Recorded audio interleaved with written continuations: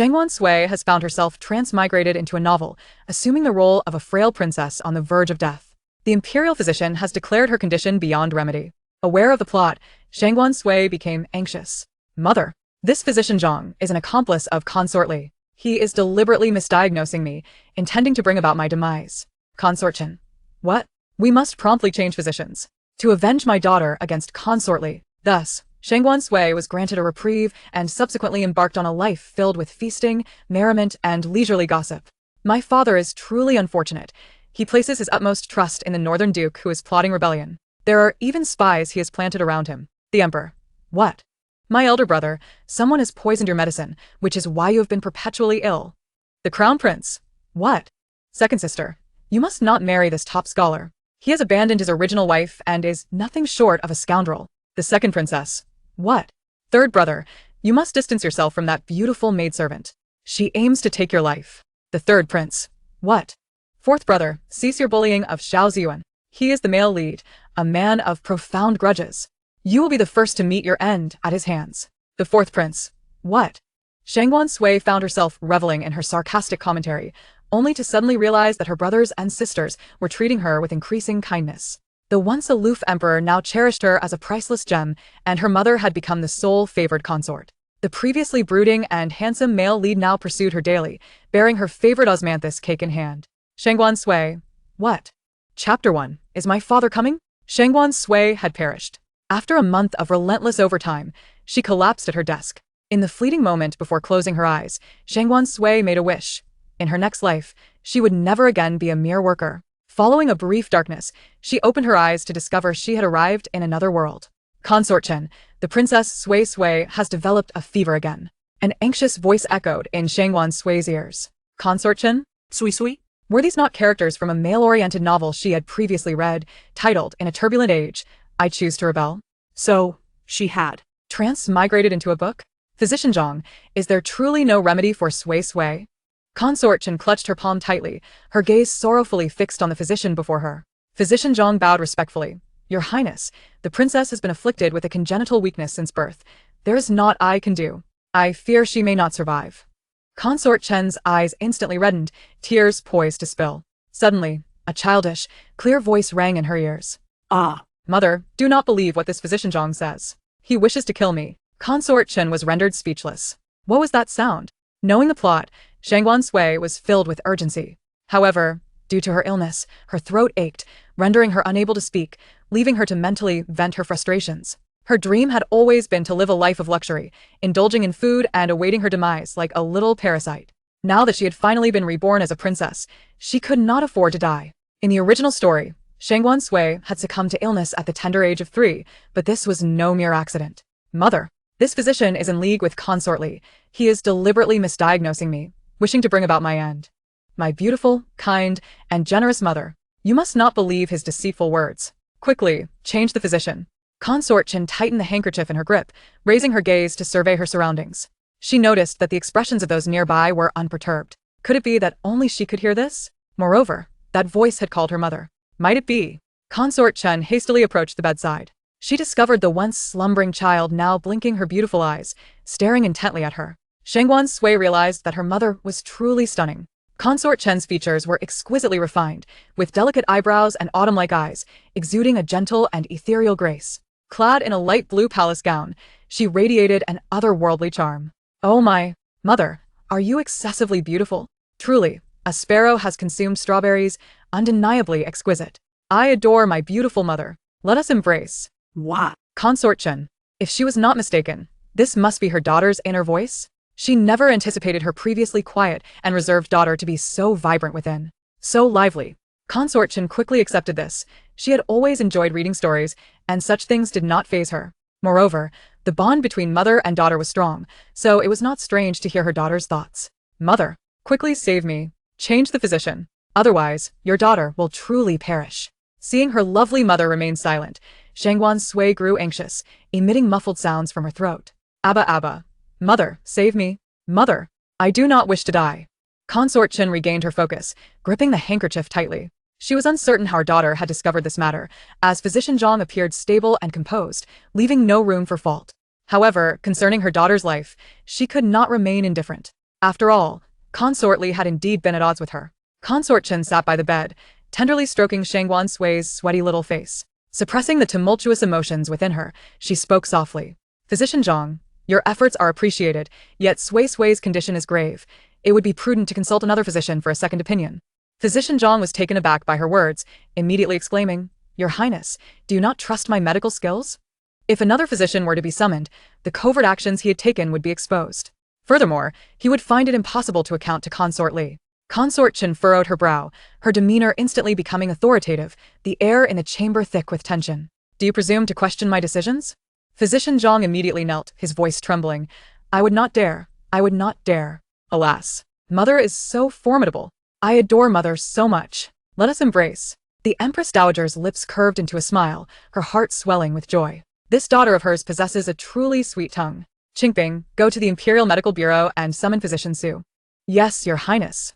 Qingping bowed, and before she could exit, a somewhat shrill voice suddenly pierced through from outside. Sister Chainai, I have come to visit you. Is the little princess feeling any better? Concubine Li sashayed into the room, her serpent-like waist twisting as her alluring phoenix eyes fixated upon the Empress Dowager by the bed. I heard everything from outside just now. You seem perfectly well, so why the need to change physicians?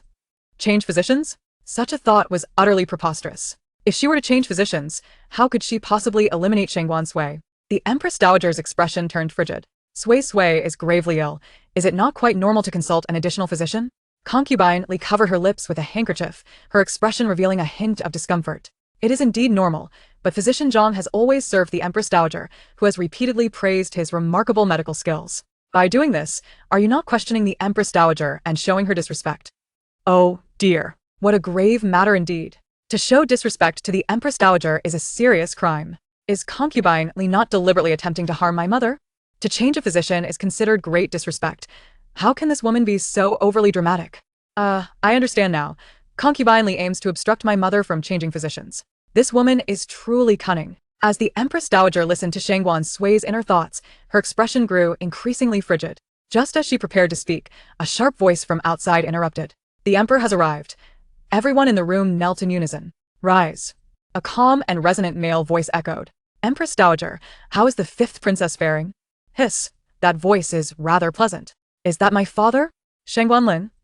What is this voice? How can someone be speaking? The voice is so youthful. Could it be? Shangguan Lin approached the bedside, locking eyes with a pair of beautiful orbs. Shangguan Sui blinked at the handsome middle-aged man before her. However, due to her swollen throat, Shangguan Sui could only struggle to produce a faint sound. Ababa, my father is rather good-looking indeed. He is like a teapot hanging from his backside, handsome enough to be a water bottle. Yet, despite such looks, he is a tyrant. What a misfortune. Shangguan Lin. It feels like they are praising him, yet it does not seem like praise at all. Wait, he is not a tyrant. He diligently reviews memorials until the late hours, governing with diligence and caring for the people. How could he be a tyrant?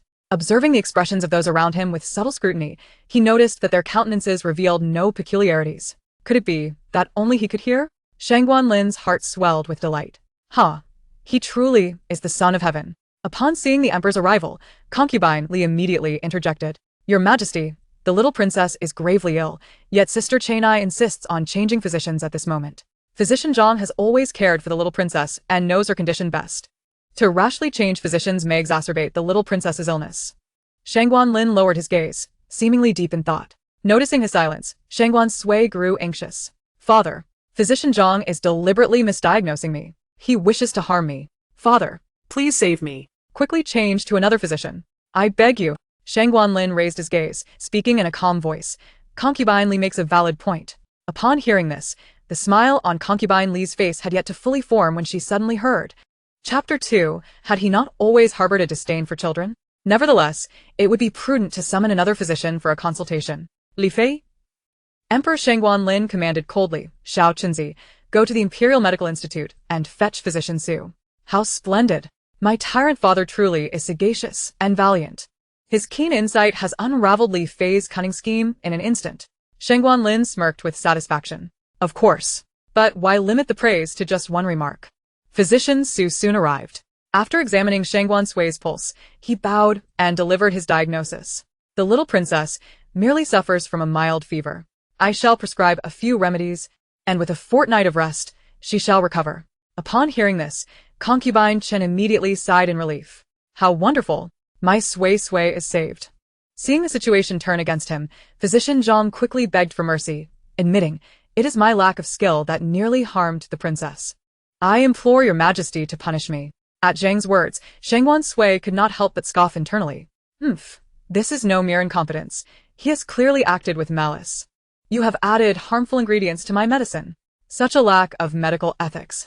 You and Li Fei conspired together, intending to bring about my demise. Truly despicable. Emperor Shangguan Lin's expression grew increasingly grave. Physician Su's diagnosis had solidified his belief in Sui's claims. Physician Su, please examine this bowl of medicine for any irregularities. After a meticulous inspection, Physician Su furrowed his brow. This concoction is indeed detrimental to the princess's condition. It may even exacerbate her illness. Upon hearing this, Shangguan Lin's icy gaze immediately fell upon the kneeling Physician Zhang. You dare to deliberately harm the princess. Physician Zhang, in a state of panic, began to bow repeatedly. It was my momentary folly. He opened his mouth to say more, but was abruptly cut off by Li Fei. At that moment, Li Fei's beautiful visage was marred by sorrow. Your Majesty, I cannot believe that Physician Zhang would dare to harm the princess. I never imagined him to be such a person. Oh, how swiftly you shift the blame onto Physician Zhang, even though he was merely following your orders. My tyrant father surely cannot be so gullible as to believe Li Fei's fabrications. What a lecherous fool. Shangguan Lin, not quite so. His little daughter showed him no mercy at all. Concubine Chen, observing the stammering Physician Zhang, furrowed her brows, her voice cold and firm. To conspire against the princess is a grave offense. It could lead to the annihilation of your entire clan. However, should you reveal the mastermind behind this plot, I may intercede with His Majesty to spare your family. Physician Zhang trembled in fear. Was it truly worth sacrificing his family for the 500 taels of silver from Li Fei? Wow. Mother is formidable. She has expertly seized upon Physician Zhang's weakness. Mother is indeed brave and cunning. So clever. How impressive. I adore her. Let's hug our amazing mother. Moi. All of this reached the ears of Shangguan Lin. Why is it that Concubine Chen receives 3 praises while I am afforded but 1? I am certainly quite remarkable as well. Shangguan Lin set down his teacup, a sour feeling blooming within him. The tea was delightful, yet he could no longer swallow it. Physician Zhang, quaking, raised his head and squeezed his eyes shut. It was Li Fei. It was all her doing. Li Fei, startled, immediately bowed her head. Your Majesty, please see clearly. I did not. Physician Zhang is framing me. Physician Zhang turned to glare at her. Li Fei. The 500 taels you promised me are still at my home. Li Fei retorted. What evidence do you have to prove that the 500 taels came from me? Li Fei, how can you so brazenly deny your own words? Haha, dog-eat-dog scenario. How delightful. Let us see them fight more fiercely. Come on, let us brawl. Concubine Chen and Shangguan Lin commanded. Take these 2 away and deliver them to the Ministry of Justice for severe interrogation. Shangguan Lin ordered coldly. Those who dared to harm his Sui must pay the price. Your Majesty, please don't. I am innocent. Li Fei cried out. Her previously exquisite makeup now twisted with rage. Having been in the palace for 5 years without a child, she harbored a deep-seated envy for those who did. With Concubine Chen lacking a noble background and the emperor having lost interest in her, she deemed her the easiest target to eliminate. She could not fathom how a plan so meticulously crafted could unravel. What had gone awry? Hearing Li Fei's wails, Shangguan Sui found amusement. Oh. The villain has been captured. Hooray! My tyrant father is indeed a just ruler, a paragon of virtue. Just as Shangguan Lin began to revel in his triumph, he heard that childish voice continue. What a pity it will all come to pass in 2 years, sigh. Shangguan Lin perked up. What happens in 2 years? He waited anxiously for an elaboration, but after a long silence, he hurried to Shangguan Sui's side, only to discover she had fallen asleep. Shangguan Sui lay with her eyes tightly shut, her tiny fists resting against her cheek, adorably obedient. Shangguan Lin's heart melted completely. Is this truly my little daughter?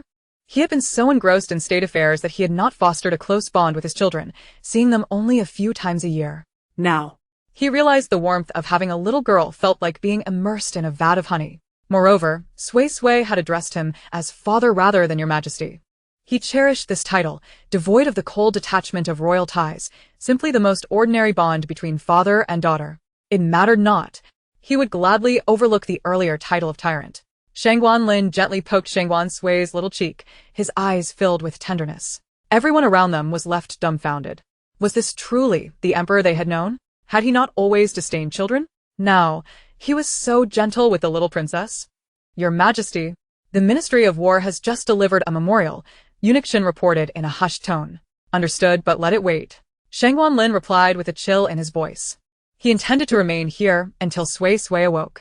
Today, he must uncover what was to transpire in 2 years. Thus, Shangguan Lin lingered in Concubine Chen's Baihua Palace until darkness fell. Shangguan Sui was still asleep. Word of the emperor spending an entire day in Concubine Chen's palace swiftly spread throughout the inner court. The palace maids and eunuchs buzzed with speculation. Hadn't the Concubine Chen long been neglected? How could the emperor remain in her palace for such an extended period? The emperor never visited his concubines during the day. Who could say? The emperor's intentions were beyond our comprehension. Regardless, the servants of Baihua Palace were determined to maintain their utmost diligence. When night fell, Shangguan Lin, still waiting, found that Shangguan Sui had yet to awaken. However, pressing matters awaited his attention, and after having dinner in Concubine Chen's palace, he returned to the imperial study. The following day, Shangguan Sui yawned and slowly opened her eyes. Wow, waking up naturally is so delightful. Not having to go to work or school is the best. Shangguan Sui realized that since arriving in this body, influenced perhaps by the original owner's spirit, she had begun to resemble a 3-year-old more and more. Upon hearing the sound, Concubine Chen paused her embroidery. Ah, my Sui has awakened. Concubine Chen approached the bedside and gently touched Shangguan Sui's forehead. Noticing her fever had subsided, she breathed a sigh of relief. Last night, Physician Su had administered acupuncture, expelling most of the toxins from her body, and indeed, her fever had dissipated. Sui, how do you feel? Shangguan Sui blinked, mumbling softly. Ababa. Woo-woo, mother. My throat hurts so much. I can't speak. Concubine Chen caressed Shangguan Sui's little face. Sui, dear, Physician Su said you have a wind heat fever. As long as you take your medicine diligently, you will recover soon. Mother is so gentle. I love mother so much. Let us hug, mother. Mwah. A faint smile graced Concubine Chen's lips. Just then, a voice rang out from outside the palace doors. Empress Chen, the emperor inquired. Is the 5th princess's condition showing any signs of improvement? I wish for her to visit the imperial study. Chapter 3. What? Rebellion? Empress Chen sat at the edge of the bed, her brow furrowed in concern. Why would the emperor suddenly wish for Sui to go to the imperial study? Eunuch Shin replied, this humble servant is unaware of that. Lying in bed, Shangguan Sui listened intently to their conversation. Why would her father want her to go to the imperial study? Moreover, she has never been there before. It sounds like it would be quite fun. I want to go. Shangguan Sui tugged at Empress Chen's sleeve, her large eyes sparkling with anticipation. Mama. Can you let me go take a look? Initially, Empress Chen intended to refuse decisively. However, she found herself utterly defenseless against her daughter's charming pleas. Very well. As long as Sui is happy, she may do as she pleases. Empress Chen spoke softly. Please ask Eunuch Shin to wait a moment. The princess has only just awakened. Upon hearing this, Eunuch Shin immediately bowed. This servant cannot bear the burden of your highness's request. I shall wait outside. Under the attentive care of her maidservants, Shangguan Sui quickly prepared herself. Empress Chen gazed at her daughter, now bundled up like a rice dumpling, and nodded in satisfaction. Yes. She must be warmly clad. Shangguan Sui pouted. Mama, I can hardly breathe.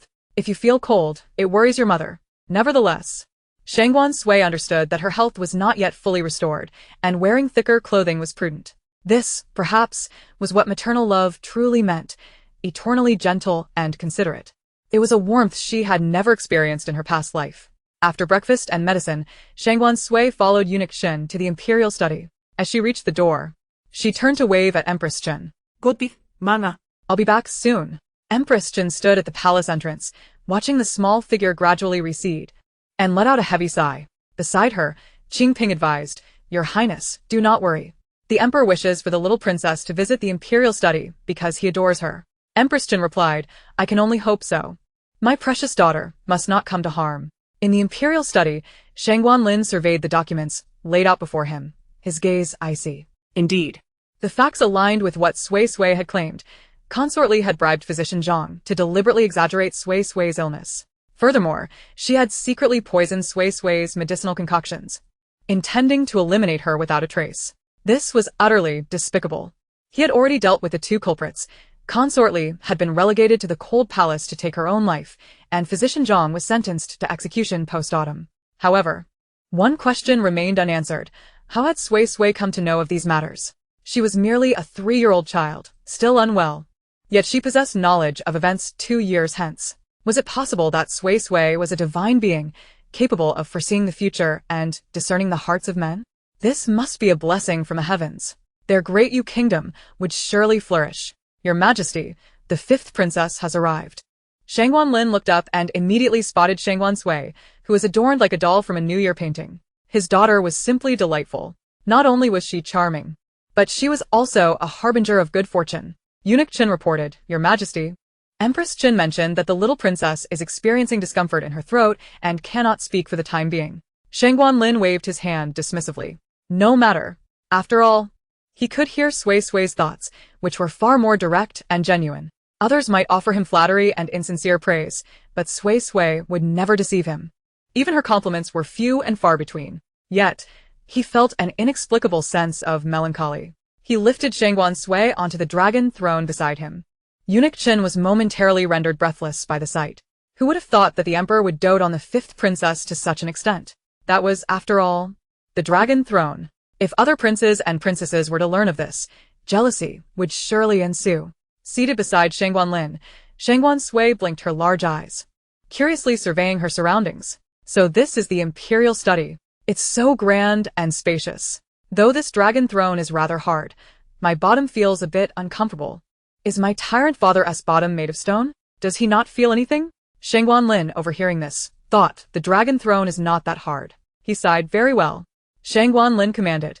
The princess is still young and unwell.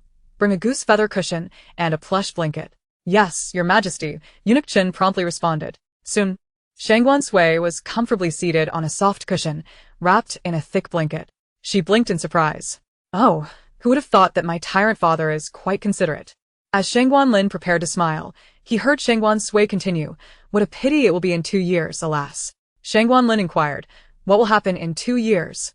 Speak quickly. He had summoned Sui Sui precisely to ascertain what would transpire 2 years hence. Yet, Sui Sui remained silent, which only served to heighten his impatience. At that moment, Eunuch Qin announced, Your Majesty, the Marquis of Northern Town requests an audience, stating he has urgent matters to report. Shangguan Sui looked up. The Marquis of Northern Town? Is he the one who is plotting rebellion? Shangguan Lin gasped. What? Rebellion? Chapter 4. His little daughter is simply too adorable. Shangguan Sui swung her little feet while seated on the dragon throne, internally critiquing, this Marquis of Northern Town is no ordinary man. He is nearly frantic to seize the throne, having had several dragon robes made at home already. In 2 years, the Marquis of Northern Town will indeed rebel, and my tyrant father will be wounded by a spy he has placed by his side. Though the chaos will eventually be quelled, my father's health will deteriorate. His temper will grow increasingly irritable, and he will become a tyrant despised by all. The great Yu kingdom will gradually descend into misery, with officials ruling oppressively. How pitiful.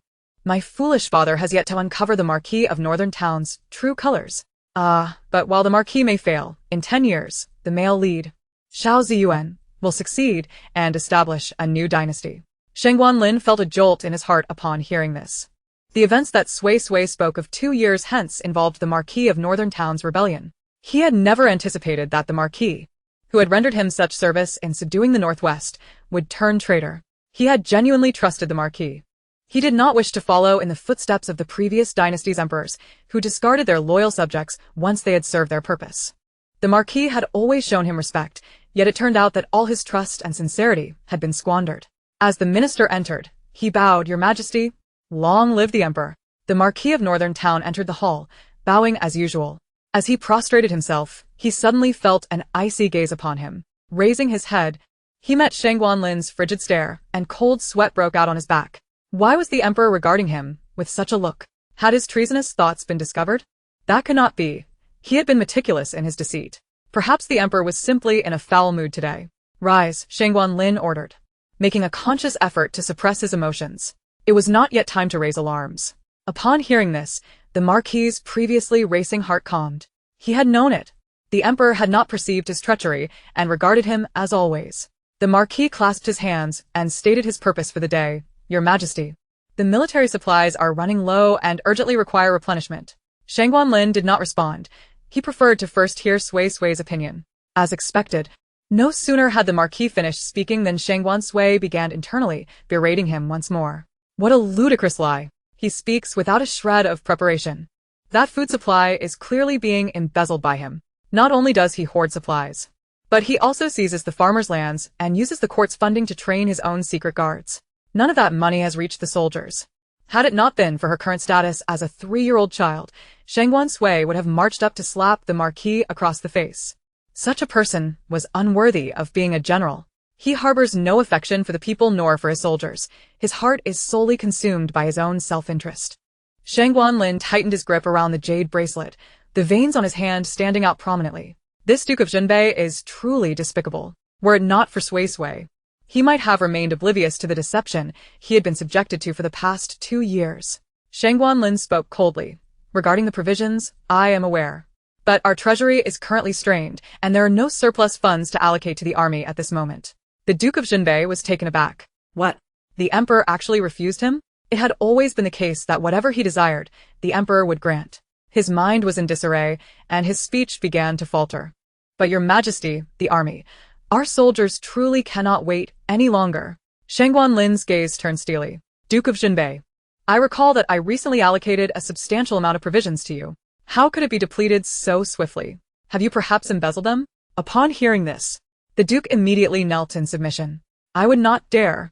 I absolutely would not dare. Oh, how bold you are. Every time the court allocates provisions, you siphon off half. Any soldier daring to reveal the truth is met with your ruthless execution. Truly, the tyrant father is astute, recognizing the anomalies so swiftly. Now that he could discern the Duke of Junbei's misconduct and mitigate the losses promptly, the narrative would undoubtedly diverge from that of the original tome. After all, prior to that rebellion, he had always been a sagacious ruler. Shangguan Lin's voice was icy as he declared, the provisions have been consumed at such an alarming rate. As a general, you are culpable. Your salary will be docked for a year, and you shall reflect upon your actions. The Duke of Junbei gaped in astonishment. What? Not only was he denied provisions, but he was also penalized. He wished to protest further, but Shangguan Lin interrupted him sharply. Leave. I do not wish to see you. The Duke dared not defy the command, retreating like a hound bereft of its master. Alas, the tyrant father is truly magnificent. At this rate, the impending rebellion in 2 years may well be averted. Very well, I shall refrain from calling you a tyrant henceforth. Shangguan Lin, upon hearing Sui's thoughts, felt a smile tug at his lips. How splendid it was. Sui finally ceased to label him a tyrant, a title he had no desire to bear. If he could deal decisively with the Duke of Junbei now, the rebellion 2 years hence would not transpire, thus averting his transformation into the tyrant Sui despised. As for the insurrection involving Xiao Ziyuan a decade later, that could be set aside for the moment, for he was yet unaware of who Xiao Ziyuan was. The name rang a bell, albeit faintly, but he could not recall its significance. Shangguan Lin lifted the teacup from the table and took a leisurely sip. It appeared that bringing Sui to the imperial study was indeed a prudent decision. She was undoubtedly his little lucky star, a precious gift from the heavens. Shangguan Lin turned to glance at Shangguan Sui, his gaze softening. Shangguan Sui blinked. Her expression one of confusion. Nevertheless, she flashed a sweet smile at Shangguan Lin, revealing 2 adorable dimples on her cheeks. Shangguan Lin felt his heart melt at the sight of her smile.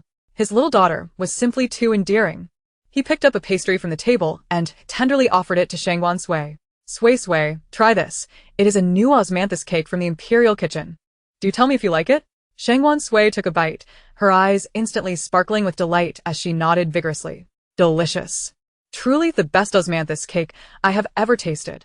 A smile graced Shangguan Lin's lips as he prepared to offer her another piece, when a voice interrupted from within the hall. Your Majesty, the Crown Prince is requesting an audience outside. Let him in, Shangguan Lin replied, finishing the morsel he had been feeding to Shangguan Sui. He then raised his gaze, once more adopting the solemn demeanor befitting an emperor. Soon, a handsome youth clad in white robes entered the hall.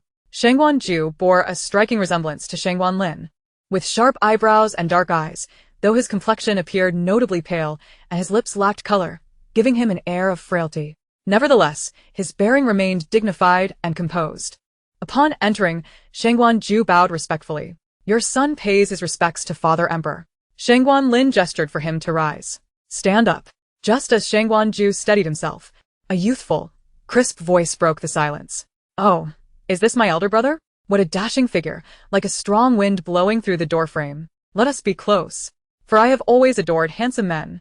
Shangguan Lin heard all this and felt a twinge of frustration. Why was it that everyone else received 3 compliments, while he was left with but a single remark?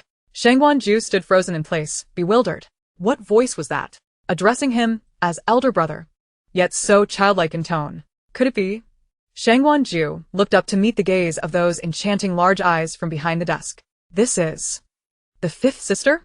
Chapter 5. The medicine contains poison. Shangguan Ju finally noticed Shangguan Sui. After all, she was quite small and had been seated behind the desk, making her presence unnoticed upon his entrance. Did he just hear the thoughts of 5th sister? Such an occurrence was astonishing, yet not entirely beyond belief. The world is full of wonders.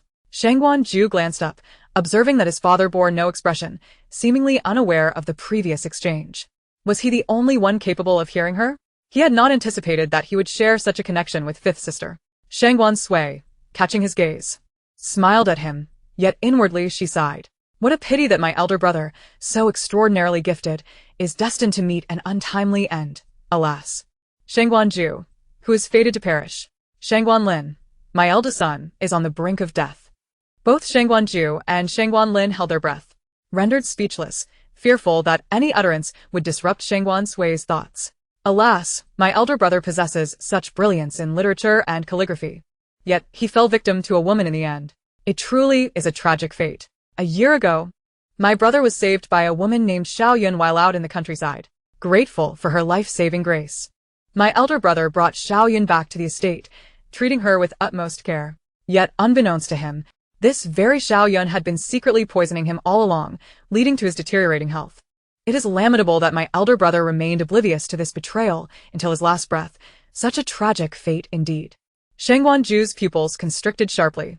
How could 5th sister be aware of Xiao Yun? He had never disclosed her existence to anyone. Furthermore, how could she be poisoning him? Yet it was true that his health had declined since Xiao Yun's arrival at the estate. His heart raced wildly as he quickly clasped his hands and said, "Father Emperor, I suddenly recall some matters that require my attention at the estate. I must return at once." Shangguan Lin nodded. Go quickly. He implicitly trusted Sui's words. However, he must ascertain whether there were others orchestrating Xiao Yun's actions. This matter must be investigated thoroughly. Who sought to harm his eldest son? He wished to hear more, but soon found the air fell silent. Shangguan Lin turned to see that Shangguan Sui had already dozed off with her head resting on the desk, causing him to chuckle softly. She truly appeared exhausted. Shangguan Lin lifted Shangguan Sui into his arms and draped a cloak over her. He decided to personally escort her back to the palace of Consort Chen. At his command, Eunuch Chen promptly directed, "Proceed to Bihua Palace." In less than the time it takes to burn an incense stick, news of the emperor personally carrying the 5th princess back to Bihua Palace spread throughout the imperial court. As Shangguan Ju arrived at the main courtyard of the crown prince's residence, Xiao Yun also made her appearance. Dressed in a delicate cyan gauze gown, her eyes radiated warmth, exuding an ethereal beauty. "Your Highness, you have returned," she greeted with a gentle smile. As she spoke, she accepted a bowl of medicine from her maid and presented it to Shangguan Ju. "Your Highness, you left in such haste this morning that you forgot to take your medicine." As Shangguan Ju gazed at the dark, murky bowl of medicine before him, his mind involuntarily drifted to that tender voice. He refrained from taking the bowl, choosing instead to pose a direct inquiry. "Must I truly drink this concoction? I've been consuming it since last year, yet my health seems scarcely improved." Xiao Yun's smile instantly faltered, but she swiftly regained her composure. "Of course, one must persist with the medicine for a while to witness its effects. Your complexion has indeed improved significantly compared to before, Your Highness." Shangguan Ju tugged at the corner of his mouth, his tone measured and unhurried. "Is that so?" Xiao Yun nodded earnestly. "Indeed."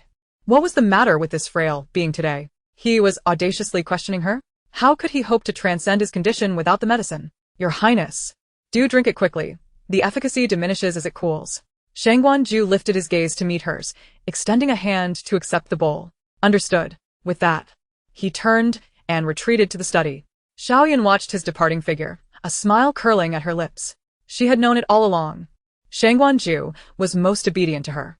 No man in this world could resist her allure. With a sense of pride, she tucked a stray lock of hair behind her ear and exited the main courtyard. Once inside the study, Shangguan Ju placed the bowl upon the table and retrieved a silver needle to test for poison, plunging it into the liquid. In an instant, the needle turned black.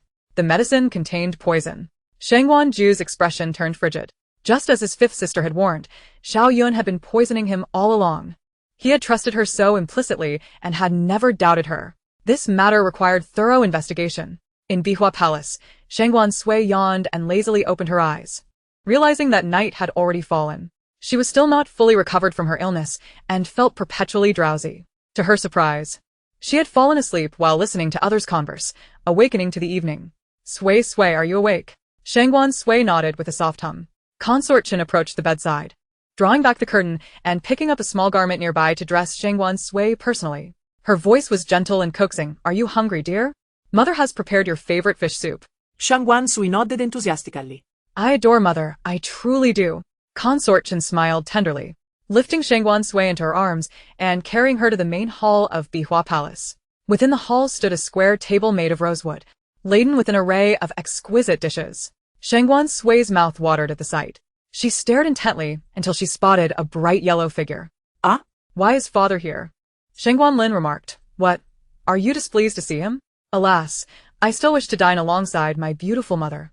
Upon hearing this, Consort Chen's lips curved into a smile, but she immediately retracted her expression upon noticing Shangguan Lin's unwell demeanor. Perhaps it was better to keep her joy to herself. Seated in Consort Chen's embrace, Shangguan Sui devoured her meal heartily. Delicious. Mother's cooking is truly exceptional. Other consorts merely have servants prepare the dishes and present them to father, claiming they cooked themselves. But my mother is different. She genuinely knows how to cook and does it so well. My mother is simply marvelous. Consort Chen felt her ears heat up from the praise. Sui. You are too kind. She had not anticipated that she was viewed so favorably in Sui's eyes. Shangguan Lin nodded appreciatively as he sipped the fish soup. He too recognized that Consort Chen was indeed unlike the other concubines in his harem. He had been preoccupied with state affairs for years, typically visiting whichever consort summoned him. Yet, in his memory, he had never seen Consort Chen summon him. She resembled an orchid, quietly blooming in her own space. Shangguan Lin resolved to visit Consort Chen more frequently in the future. Just then, Eunuch Chen entered from outside the hall. Your Majesty, Consort Ro has expressed that she feels unwell and wishes for you to see her. Chapter 6. He had indeed harbored feelings for Xiao Yun. Upon hearing this, Shangguan Sui's lips curled in disdain. While maintaining the facade of a typical 3-year-old, her mind erupted with sarcastic thoughts. Seriously, if she feels unwell, why not seek out the physician? What does she want with my father, who cannot treat illnesses? Another of her little ploys to curry favor, I see. That big oaf of a father will surely fall for it again. Shangguan Lin inquired. What is a big oaf? Initially, he had not given it much thought, but after Sui's comment, he realized that Consort Ro often feigned illness, particularly when he was occupied with other concubines. In the past, he would have checked on her, but now. Shangguan Lin furrowed his brow and instructed Consort Ro to summon a physician for herself. He had no time for such matters. Wow, my father has really turned down Consort Ro. The big oaf has made some progress. Perhaps a small compliment is in order. Shangguan Lin replied, What do you mean by a small compliment? Isn't this worthy of significant praise? Well, it was good enough that Sui was willing to commend him. But when would she offer him 3 compliments? Shangguan Sui continued to eat heartily. Consort Chen and Shangguan Lin looked upon her with gentle eyes. How delightful it was to see Sui eat like a little piglet. Once Shangguan Sui was satiated, she nestled in Consort Chen's embrace, gazing at Shangguan Lin, who was drinking tea, her eyes blinking rapidly. Why isn't father leaving yet? Don't delay my sleep with mother. I'm so sleepy. I long to sleep alongside my beautiful mother. Shangguan Lin thought. Why does she regard him with such disdain? Yet, he understood that since Sui's birth, he had scarcely spent time with her, so it was only natural for her to be distant. However, he resolved to make amends in the future. After finishing his tea and engaging in conversation for a while, Shangguan Lin returned to the imperial study to continue his governance. There were still numerous affairs regarding the Marquis of Jinbei that required his attention. The following day, Shangguan Lin observed the still sleeping Shangguan Sui in his arms and sighed. He had brought Sui to the imperial study to hear her thoughts and uncover any treacherous officials nearby. However, he had not anticipated that it was already past midday, and she remained asleep. Thankfully, he had not taken her to the morning court, otherwise, she might have slept through the entire session. Yet, he could not bring himself to awaken her. It was best to let her sleep until she naturally roused. Your Majesty, the imperial kitchen has sent a bowl of fish soup. Eunuch Qin whispered. Shangguan Lin nodded, acknowledging the message. After a morning of handling state affairs, he indeed felt a bit peckish. As he lifted the porcelain lid covering the fish soup, he noticed the little one in his arms suddenly open her eyes, fixated on the bowl of soup. The aroma awakened me. That fish soup looks incredibly appetizing. Shangguan Lin mused. It seems my daughter has a penchant for good food. Ultimately, the bowl of fish soup found its way to Shangguan Sui's mouth. As Shangguan Sui joyfully relished the soup, she suddenly heard Shangguan Ju's voice. Son pays respects to father. Rise, Shangguan Lin replied coolly. The matter of the Marquis of Jinbei's embezzlement of military funds shall be a responsibility. I shall obey. Wow. It appears my father has begun to take action. The Marquis of Jinbei's schemes shall surely come to naught. She can continue to live as a lazy little parasite. The two discussed further details, and after arranging everything, Shangguan Lin suddenly inquired, I hear that someone has poisoned your medicine? Shangguan Ju, puzzled, asked, How does father know? Wasn't he the only one able to hear his fifth sister's thoughts? Shangguan Lin replied, It was physician Su who informed me. He mentioned that you sought him out this morning to examine the poison in your medicine. Indeed, physician Su had visited earlier and revealed that the soup contained poison. However, the true source of this information had been Sui's thoughts from yesterday.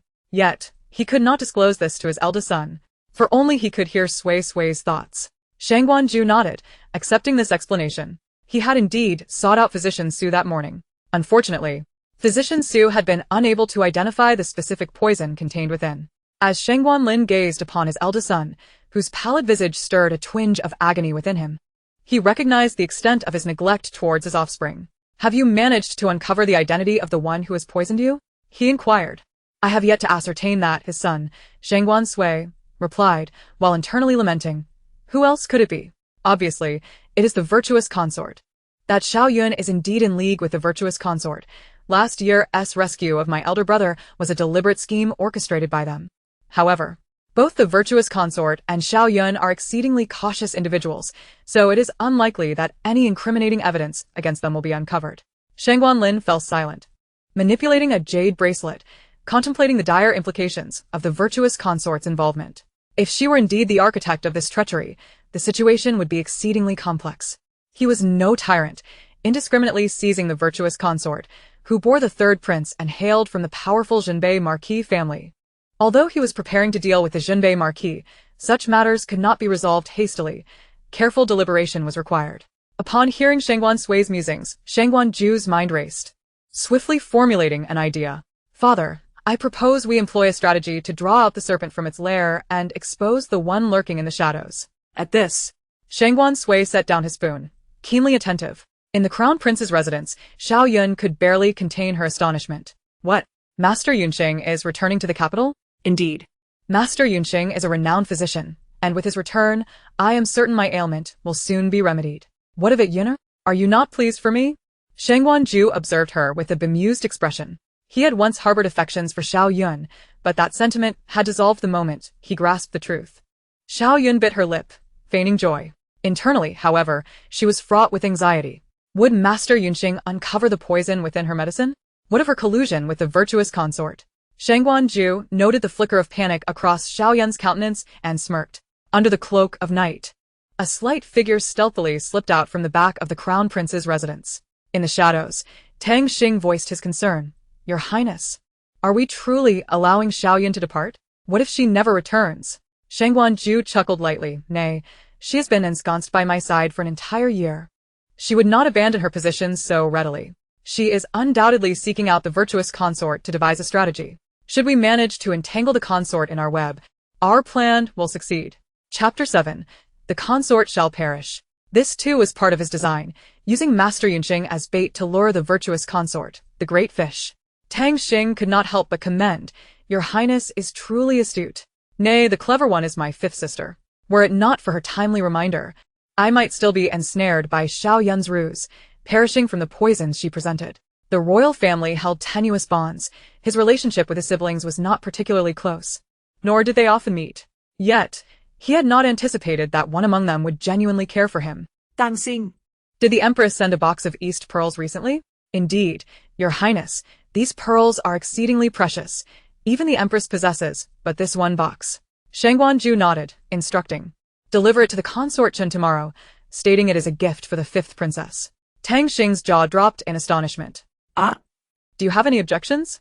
Shangguan Sui inquired, turning to face him. Tang Xing immediately shook his head. I would not dare. Yet.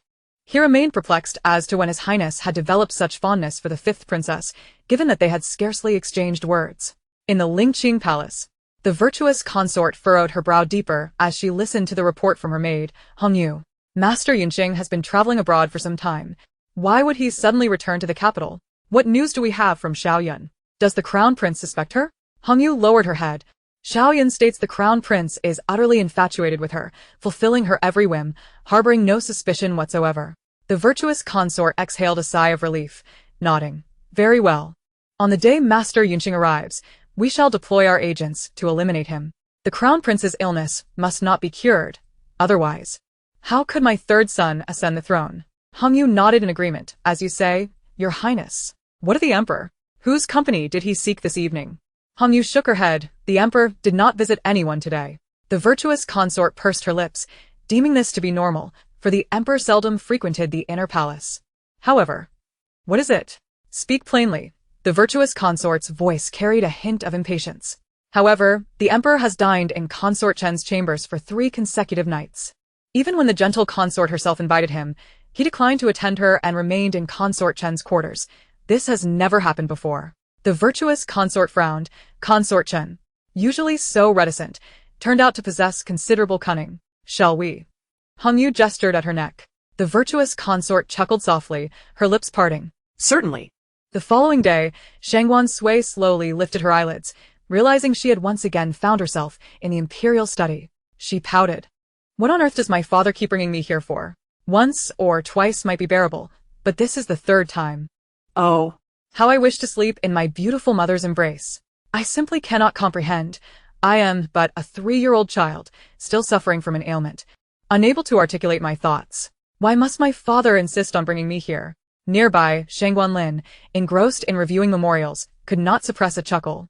He presented the pastries sent from the imperial kitchen to Sui Sui. Are you hungry, Sui Sui? Have some pastries. Upon hearing this, Sui Sui's eyes sparkled as she eagerly seized one and began to devour it. Delicious.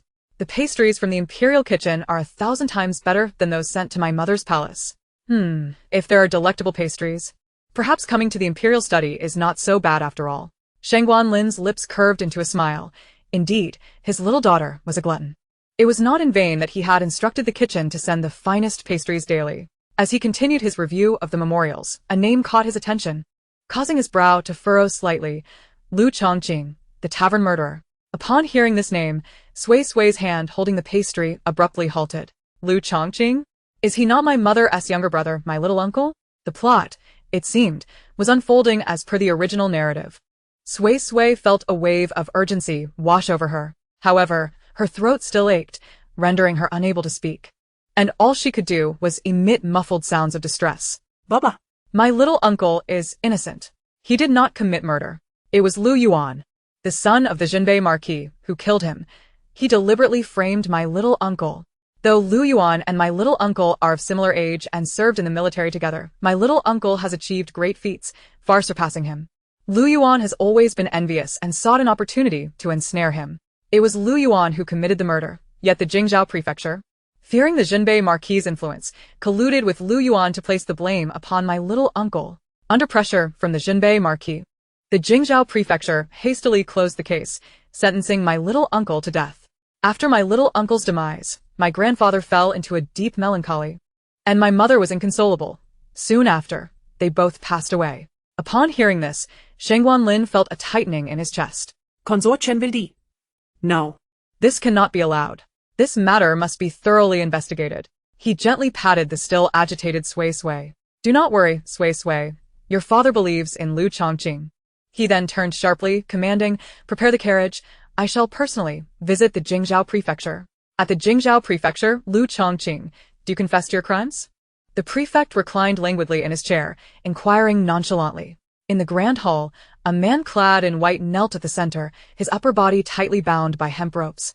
Yet his spine remained impeccably straight. Lu Chongqing's coldly handsome face betrayed no emotion. I do not recognize this. I did not commit murder. The magistrate replied, there are witnesses. What further denials can you offer? It is clear that you killed Xing Xiao. Beside him, Meng Tian quickly interjected, indeed, my lord, I was present and witnessed it all. It was Lu Chongqing who murdered Xing Xiao. Lu Chongqing's expression twisted with disdain as he retorted, Meng Tian is a lackey of Lu Yuan. He merely parrots whatever Lu Yuan instructs him to say. Dressed in splendid robes, Lu Yuan lounged nearby, a smug smile curling at the corners of his mouth. What does it matter how skilled Lu Chongqing is in martial arts? Before my family, he is but an insignificant insect. One that I can squash at will. The magistrate, seemingly unfazed, idly cleaned his ears and spoke in a languid tone.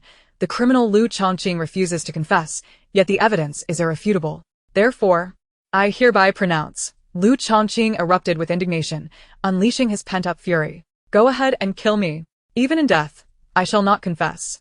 I will never yield. Lu Yuan, Bolstered by his father, the northern baron, rampaged through the capital, with countless citizens meeting their demise at his hands, one incident after another. Have you, the official of the city, ever intervened? Have you done anything? Chapter 8. Perhaps this is the power of blood ties. The magistrate leisurely sipped his tea, appearing oblivious. As long as it did not threaten his position, he remained indifferent to the fate of the citizens. Lu Yuan toyed with his oversized emerald ring, arching an eyebrow at Lu Chongqing. Are you defiant? And what of it? Your father is merely an assistant minister of the Ministry of Revenue, a lowly fourth rank. While my father is the northern baron, a second-rank official, he is even the emperor's personally appointed general of state. As for your sister, the consort, she is merely a minor princess in the harem, while my sister has a little prince. What do you have to compare? After Lu Yuan spoke, a triumphant smirk graced his lips. Lu Chongqing fixed him with a piercing gaze, his voice icy. We are both lieutenants. I earned my rank through bloodshed on the battlefield, while you were so terrified during your first battle that you could barely hold your sword. Your title is a gift from your father, the northern baron. Lu Chongqing's disdain was palpable, each word deliberate. Without your father, you are nothing. Lu Yuan seemed struck at his core, veins bulging at his neck, and raised his hand as if to strike. Lu Chongqing met his gaze unflinchingly, his posture unwavering. Just as the hand was about to connect with Lu Chongqing's face, a sharp voice rang out from outside. The emperor has arrived. The emperor has come. How could the emperor possibly visit the magistrate's office? But there was no time for contemplation. The magistrate, terrified, scrambled from his chair and hastily prostrated himself on the floor. Lu Yuan, too, was drenched in sweat, hastily following suit. As the hearts of those present raced in anticipation, a figure clad in bright yellow gradually emerged into view. rise. As everyone looked up, they were astonished to find that the emperor was not alone. He cradled a delicately crafted little girl in his arms. Is that the fifth princess? The emperor has brought the fifth princess to the magistrate's office. Shangguan Sui blinked her beautiful eyes and immediately spotted Lu Chongqing kneeling at the center. Uncle, do not be afraid. We are here to rescue you. Father and I both know you have been wronged. Wow, uncle, you are so handsome, truly worthy of being family. Upon hearing her voice, Lu Chongqing's spine stiffened. What is this commotion? That voice called him uncle? Could it be? He raised his gaze and locked eyes with Shangguan Sui. She smiled at him, revealing two adorable dimples. At the sight of her sweet smile, Lu Chongqing couldn't help but curve his own lips. He had only met his little niece once since her birth, yet their connection felt remarkably intimate. This, perhaps, is the power of blood ties. It seemed that what he had just heard was indeed the heartfelt expression of Sui Sui. His gaze shifted to the emperor, noticing no sign of disturbance on his face. Lu Chongqing's brows knitted slightly. It appeared that only he could hear her. Continue with the trial. I am merely here to listen. Do not mind me. The emperor's voice was warm, devoid of any anger. Upon hearing this, the magistrate breathed a sigh of relief. It seemed the emperor was siding with the northern baron. After all, it was common knowledge that the emperor held the northern baron in high regard. Lu Yuan couldn't help but smile smugly. Although his father had been penalized by the emperor with a year's salary cut, it appeared the emperor still trusted him. Shangguan Lin, holding Shangguan Sui, Took a seat on a nearby chair, his expression relaxed and indifferent. It truly seemed he had come only to observe casually. The magistrate, relieved, wiped the cold sweat from his brow and resumed the proceedings. Yesterday, at the hour of the dog, a murder occurred in a private room of the Chailing restaurant. The victim was a scholar named Xing Xiao, and the suspect, Lu Chongqing, was apprehended on the spot. The waiter Meng Tian and Lieutenant Lu Yuan serve as witnesses. After the magistrate concluded, he bowed to Shangguan Lin, speaking in a low tone, "Your Majesty, this is the account of the case. There are no further doubts." Upon hearing this, Shangguan Sui furrowed her small nose in anger, her mind racing with indignation. "No doubts." "This case has more uncertainties than you have hairs on your head. That Xing Xiao was my uncle's friend. Why would my uncle kill him? Have you found a motive for the murder? Since it was a private room, how could Meng Tian and Lu Yuan serve as witnesses? How did they enter? Were they watching my uncle commit murder? With your intellect and capability, how can you hold any official position? You would be better off feeding chickens, as you would surely starve them. You could lose sheep while herding." Shangguan Lin, upon hearing this, couldn't help but smile, nearly bursting into laughter. His precious daughter certainly had a way with words, embodying his own spirit. This magistrate was indeed incompetent. He was not to be retained. The magistrate, observing Shangguan Lin's expression, felt puzzled. What was the emperor smiling about? Was there something humorous about this case? Did he find the magistrate's handling of the case commendable? As the magistrate pondered this, a smile involuntarily crept onto his own lips. Perhaps he was about to receive a promotion. Just as this thought flickered through his mind, the atmosphere shifted dramatically. "Lu Chongqing, please speak." The deep, resonant voice rang out like thunder, startling both the magistrate and Lu Yuan. Their expressions turned to sheer terror. What did the emperor mean? Shangguan Lin's gaze fell upon the youth kneeling in the center. Truly, he resembled the consort. There was a striking similarity. Lu Chongqing pursed his lips, a shadow passing over his handsome face. In the hall, the youth's clear voice gradually rose, recounting the true account of the incident. Chapter 9. Uncle is finally saved. Yesterday evening, I was dining in room 3 of the Chailing restaurant with Xing Xiao when Lu Yuan, having somehow learned of my presence, barged in with the waiter Meng Tian. Lu Yuan, intoxicated, began to berate me. Unable to tolerate it, Xing Xiao retorted, prompting Lu Yuan to, in a fit of rage, seize a nearby vase and smash it over Xing Xiao's head, killing him instantly. Upon realizing a life had been lost, the restaurant owner quickly reported the incident to the authorities, but to my dismay, Lu Yuan and Meng Tian colluded to shift all blame onto me. At that moment, only the 4 of us were present. They murdered Xing Xiao, and through their deceit, I became the so-called culprit. Upon hearing this, Lu Yuan erupted in fury, veins bulging at his neck, and interrupted Lu Chongqing's account. "You lie. This is all fabricated. You have no evidence." With that, he lunged directly at Lu Chongqing, intent on choking him to death. "Subdue him," Shangguan Lin commanded furiously. The guards reacted swiftly, pinning Lu Yuan to the ground, rendering him unable to resist. Lu Yuan is truly foolish. In his agitation, he has exposed everything. One wonders how the North Town Marquis could have such a dim-witted son. It appears that the crux of the matter lies with Meng Tian. If he could reveal the truth, it would clear my uncle's name. Shangguan Lin nodded, impressed by his daughter's astute reasoning, which mirrored his own thoughts perfectly. He chose to disregard the frenzied Lu Yuan and instead focused on the silent Meng Tian. "Meng Tian, you are the sole witness in this case. Speak up and tell us what you saw." At these words, Meng Tian trembled with anxiety. He was still uncertain whether the emperor sided with the North Town Marquis or genuinely sought the truth. If he spoke the truth, the Marquis would likely not spare him. Shangguan Lin regarded the kneeling, silent Meng Tian with an icy demeanor. "You must understand, deceiving the emperor is a crime that endangers your entire lineage. Speak truthfully. And with me here, who would dare to harm you?"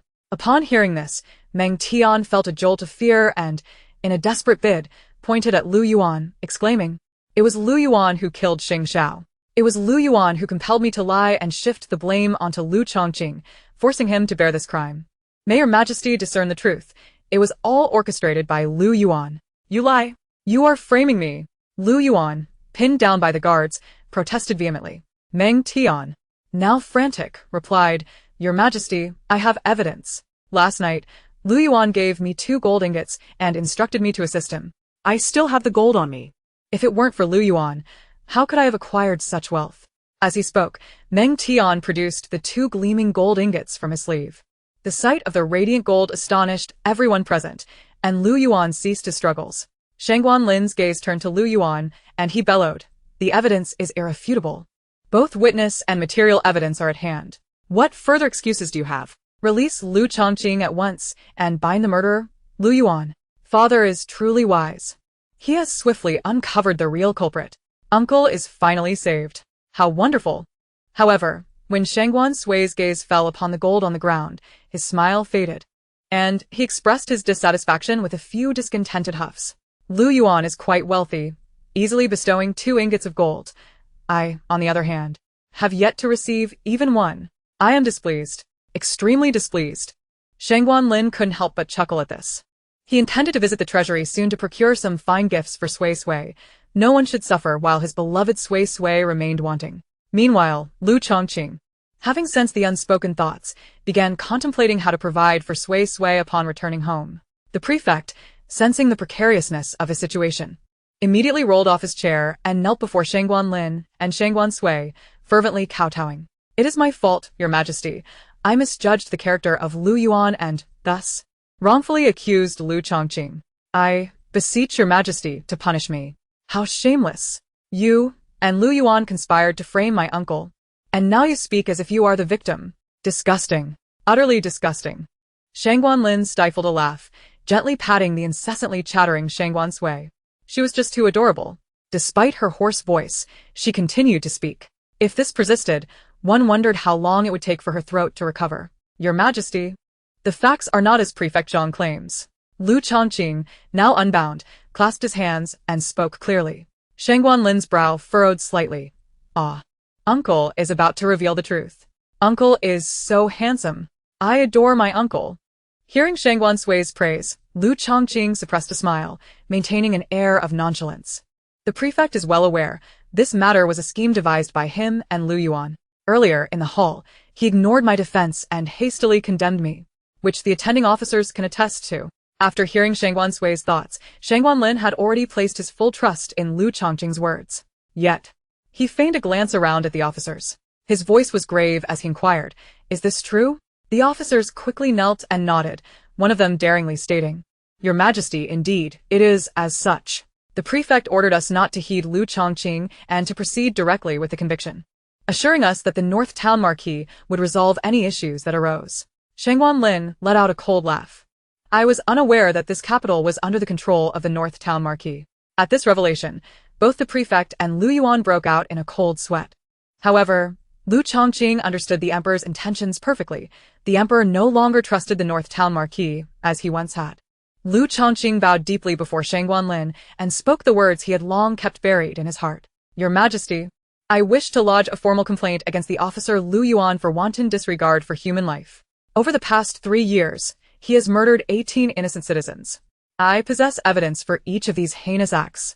Moreover, Prefect Zhang Sheng has been fully aware of these crimes, yet has done nothing, allowing Lu Yuan to act with impunity.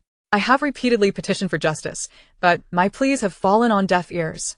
As Shangguan Lin listened, his brow furrowed deeper, his expression growing colder. How infuriating! It was utterly lamentable. He had misjudged those around him, placing too much trust in the North Town Marquis. He had not anticipated the depths of his arrogance. The more he contemplated, the angrier he became, seizing a teacup and hurling it to the ground with force. Absurd! All present, save for Lu Chongqing and Shangguan Sui, recoiled in fear. Shangguan Sui blinked her beautiful eyes and gently patted Shangguan Lin's shoulder. "Father, do not be angry. The villain is the North Town Marquis, who has betrayed your trust. Do not let him provoke you into anger.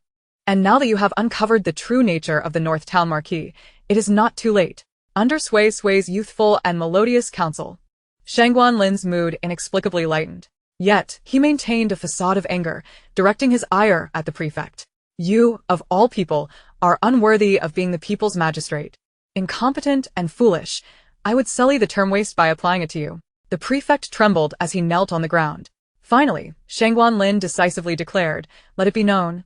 The prefect of Jingzhou, Zhang Sheng, who has squandered his position and engaged in corruption, shall be sentenced to immediate execution, to be carried out tomorrow." "Yes," The guards bowed and promptly dragged the incapacitated Zhang Sheng away. His cries for mercy quickly faded into silence. Shangguan Sui, nestled in Shangguan Li se embrace. Still felt a tremor of fear. Oh dear, that was truly perilous. Thank goodness father saw through it all. Otherwise, my uncle would have been wrongfully condemned. This is such a clear-cut case, yet inflated power can turn black into white, transforming the innocent into murderers, leading to wrongful deaths. The North Town Marquis's power is indeed far too great, alas. Shangguan Lin fell silent, his gaze drawn to the now silent Lu Yuan, who was rendered speechless with fear. Shangguan Lin's voice, heavy with authority, intoned, "Criminal Lu Yuan shall receive 100 lashes and be imprisoned in the dungeons, awaiting further judgment." The North Town Marquis's issues would not yet be resolved. For the time being, Lu Yuan's life would be spared. Moreover, although he fully trusted Sui's words regarding the Marquis's embezzlement of provisions, he had yet to uncover any concrete evidence. Perhaps Lu Yuan could serve as a crucial breakthrough. The guards received their orders and promptly dragged the limp Lu Yuan outside, where they began to administer punishment. His anguished cries echoed from beyond the doors. Observing the sudden stillness of the grand hall, Shangguan Lin could not help but exhale in relief. This time it was truly all thanks to Sui. Were it not for her, he might have unjustly accused Lu Chongqing, leading to numerous consequences he could scarcely bear at present. Now, not only had he dealt with the treacherous minister, but he had also acquired a crucial piece of leverage against the Marquis of Beijing.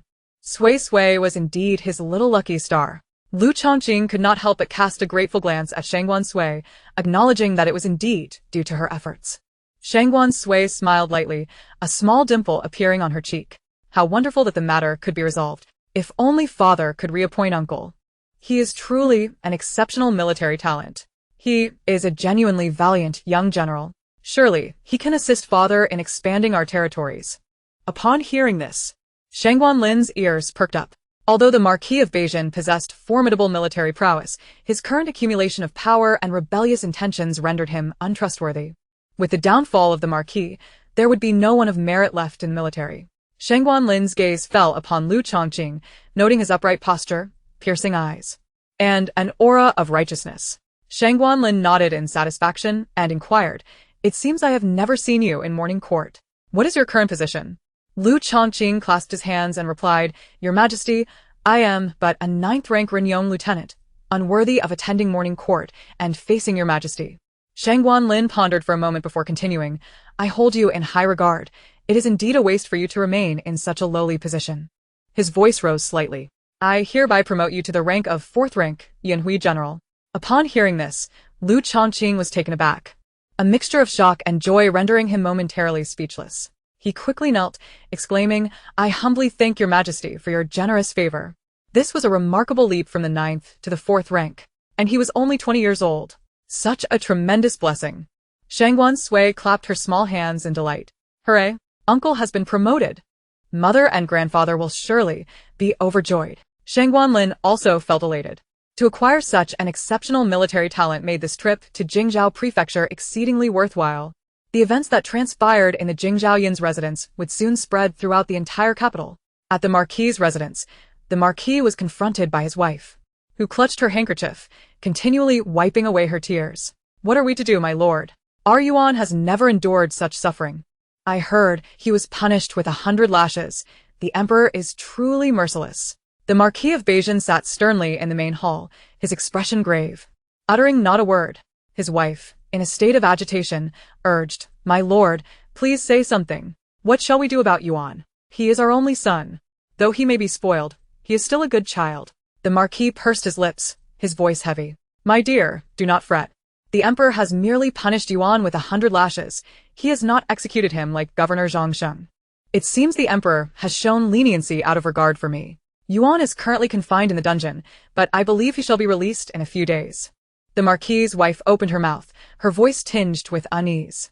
Then why did the emperor suddenly visit Jingzhou Yin's residence today to personally intervene in such a minor case? Could he have discovered something? The Marquis confidently shook his head. "No, the plans we are orchestrating are exceedingly discreet. The emperor could not possibly uncover them. I suspect he simply wishes to reprimand us for our earlier ostentation. As for Lu Chongqing, there is no need for concern. He is likely only being favored for the sake of consortion." After listening to the Marquis's meticulous analysis, his wife felt reassured. In 2 years' time, this realm would belong to them. That night, in Bihua Palace, Shangguan Sui struggled to hold a large East pearl. Her beautiful eyes sparkled with excitement as she exclaimed, "Ah, what a stunning pearl! I adore it! I have never seen one so large and exquisite. Thank you, Crown Prince. He is truly wonderful." All right, Sui Sui.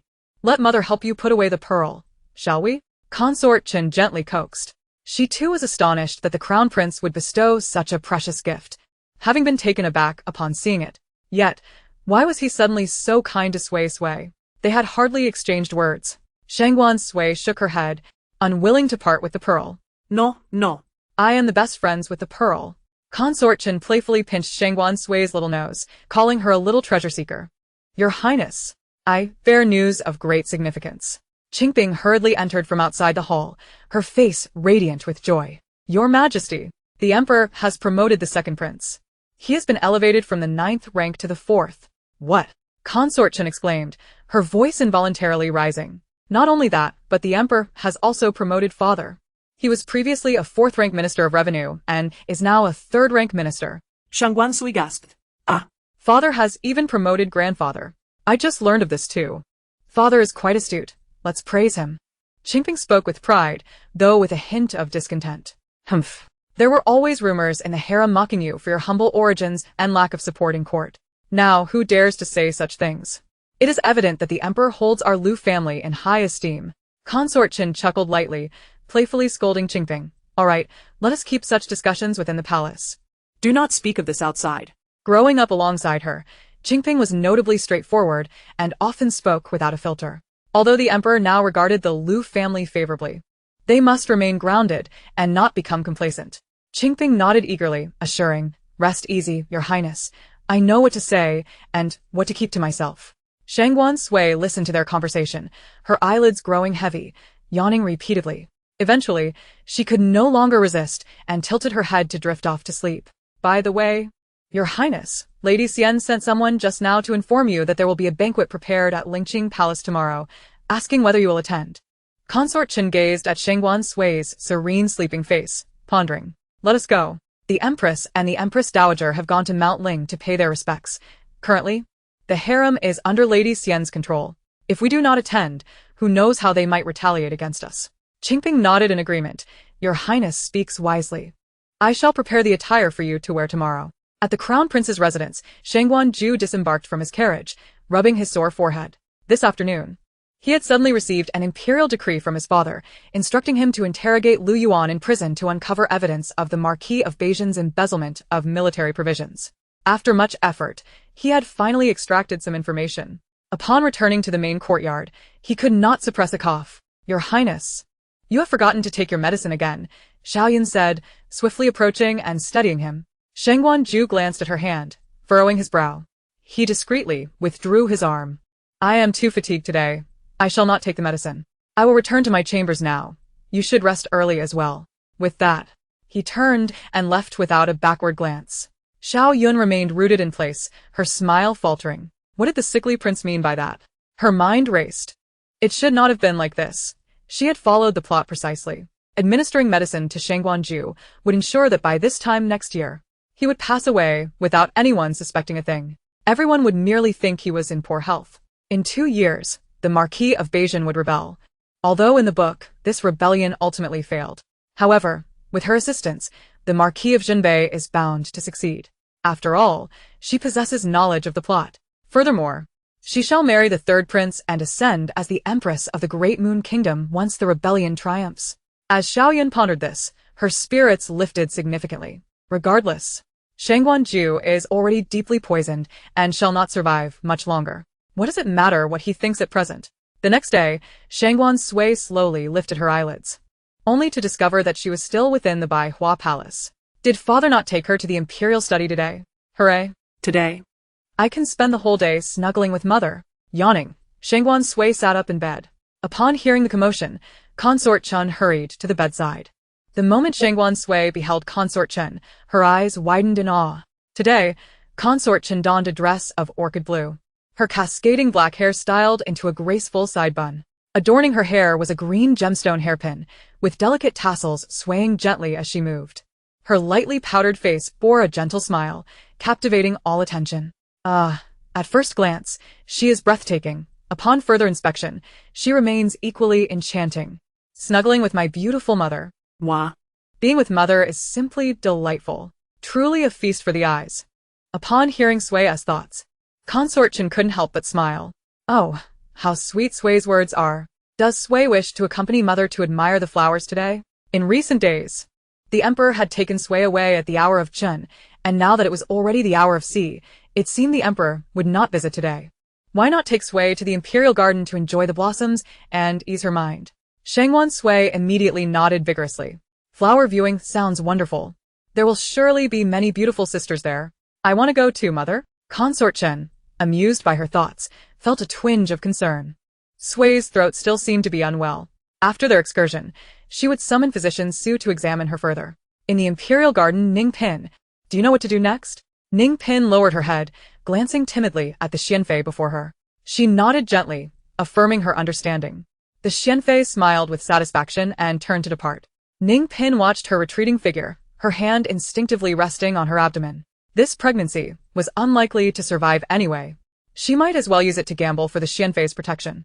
Consort Chen, holding Shangguan Sui's hand, boarded a palanquin, and soon they arrived at the imperial garden. As Consort Chen stepped down and regained her footing, a gentle female voice called from behind. Sister Chen, you have finally arrived. I've been waiting for so long. The Xianfei approached Consort Chen, affectionately grasping her hand. Their sisterly greeting was exceedingly warm, and soon, many other concubines began to gather around. This must be the fifth princess. Truly adorable. The fifth princess is only 3 years old this year, yet she is already a little beauty.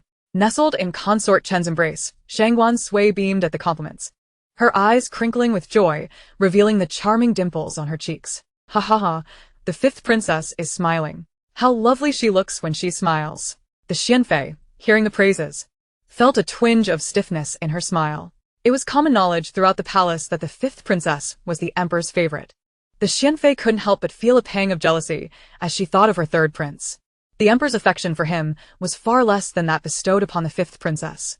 Clearing her throat, the Xianfei successfully redirected the crowd's attention to herself. The fifth princess has just recovered from a serious illness. It would be best not to crowd around her, as it could be detrimental to her health. Upon hearing this, the crowd reluctantly dispersed, forming small groups to admire the flowers. Sui, shall we take a look over there? Consort Chen gently set Shangguan Sui down and coaxed her softly. Shangguan Sui nodded eagerly. As long as I am with mother, I am happy to go anywhere. Watching the two depart, the Xianfei discreetly signaled to Ning Pin. Ning Pin nodded and promptly followed after them. It was autumn, and the imperial garden was adorned with a splendid variety of chrysanthemums. Shangguan Sui was utterly enchanted. She walked along, marveling, truly, this is the imperial palace. Sui, be careful, don't trip, Consort Chen called, following closely behind and chuckling softly at her daughter's unsteady steps. Her Sui was simply adorable, even while walking. As Shangguan Sui turned to respond, she suddenly spotted a pink figure springing forth from behind Consort Chen. The figure collided with Consort Chen, then tumbled to the ground. Shangguan Sui was left speechless. What is this?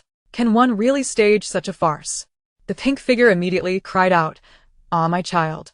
As soon as she finished speaking, the Xianfei rushed in, accompanied by a throng of concubines. Ning Pin, what has happened? Quickly, summon the physician. Ning Pin clutched her abdomen, her expression one of sheer agony. The Xianfei, alarmed, inquired, Ning Pin, what has transpired? Ning Pin's face was ashen, tears streaming down her cheeks as she trembled. I do not know how I offended Consort Chen. She suddenly pushed me. Chapter 12. Indeed. Just as Sui had said, to the letter. The Xianfei gasped in disbelief, covering her mouth, her face a mask of shock. How could this be? The gazes of the concubines shifted to Consort Chen, now filled with disdain. The court had long spoken of Consort Chen's gentle nature, of her lack of ambition for favor. Yet, it appeared this was not the case. Who would have thought her heart could be so venomous? Shangguan Sui and Consort Chen exchanged glances, both utterly speechless. Unbelievable. Such poor acting. My mother has only just begun to gain favor, and already they are so eager to frame her. Consort Chen held Shangguan Sui's hand, her expression calm. She opened her mouth to speak, but was interrupted by a sharp voice. The emperor has arrived. At the sound, everyone immediately bowed in respect. We pay our respects to the emperor. Shangguan Lin surveyed the chaotic scene, his brow furrowing. What is happening here? The Xianfei, eager to seize the moment, exclaimed, Your Majesty. During flower viewing, Consort Chen inexplicably pushed Ning Pin. It is feared that Ning Pin's pregnancy may not be viable. Ning Pin quickly conjured tears, gazing sorrowfully at Shangguan Lin. Her lips trembling, appearing utterly pitiful. Shangguan Lin felt a flicker of empathy, but it was soon drowned out by a childish, clear voice. No way. Such a low-grade palace intrigue. Can my father actually believe this? Shangguan Lin furrowed his brow. What is this nonsense? What has been leaked? Though he did not fully grasp the term, he understood the ensuing palace drama. He abhorred such matters. Shangguan Lin's gaze turned icy as he fixed his eyes on Ning Pin, the flicker of sympathy extinguished, replaced by impatience. What are you still doing there? Quickly assist Ning Pin and summon the physician. Ning Pin and the Xianfei were taken aback. Why had the emperor suddenly become so enraged? Could it be directed at Consort Chen? With this thought, both Ning Pin and the Xianfei felt a wave of relief. This time, Consort Chen was surely finished. Following the emperor's orders, Ning Pin was swiftly carried to a palace near the imperial garden.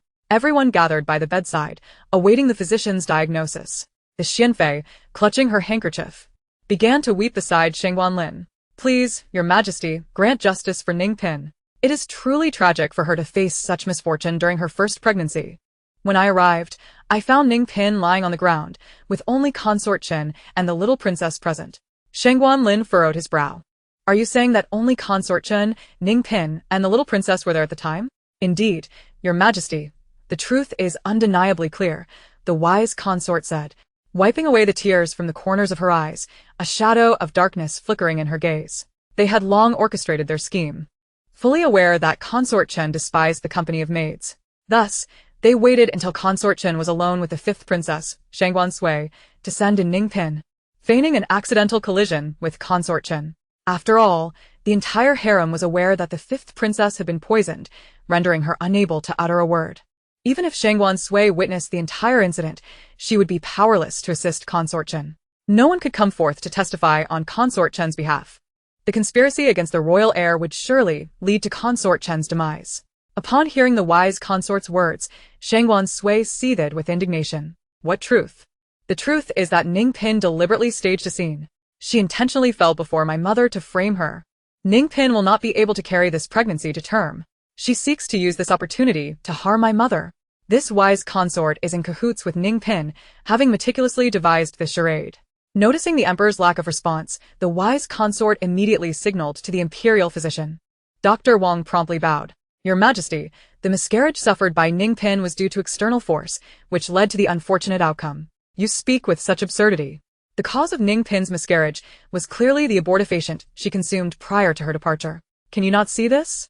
I understand now, you, doctor, are in league with the wise consort, conspiring to frame my mother. Shangguan Lin interjected. Why does everyone seem so eager to bribe the imperial physicians?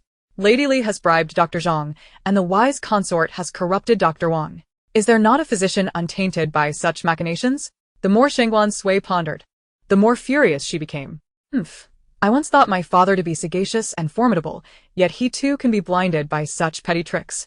A foolish monarch. A foolish monarch. No longer my esteemed father. It seemed that the utterance of foolish monarch had struck a nerve. Shangguan Lin immediately cast a cold glare at Dr. Wang. Are you certain that Ning Pin's miscarriage was due to a fall? Terrified, Dr. Wang fell to his knees. Your humble servant, Shangguan Lin pursed his lips. The oppressive aura of the emperor bearing down upon him.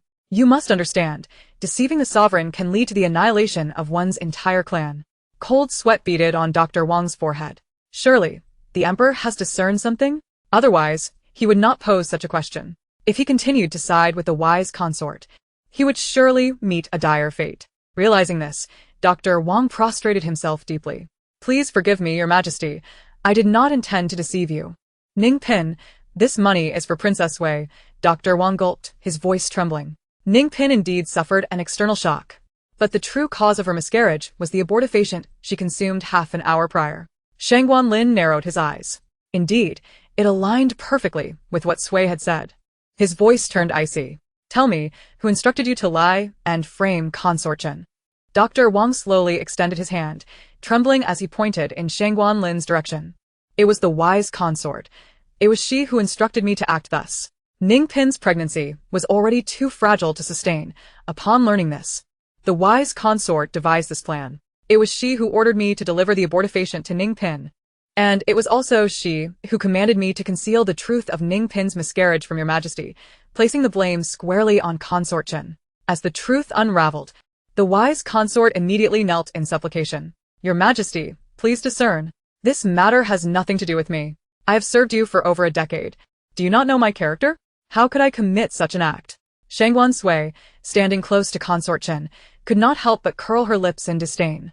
Humph, as if you have never done such things. Your misdeeds are far from few. First, you poisoned the first prince. And you have also schemed against my mother and me in the harem. Truly despicable. Who knows, perhaps the first prince was merely the first on your list. What?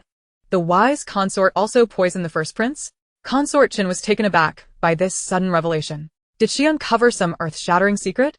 Meanwhile, Shangguan Lin was left seething with rage. First the first prince, now Sui. Was the wise consort intent on exterminating all his children? This was utterly intolerable. Taking a deep breath, Shangguan Lin understood that the Duke of Jinbei had yet to be dealt with, and therefore, he could not punish the wise consort just yet. However, he could not swallow this indignation. He surveyed the gathered assembly, his voice frigid. The wise consort has conspired against the concubines, stripped them of their rights to assist in the 6 palaces, and confined them to the Lingqing Palace. Without my permission, she is not to step outside the palace. The wise consort instantly froze, her body going rigid. Since entering the palace, she had never faced such severe punishment. Tears streamed down her face as she opened her mouth to protest, but Shangguan Lin's stern voice silenced her.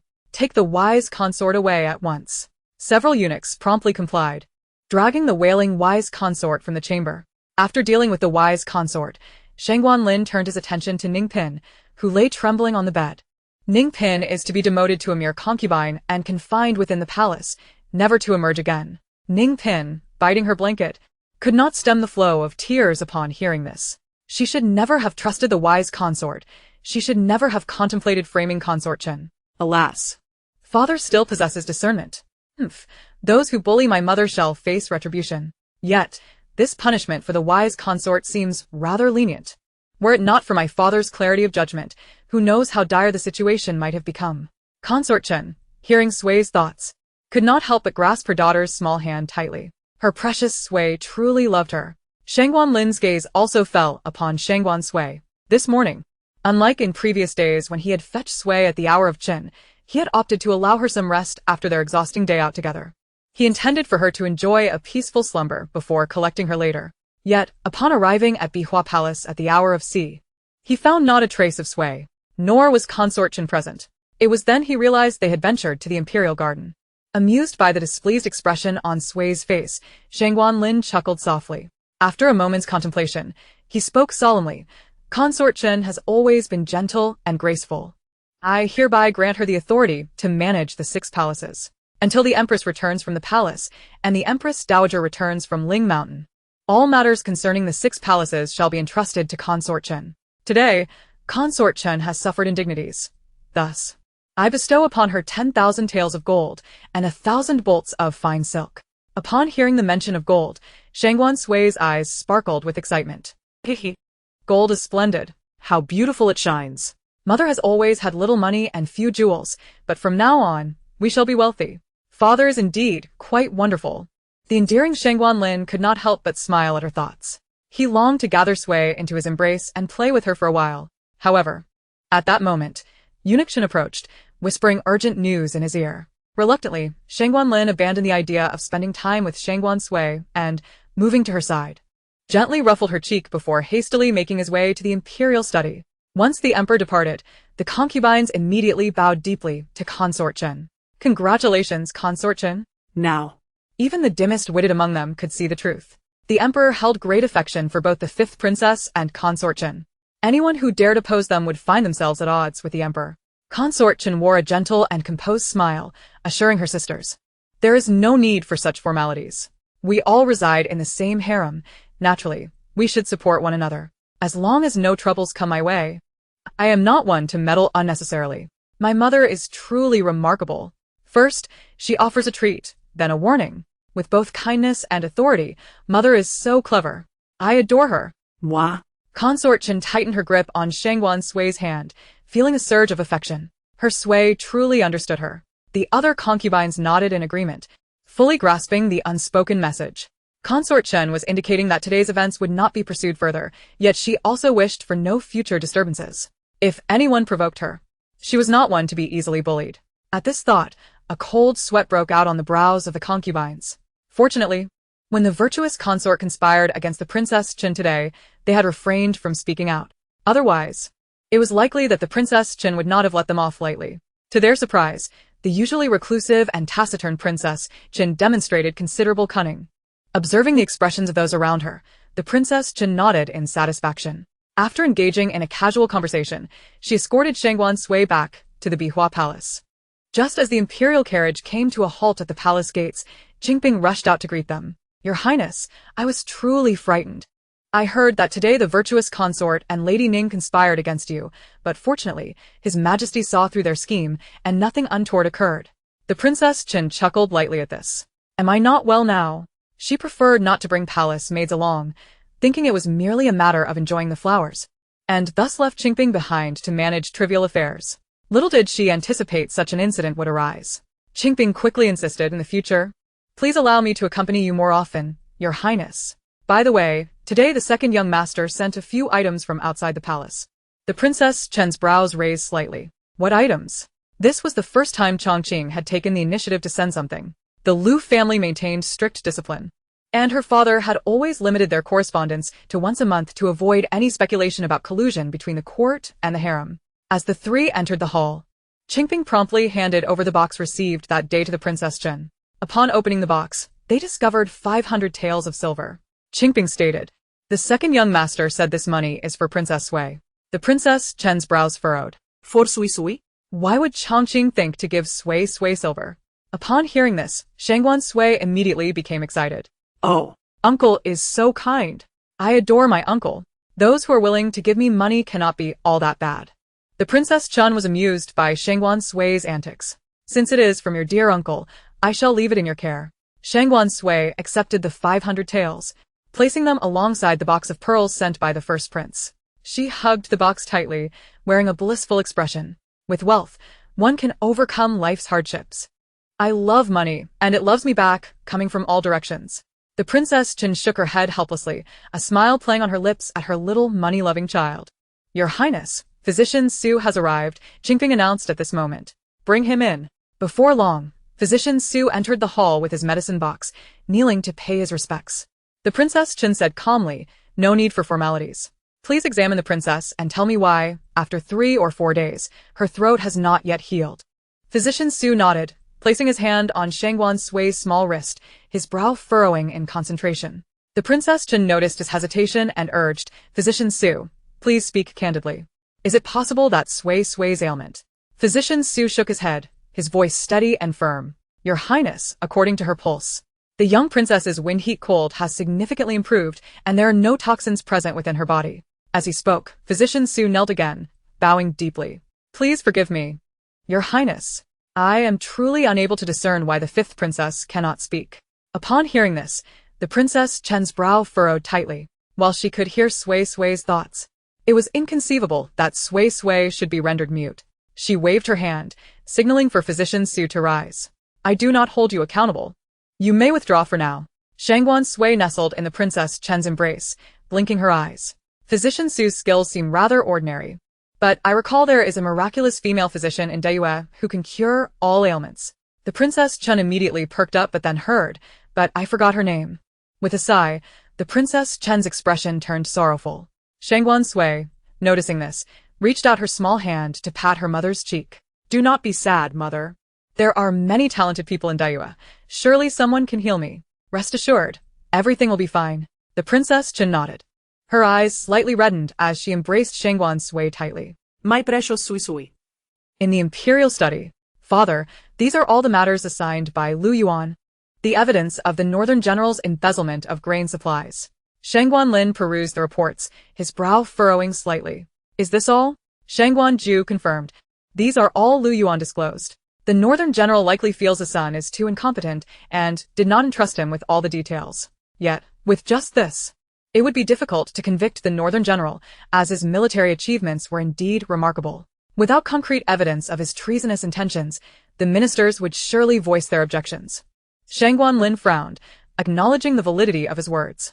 The atmosphere in the imperial study fell silent as Shangguan Ju pondered strategies. Just then, a childish voice echoed in Shangguan Lin's mind.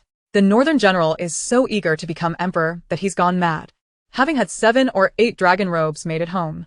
Shangguan Lin's lips curled into a smile as he raised his head immediately. I will assign you a few shadow guards, go help me find something. Shangguan Ju, puzzled, asked, what does father wish to find? The dragon robe. The following day, after a restful sleep, Shangguan Sui slowly opened her eyes, only to find herself in the imperial study. Why has father brought me here again? I miss mother. I miss my fragrant and soft beautiful mother. I do not wish to be here. Ah. As Shangguan Sui lamented, a platter of fragrant pastries was placed before her. She immediately fell silent, grabbing the pastries to indulge. So delicious, so delicious. Shangguan Lin remarked, what a swift change in demeanor. He couldn't help but smile, his heart warmed by Sui's adorableness. As she munched on the pastries, Shangguan Sui noticed a multitude of memorials spread before her. They were all reports yet to be compiled, laid out directly in front of her. Curious, she began to read. They consisted of dialogues between the ministers and Shangguan Lin. Your Majesty, are you well? Shangguan Lin replied, if you speak such nonsense again, I will ensure you face consequences. Your Majesty, a woman from Zhejiang has acted heroically. Shangguan Lin retorted, are you quite idle? Your Majesty, may I return to the capital to celebrate the Empress Dowager's birthday? Shangguan Lin replied, you are not permitted to come. After reading through, Shangguan Sui fell silent. Ah, the simplicity of imperial life. However, it truly seemed to be just so. Shangguan Lin had always been a wise ruler in the early days. Aside from the northern general's treasonous intentions, the realm remained relatively stable. Had it not been for the northern general's rebellion 2 years later, it might have continued in peace. Minister Feng wishes to resign and return home? Shangguan Lin murmured the contents of the memorial, his brow furrowing as he sighed softly. Minister Feng had been a long-serving official. It was he who had taught the emperor how to write. A childish voice suddenly rang in his ears. Minister Feng, father, do not let him leave. Shangguan Sui tugged at Shangguan Lin's sleeve. I do not want Minister Feng to leave. Seeing her urgency, Shangguan Lin's heart softened. Following her thoughts, he asked, do you not wish for Minister Feng to leave? Shangguan Sui nodded eagerly. Phew, at last, father understands. I almost thought father had become foolish. Shangguan Lin mused. He shall never tease Sui again. If Sui truly believed him to be foolish, it would be quite unfortunate. At that moment, Shangguan Sui recalled everything. Minister Feng is not important, his granddaughter is. His granddaughter, Feng Asai, is truly a miraculous physician. She can cure all ailments. If I could meet her, my throat would surely be healed. Upon hearing this, Shangguan Lin's spirits lifted. She can heal Sui's throat. That is truly splendid. She must be summoned to the palace. However, how could the granddaughter of the esteemed Minister Feng be a divine healer? There had been no prior indication of such a thing. Shangguan Sui wiggled her little feet, beginning to recall the plot of the original book.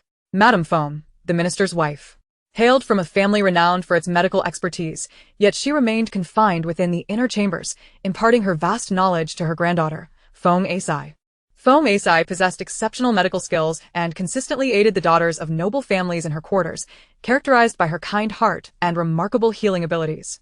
In the original narrative, the male protagonist, Xiao Ziyuan, was engaged in battle when he was unfortunately struck by a poisoned arrow, his life hanging by a thread. It was Feng Asai who saved him.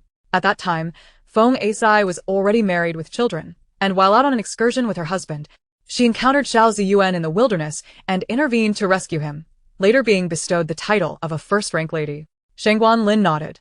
It appeared that Feng Asai was indeed a skilled healer, worthy of being summoned to the palace to assist Sui with her ailment. Simultaneously, Shangguan Lin did not overlook the mention of the original book by Shangguan Sui. It seemed everything Sui knew stemmed from this original text. Sui was a blessing from the heavens, a goddess incarnate. Thus, this original book was, in truth, a celestial manuscript. Shangguan Lin suddenly realized. How enlightening. Shangguan Sui continued tugging at Shangguan Lin's sleeve, forming words with her lips, signaling, Chapter 15. The Northern Duke's scheme is foiled. Father, I wish to meet the granddaughter of Minister Feng. Shangguan Lin pretended to read her lips, responding slowly. Sui Sui wishes to meet Minister Feng's granddaughter? Shangguan Sui nodded vigorously. Father is so clever. He can even read lips. Shangguan Lin chuckled awkwardly a couple of times. Fortunately, he could hear Sui Sui's thoughts. Otherwise, merely interpreting her lip movements would have left him utterly perplexed. Chief Chen, proceed to Minister Feng's residence to convey my imperial decree. Summoning Minister Feng's granddaughter to the palace tomorrow to meet with consort Chen. Chief Chen immediately bowed. This servant obeys the command. Upon hearing this, Shangguan Sui let out a sigh of relief. Her throat was saved. Shangguan Lin began to feel at ease and continued attending to matters of state. Shangguan Sui nibbled on pastries, her eyes darting around. She no longer took medicine and was no longer plagued by the overwhelming drowsiness she had previously experienced. After finishing a plate of pastries and downing a large cup of milk tea, she leaned back against the dragon throne and let out a small burp. Shangguan Lin, hearing the gentle sound, couldn't he help but chuckle softly as he turned to look at her. Are you tired, Sui Sui? Shall father take you for a stroll in the imperial garden? Shangguan Sui immediately nodded. Yes, yes. Let's go for a walk. I've been sitting here for nearly 2 hours. And my bottom is sore. Let's go play. Let's go play. Shangguan Lin, feeling somewhat fatigued from reviewing documents, promptly led Shangguan Sui toward the imperial garden. Shangguan Sui, with her little legs, wobbled along the cobblestone path of the garden. It's all my father's fault for carrying me around all day, not letting me walk. As a result, even at 3 years old, I still walk so unsteadily. Shangguan Lin remarked. Your mother clearly carries you around just as much. Why do you not blame her? So, it was only he who bore the brunt of her complaints? Though he thought this, he still closely followed Shangguan Sui, fearful that she might fall. The two of them walked in tandem, trailed by numerous maidservants and eunuchs. Suddenly, a sharp glint flashed. A maid abruptly drew a dagger from her sleeve and lunged directly at Shangguan Lin. Chaos erupted among the crowd. Chief Chen shouted urgently. Protect His Majesty! Protect His Majesty! Shangguan Lin immediately dodged to the side. The maid pressed forward, and just then, a guard leapt forward, swiftly subduing the maid and pinning her to the ground. The imperial guards quickly arrived, apprehending the would-be assassin. Shangguan Lin scooped up Shangguan Sui, soothingly asking, Are you all right? Sui Sui? Shangguan Sui blinked her eyes and slowly shook her head. That was truly perilous. Thankfully, father is unharmed. That maid had quite the audacity to attempt to assassinate the emperor in broad daylight. Shangguan Lin felt reassured. Carrying Shangguan Sui to the guard, and could not help but praise, your quick reflexes are commendable. You are indeed a rare talent. What is your name? The guard looked up, revealing a remarkably handsome face. Your Majesty, I am called Ma Jingxin. Shangguan Sui perked up her ears. That name sounds so familiar. Shangguan Lin scrutinized Ma Jingxin before him, thoroughly satisfied. You possess exceptional martial skills. Serving in the imperial guards while patrolling the palace seems somewhat beneath you. How about no way? Father, this Ma Jingxin is in league with the Northern Duke. Shangguan Lin. How could he be associated with the Northern Duke? Shangguan Sui asked in frustration. The Northern Duke is indeed cunning. He has not yet amassed enough power for rebellion, so he first embeds his men beside you. In the original book, when the Northern Duke raised his army, Ma Jingxin collaborated with him from within, attempting to assassinate you. You were struck by a sword. And although you survived, you fell gravely ill. Your temperament worsened, turning you into a tyrant who indiscriminately executed entire clans, leading to the gradual decline of the Great Moon Kingdom. Shangguan Lin's heart trembled at her words. A cold sweat trickled down his spine. Thankfully, Sui Sui had alerted him, otherwise, he would have unwittingly kept a wolf in sheep's clothing by his side. It was fortunate that there was still time. Shangguan Sui tugged at Shangguan Lin's clothing, her eyes blinking rapidly. Baba, you absolutely must not keep this Ma Jingxin around. He could harm you. He is one of the Northern Duke's people. Shangguan Lin gently patted Shangguan Sui's back, nodding at her. He then turned his gaze to Ma Jingxin, who was kneeling on the ground. His tone shifted abruptly. For your valiant service in protecting the emperor, I bestow upon you 100 taels of gold as a reward. Ma Jingxin was taken aback, looking up in disbelief. How could this be? The emperor had not summoned him to serve as a personal guard? Did this mean all the arrangements made today were for naught? What would happen to the duke's plan? This was disastrous. What had gone wrong? Shangguan Sui was overjoyed, her eyes sparkling with delight. Oh, how in tune she and father are. Wonderful. The Northern Duke's plan is foiled. Father will no longer be harmed. The great Moon Kingdom will surely flourish. Shangguan Lin carried Shangguan Sui out of the imperial garden, casting a cold glance at Ma Jingxin, who remained on the ground. While he could not directly deal with the northern duke, discreetly eliminating a guard would be a simple task. Ma Jingxin lowered his gaze, pondering his earlier actions, his body suddenly trembling. Why, during the midday sun, did he feel a chilling sensation creeping down his back? Upon returning to the study with Shangguan Sui, Consort Chen's entourage arrived. Qing Ping bowed respectfully and spoke softly, Your Majesty. Chapter 16. Thank you, third brother, for the pastries. Consort Chen has sent the servant to fetch the little princess back to Bihua Palace. It is time for the princess to take her medicinal meal. Shangguan Lin frowned slightly. Although he wished for Sui to spend more time with him, her health took precedence. Shangguan Sui's eyes lit up upon seeing Qing Ping. Yay, yay. Mother has come to take me away. I miss Mother so much. Shangguan Lin entrusted Shangguan Sui to Qing Ping and instructed Chief Chen. You accompany them back to the palace. Chief Chen nodded, inwardly marveling. The emperor truly dotes on the fifth princess, cherishing her as if she were a precious gem. Having served the emperor for so long, this was the first time he witnessed such affection for a child. Qing Ping took Shangguan Sui's hand, with Chief Chen following behind them as they traversed the imperial garden toward Bihua Palace. Suddenly, Shangguan Sui paused. What was that sound? It seemed someone was playing the flute, and it was quite melodious. Although Shangguan Sui lacked an understanding of music, she could still discern whether it was delightful or not.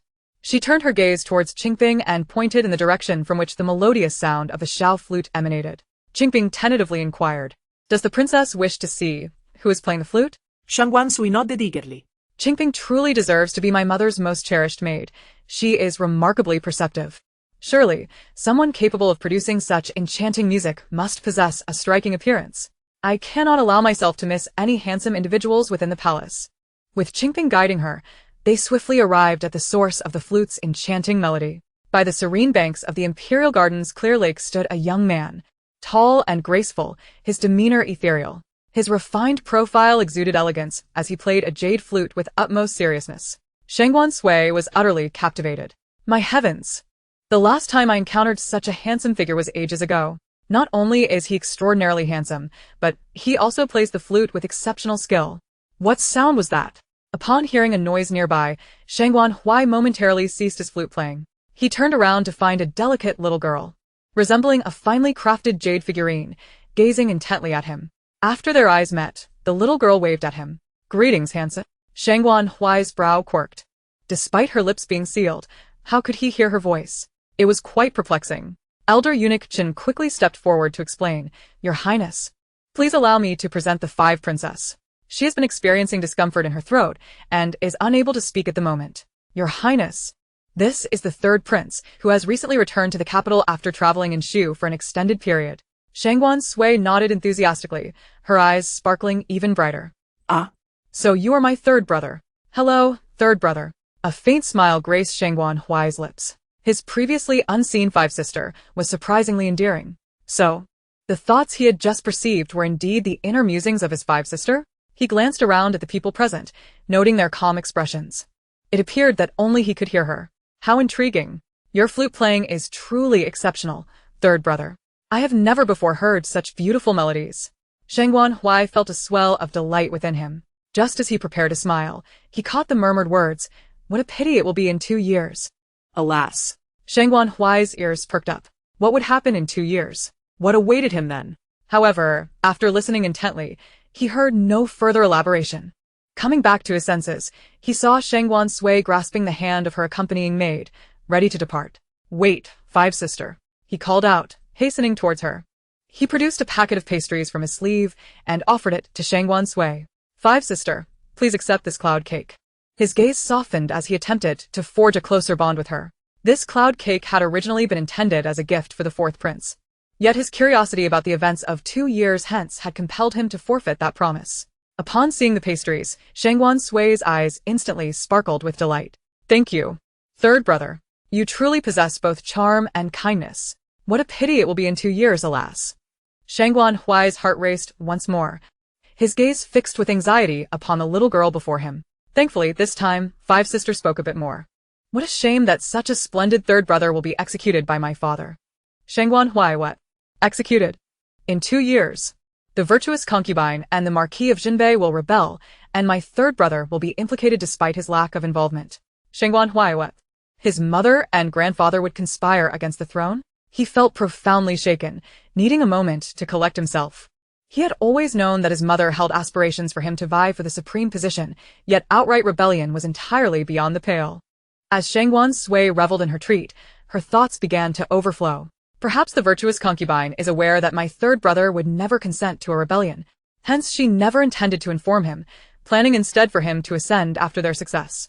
Alas, my third brother has no interest in politics. He truly lacks ambition. He is exceptionally talented, gifted in both art and music, and he genuinely loves these pursuits. His paintings and compositions are masterpieces, truly remarkable. He is a natural prodigy, yet few acknowledge this truth. A bittersweet sensation welled up within Shangguan Sui. It was unexpected that the one who understood him best in this world was merely a 3-year-old child. The ministers deemed him an unworthy prince. His mother chastised him for his lack of ambition. None would believe that he genuinely cherished these interests. Shangguan Sui quickly regained her composure. For the unfolding narrative diverged from the original tale. Their father had already discovered the Marquis of Jinbei's treachery, and the impending rebellion in 2 years would surely be averted. Her third brother would undoubtedly remain unharmed. She took a bite of a cloud cake. Ah, délicieux, délicieux. Shangguan Sui observed Shangguan Sui savoring her treat with utter satisfaction, a gentle smile emerging on his refined countenance. Thank you, Five Sister, for reminding him that there were still those who could comprehend his essence. For him, that was sufficient. Qingping and elder eunuch Chen stood by, utterly astounded. Why would the third prince express gratitude to the Five Princess? Was he thanking her for consuming his pastries? After all, the Five Princess had done nothing.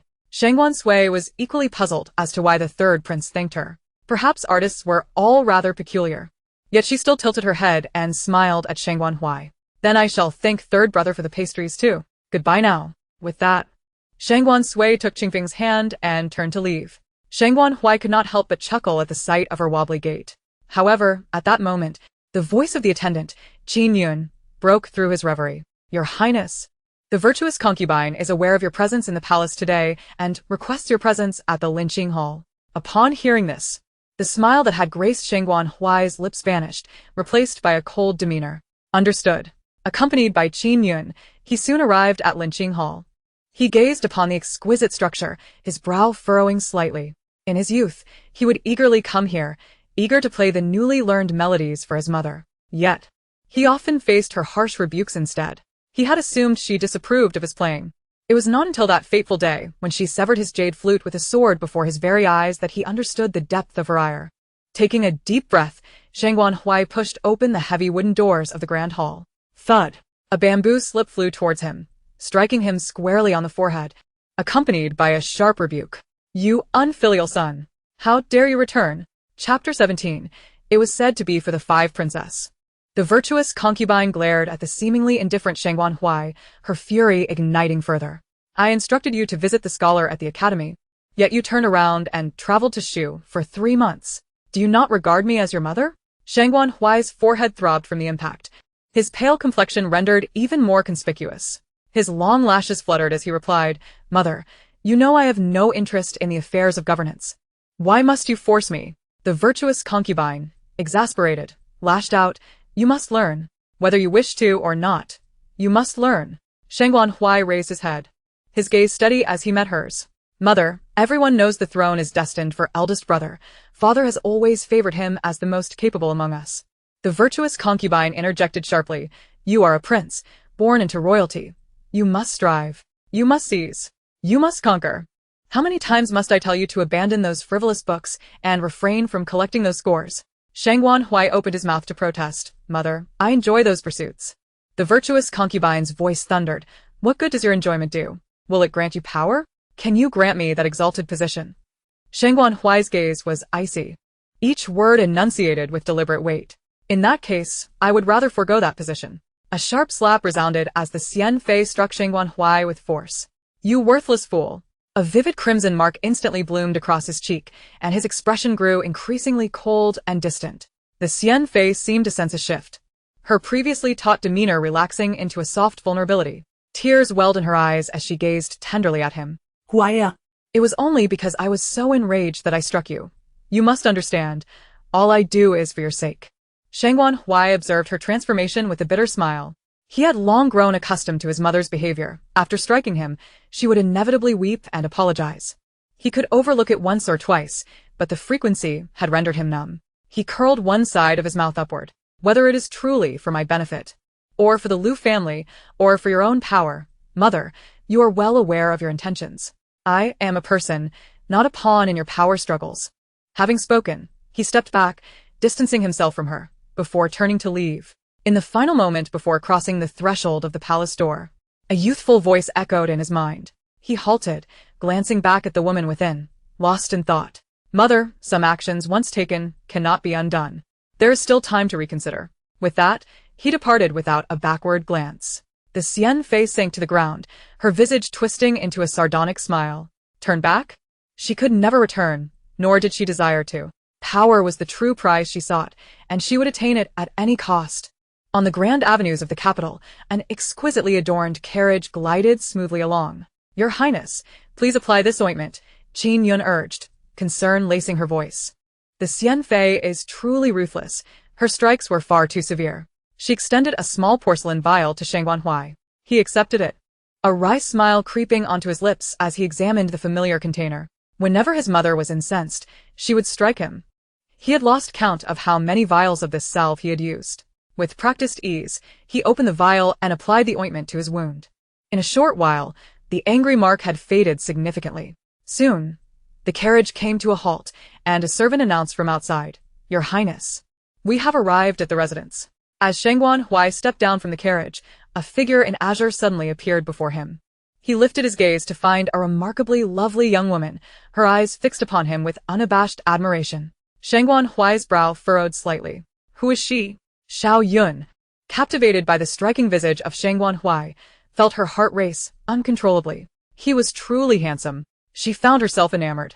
Although Shangguan Ju was also quite handsome, his ailing condition rendered him frail and unappealing to her. She had always preferred Shangguan Hui's looks. According to the original narrative, Shangguan Hui was returning to the capital today from Shu. Thus, she had stealthily slipped away from the first prince's residence, eager to catch a glimpse of him, hoping to leave a lasting impression. Her long lashes fluttered as a blush crept across her fair cheeks. She produced a folded piece of parchment from her sleeve and offered it to him. Her voice softened. I heard that your highness enjoys music. This is a composition I pen myself. I hope it pleases you. Upon hearing the mention of music, Shangguan Hui's brow quirked with interest. He took the paper from Xiao Yun's hand and began to peruse it. Seeing this, a triumphant smile graced her lips. She had studied musical instruments for several years before her transmigration, and effortlessly transcribing a simple melody was a trivial task. This tune was surely unfamiliar to someone of Shangguan Hui's era. He would undoubtedly be intrigued by it. She knew no man could escape her grasp. After examining the sheet for a moment, he refolded it and returned it to her, his tone calm and unhurried. Thank you for your kind gesture. With that, he turned and walked away without a backward glance. Left standing there, Xiao Yun was taken aback. Why was his reaction so cold? He hadn't even inquired about her name or invited her inside for tea and conversation. Was he not curious about the composition? What had gone awry? After pondering for a lengthy while without resolution, she stomped her foot in frustration. Upon returning to the main courtyard, Qin Yun, who had witnessed the entire interaction, could not restrain her curiosity. Your Highness, why did you not accept the sheet music? You have always adored music. Shangguan Hui's brow furrowed slightly, confusion flickering across his handsome features. The composition appeared to be a jumble of squiggles and lines, quite peculiar indeed. So it was merely a matter of not understanding. Qin Yun realized. By the way, where are the shoe brocades you brought back? Shangguan Hui inquired. They're stored in the storeroom. Do you intend to send them to the Xian Fei now? Those brocades, unique to Shu, are exquisite for making clothing. Shangguan Hui shook his head. No. Send them all to Bihua Palace, stating they are for the fifth princess. At that moment, Shangguan Sui sat upright, and Qin Yun was filled with bewilderment. Your Highness, today is the first time you have met the fifth princess, is it not? She has not even spoken a word.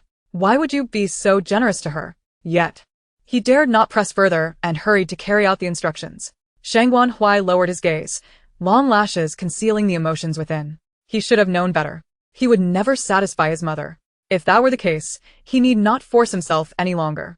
It would be better to show kindness to those who truly understood him. In Bihua Palace, the Chun Fei examined the exquisite shoe brocade laid out before her, her brows furrowing in contemplation. How could the third prince send such valuable fabric? Shoe brocade was rare, akin to gold per inch, and although the palace possessed countless treasures, such an abundance of shoe brocade was indeed rare. Qing Ping shook her head uncertain. Then, as if struck by a thought, she added, "When we returned the princess today, we encountered the third prince in the imperial garden. He gifted the fifth princess cloud cakes and expressed his gratitude." The Chun Fei, upon hearing this, became even more perplexed. Why would the third prince thank Sui Sui for a simple cake? Her confusion deepened as she pondered the recent gifts from the first prince, the second prince, and now the third prince. What could Sui Sui have possibly done to warrant such attention? But Sui Sui could hardly speak at present. What could she possibly achieve? The Chun Fei turned her gaze toward Shangguan Sui, who was sipping milk tea, her eyes half closed in contentment, as if intoxicated by the drink. This hardly appears to be someone capable of substantial deeds, the Chun Fei mused, shaking her head. Perhaps she was overthinking. Perhaps the princes merely found Sui Sui adorable. She selected 4 pieces of brocade from the pile and handed them to Qing Ping, instructing her to have the weavers create 4 new garments for Sui Sui. Qing Ping nodded and departed with the fabric. Just as the Chun Fei settled into her chair, a sharp voice called from outside. "The emperor arrives." Shangguan Lin strode confidently into the hall. The Chun Fei gracefully inclined her body. "Your servant pays her respects to your majesty." Shangguan Lin waved his hand dismissively. His gaze fell upon Shangguan Sui, who appeared blissfully absorbed in her drink.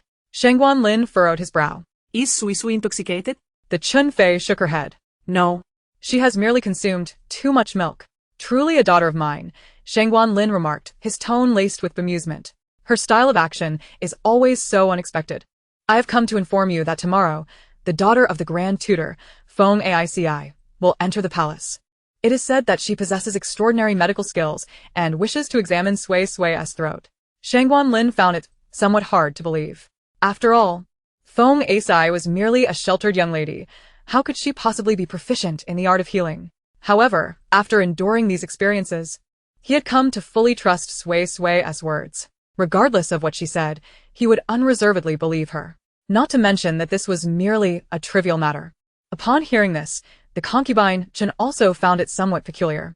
Yet, as long as it was for Sui Sui's benefit, she naturally held no objections. Moreover, could this Feng Aici be the miraculous young doctor that Sui Sui had mentioned previously, whose name she had forgotten? Sui Sui, having indulged a bit too much in the milk tea, drowsily lay on the favored concubine's couch and fell asleep, lulled by the rhythmic sound of breathing echoing in the chamber. Both Shangguan Lin and Concubine Chen turned their heads simultaneously, only to see the sweetly slumbering Sui Sui, causing them to share a knowing smile.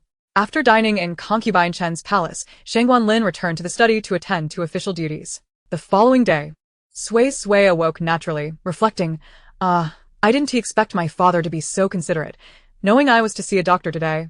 He didn't take me to the study. Though I do miss the pastries from the study, she added.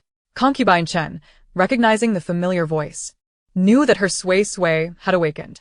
Soon, Sui Sui was tidied up by Concubine Chen, and after finishing her meal, she nestled in Concubine Chen's embrace, waiting for Feng Aici's arrival. Sui Sui yawned lazily, her small hand playing with the tassels on Concubine Chen's clothing. When will Feng Aici arrive? I'm getting sleepy just waiting. Concubine Chen responded. Didn't you just wake up?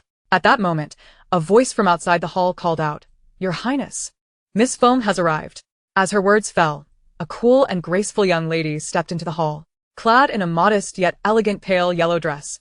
With a simple cloud-like hairstyle, her white jade earrings gently swayed as she walked, with delicate willow-like brows and eyes as pure as water.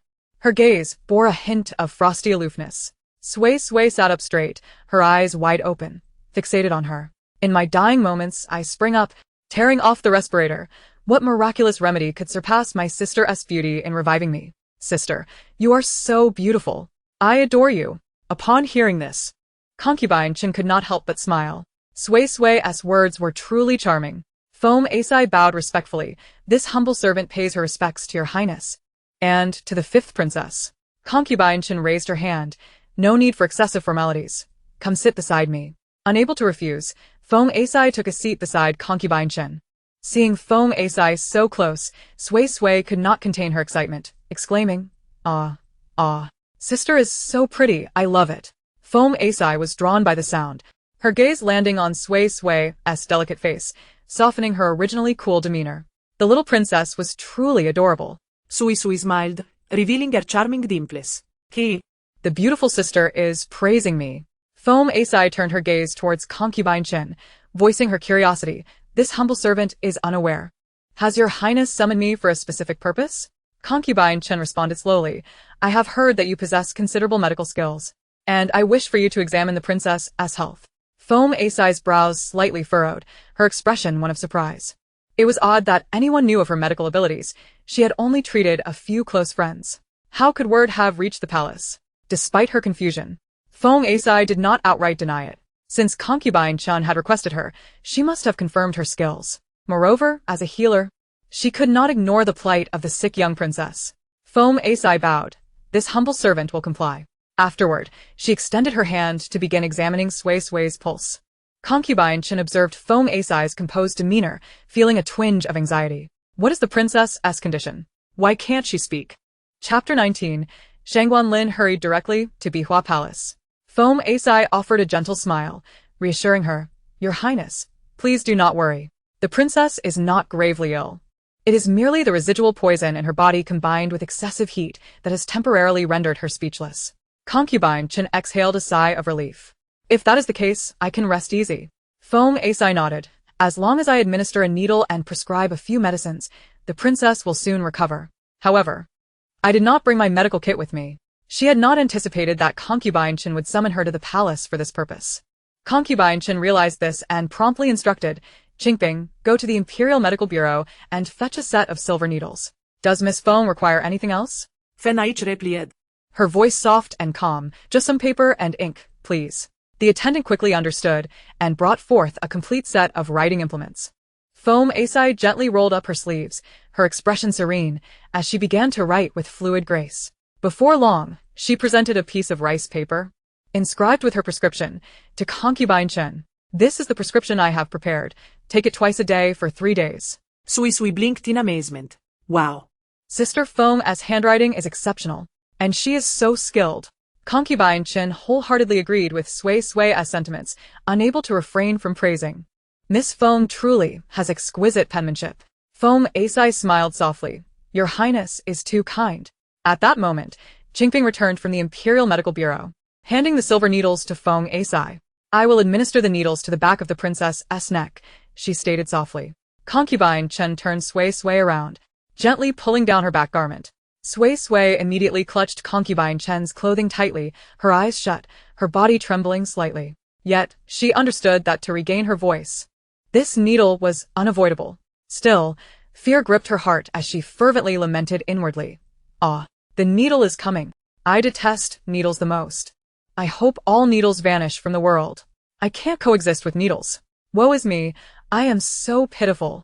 Concubine Chen was driven to distraction by the childish voice echoing in her ears. Finally, unable to bear it any longer, she gently patted Sui Sui. Sui Sui. The needle is already finished. Sui Sui, startled, opened her eyes slowly to find herself clad in her clothing once more. Feng Asai had already put away the silver needles. She opened her mouth in surprise. How could it be so quick? Her youthful voice resonated through the grand hall, startling everyone, including herself. Can I speak now?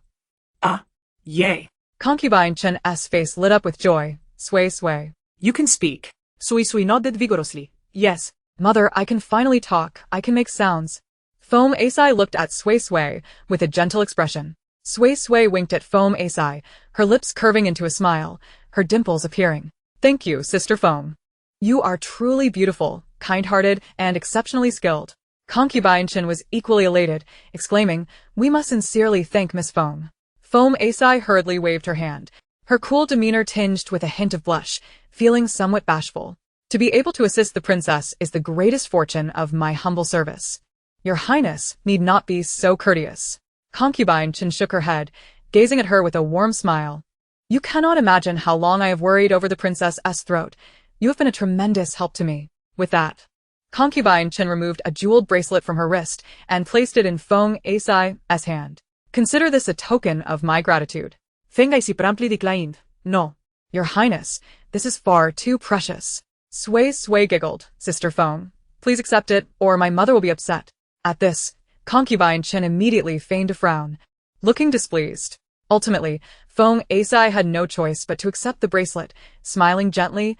I am truly grateful, Your Highness. It is we who should thank you. Sui chimed in, stepping closer to Feng Asai, her eyes sparkling with admiration.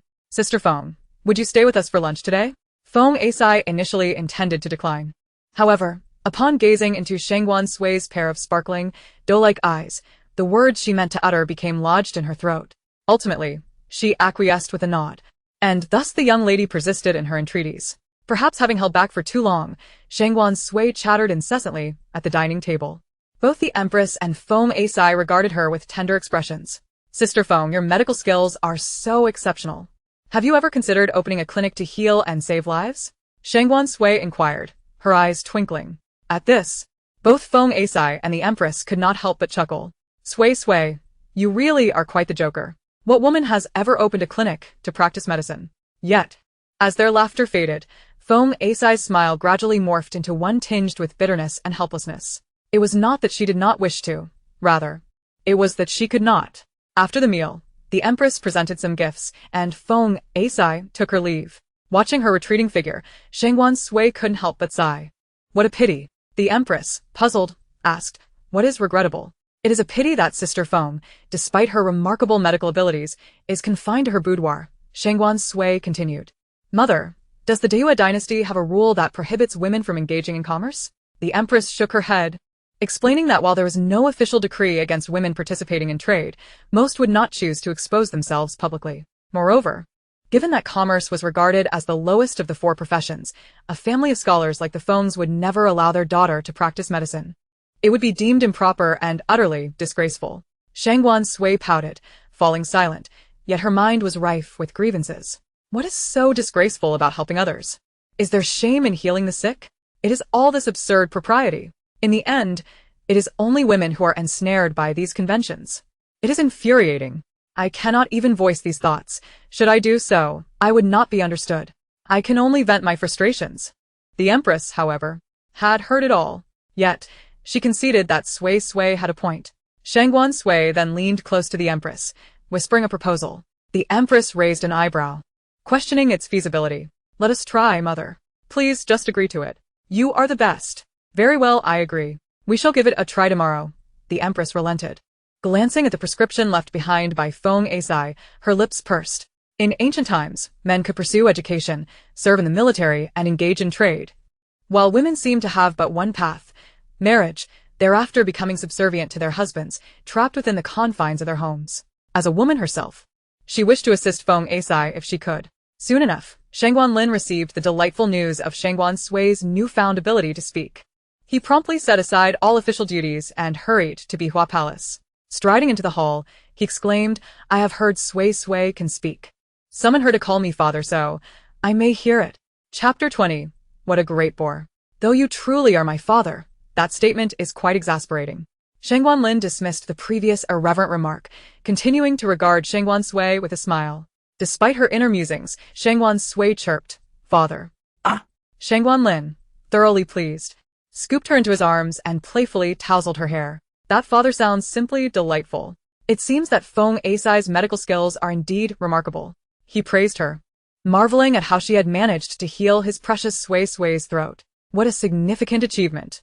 Chun Gonggong, convey my imperial edict. Reward the daughter of Minister Feng.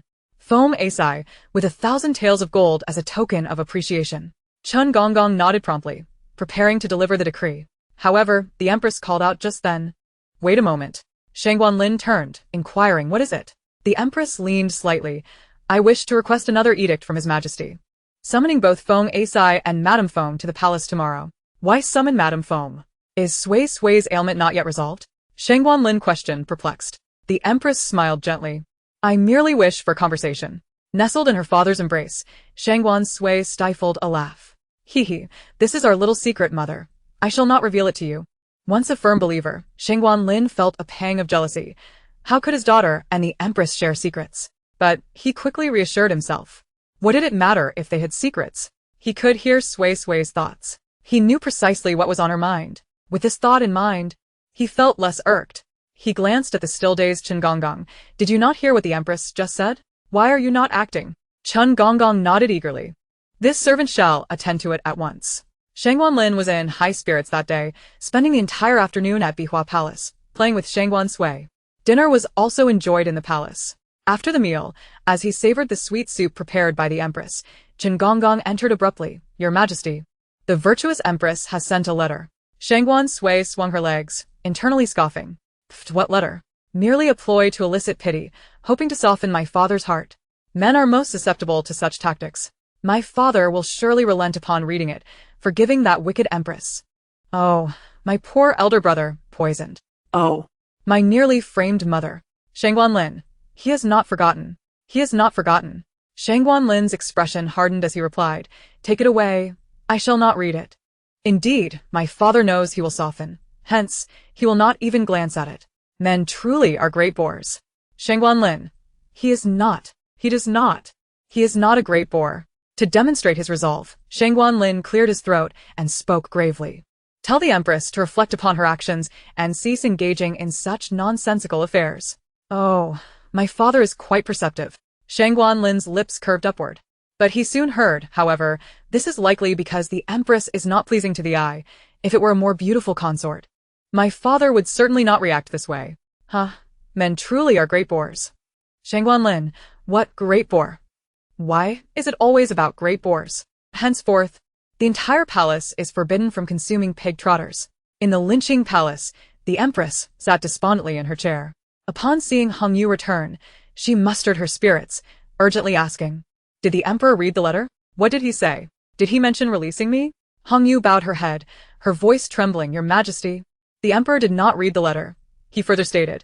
The Empress interjected sharply. What else did he say? Hong Yu knelt, at once. He also instructed that the Empress should reflect upon her actions and refrain from further such matters. The Empress's lips twisted into a bitter smile. How could the Emperor be so ungrateful? She had merely attempted to frame the Empress. His heart was so cold. She had nearly lost her mind in the lynching palace. Observing her mistress's pale countenance, Hong Yu felt a twinge of pity. Your Majesty, just now, Xiao Yun relayed that Master Yunqing's carriage will arrive in the capital tomorrow evening. The Empress's attention was indeed diverted. Her eyes narrowed slightly. Inform my father to prepare. Tomorrow evening, Master Yunqing must be eliminated outside the city. Hong Yu nodded. Yes, Your Majesty. Do not worry. The Crown Prince is gravely poisoned and will not survive without Master Yunqing's aid. The Empress's lips curled into a satisfied smirk.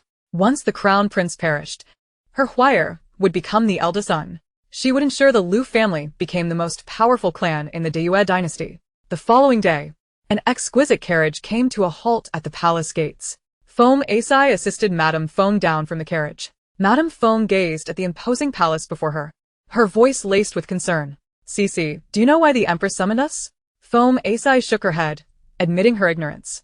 She too was filled with curiosity. Yesterday, she had just entered the palace, and today, the esteemed consort Chen unexpectedly summoned her once again. Could it be that the princess has fallen ill again? But what purpose would her mother serve in this matter? With their hearts laden with confusion, they stepped into the Bihua Palace. Upon entering the hall, they discovered that consort Chen was already awaiting them, seated beside a delicate little girl, sculpted like jade. The humble servant pays her respects to consort Chen and the fifth princess. They both immediately bowed in reverence. Please rise. There is no need for such formality. Do take a seat, consort Chen said with a gentle smile. Madame Foam, I am truly grateful to Miss Foam for assisting in the prompt speech of Sui. I am indebted to you. Madame Foam, taken aback by the praise, quickly replied, Your Highness is too kind. The young princess, with her innocent eyes twinkling, interjected, Sister Foam is truly remarkable, more so than the physicians in the Imperial Medical Bureau. Her childish remark elicited a light laugh from Madame Foam. Your Highness, you flatter me. The little girl merely possesses a rudimentary understanding of medicine, hardly comparable to the esteemed physicians of the Imperial Medical Bureau. Sui shook her head and approached Madame Foam. How can that not be compared? Just the other day, I was unable to speak, and the chief physician, Su, could find no cause for it. It was only with Sister Feng's help that I regained my voice. Is that not impressive? Moreover, She identified the source of my ailment with just a pulse diagnosis and cured me with a single acupuncture treatment. One might even call her a divine healer. Madame Fong was momentarily stunned. She was aware that her daughter, Sire, had been studying medicine under the elder lady, but she had previously thought it merely a pastime, never considering it seriously. To her surprise, Sire's medical skills were indeed quite exceptional. Sui continued earnestly, Madame Fong, with Sister Feng's remarkable skills, why not establish a clinic? Wouldn't that allow her to save more lives? Madame Fong appeared taken aback by such an audacious suggestion, her brows furrowing in disapproval. Your Highness, you jest. What woman could possibly run a clinic? Such a notion would be utterly disgraceful. Sire's long lashes fluttered downcast at her mother's words. She had anticipated her mother's disapproval. Sui, unfazed, took unsteady steps and insisted, why can't it be compared? I believe what Madame Fong said is incorrect. Helping others, healing the sick, is indeed a meritorious deed. With Sister Feng's extraordinary medical talents, she could very well be a reincarnated bodhisattva, sent to alleviate suffering. Is it not against the will of heaven to prevent her from healing others? Madame Fong was left speechless. How was she defying the heavens? Consort Chun, however, smiled with amusement, unable to stifle a gentle shake of her head. Who would have thought that such profound reasoning would come from one so young? Yet, Madame Fong remained unconvinced, her frown still evident and her silence unyielding. Consort Chun took a sip of tea and spoke slowly. I understand the predicament you face, Madame Fong. It is uncommon for women in Diuet to engage in commerce, especially for a family such as yours, known for its scholarly pursuits. However, there are ways to navigate this issue, without conflict. Madame Fong raised her brows in curiosity. What do you propose? Sui stifled a giggle. Aha. Madame Feng's attitude is softening. This plan is sure to succeed. Consort Chun smiled slyly. If we ensure that no one knows Miss Fong is from your family, it would work perfectly. She could practice medicine veiled, with her attendants disguised, making it impossible for others to recognize her. The clinic setup could be arranged uniquely. Patients and doctors could be separated by a screen, allowing Miss Fong to diagnose and observe without compromising her safety. Madame Fong pondered this suggestion. It indeed sounded feasible. Yet, Sui sensed Madame Feng's hesitation and quickly winked at Sire. Sister Fong, it is your turn. Sire understood immediately, kneeling before Madame Fong. Mother, I have always been obedient and understanding, never once asking for anything. This time, allow me to indulge in my desires. Grandmother, confined to the inner quarters, laments her inability to practice her skills daily. Do you wish for me to share her fate? The greatest aspiration of a healer is to save lives. Beyond that, there is nothing else that I seek. Sire's voice grew more impassioned, her eyes glistening with unshed tears. Madame Feng's heart softened. Her daughter had always been strong and sensible. She had never seen her so emotionally affected. Very well, I shall grant your wish. Consort Chun and Sui exchanged triumphant smiles. Success. At the Fong residence, what? Establishing a clinic? This is utterly unacceptable. I cannot agree. Minister Fong exclaimed, returning from court, his temper flaring at Madame Feng's revelation. Madame Fong refused to back down, shooting him a fierce glare. Why must you raise your voice? Minister Fong immediately softened, smiling ingratiatingly at Madame Fong. My dear, hear me out. It is exceedingly rare for women to open shops in Diuet, especially for a family of scholars like ours. Madame Fong retorted. And that is why we have Sire don a veil while practicing. If no one recognizes her, what is the harm? Even if someone does recognize her, we can deny it. Who has the evidence? Minister Fong opened his mouth to protest. But, seeing his hesitation, Madame Fong stamped her foot in frustration, then feigned a sob, dabbing at her eyes with her handkerchief. I knew it. You do not care for Sire at all. Minister Fong, alarmed, quickly defended himself. How could I not care for Sire? She is our only daughter, obedient and understanding, always cherished. Madame Fong glared at him. Then why not fulfill Sire's wishes? She has never asked for anything since childhood. Now she simply wishes to heal the sick, yet you persist in your objections. With that, Madame Fong broke into tears once more. Oh, my poor Sire. How could you be such a heartless father? My precious daughter. Minister Fong, exasperated, waved his hand. Softening his tone, he finally conceded. All right, my dear. Please stop crying. I will agree to your request. Madame Fong instantly ceased her tears, blinking at him in disbelief. Really? He nodded, albeit reluctantly. Yes, really. Sire, who had been eavesdropping outside, could no longer contain her excitement and burst through the door, bowing to her parents. Her voice brimmed with joy. "Thank you, father. Thank you, mother." Minister Feng gazed at the radiant smile on Sire's face and couldn't he help but let out a long sigh. It was the first time he had seen her so happy. "Very well, as long as my daughter and wife are content, let others say what they will. If this affects Sire's marriage prospects, then so be it. I shall support my daughter for a lifetime." As night descended upon the outskirts of the capital, a group of cloaked figures lay in ambush on a small hillside, their eyes fixed intently on a splendid carriage approaching them. The carriage, exquisitely crafted, bore a jade pendant at its front. The leader of the black-clad men instantly recognized it as the carriage of the crown prince. Surely, Master Yunqing was inside. He gestured to his comrades, and they sprang into action, drawing their swords and charging towards the carriage. Chapter 22. As long as one does not die. Fight to the bitter end. The coachman screamed in alarm. "Ah, assassins." The black-clad men grinned coldly, swiftly dispatching the coachman. The rest of the ambushers worked in unison, quickly eliminating the guards surrounding the carriage. One of the assailants nimbly leaped onto the carriage and forcefully pulled back the curtain. Under the cold moonlight, he was shocked to find the carriage empty. There was not a single person inside. Sensing something was amiss, he abruptly turned his head. However, they soon discovered that a formidable battalion was currently stationed on the very hillside where they had laid their ambush. The crowd of heads loomed ominously, exuding an air of oppression, and the glint of cold steel from their swords sent shivers down one's spine. The men in black immediately formed a tight circle, attempting to break the deadlock, but alas, it was too late.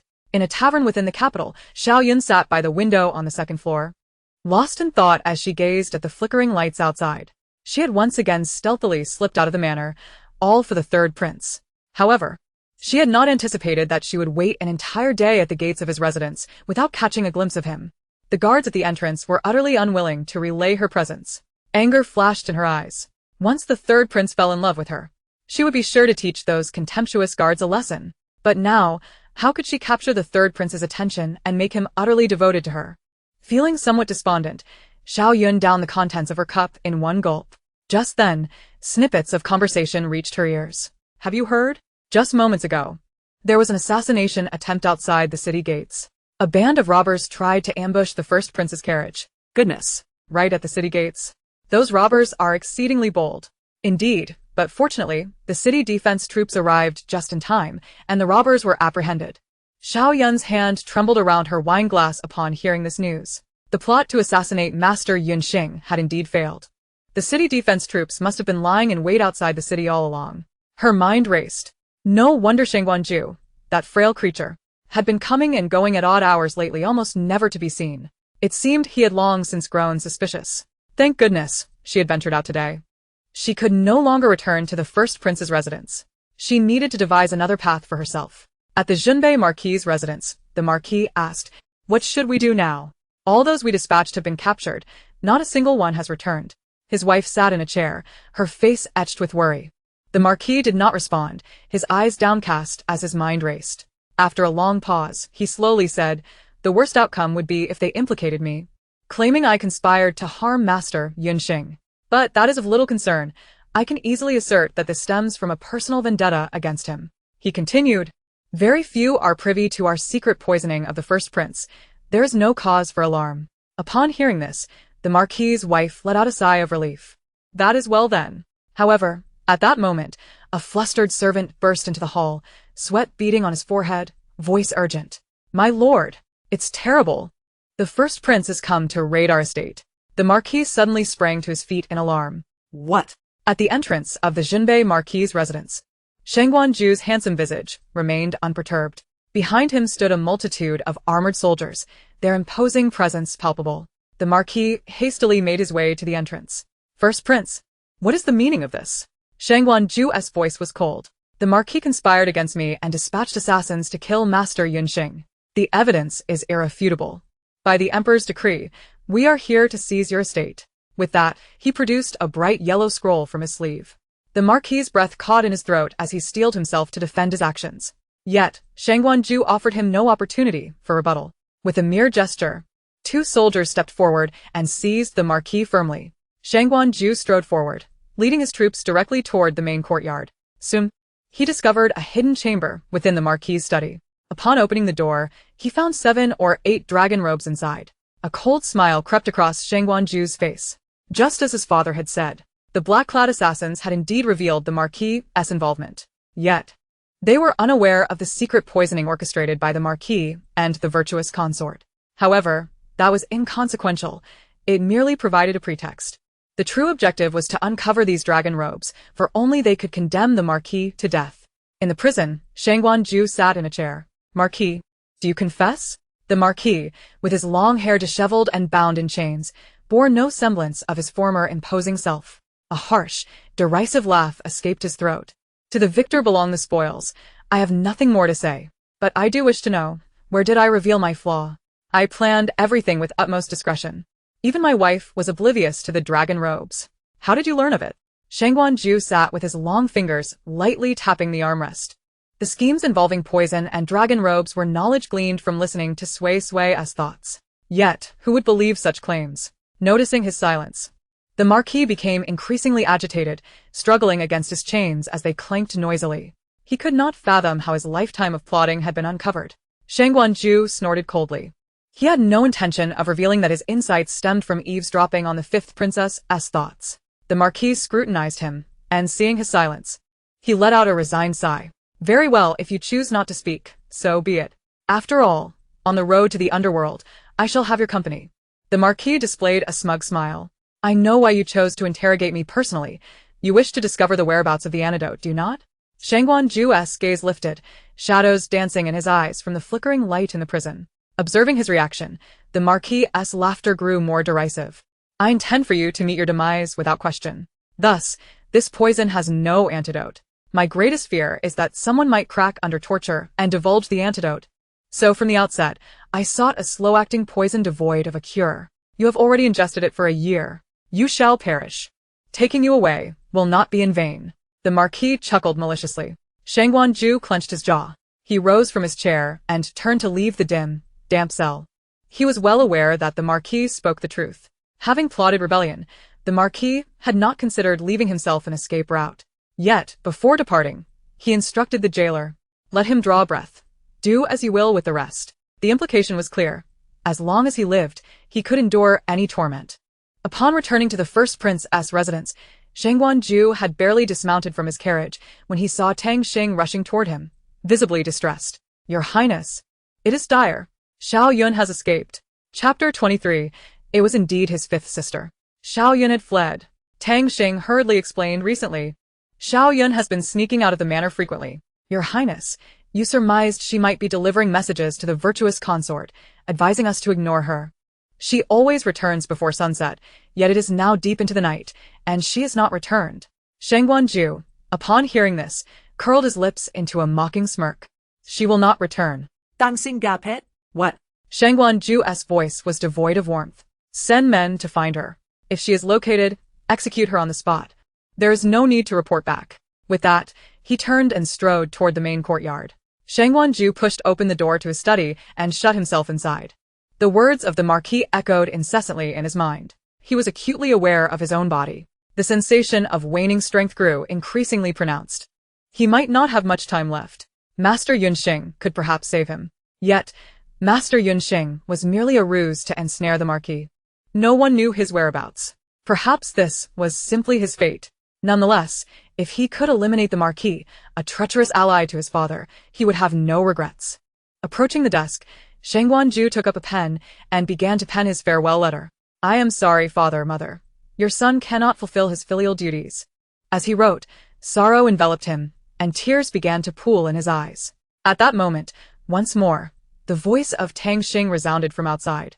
Your Highness, the Emperor and the fifth princess have arrived, and they have brought along a young lady. Soon after, a tender, melodious child's voice echoed, Big brother, be a good boy and open the door quickly. I want to come in. It was undoubtedly his youngest sister, Suayu. Sua Ju hastily rubbed his eyes to restore his composure before making his way to the door.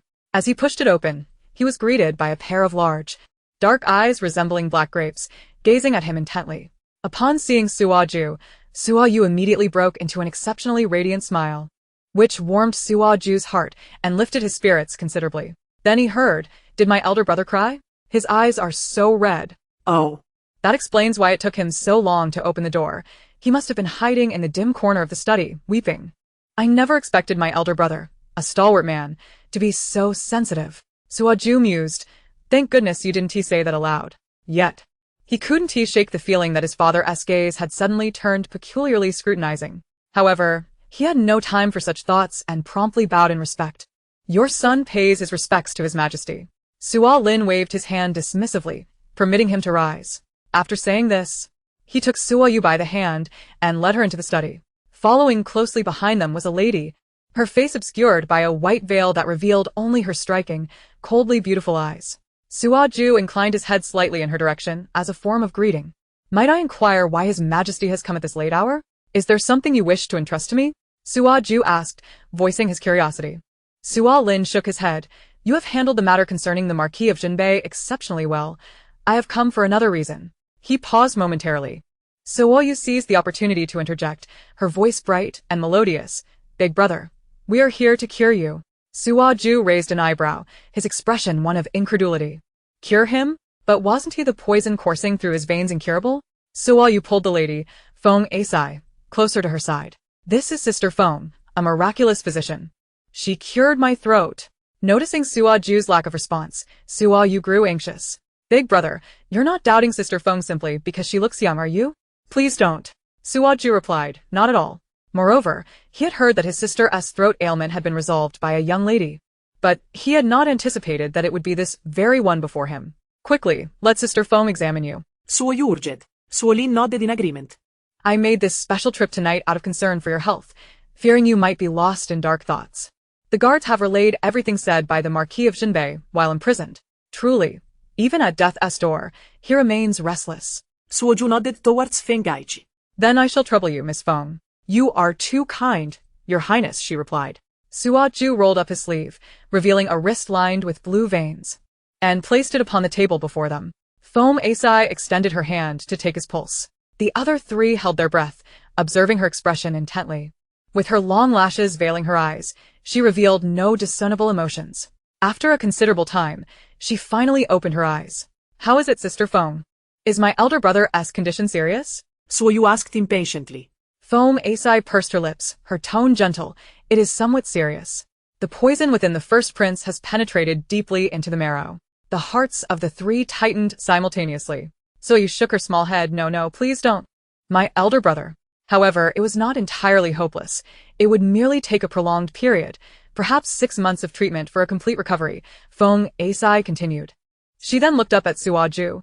Additionally, Your Highness will need to take medicinal baths daily for an hour. Is that acceptable? Sua Ju nodded vigorously. Yes. That is perfectly fine. Instantly, the three of them exhaled in relief. Yes. I knew Sister Feng would have a solution. Sister Feng is truly the best. Sua Ju couldn't help but smile faintly, feeling a sense of ease and joy that he had not experienced in a long while. The following day, the news of the Marquis of Jinbei being raided and sentenced to death for 3 major crimes sent shockwaves through the court. Soon, this information reached the imperial harem.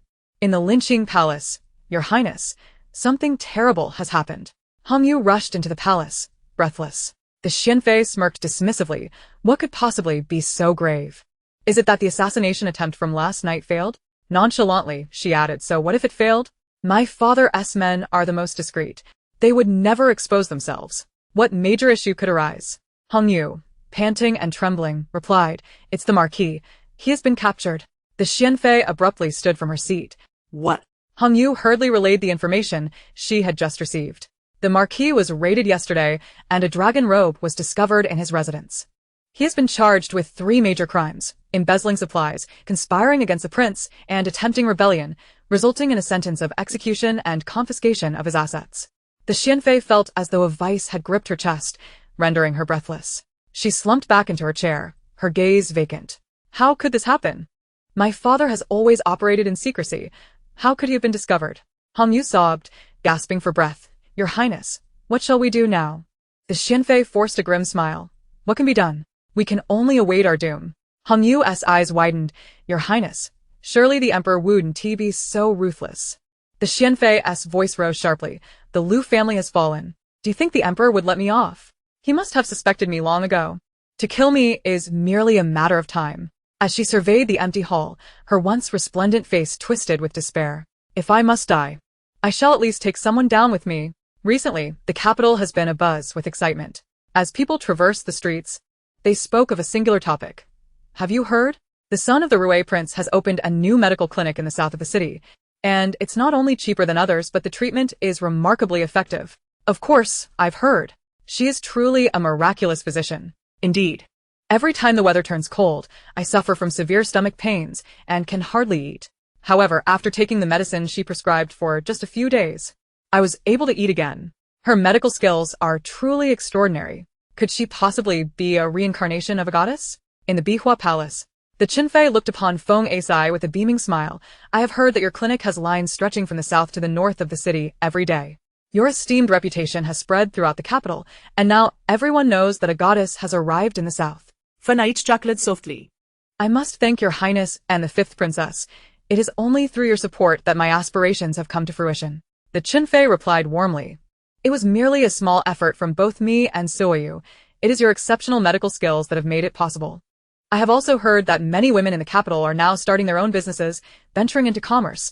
This is truly a wonderful development. Suoyu, who had been enjoying pastries nearby, nodded in agreement. Everyone just needed someone to take the first step. The risks of women engaging in commerce are indeed substantial. But now that they see someone succeeding, they naturally feel emboldened to try. The Qinfei turned to glance at her, a smile in her eyes. My Suoyu truly possesses a keen insight. After a leisurely chat, before departing, Feng Asai produced 3 jade vials and placed them on the table before them. These are ointments I specially formulated for treating bruises and injuries. They are quite effective. Sui blinked her eyes. Wow. Thank you, Sister Feng. Fanait smiled, Performed a courteous bow, and then took her leave. The Qinfei, observing the 3 jade vials on the table, instructed, Qingping, ensure these medicines are stored properly.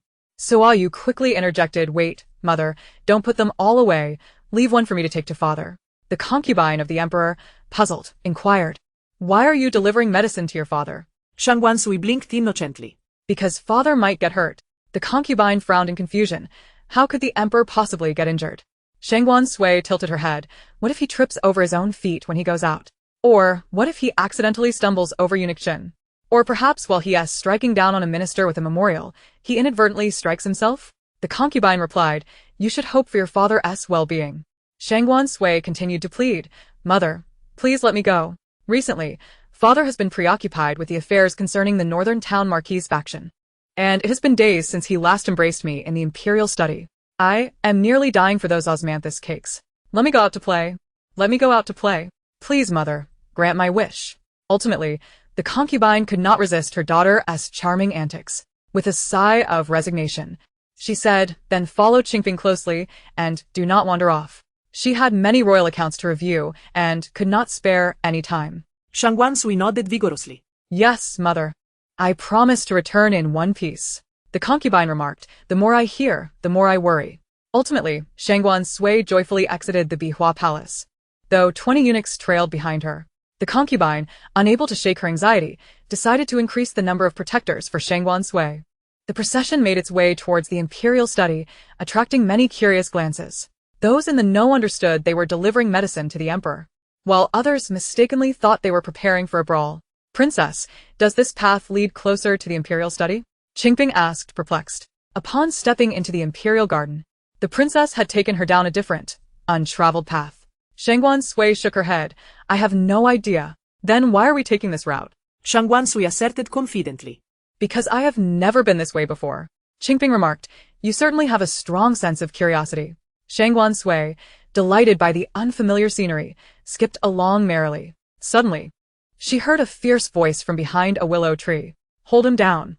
I will definitely beat him to death today. The words were fierce, yet the voice was undeniably youthful, revealing the speaker to be merely a child.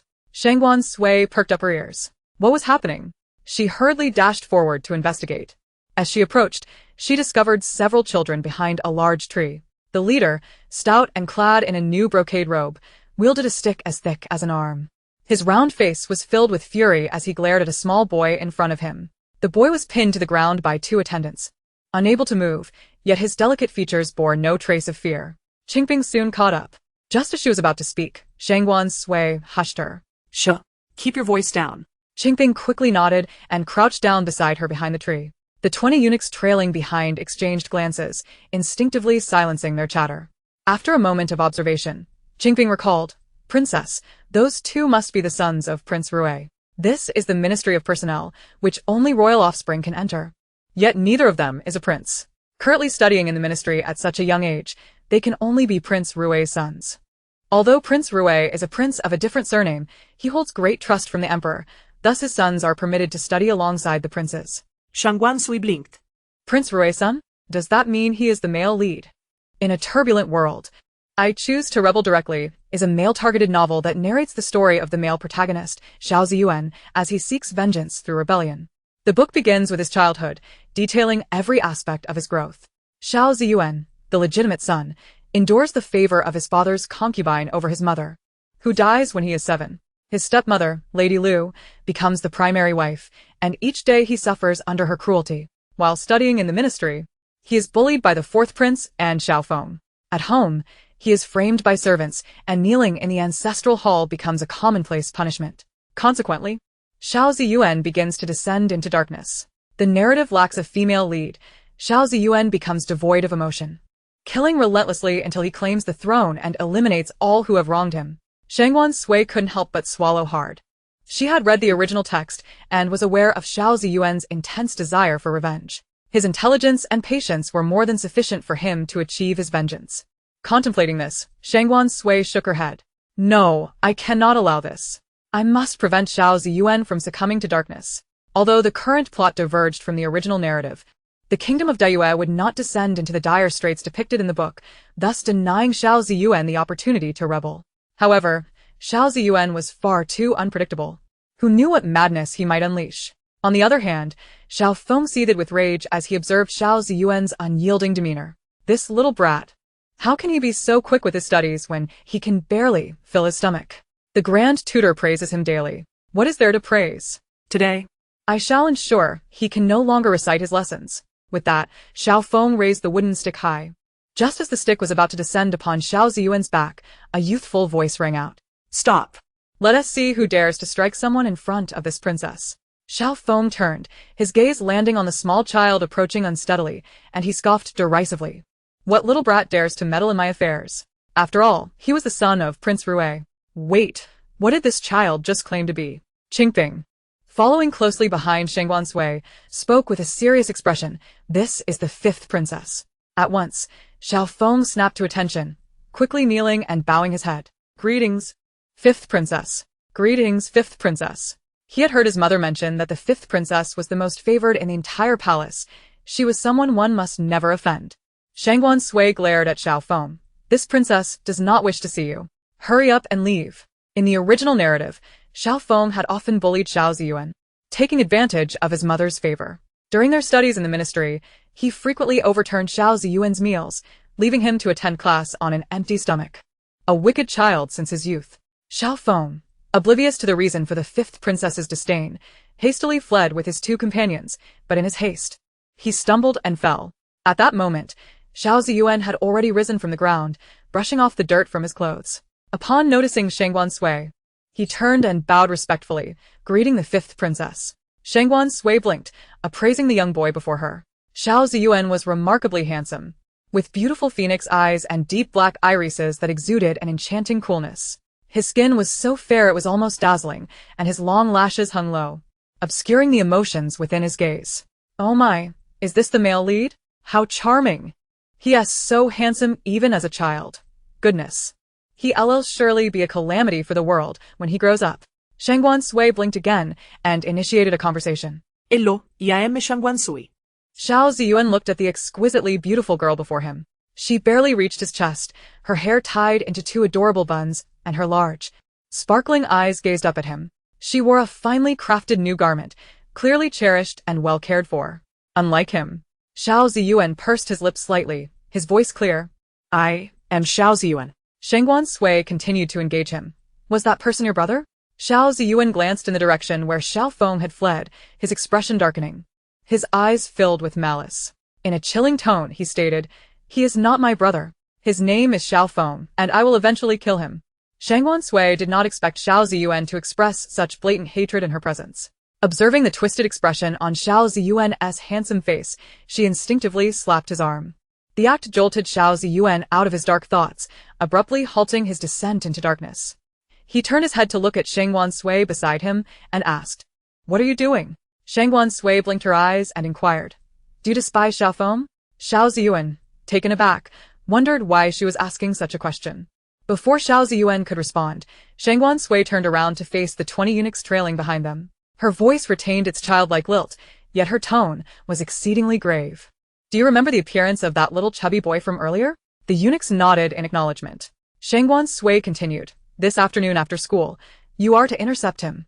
Wrap him in a sack and toss him into the nearby bushes, then give him a good beating." The eunuchs, too intimidated to voice any objections, immediately bowed in compliance. "We shall obey, Your Highness." Shangguan Sui nodded in satisfaction, then turned to raise an eyebrow at Xiao Ziyuan. "Do not worry, I will protect you from now on." Witnessing the entire exchange, Xiao Ziyuan felt a chill. Someone even more ruthless had appeared. Yet, indeed, he seemed to harbor less anger now. As Shangguan Sui observed the ferocity in Xiao Ziyuan's eyes gradually dissipate, she could not help but exhale in relief. Alas! It seems that Xiao Ziyuan's descent into darkness has been somewhat delayed. However, this is not sufficient. The true turning point in Xiao Ziyuan's life will occur this year when his mother, Song, passes away due to illness. Only by ensuring Song's survival can Xiao Ziyuan's descent into darkness be genuinely averted. Shangguan Sui resolved to find a quiet place to inform Xiao Ziyuan. "Qingping, wait here for a moment."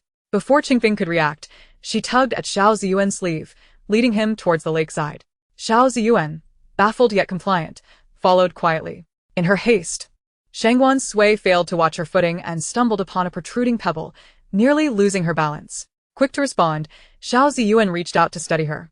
At the moment he grasped her small hand, he noticed that the noise around him had suddenly intensified. Oh, dear. That was close. What a close call. Curse this wretched pebble. Once Shangguan Sui regained her footing, Xiao Ziyuan released her hand, yet he discovered that the clamor had not subsided. Rather, it had grown even louder. Xiao Ziyuan's hands are so large. Is he truly only 7 years old? But I must say, I owe him a great debt, otherwise I might have fallen flat on my face. Xiao Ziyuan, he was now completely convinced that he was hearing Shangguan Sui's innermost thoughts, though he found it somewhat absurd. He quickly accepted the reality. Shangguan Sui bit her lip, her mind racing with contemplation. How should I broach the subject to ensure Xiao Ziyuan believes me? Surely, I cannot simply tell him that his mother is destined to die this year. Xiao Ziyuan? His mother is going to die this year? Shangguan Sui sighed. However, her death is no mere accident. She is poisoned. Xiao Ziyuan? Poisoned. The one behind the poisoning is Lady Lu, the favored concubine of Prince Rui, and the biological mother of Xiaofeng. Lady Lu bribed a maidservant named Taohong, who was close to Song, to secretly poison her medicine, which has led to Song's prolonged illness. Xiao Ziyuan felt his heart constrict violently. Taohong had served by his mother's side for many years, always obedient and loyal. He could hardly fathom that she would betray his mother, choosing to ally with Lady Lu and administer poison. A chill coursed through Xiao Ziyuan, his limbs turning cold. If Lady Lu succeeded, he would be left without a mother. Chapter 26. Does Sui miss father? Although he was unaware of how Shangguan Sui had come by this information, Xiao Ziyuan chose to trust her. After all, he had directly heard her heartfelt thoughts. No one would lie within their mind. Gradually shaking off the shock, Xiao Ziyuan forced himself to regain composure. He could not reveal that he could hear Shangguan Sui's thoughts, for it would surely frighten her, perhaps rendering her unable to think freely in the future. Given the frequency of her internal musings, he suspected it might suffocate her. He pressed his lips together and spoke in a calm tone. "Speak your mind. I am already 7 years old." Shangguan Sui was taken aback by his directness. "You're quite blunt for a child. Then, I shall not hold back." Clearing her throat, she delicately conveyed. "A friend of mine informed me that the maidservant Taohong in your household has been bribed by Lady Lu to secretly poison your mother's medicine." Xiao Ziyuan, this friend you speak of is none other than yourself, I assent it? He nodded, indicating his understanding. Shangguan Sui observed his calm reaction, her eyes widening in surprise.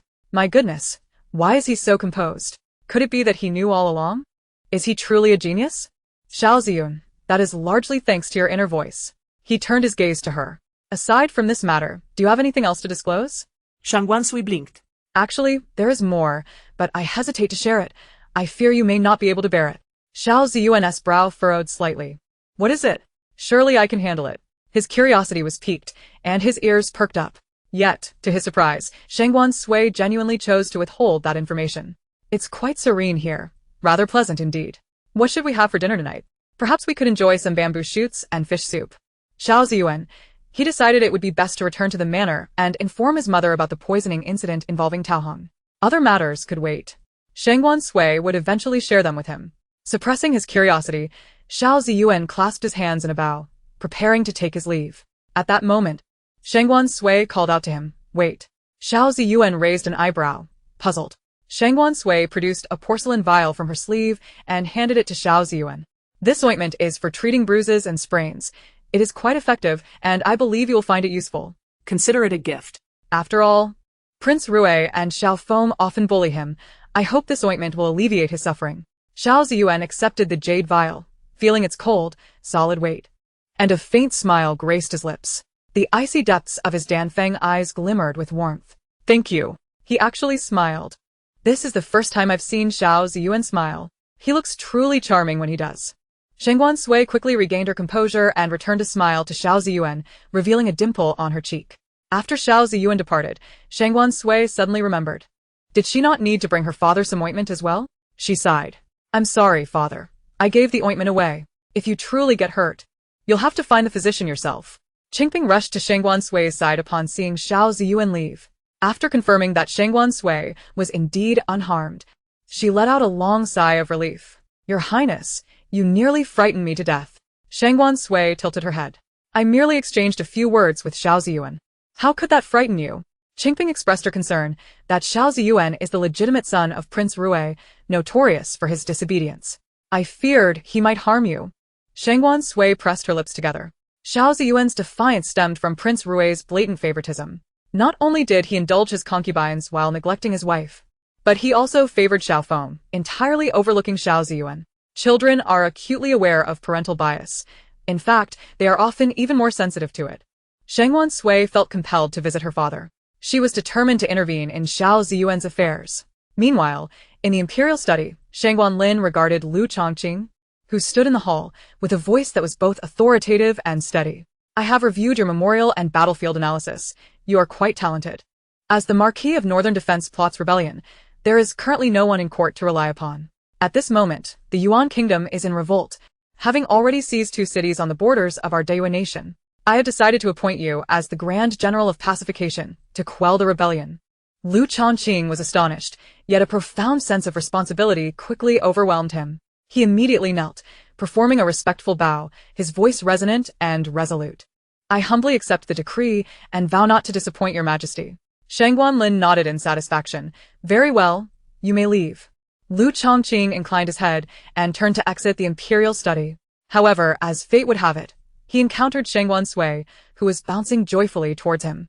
Upon spotting Lu Chongqing, Shangguan Sui waved enthusiastically while running. "Uncle." Wow.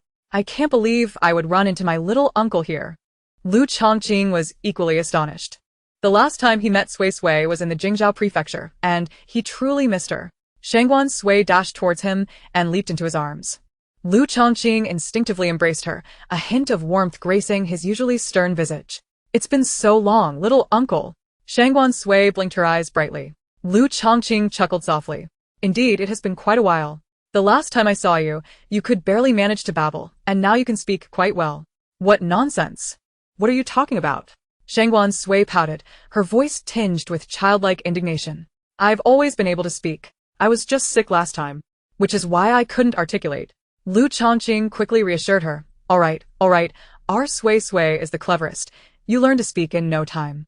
As he spoke, he removed a white jade pendant from his waist and presented it to Shangguan Sui. "How about this, dear Sui Sui?" Shangguan Sui's eyes sparkled upon seeing the pendant. "Ah, it's a jade pendant. Little money. I love little money." Lu Chongqing smiled. His assumption was indeed correct. Sui Sui was thoroughly enamored with it. She was undeniably a little money enthusiast. "Uncle, did you come to the imperial study to see my father for something important?" Lu Chongqing nodded. The emperor has appointed me as the general of pacification, tasked with leading a campaign against the Yuan kingdom. I shall be departing soon. Shangguan Sui's expression turned sorrowful. You must take care, uncle. Sui will await your return. Lu Chongqing nodded earnestly. When I return to the capital, I will bring gifts for Sui as well. He was aware he couldn't linger in the palace for long. After a brief conversation, he took his leave. Once Lu Chongqing departed, Shangguan Sui wandered back into the imperial study. It's been several days since I last visited the study. I still want to sneak away one of those magnificent gold bricks, Shangguan Lin remarked, without even needing to look up. I can tell it is his little daughter who has arrived. He set down his brush, descended from the dragon throne, and lifted Shangguan Sui into his arms, smiling broadly. Are you missing your father, my dear Sui? Chapter 27. Mother is not angry. Yes, I miss him, Shangguan Sui replied somewhat dismissively. In truth, not at all. Shangguan Lin silently wished he could remain oblivious to her inner thoughts. After a light exchange, Shangguan Sui eagerly broached the topic. Father, I just ran into Xiaozi. He is so pitiful. The Rui Wang treats him poorly, and I want to help him. Shangguan Lin pursed his lips, feeling conflicted. He had always refrained from meddling in the affairs of his subjects. He spoke slowly this. Shangguan Sui noticed her father's hesitation and couldn't help but internally scoff. If you don't intervene, just wait for Xiao Ziyuan to grow up and seek revenge, taking your head and usurping your throne. Shangguan Lin's heart skipped a beat. Xiao Ziyuan, he remembered. This was the very person Sui had mentioned, the one who would rebel in a decade or so. He hadn't realized he was so young at present. Surely, he wouldn't intend to. My father wouldn't he consider eliminating Xiao Ziyuan right now, would he? Shangguan Sui nestled beside the dragon throne, regarding Shangguan Lin with a quizzical expression. Surely not. Surely not. Shangguan Lin cleared his throat, avoiding her gaze. Oh no. He had been discovered. Shangguan Sui laughed lightly. Then it seems he is indeed overthinking. If Xiao Ziyuan were to die, the story would surely unravel. No one could predict what might transpire next. Moreover, Xiao Ziyuan has done nothing wrong. He is clearly a victim himself. Xiao Ziyuan's descent into darkness stems from the abuse he has endured. The root of the issue lies with the biased Rui Wang, the father who favors his concubines over his wife, indulging Lu Yinyang and Xiao Feng. After listening to Sui's thoughts, Shangguan Lin began to comprehend the situation. Xiao Ziyuan had suffered abuse in his childhood, which had led to his eventual dark transformation. Clearly, he needed to take action. Shangguan Lin turned to Shangguan Sui. What do you think we can do to assist Xiao Ziyuan? Shangguan Sui pondered for a moment. We should summon the Rui Wang to the palace. Give him a stern talking to and intimidate him a little. Let's see how he reacts before deciding on further action. After all, we can't just kill the Rui Wang. Xiao Ziyuan's mother, the Song clan, is quite fond of him. Moreover, Song is currently gravely ill. Shangguan Lin nodded, pleased with Shangguan Sui's suggestion. The Xiao clan was the only foreign royal family in the Deyue dynasty, with their ancestor being a founding hero of the nation, granted noble titles and privileges. The legitimate eldest son of the Xiao clan could inherit the throne and become the Rui Wang. The descendants of the Xiao family had always been impressive, and even now, their power and status remained formidable.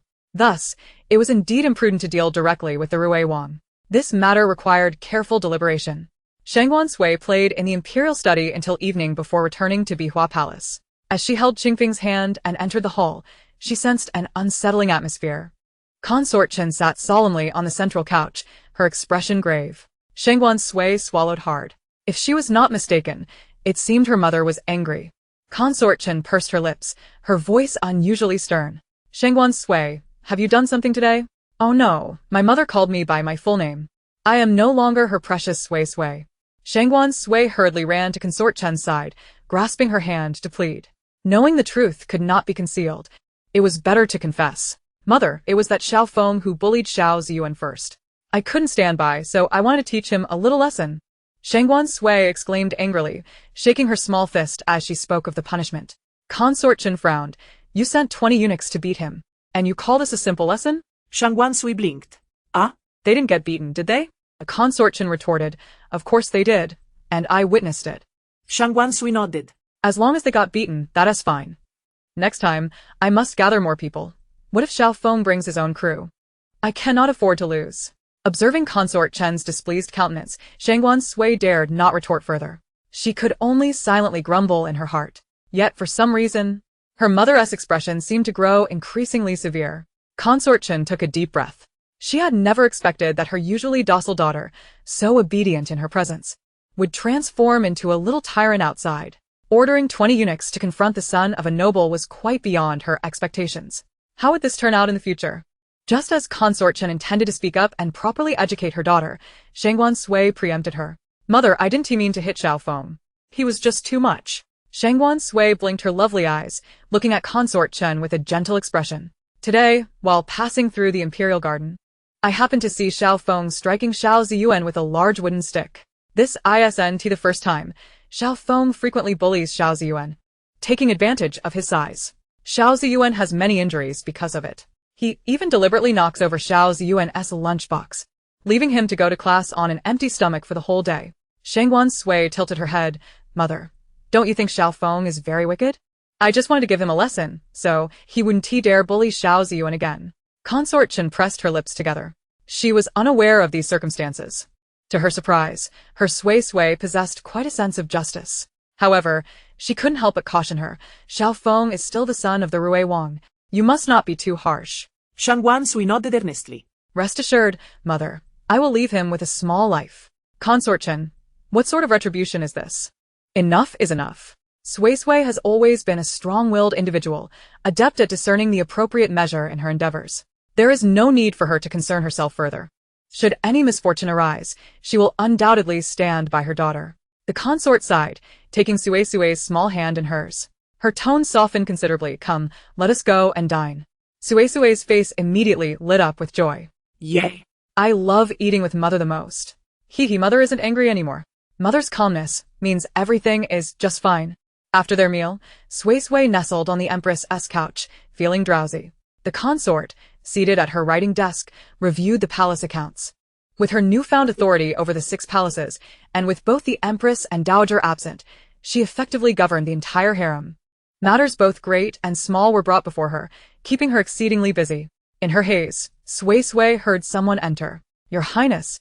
2 new maidservants have been sent from the Ministry of Internal Affairs, one named Suizhu, and the other Ziyu. The consort nodded, acknowledging, understood, please have them come in. Upon hearing the names, Sui jolted awake. Ah! This Ziyu belongs to the virtuous consort. Chapter 28. I want to feed Mother the medicine myself. Humph. I never expected that the virtuous consort would remain so obstinate. She still harbors intentions to covertly harm Mother.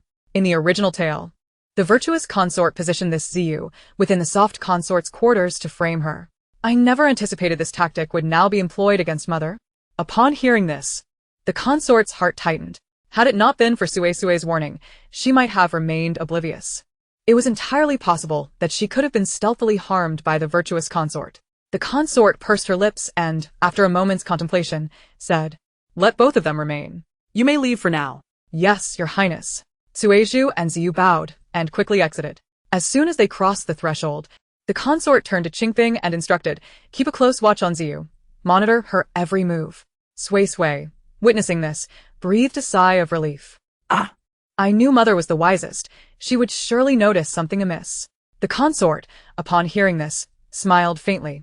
At the residence of Prince Rui, Concubine Li gazed at her son, whose face was swollen and bruised, her hands trembling. My child, what has happened? Xiao Feng cried out loudly. Whoa, I don't know.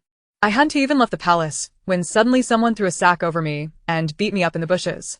Concubine Li furrowed her brow. Did you offend someone? Xiao Feng wailed even louder. Whoa, Mother, I don't know. Concubine Li gently stroked Xiao Feng's head, comforting him. My dear child, tell your mother. Who did you encounter upon entering the palace today? Xiao Feng paused to sobbing, squinting his small eyes in deep thought. I met the 5th princess today. Concubine Li frowned. Was there anyone else besides the 5th princess? Xiao Feng blinked, shaking his head vacantly. No, just the 5th princess. Concubine Li pondered. Currently, the 5th princess is the emperor's favorite child, with her birth mother, the consort Chen, assuming control over the 6 palaces. The Lu family's status is steadily rising, and their younger son has been exceptionally promoted to the position of general of the Northern Expedition, overseeing military affairs. Such a figure is not someone they could afford to offend. But why would the 5th princess send someone to harm Xiao Feng? Concubine Li inquired. What were you doing when you encountered the 5th princess? Xiao Feng, with a defiant expression and proud tone, replied, I was hitting Xiao Ziyuan with a stick. Concubine Li understood. It must have been that the fifth princess was angered upon witnessing Xiao Feng's aggression. She advised, "You must refrain from openly bullying Xiao Ziyuan in the future, lest you provide others with ammunition." Xiao Feng, wide-eyed, asked Mother, "What is ammunition?" Can it be eaten? Mother wants to eat ammunition. Concubine Li thought to herself that her Xiao Feng may be a bit dull, but that is all right. Perhaps he will grow wiser with time. For now, he is simply a playful child. Seeing Concubine Lu fall silent, Xiao Feng began to wail again. "Mother! Today I heard someone say behind my back that I am a bastardee. Xiao Ziyuan is the legitimate son. I don't want to be a bastardee. Mother! I don't want to be a bastardee." Concubine Lu embraced Xiao Feng, patting his head and reassuring him, There, you will not be a bastardee. You will not be a bastrode." At her soothing words, Xiao Feng gradually quieted down. Concubine Lu gazed out the window, a glint of chill flashing in her eyes. "Rest assured, my dear Fenger, I will ensure you become the legitimate son. The title of princess will one day be mine." Meanwhile, in another courtyard of the Rue prince's residence, a bronze incense burner released wisps of white smoke. Within the gauzy curtains, persistent coughing echoed. Song Shi lay on the bed, her complexion pallid. "Your Highness, the medicine is ready." Tao Hong entered, holding a bowl of dark herbal concoction. Xiao Ziyuan's gaze turned icy upon seeing the bowl. Tao Hong, noticing his stare, felt her hand tremble uncontrollably. Why was the young master looking at her with such a gaze? Had he discovered something? Surely not. She had concealed it well. Tao Hong felt uneasy, yet her long-standing habit compelled her to place the herbal medicine on the bedside table. She lifted the curtain and gently said, "Your Highness, it's time for your medicine." Tao Hong raised the bowl, preparing to feed her as usual. Wait. Xiao Ziyuan's youthful yet cold voice interrupted. Tao Hong's hand trembled again. Even Song Shi took note of the commotion. "What is it?" Tao Hong opened her mouth to speak, but was cut off by Xiao Ziyuan, who stepped closer to the bed, lowering his voice considerably. "I wish to feed Mother the medicine myself." Song Shi did not refuse, as this was her son's heartfelt gesture. Xiao Ziyuan turned to Tao Hong, his face devoid of emotion, revealing no hints of approval or discontent. "You may leave for now." Tao Hong nodded immediately, placing the medicine on the table, bowing and exiting. Xiao Ziyuan stared intently at the bowl of herbal medicine, his thin lips pressed tightly together. Song Shi's pale lips quivered. "What is it? Bring the medicine over." Seeing he had yet to move, Song Shi, with her weakened state, prepared to fetch it herself. At that moment, Xiao Ziyuan suddenly knelt on the ground, his expression earnest. "Mother, you must not drink this medicine. It is poisoned." Song Shi's body jolted, gripping the quilt tightly. "What did you say?" Xiao Ziyuan had already formulated his explanation. After all, he could not reveal that this information was gleaned from eavesdropping on the fifth princess. Surely Mother would not believe him. He paused before slowly articulating, "I witnessed Tao Hong secretly adding something to your medicine and conversing closely with someone from Lu Concubine's side." Song Shi immediately shook her head. "No, that's impossible. Tao Hong has been with me since she entered the palace. How could she betray me?" Xiao Ziyuan raised his head. "Does that mean Mother does not trust me?" Song Shi fell silent, helplessly replying, "Please get up. The ground is cold." Xiao Ziyuan shook his head, his small face resolute. "No, if Mother does not trust me, I will not stand. Furthermore, doesn't Mother find it strange? Mother has been drinking this medicine for so long. Yet there has been no improvement, and her condition has worsened. When I was little, Mother could still hold me to play, but now she can only lie in bed." Upon hearing this, Song Shi's initial doubts transformed into profound fear. An overwhelming sense of unease enveloped her. It seemed that indeed, it was the case. She lowered her gaze, her eyelashes fluttering. "Please get up. Mother believes you." As for Tao Hong. Chapter 29. The suffering child is already the head of the family. Song Shi sighed. "Tao Hong has accompanied me for so long, I cannot simply cast her aside." Her gaze fell upon the bowl of medicinal soup. "I shall not drink this medicine any longer." Xiao Ziyuan felt considerably relieved. "Mother, shall we find another doctor from outside to take a look?" Song Shi frowned, pondering for a moment before replying. "Very well. You shall go to the Shangshu room tomorrow, take the jade token from the Rue Wang residence, and summon a royal physician." Xiao Ziyuan nodded, "Yes, Mother." After exchanging a few more words, he returned to his room. Song Shi gazed at his departing figure, unable to suppress a gentle rub of her brow. At that moment, a maid entered. Upon recognizing her close attendant, Mingyue, she finally exhaled a breath of relief. Mingyue approached and inquired, "What troubles you, Wang Fei?" Songshi raised her gaze and softly instructed, "Go inform Tao Hong that the medicinal soup was accidentally spilled by Ziyuan and ask her to prepare another bowl. Keep a discreet watch on her to see if she adds anything unusual." Mingyue's heart skipped a beat, taken aback by the request. But she refrained from further comment and promptly left to carry out her task. Songshi sighed as she watched Mingyue's retreating figure. It was not that she doubted Ziyuan. Rather, he was simply too young, and misjudgments were possible. Tao Hong had been in her service since her marriage into the Rue Wang residence. But Mingyue was different. She had grown up alongside Songshi and would never betray her. An hour later, Mingyue stumbled through the door, her body trembling uncontrollably. Wang Fei. I saw it. Tao Hong, taking advantage of the absence of others, indeed secretly added a white powder to the medicinal soup. Songshi inhaled deeply, struggling to contain the tumultuous emotions within her. As expected, she murmured. Mingyue's expression was fraught with panic. "What should we do, Wang Fei? Who wishes to harm us?" Songshi scoffed coldly. "Who else could it be? In this residence, no one desires my demise more than she." The following day, "Mother, I am full," Shangguan Sui exclaimed, setting down her chopsticks, her eyes sparkling as she gazed at Chen Fei. Chen Fei sighed in resignation. "You wish to go out and play again?" Shangguan Sui nodded vigorously. "I want to stroll in the imperial garden and admire the flowers. I must hurry to find Xiao Ziyuan and inquire about Mother S' condition. I also need to send a message to Sister Feng. I have matters to discuss with her. I heard the imperial kitchen is experimenting with new pastries. I must go and taste them." Chen Fei remarked, "You certainly have a busy schedule." Noticing that Shangguan Sui had eaten quite a bit, she ultimately permitted her to leave. Hand in hand with Qingping, Shangguan Sui dashed out of Bihua Palace. After several days of running about, she had become quite adept at walking, her small feet moving swiftly towards the lakeside where she had conversed with Xiao Ziyuan the previous day. Chen Fei watched her departure with pursed lips. The emperor had been preoccupied with military affairs at the borders lately and had not taken Sui to the Shangshu room as he used to. Thus, Sui was now free to play outside daily. While it was harmless for a child to play, Sui was over 3 years old. Perhaps it was time for her to begin her studies? Yes. She would mention this to the emperor soon and arrange for Sui to attend classes at the Shangshu room. Upon reaching the lakeside, Shangguan Sui discovered that Xiao Ziyuan was already waiting for her. "Ah." Xiao Ziyuan is quite the eager one, arriving even before I did. Hearing her voice, Xiao Ziyuan turned around. Shangguan Sui waved at him and hurried over. Xiao Ziyuan bowed respectfully, greeting the princess. "There's no need for such formalities.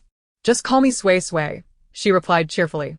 He nodded. "As you wish, Princess Sui. You're being deliberate, aren't you?" A hint of mirth sparkled in Xiao Ziyuan's eyes, though he quickly composed himself to discuss serious matters. "Indeed, as the princess mentioned, Tao Hong has been poisoning my mother. Last night, I witnessed her preparing another bowl of medicine while Mingyue, my mother's personal maid, secretly observed her from the shadows. Subsequently, both bowls of medicine were disposed of beneath the large tree in the backyard. It appears my mother has now fully placed her trust in me." Shangguan Sui regarded Xiao Ziyuan, noting the maturity on his youthful face, which belied his age. She sighed softly. The burdened child has taken on such responsibilities at an early age. She raised her gaze, her beautiful eyes locking with Xiao Ziyuan's. "Do you wish to save your mother?" Xiao Ziyuan nodded vigorously. "Of course." Shangguan Sui retrieved a small jade token from her bosom and handed it to him. "This is my palace token, inscribed with my name. Take it to a medical hall called Ningatang in the south of the city. Present this token, and the physician on duty will accompany you. She can save your mother." At this moment, Xiao Ziyuan had complete faith in Shangguan Sui's words. He accepted the token from her small hand, gazing at her earnestly. "Princess, I owe you my life. Henceforth, whatever you desire, I shall risk my life to fulfill." Shangguan Sui, her expression remaining neutral, replied, "Do not speak such words. Hurry, and use this to save your mother." Xiao Ziyuan nodded vigorously and turned to leave. As she watched his figure gradually fade from view, Shangguan Sui could not contain her joy and leapt in place, pumping her fist in triumph. "Yes, to have Xiao Ziyuan owe me a life is quite the windfall." After departing the lakeside, Xiao Ziyuan went directly to the Taifu to request an extended leave. Nothing was more important than tending to his mother's health. Holding the jade token, he made his way to the medical hall in the south of the city. As expected, just as Shangguan Sui had said, the physician simply glanced at the token he presented and readily agreed to accompany him, not even inquiring about his identity. In the Rue Wang residence, not good. Madam. I have heard that the Wang Fei has summoned another physician for consultation. Lu Shi's personal maid, Tianxiang, rushed in to report. Lu Shi furrowed her brow. What physician? Where is she from? Is she a royal physician? Tianxiang shook her head vigorously. It's a renowned female physician who has recently become quite famous in the capital. They call her the goddess of healing. Lu Shi scoffed, a mere girl. What could she possibly accomplish? No matter how skilled she is, it cannot surpass our Tao Hong's secret poisoning. Song Shi is doomed. She slightly tilted her head. Regarding Tianxiang. By the way, has Tao Hong sent any news? Tianxiang nodded. Tao Hong reported that everything is normal and there has been no unusual activity. Lu Shi then felt reassured. Very well. Instruct her to be cautious and not to raise any alarms. In the main courtyard of the Rue Wang residence, Xiao Ziyuan anxiously peered inside. After a while, the door swung open and Foam Asai emerged, lifting the curtain. Xiao Ziyuan immediately called out, How is my mother? Chapter 30. My father has quite the discerning eye. Foam Asai regarded the handsome young boy before her lips curving into a gentle smile. Rest assured, your mother is well. I have completed the treatment. She is feeling much better now. Upon hearing this, Xiao Ziyuan promptly bowed in gratitude. Thank you, doctor. With a slight nod, the veiled Foam Asai couldn't help but internally sigh.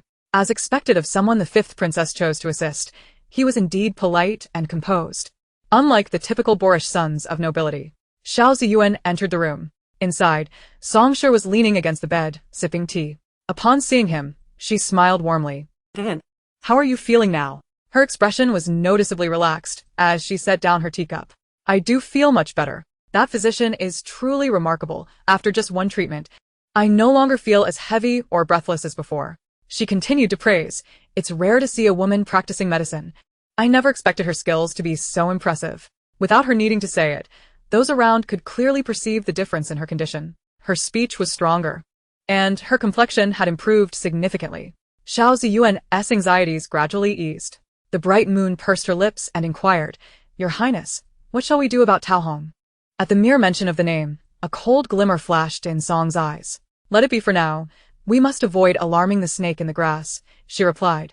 Before adding, From now on, I shall only consume the medicine you prepare for me.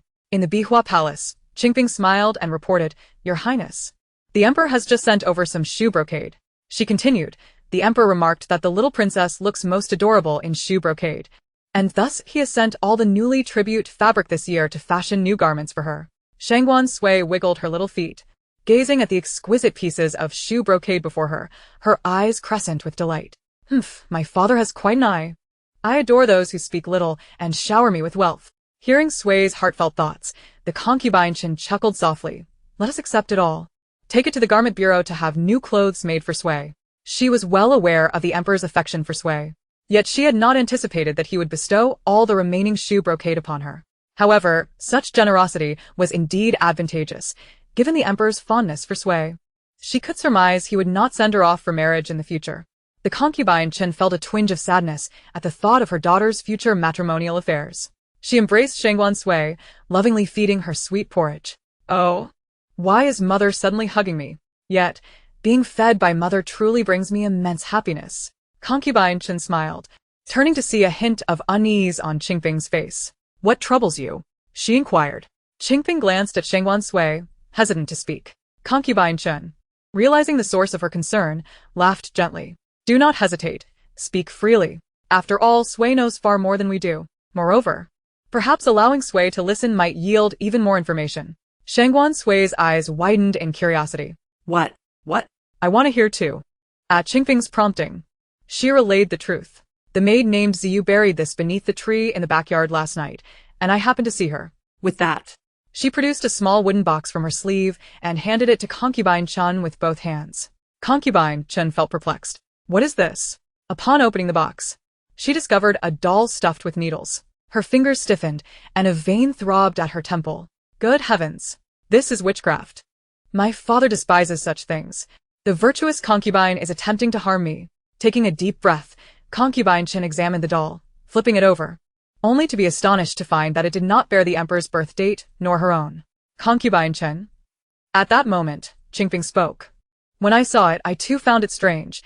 It does not belong to the Emperor, nor the Empress Dowager, or even to you, your Highness. Yet, I feel this date is eerily familiar, but I cannot recall whose it is.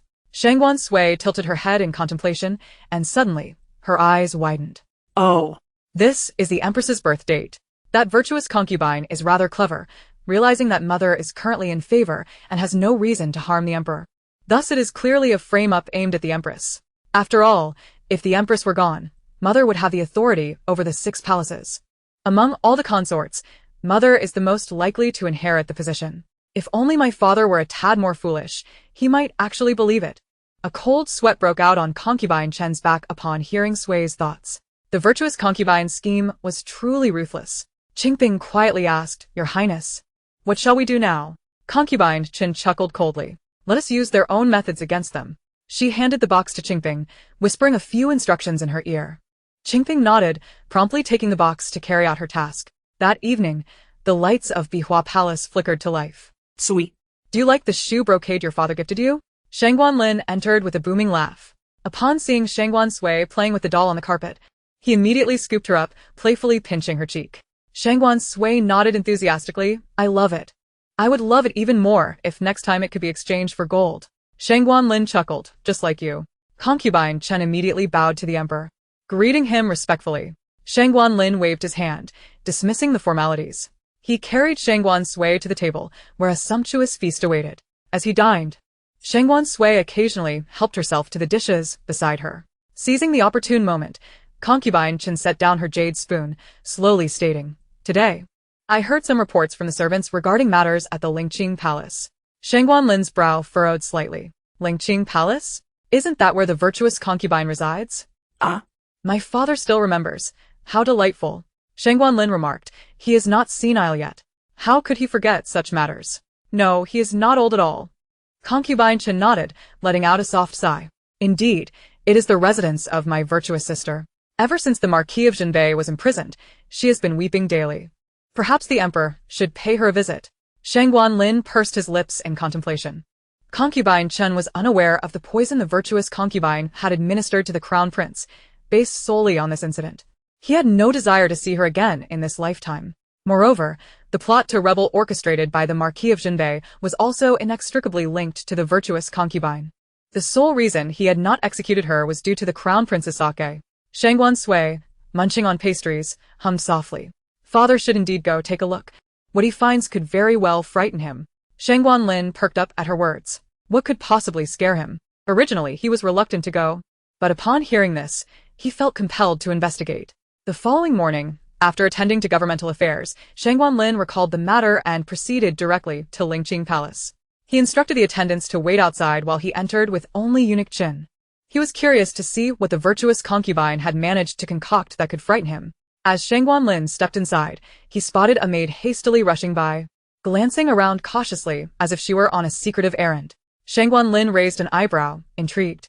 Eunuch Qin, noticing her, was about to reprimand the maid to halt, but Shangguan Lin raised his hand to stop him. "Silence, let us follow her and see what she is up to." Chapter 31. How could it be treachery against the Emperor? Shangguan Lin, accompanied by eunuch Qin, cautiously trailed the maid. Due to the virtuous concubine's confinement and the imprisonment of the Marquis of Jinbei, Lingqing Palace was indeed desolate. Following the maid to the backyard, they encountered no one else. The maid approached a large tree in the yard, dug through a small mound of earth beneath it, and retrieved a box. Shangguan Lin and eunuch Qin quickly approached, demanding in a stern voice, boldly, "What do you have there?" Startled, the maid trembled visibly, dropping the box from her hands. Upon turning to see the Emperor, she immediately knelt, trembling as she said, "This servant pays respects to the Emperor." Shangguan Lin exchanged a glance with eunuch Qin, who promptly stepped forward to seize the wooden box. The maid instinctively reached out to stop him but froze in fear at eunuch Qin's glare. Shangguan Lin opened the box to reveal a doll pierced with needles. He turned the doll around, discovering that it indeed bore his birth date. Eunuch Qin shouted sharply, "Impudent maid! Do not hesitate to confess. This is a crime that implicates 9 generations." The maid immediately bowed her head, blood seeping from her forehead. "Please forgive the servant. Your Majesty, this doll was not crafted by me. I beseech your Majesty to discern the truth. This doll was made by the virtuous concubine, who commanded me to bury it beneath the tree and cover it with blood for it to be effective." However, the maid's conscience weighs heavily upon her. The emperor is a wise monarch, and she harbors no desire to bring him harm. It is for this reason that she devised a plan to destroy the cursed doll while the virtuous consort napped. Shangguan Lin's countenance darkened, and a raging fire ignited within him. How infuriating! Initially, out of consideration for the third prince, he thought to confine the consort to the Linqing palace for life. Yet, he never anticipated her unwavering obstinacy. Who knows what further mischief she might conjure, if left unchecked. Clutching a box, Shangguan Lin strode purposefully towards the main hall. He forcefully flung open the grand doors, startling the dozing consort from her slumber. Hastily donning her outer robe, she rushed to ascertain the cause. Upon seeing Shangguan Lin, her eyes sparkled with surprise. "Your Majesty, what brings you here so suddenly?" Could it be that he had forgiven her? But her joy was short-lived. Shangguan Lin emitted a cold chuckle, hurling the wooden box at her feet. "Explain this to me." The box shattered upon impact, revealing a doll riddled with needles. The consort gasped in terror, rendered speechless as she stared at the grotesque figure. How could this doll be here? Shangguan Lin, observing her expression, spoke with a voice as frigid as ice. "This doll was discovered beneath a tree in your backyard, consort. You actually dared to resort to sorcery to plot against me." The consort felt her blood run cold, a chill of sweat trickling down her back. Plot against the emperor? How could that be? She immediately collapsed to the ground, flipping the doll over, her eyes widening in horror. It bore the emperor's birth date. Shangguan Lin had no intention of engaging in further dialogue. He declared, "Issue a decree. The consort has practiced sorcery. She is to be imprisoned in the dungeons and executed after autumn." Eunuch Chen nodded in compliance. Shangguan Lin cast a cold glance at the consort, who was now writhing on the ground like a madwoman, before turning to leave. The consort, witnessing his departure, struggled to plead for mercy. She sobbed, breathless, "Your Majesty, I am wronged. How could I dare to curse you?" Indeed, she had crafted that doll. But how had the birth date changed? Moreover, shouldn't this doll have been in the consort's palace? How did it end up in hers? What on earth was happening? Eunuch Chen waved his hand, and the guards stationed outside promptly dragged the consort from the Linqing palace towards the dungeons. Soon, the news spread throughout the entire imperial palace. In the Bihua palace, Qingping, upon hearing the news, rushed into the hall, her face alight with joy. Consort Chen, seeing her, gently hushed her before her gaze returned to the bed, where the satiated Shangguan Sui was dozing off. In a hushed tone, Qingping exclaimed, "Your Highness, it is done. The consort has been imprisoned." Consort Chen displayed little joy on her face, replying in a calm voice, "The maidservant who assisted us will be released from the palace at the end of the month. Before she leaves, give her 200 taels of silver to take home for her mother's medical expenses." Qingping nodded, "Yes, Your Highness, I will ensure it is done." Consort Chen gazed at the white smoke curling from the intricately carved incense burner, her lips pressed together. She had replaced the birth date behind the doll. She had also orchestrated the events that led the emperor to discover that doll in the Linqing palace. The consort sought to harm her. Once she had attempted it, there would surely be a second and a third time. She would show no mercy. Shangguan Sui was her precious treasure, and she must protect her daughter and herself. As Shangguan Sui drowsily listened to their conversation, a sigh escaped her lips. The consort truly brought this upon herself, but it is a pity for my third brother.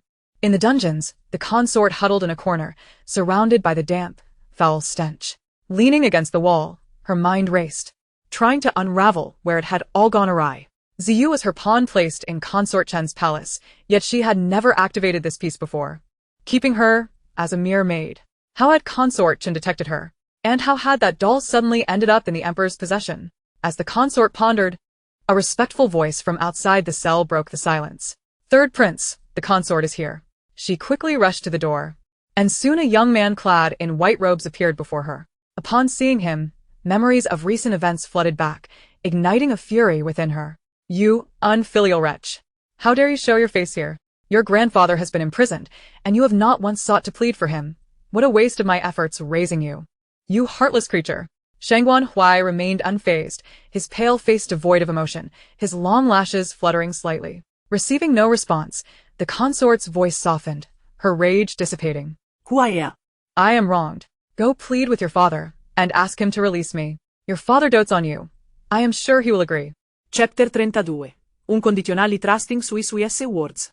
Shangguan Hui pressed his lips together, his voice clear as he replied slowly, "It would be futile for me to plead. Father will not listen to me." The The consort detested his gentle demeanor, finding it devoid of the assertiveness befitting a person of power, and her anger flared anew. How can you know it is futile if you do not even try? Kneel at the palace gates for 3 days, 5 days. Kneel until you die. If you do not go, I shall never acknowledge you as my son again. If it were not for your indecisiveness, your grandfather's plans would have succeeded long ago. How could I have borne such a useless son? You are a disgrace to the Liu family. A cold expression settled upon Shangguan Huai's handsome face. Upon learning of his mother's imprisonment in the dungeons that afternoon, he had rushed over, filled with concern. Yet, he found her unchanged, still embodying the traits he detested the most.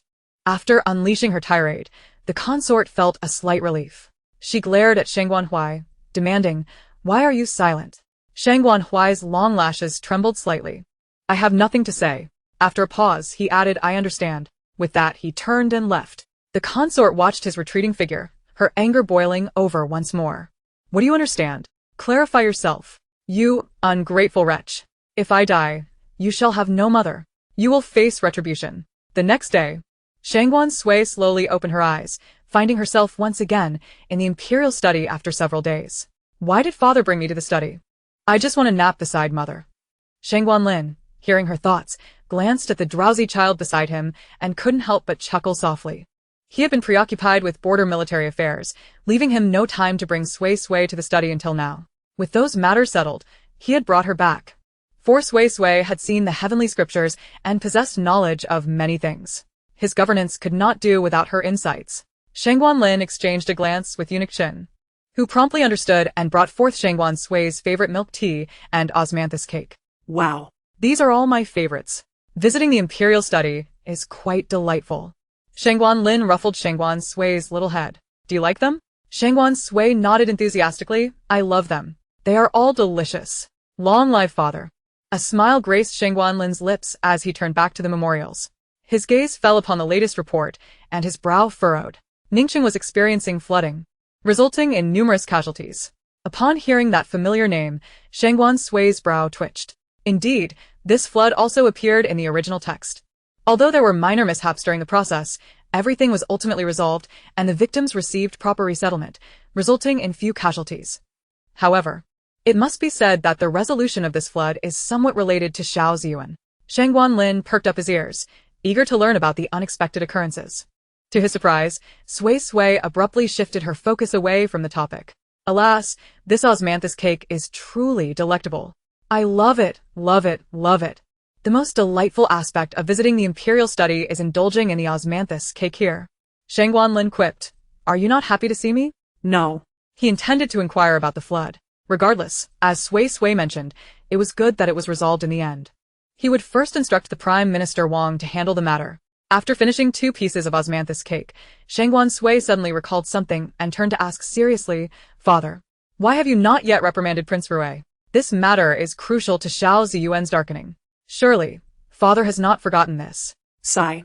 I have long said he has a poor memory." Shangguan Lin interjected, "He is not. He is not. His memory is quite good." Clearing his throat, Shangguan Lin explained, "I dispatched him to inspect Jiangdong some time ago. He is currently not in the capital. It is not that he has a poor memory." Shangguan Sui blinked her eyes. "When will he return?" After pondering for a moment, Shangguan Lin replied, "According to the latest reports, he should return tomorrow evening." Before Shangguan Sui could respond, a sharp voice rang out from outside. "The third prince requests an audience."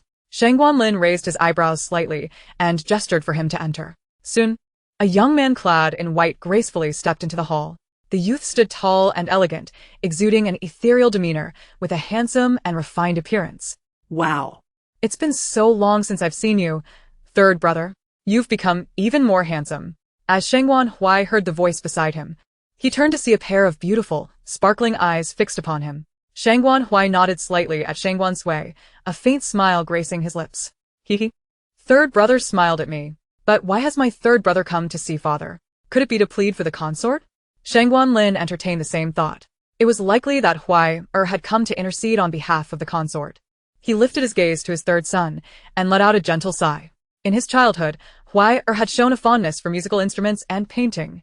He had initially thought that Huai was intentionally concealing his talents, knowing that his elder brother was the favored heir. Yet, it seemed that Huai genuinely cherished these pursuits.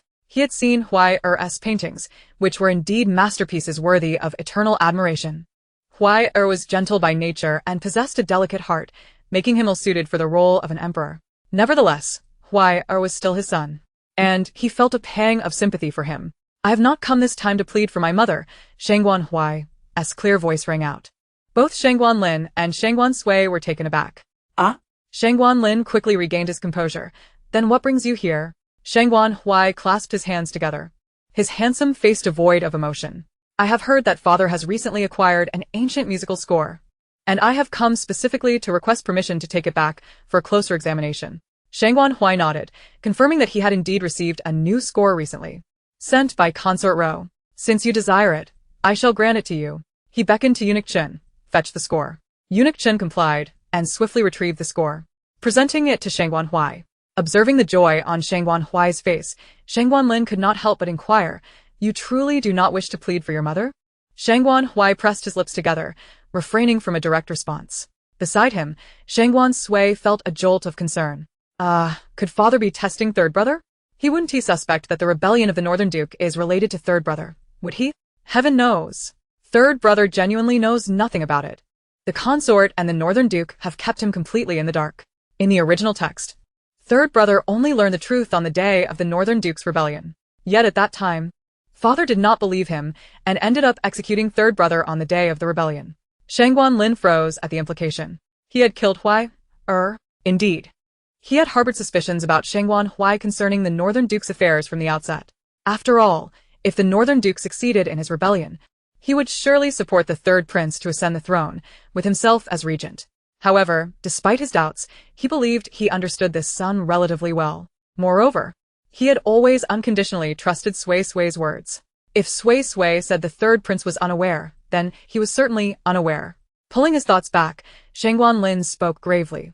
"As for the consort chapter 33 princess, the prince has returned." Shangguan Lin sighed softly. "I shall spare the consort's life, confining her to the cold palace without any attendants, allowing her to live out her remaining days in solitude." Shangguan Lin sighed deeply. The Northern Duke's clan had either rebelled or engaged in corruption, with many executed and others exiled. If he were to execute the consort as well, Huai-er's maternal family would be entirely eradicated. After all, Huai-er was his son, and he felt pain for him. Upon hearing this, Shangguan Hui knelt in gratitude. "I thank father for your great kindness." After bowing, Shangguan Hui turned and exited the imperial study. The cold autumn wind lifted his robes, rendering his silhouette particularly desolate and lonely. Shangguan Hui walked quietly alongside Qingyun. The previous night, upon returning from the dungeons, he lay on his bed, reflecting on his experiences from childhood to the present. He suddenly realized that his mother had never praised him. She was perpetually dissatisfied, often losing her temper with him. After striking him until he bled, she would abruptly apologize. To her, he was merely a pawn, a means to aid the Liu family in seizing power. His mother had never shown him affection. Thus, he spent an entire night without sleep. Consequently, he was indeed unprepared to plead for her today. As Shangguan Hui strolled leisurely along the cobblestone path, a sweet, youthful voice suddenly called out from behind. "Third brother." Shangguan Hui turned to see Shangguan Sui running towards him with her small legs, holding a small box. She dashed up to him, beaming brightly, her dimples evident as she smiled. "Third brother, Sui has come to bring you osmanthus cake." She opened the small wooden box in her hand, revealing 5 neatly arranged pieces of osmanthus cake. Shangguan Hui's heart instantly softened. He crouched down to meet those beautiful, large eyes. Unsure of what to say, he felt a warm sensation flow through him. Shangguan Sui picked up a piece of osmanthus cake and offered it to Shangguan Hui, her eyes blinking eagerly. "Osmanthus cake. It's delicious." Alas, third brother is truly pitiable. The relationship between him and the consort is indeed very complex. At this moment, third brother must also be feeling quite distressed. "I hope the sweet osmanthus cake can bring him a bit of joy." Shangguan Hui's lips curved into a tender smile. He accepted the piece of osmanthus cake and took a bite. Shangguan Sui cheerfully remarked, "Last time, third brother gave me cloud cakes. This time, I'll treat you to osmanthus cake." Hee. Third brother's smile is truly charming and gentle. Shangguan Hui felt enveloped by the fragrant aroma of osmanthus. After finishing the cake, his mouth lingered with a sweet aftertaste. He looked at the delicate little girl before him, a smile gracing his lips. Thank you, fifth sister. Shangguan Sui tilted her head. You can just call me Sui Sui from now on, third brother. Shangguan Sui responded with warmth. All right, Sui Sui. Just then, Qingping hurriedly approached from behind. Princess, you're running too fast. I can hardly keep up. Upon seeing Shangguan Sui, Qingping quickly bowed in greeting, paying her respects to the third prince. I was just about to take the princess back to Bihua Palace for lunch. Shangguan Sui waved his hand. Yes, you may take the princess back. Shangguan Sui presented the food box containing osmanthus cake to Shangguan Sui. It's all for you, third brother. Make sure to eat well, okay? Immediately after, Shangguan Sui took Qingping's hand and departed.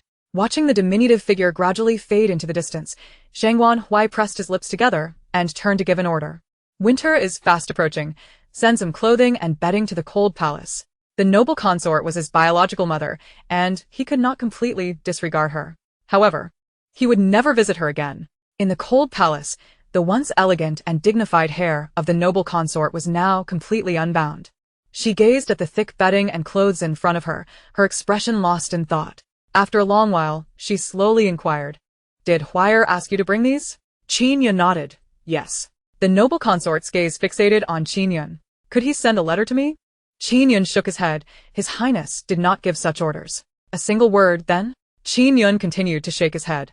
The noble consort swayed slightly, a faint, desolate smile gracing her lips. Not even a single word. Her son, in the end, wished to say nothing to her at all. After delivering the items, Qin Yun departed. The noble consort surveyed the dilapidated walls around her and the plush brocade quilt on the bed. Suddenly, she felt an overwhelming wave of sorrow. Had she erred in her ways? Yet, her father had taught her this since childhood. For the sake of the Lu family, for the sake of power. Every action was justified. But now, what was truly amiss? In the Rue Wangfu, princess. The Wangya has returned. He is heading toward the main courtyard. Mingyue pushed open the door with brisk enthusiasm to deliver the news. Song Shi, who had been practicing calligraphy at the table, immediately set down her brush and approached the mirror to rearrange her hair. A smile graced her lips, her face beaming with delight.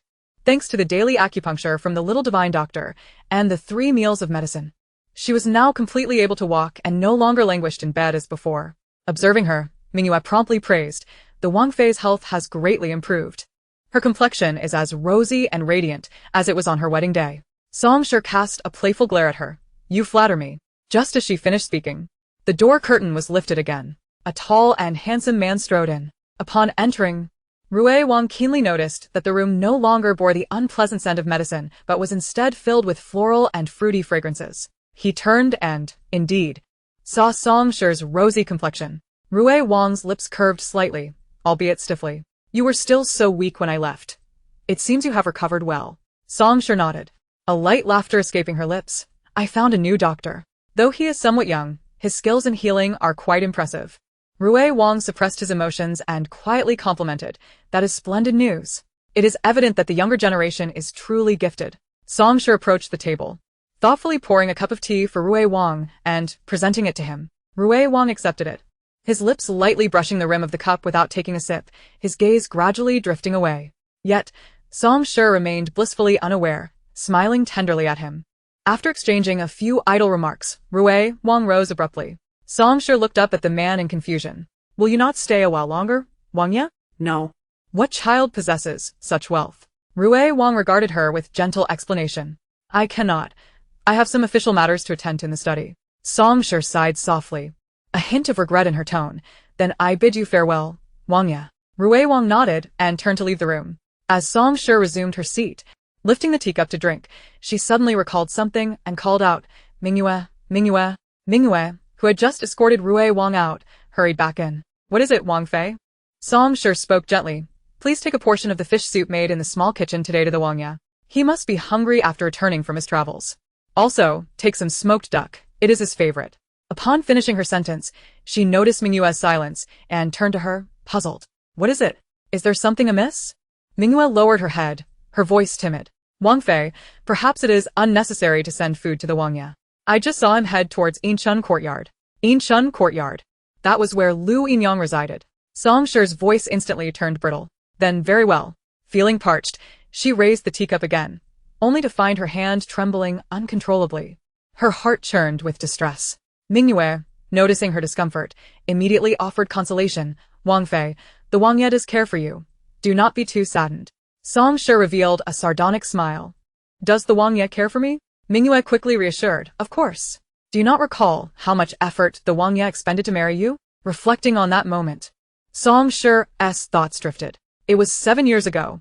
At that time, while the Song family was the wealthiest in Zhidong, she was merely the daughter of a merchant. Yet Rui Wang had insisted on marrying her, disregarding the objections of those around him, and even sought the emperor's decree. Remembering this, Song Shi's mood indeed lightened somewhat. The Wang Ye must have feelings for her after all. In Bihua Palace, Your Highness, a young boy just delivered a jade pendant, claiming it is for the little princess. Qingping held the pendant with both hands, presenting it to Chen Fei. Chen Fei furrowed her brow. What young boy? Does my daughter already have suitors at such a tender age? She took the pendant. Did the boy say anything else? Qingping nodded. He said he is the legitimate son of Rui Wangfu, named Xiao Ziyuan. Chen Fei's expression softened. Ah, so it is him. Last time, Sui seemed to have helped him. Just then, Shangguan Sui, who had been drowsily lounging on a noble lady's couch, perked up at the mention of Xiao Ziyuan's name. What pendant? Let me see it, quickly. Chen Fei chuckled helplessly as she handed the pendant to her. Shangguan Sui examined it closely, discovering it bore a simple landscape of lakes and mountains. Oh, this Xiao Ziyuan is quite clever. Fearing I cannot read, he specifically used a drawing to convey his message. Let us meet by the lake tomorrow morning. The following morning, Chief Eunuch Chen, following the emperor's orders, arrived at the appointed hour to escort Shangguan Sui to the imperial study, only to find she was absent. Chen Fei sipped her tea. The princess has matters to attend to today and cannot go to the study. Chen Eunuch questioned, what could a 3-year-old child possibly have to do? Surely, she spent her days eating and sleeping. He clasped his hands. I dare to inquire what affairs the princess has, lest I fail to report back to the emperor. Chen Fei, resigned, explained, the 5th princess has an appointment today. Shangguan Lin's voice turned icy. Who has she arranged to meet? He wished to see who possessed the audacity. Chief Eunuch Chen, sensing trouble, lowered his voice. It is the legitimate son of Rui Wangfu, Xiao Zun. Shangguan Lin's brow furrowed. Xiao Ziyuan? Is he not that so-called male lead? Shangguan Lin scoffed in frustration. Summon Rui Wang to the imperial study tomorrow. I must resolve this matter swiftly. I cannot allow Rui Wang's son to continue pursuing my precious Sui. By the lake, 2 children sat side by side on the grass. My mother's health has really improved. She can now enjoy the breeze in the courtyard. Xiao Ziyuan's voice carried a lightness. Shangguan Sui beamed, her eyes crescent-shaped with joy. Really? That is wonderful news. Xiao Ziyuan nodded earnestly. Indeed. As he spoke, he produced an exquisite wooden box and handed it to Shangguan Sui. This is for you. As a token of gratitude. Shangguan Sui accepted the box and opened it with her little hands, revealing a splendid golden bracelet adorned with intertwining vines and leaves. The golden bracelet is adorned with red and blue sapphires as well as pearls, creating a remarkably harmonious and opulent color scheme. Shangguan Sui's eyes widened in astonishment. Ah! This is simply the bracelet of my dreams. It's so splendid and resplendent. I adore it. Hearing Shangguan Sui's heartfelt exclamations, Xiao Ziyuan's lips curled into a subtle smile. He knew she would appreciate it. Shangguan Sui blinked her eyes and thought, this must be quite expensive. I cannot accept such a valuable gift. You should take it back. Please don't agree to this. Xiao Ziyuan chuckled lightly, saying, You saved my mother's life. No gift could ever compare to what you have done. In the end, Shangguan Sui reluctantly accepted the bracelet.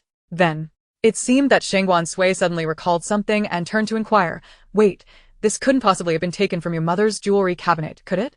Xiao Ziyuan responded helplessly. How could that be? I purchased this with my own savings from the treasure pavilion. The shopkeeper said it was the store's treasure, and I thought it was quite splendid. So I bought it. Shangguan Sui retorted.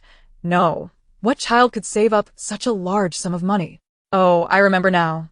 Xiao Ziyuan's maternal grandfather is the wealthiest man in Zhidong. After all, the region is affluent, and his grandfather is exceedingly wealthy. Xiao Ziyuan raised an eyebrow in surprise. He hadn't expected her to know this. Indeed, his maternal grandfather was quite wealthy. The New Year's gift money he received each year surpassed what he earned in a year at the Rui Wang mansion. Furthermore, his grandfather was very concerned about him and his mother, sending letters and silver monthly, fearing that they were not faring well at the Rui Wang mansion. As Xiao Ziyuan thought of his grandfather, his brow softened somewhat. But soon after, he could no longer smile. It's a pity that the Song family's downfall was also due to their wealth. The reason the Rui Wang married Xiao Ziyuan's mother was precisely to seize the Song family's riches. Xiao Ziyuan was rendered speechless by shock. Shangguan Sui stroked the large golden bracelet in the box, her mind flooded with the tales of the Song family and the Rui Wang that had surfaced in that moment. She pouted. The Rui Wang mansion only appears glorious on the surface. In reality, their assets have long been nearly squandered away. When the old Rui Wang was alive, there were still a dozen descendants of the Xiao family serving in the court, yet now only 3 remain. And they are merely minor officials. Even those minor officials were secured with bribes and coupled with the extravagant lifestyle of the Xiao family. A tremendous amount of money was required, which is why the Rui Wang decided to marry into the Song family. After the Song family entered the royal mansion, they worried for their daughter, sending money and land every month, fearing she would suffer any grievances in the mansion. The Rui Wang coveted the Song family's wealth and conspired with Concubine Li to poison Song Shi. Chapter 35. Is there something wrong with the fritillary powder? This weakened Song Shi to the point where she could only lie in bed, unable to manage affairs. The Rui Wang took this opportunity to seize all the land and shops sent by the Song family into his hands. He even had the audacity to claim it was to help Song Shi manage her affairs, but in truth, he used all that money to buy positions for the Xiao descendants, sustaining their lavish lifestyles. He even gifted a considerable sum to Concubine Li. Thus, for 8 years, the Rui Wang squandered the Song family's wealth. A full 8 years. Draining the blood of the Song family for 8 years. Song Shi was harmed to the point of severe illness, lying in bed while incessantly blaming her body for its weakness. Upon hearing this, Xiao Ziyuan's expression darkened immediately. His right fist clenched tightly, a torrent of thoughts swirling in his mind. No wonder his mother fell ill. No wonder the money his grandfather sent always vanished without a trace. No wonder Concubine Li and Xiao Feng grew increasingly extravagant each year. He understood everything. It all made sense. He had once heard Mingyue recount that after his mother married into the royal mansion, she initially felt somewhat unwell. The following year, she gave birth to him and then began to suffer from chronic illness. It turned out that from the moment his mother stepped into the royal mansion, what awaited her was a bottomless pit. A beast that devours without spitting out bones. A group of butchers sharpening their knives. All of this was caused by his heartless father. He would kill him. He would kill him sooner or later. After venting her frustrations, Shangguan Sui felt a sense of relief, but her anger lingered. That Rui Wang is truly despicable. So vile. What a scoundrel. But I still dare not tell Xiao Ziyuan the truth. What if he directly draws his sword and kills his father right now? Although, in the original story, he did indeed do just that after growing up. And as for Song Shi, she has always been in poor health. If she learns that all these years of marital affection were a facade, could she bear it? What if she suffers a stroke from anger? Shangguan Sui sighed.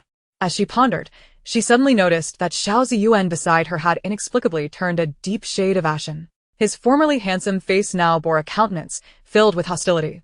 Shangguan Sui bit her lip and gently poked his arm. What's wrong with you? Upon hearing the clear and youthful voice beside him, Xiao Ziyuan gradually pulled his thoughts back. The tumultuous rage and agitation in his heart were inexplicably suppressed. He turned to look at Shangguan Sui's exquisite face, a faint curve appearing at the corners of his mouth. I'm fine. He then returned his gaze to the tranquil surface of the lake before him. He must save his mother. At this moment, in the main courtyard of the Rui Wang mansion, Feng Asai's voice carried a hint of mirth as she remarked on the remarkable recovery of the Wang Fei's health. There would be no need for daily acupuncture anymore. She simply needed to continue taking her medicine. Song Shi's face was alight with joy. Truly, thank you, doctor. Mingyue immediately bowed. Congratulations to the Wang Fei. Congratulations to the Wang Fei. The Wang Fei's health is greatly improved. The Wang and young master must be very pleased. Song Shi involuntarily sighed in relief. Ever since she gave birth to Ziyuan, her health had deteriorated. She had always felt troubled and anxious, blaming herself for her frail condition. As the mistress of the royal mansion, she lacked the strength to manage its affairs and could only lie on her sickbed. Now that her health was finally improving, it was truly wonderful. Surely her father, far away in Yangzhou, would also feel relieved. Song Shi turned to give orders. Quickly, bring in some tea and snacks. Then her gaze landed on Feng Asai. Her tone gentle as she said, you always leave right after your consultations. Today, you must sit down and share a pot of tea with me before you go. Feng Asai found it difficult to refuse and had no choice but to comply. The two had just finished half a pot of tea when Tao Hong lifted the curtain and entered the room. After greeting them, she presented a delicate wooden box to Song Shi. Reporting to the Wang Fei, this was just sent over by the Wang Ye. Song Shi took the box and cast a brief glance at Tao Hong. I understand, you may leave now. Tao Hong nodded and withdrew. Upon seeing this, Mingyue couldn't help but tease. The Wang Ye truly treats the Wang Fei well, sending fritillary powder every month to help her health. Song Shi blushed and shot her a reproachful glance. Don't speak nonsense. However, at that moment, Feng Asai halted her actions, her brow immediately furrowing. What did you say? Fritillary powder? Mingyue, puzzled, replied, yes, fritillary powder. The Wang Ye said the Wang Fei's health was poor, so he specially sought this fritillary powder, claiming it would greatly benefit her condition. Feng Asai set down her teacup, her expression turning serious. Using fritillary powder to bolster one's health? That is utterly absurd. Song Shi's expression froze upon hearing this. She looked towards Feng Asai, her heart racing. Is there something wrong with fritillary powder? Fenait Siged. These matters within the royal mansion are convoluted. She had not wished to involve herself. Yet, since Song Shi was sent to her for treatment by the fifth princess, she felt compelled to disclose the truth to her, even at the risk of offending the Wang Fei. Feng Asai pursed her lips and began to explain slowly. Fritillary powder, sourced from the southeastern coast, is scarce and precious, a rare medicinal ingredient that is exceedingly difficult to procure, unless one is well-versed in medicine. One might not even recognize this herb. The powdered fritillary is inherently cold in nature and is absolutely unsuitable for consumption by individuals who are frail or unwell. The more one ingests it, the more severe the ailment becomes. At this revelation, Song's heart sank, and her complexion turned pale. Her voice began to tremble. Your Highness, perhaps you have been deceived. How could the prince, who treated her with such kindness and defied the objections of others to marry a merchant's daughter, ever wish her harm? Feng Asai observed the distress etched on her face and felt a pang of compassion. Yet, she felt compelled to shatter the last vestiges of Song's hopes. It is impossible. The efficacy of powdered fritillary is potent, and it is exceedingly rare. Only those with specialized knowledge would possess any. When purchased, the physician would certainly inquire who is to consume it and would caution against administering it to the weak. I, too, was initially perplexed. Indeed, your previous medicines were tainted. Yet the toxins were minimal and should not have rendered you so gravely ill. Now, upon witnessing the powdered fritillary, everything falls into place. You have suffered for many years and likely consulted numerous physicians, yet perhaps none have discerned this, for powdered fritillary is non-toxic. It merely exacerbates illness, prolonging your suffering. At this, Song felt her heart race uncontrollably. Her body trembled, each breath laced with sharp pain. Heavens! Could it be that the man she has loved for 8 years has indeed poisoned her?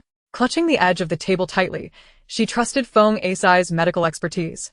Yet she knew she must investigate this matter for herself, both for her own sake and for the sincerity she had harbored for so many years. Feng Asai, noting Song's distress, sighed deeply. Before departing, she handed Mingyue a jade vial. If your lady's heart is aflame with anger, administer her a pill from this.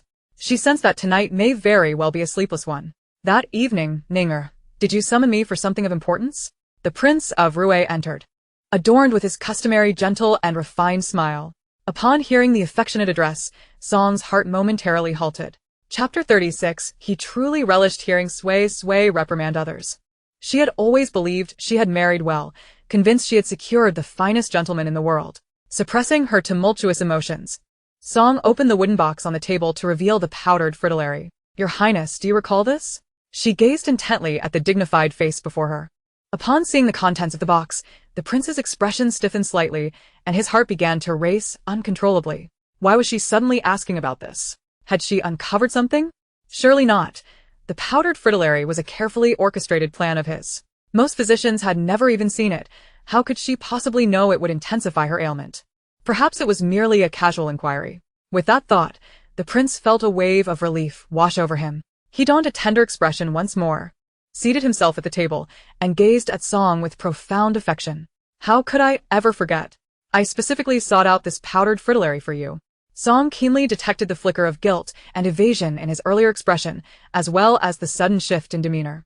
Breathing became a challenge as the truth dawned upon her. The man she had cherished for 8 years had indeed conspired to poison her. Countless times she had loathed her frail body, deeming her illness a personal failing. Each night, the prince would stay with Concubine Li. though it pained her. She never voiced her grievances, fearing her condition would burden him. Tears welled in Song's eyes as she clenched her teeth to stifle a cry. How foolish she had been. The prince sensed her unease and furrowed his brow, inquiring, "What troubles you?" Suppressing her emotions, she softly replied, "I am well. I merely recalled a recent letter from my father, and I feel a pang of homesickness." The prince, oblivious to the underlying tension, was well aware of her affection for him. She would follow his every command without question. After exchanging a few perfunctory words, he departed for Concubine Li's quarters. As the door closed, Song crumpled to the ground, unable to contain her tears, her heart aching unbearably. It dawned on her that she need not be ill. She could have been present in every moment of her son Ziyuan's growth. 8 years, 8 whole years, had been squandered by his betrayal. This was the man she had loved wholeheartedly for so long. A metallic sweetness filled her mouth as she coughed up blood, collapsing to the floor. In her final moments of consciousness, she glimpsed Ziyuan and Mingyue rushing toward her. The following day, Song awoke with a start. As her eyes fluttered open, she heard a youthful, tender voice call out, "Mother." Turning her head, she saw her son, Xiao Ziyuan, kneeling at her bedside, his eyes reddened with worry on his fair, delicate face. Gently caressing his cheek, she smiled softly. "Do not worry, mother is fine." Then, as if recalling something, she added, "Why did you not go to the study today?" Xiao Ziyuan took her weak hand in his and shook his head. "I took leave from the grand tutor today. I was truly worried about you, mother." Song felt a surge of emotion. "My dear child, for your sake, I shall persevere." With a deep sigh, she turned to Mingyue, who stood nearby, and asked, "Where is the prince?" Aware that she was but a merchant's daughter and unable to contend with the Prince of Rue, she nevertheless was determined to take action. Mingyue, perceptively noting the coldness in her tone as she mentioned the prince, sighed internally before bowing and responding. "The prince was summoned to the imperial study by his majesty this morning, and has yet to return." Song's brow furrowed. What business could the emperor have with the prince? In the imperial study, the Prince of Rue knelt, trembling, his heart racing. It was the first time the emperor had summoned him alone. Since his arrival, the emperor had not uttered a word, merely commanding him to remain on his knees. Surely, the emperor believed he had erred. Yet, what transgression had he committed? Seated beside Shangguan Lin, Shangguan Sui swung her small legs, gazing down at the kneeling Prince of Rue. Aren't he quite the tyrant at home? Favoring concubines over the legitimate wife, your bias could reach the Pacific Ocean. Shangguan Lin could not help but smirk, refraining from interrupting. He truly enjoys hearing Sui scold others, such a clever little imp. After her tirade, Shangguan Sui sighed and turned to Shangguan Lin, her brows furrowing. "Why hasn't he my father spoken yet? Is he mute?" Just as the laughter faded, it became the emperor's turn. Shangguan Lin looked at the Prince of Rue, cleared his throat, and adopted a stern demeanor. "Do you know why I have summoned you?" The prince immediately bowed his head. "I am unaware, your majesty. I humbly request your guidance." Without further ado, the emperor continued, "I typically do not meddle in the affairs of my subjects. But your actions this time have been utterly excessive." The prince's back stiffened. "Family matters? What family matters? Is it regarding the poison given to Song?" Yet. He soon heard, "You favor your concubine while neglecting your wife, allowing the son of your concubine to bully your legitimate child. This is truly a disgrace." A wave of relief washed over the Prince of Rue as he immediately prostrated himself, bowing his head in apology. "My son is unruly and lacks discernment. It is my failure to guide him. Xiao Feng is my eldest son, and I admit I have indulged him. I shall return and impose stricter discipline. Such incidents shall never occur again." Trusting you is no better than believing I am Emperor Qin Shi Huang. Xiao Feng, throughout his life, has been indulged and shielded by you, while Xiao Ziyuan has been harshly reprimanded for even a single misstep. However, considering my father's reputation, I presume the Duke of Rue will treat Xiao Ziyuan with slightly more kindness. At the very least, Xiao Feng will no longer dare to overtly bully Xiao Ziyuan. Shangguan Lin listened, nodding discreetly. Sui's reasoning was sound. The Duke of Rue was unlikely to amend his ways. Yet, he would likely extend a modicum of goodwill towards Xiao Ziyuan. This outcome was within his expectations. Just as Shangguan Lin was about to speak, he heard Shangguan Sui comment, speaking of favoritism towards concubines and neglecting a wife.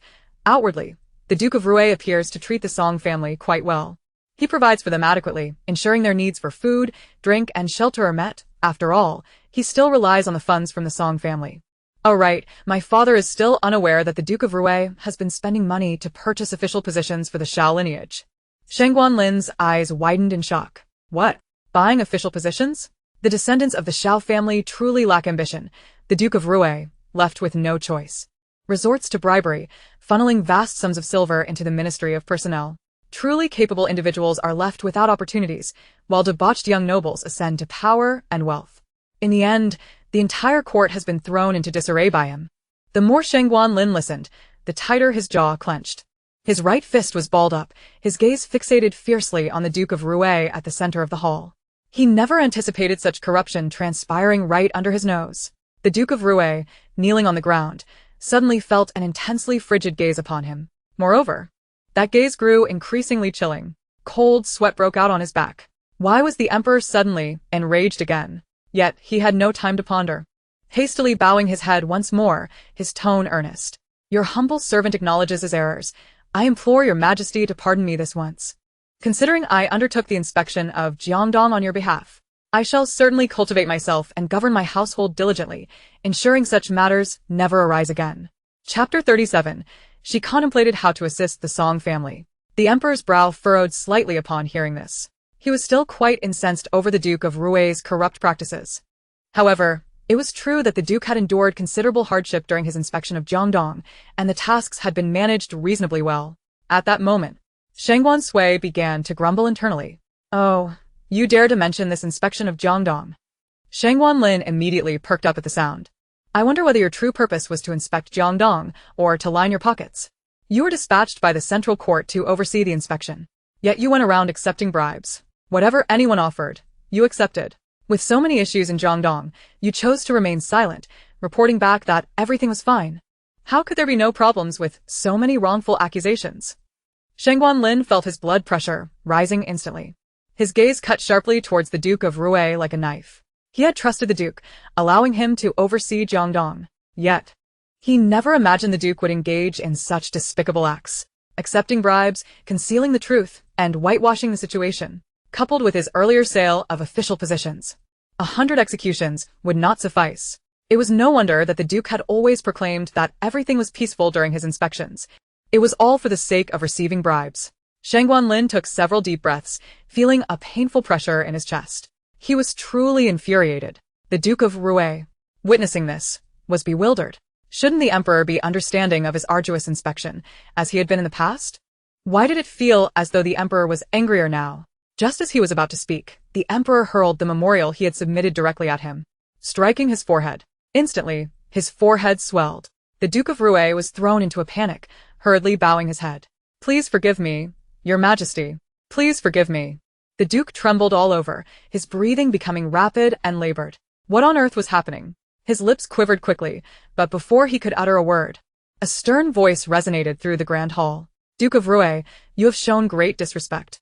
Take him away, administer 100 lashes, and confine him in the ancestral hall for 3 days of reflection. The Duke of Rue's forehead was drenched in cold sweat. Before he could grasp the situation, he was escorted away by the guards stationed at the front of the hall. I am wronged. I am wronged. Soon, the anguished cries of the Duke echoed from outside the hall. Shangguan Lin listened, letting out a long sigh. Without substantial evidence, he could not truly execute the Duke. However, if he did not administer a beating to the Duke today, he could not swallow his anger. Shangguan Sui was equally pleased. Humph, the Duke of Rue deserves this. Strike him hard. Only when his backside is bruised will it be justified. Upon hearing this, Shangguan Lin felt his fury subside somewhat. He turned to look at Shangguan Sui, who was grinning widely, and could not help but ruffle her little head affectionately. Truly, he was grateful for Sui, for she had helped him uncover yet another treacherous official. This matter was far from over. Once he collected enough evidence of the Duke's crimes, he would deal with him most severely. The Duke of Rue, having endured 100 lashes, felt utterly drained. Yet he did not forget the pressing matter at hand. He promptly summoned his most trusted servant, whispering a few instructions in his ear. That evening in the Bihua Palace, Empress Chen gazed at the thick stack of banknotes before her, her brow furrowing. Had these been sent by the Duke of Rue? Qingping bowed, placing the banknotes on the table. Your Majesty, they were indeed sent by the Duke of Rue's emissary, stating they are for the princess to purchase some trinkets. Empress Chen replied, What sort of toys could be so costly? Has the Duke lost his senses? Shangguan Sui glanced at the banknotes on the table, letting out a cold snort. Humph, this Duke of Rue is utterly vile. Knowing that the Emperor despises him, he attempts to bribe my mother, hoping she will speak favorably of him before the Emperor. Upon hearing Shangguan Sui's thoughts, Empress Jin quickly grasped the situation. So that was it. She had heard today that the Duke of Rue had offended the Emperor, been punished with 100 lashes, and was confined to the ancestral hall for reflection. Such a thing had never occurred before. Moreover, this money is not even the Duke's. It belongs to his wife, the Song family. Because the Song family has been poisoned and is unwell, the Duke secretly took half of her dowry to squander. The Duke's incompetence has gone unnoticed for years, as he has always managed to smooth over any issues with money, be it the Song family's dowry or the monthly funds from the Song family. He has squandered them all, and the Song family remains entirely unaware of this to this day.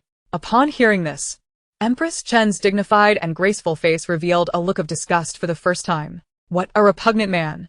To squander his wife's dowry. Women cannot hold official positions, cannot serve in the military, and few venture into business. Once married, they inevitably encounter various situations. During such times, they rely on their dowries to safeguard themselves within the confines of their households. Thus, families that empathize with their daughters will prepare a substantial dowry at the time of marriage, fearing their daughters may suffer grievances and be at a loss when faced with difficulties. Yet the Duke of Rue, having poisoned his wife, seizes the opportunity to usurp her dowry. It is truly despicable. Shangguan Sui stared at the banknotes, growing increasingly furious. Mother, we cannot accept this money. It is the Song family's. The Song family is completely unaware of the whereabouts of these funds. The Duke's actions are no different from theft. Empress Chen, having overheard Shangguan Sui's thoughts earlier, was not overly surprised at this moment. She reached out to gently stroke Shangguan Sui's hair. Rest assured, even if you do not voice it, your mother would never accept this money. Shangguan Sui's cheeks puffed up in indignation, her dark eyes darting around. A thought struck her. She knew how to assist the Song family. Shangguan Sui leaned in close to Empress Chen's ear, whispering her plan. Meanwhile, in the Duke of Rue's residence, Song Shi and Xiao Ziyuan sat together at the dining table for dinner. Mother, how are you faring now? Song Shi looked at him tenderly, ladling a bowl of soup for him. Do not worry, mother is fine. Did not the little divine doctor visit this afternoon? She keeps saying that mother is fine. So you need not worry. Xiao Ziyuan nodded, extending his hand to accept the fish soup that Song had handed him. Thank you, mother. As he lowered his head to sip the soup, his mind raced with thoughts. Mother must have already learned about the poisoning orchestrated by Prince Rue, and it seemed she had begun to emerge from her grief. Should he now inform her about the prince's embezzlement of her dowry? The book once stated that enduring prolonged pain is worse than facing a momentary agony. When an ulcer festers to a certain extent, it must be excised. Otherwise, the ailment will only worsen. Song turned to look at Xiao Ziyuan, her brows slightly furrowing. What is it, Ziyuan? Do you have something you wish to share with mother? Chapter 38. This is the fate of betrayal. Xiao Ziyuan raised his head, pressing his lips together tightly. Mother, now that you are feeling much better, have you considered reclaiming your authority over the household? Household authority. Song's eyes lowered, her lashes trembling. Due to her illness, the management of the household had remained in the hands of the old matriarch. Now that her health had improved, as the mistress of Prince Rue's residence, the authority rightfully belonged to her. Yet, why was Ziyuan suddenly bringing this matter up? Song inquired. Ziyuan, have you heard something? Xiao Ziyuan nodded truthfully. Indeed. I have heard that much of the household's daily expenses are being covered by your dowry. Upon hearing this, Song's eyes widened in shock. Ever since Ziyuan had informed her about the poisoning incident involving Taohong, she had come to place a great deal of trust in his words. But how could the household use her dowry without her knowledge? Her right hand, resting on the table, instinctively clenched into a fist. Once she regained authority over the household, everything would become clear. The following day, in the Showan Hall of Prince Rue's residence, Matriarch, what shall we do? Concubine Li, clutching a handkerchief, had reddened eyes from weeping. She sobbed, the prince has yet to return since entering the palace yesterday. I heard he was punished with 100 strikes. What are we to do? The old matriarch's expression darkened as she fiddled with the beads in her hand. Just as she was about to speak, a maid entered from outside. Reporting to the matriarch, the princess requests an audience. The old matriarch frowned slightly. That sickly Song? She can rise from her bed now. I thought she would perish this year. Song had fallen ill shortly after entering the prince's residence, a most unfortunate omen. The matriarch waved her hand. Let her come in. Dressed in an exquisitely crafted silk gown, Song appeared vibrant and lively, entirely shedding the pallor of her previous illness. Behind her, Tao Hong was bound tightly, her mouth stuffed with cloth, only able to whimper and cry. As Concubine Li spotted Tao Hong, her eyes widened in disbelief. Heavens, Tao Hong has been discovered. This won't implicate me. Will it? The old matriarch's expression soured, her voice harsh. What is the meaning of this? Do you wish to turn the household upside down for your own satisfaction? Song bowed respectfully, a smile gracing her lips, though it did not reach her eyes. Mother, it was not my intention to stir trouble. But this wretched servant dared to poison my medicine. At once, Mingyue stepped forward, presenting a pouch of white powder. This was found in her quarters. The old matriarch's expression darkened. What do you intend to do about this? Song's thin lips parted. She deserves to be executed. Upon uttering this, Song cast a glance at the trembling Concubine Li, who immediately averted her gaze, unable to meet her eyes. The old matriarch's eyelids twitched. Execution seems a bit excessive. Does it not? Song's gaze was intense. If we allow this to go unchecked, will it not invite others to say that we, the household of Prince Rui, lack discipline? With that, she raised her hand, and several attendants immediately dragged Tao Hong to the courtyard. Before the eyes of all, Tao Hong was beaten mercilessly, blood and sweat mingling on the ground. Song's voice rang out sternly, surveying the crowd. This is the fate of betrayal. Those witnessing the scene in the courtyard trembled in fear, their legs growing weak. Although Song was the princess, her prolonged illness had led many to disregard her.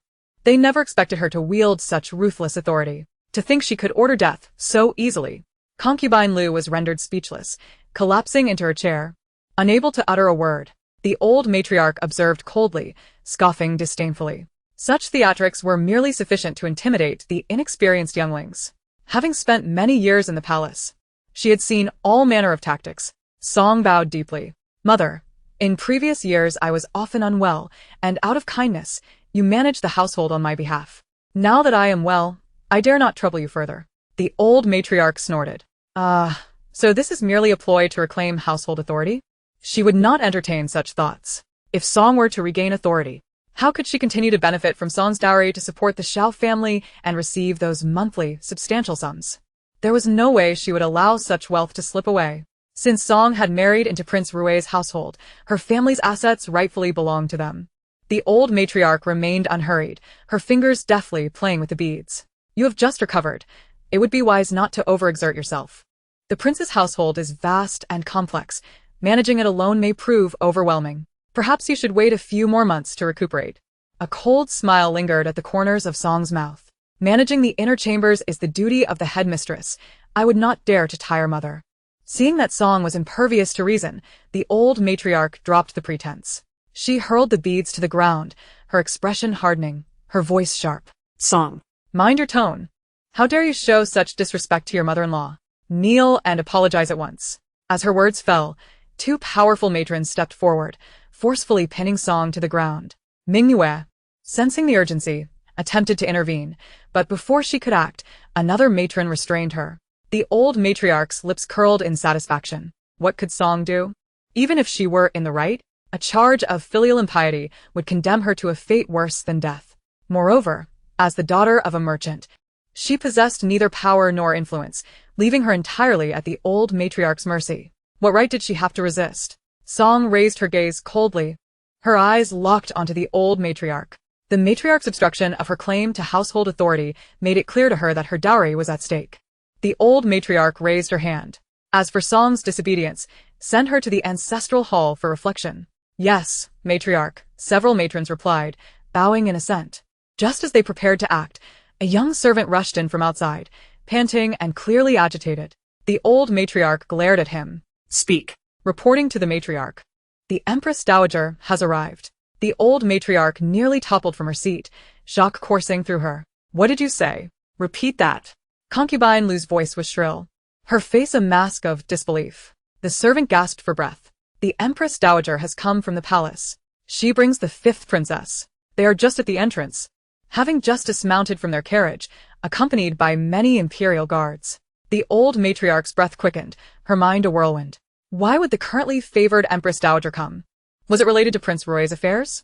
But there was no time for contemplation. She hurried towards the courtyard to receive them. Concubine Li assisted the old matriarch as they hurried along. Before they could exit the courtyard, they beheld a grand procession. At the forefront was a woman clad in a jewel-blue palace gown, exuding elegance and grace. Clasping her right hand was a delicate little girl, adorned in an exquisitely embroidered gown. This must be the Empress Dowager and the fifth princess. Trailing behind the fifth princess was a handsome young boy. The old matriarch and Concubine Li were taken aback. Wasn't he that Xiao Ziyuan? Wasn't he supposed to be in the Ministry of Rites? Why was he accompanying the Empress Dowager? Without a moment to ponder, they immediately bowed and knelt to pay their respects. We greet the Empress Dowager. We greet the fifth princess. Upon witnessing the elderly matriarch and Lady Lu, Shangguan Sui pouted her small lips in evident displeasure. Chapter 39. The princess truly exudes grace and charm. Neither of them is a decent person. Today, I shall deal with you both severely. The Empress heard her daughter's thoughts and naturally did not bestow a favorable countenance upon the two. Her voice was calm, yet frigid. Rise. Trembling, the matriarch and Lady Lu complied. It seemed that the Empress harbored quite a disdain for them. Shangguan Sui glanced around, her curiosity piqued. Oh, where's Song? Did Xiao Ziyuan not mention that his mother would come to show and hall today? Xiao Ziyuan's brows knitted tightly, worry etched upon his youthful visage. Shangguan Sui shook the Empress's hand, her voice sweet and innocent. Mother, shall we go inside and take a look? I have a feeling that Song might be in show and hall. The matriarch and Lady Lu immediately panicked. At that moment, Song was still being firmly restrained by the maids. The matriarch was about to voice her objections when the Empress took Shangguan Sui's hand and walked inside. As they entered show and hall, they beheld the figure being forcefully pressed to the ground. Xiao Ziyuan exclaimed in shock, rushing forward. Mother. Two maids were poised to push Xiao Ziyuan away, but upon inadvertently catching sight of the Empress behind him, they immediately recoiled in fear. This must be the Empress. Seizing the opportunity, Xiao Ziyuan shoved the maids aside and helped Song to her feet. Mother, are you alright? Seeing Xiao Ziyuan, Song's lips curled into a smile. I'm fine, my dear. Oh, heavens. This matriarch has gone too far. How could she treat Song like this when she has just recovered? No one in the Duke's residence seems to regard Song as a person, yet they are fixated on the money in her hands. Thank goodness we came today. Otherwise, Song might have faced calamity. Shangguan Sui stamped her foot in anger. Excessive, excessive, excessive. The Empress, sensing her daughter's indignation, also darkened her countenance. She cast a frigid gaze toward the matriarch. How could she treat Song, the rightful Duchess of the Duke's residence, in such a manner? The matriarch reacted swiftly, immediately attempting to defend herself. Song has shown disrespect to her elders. I was merely infuriated and acted this way.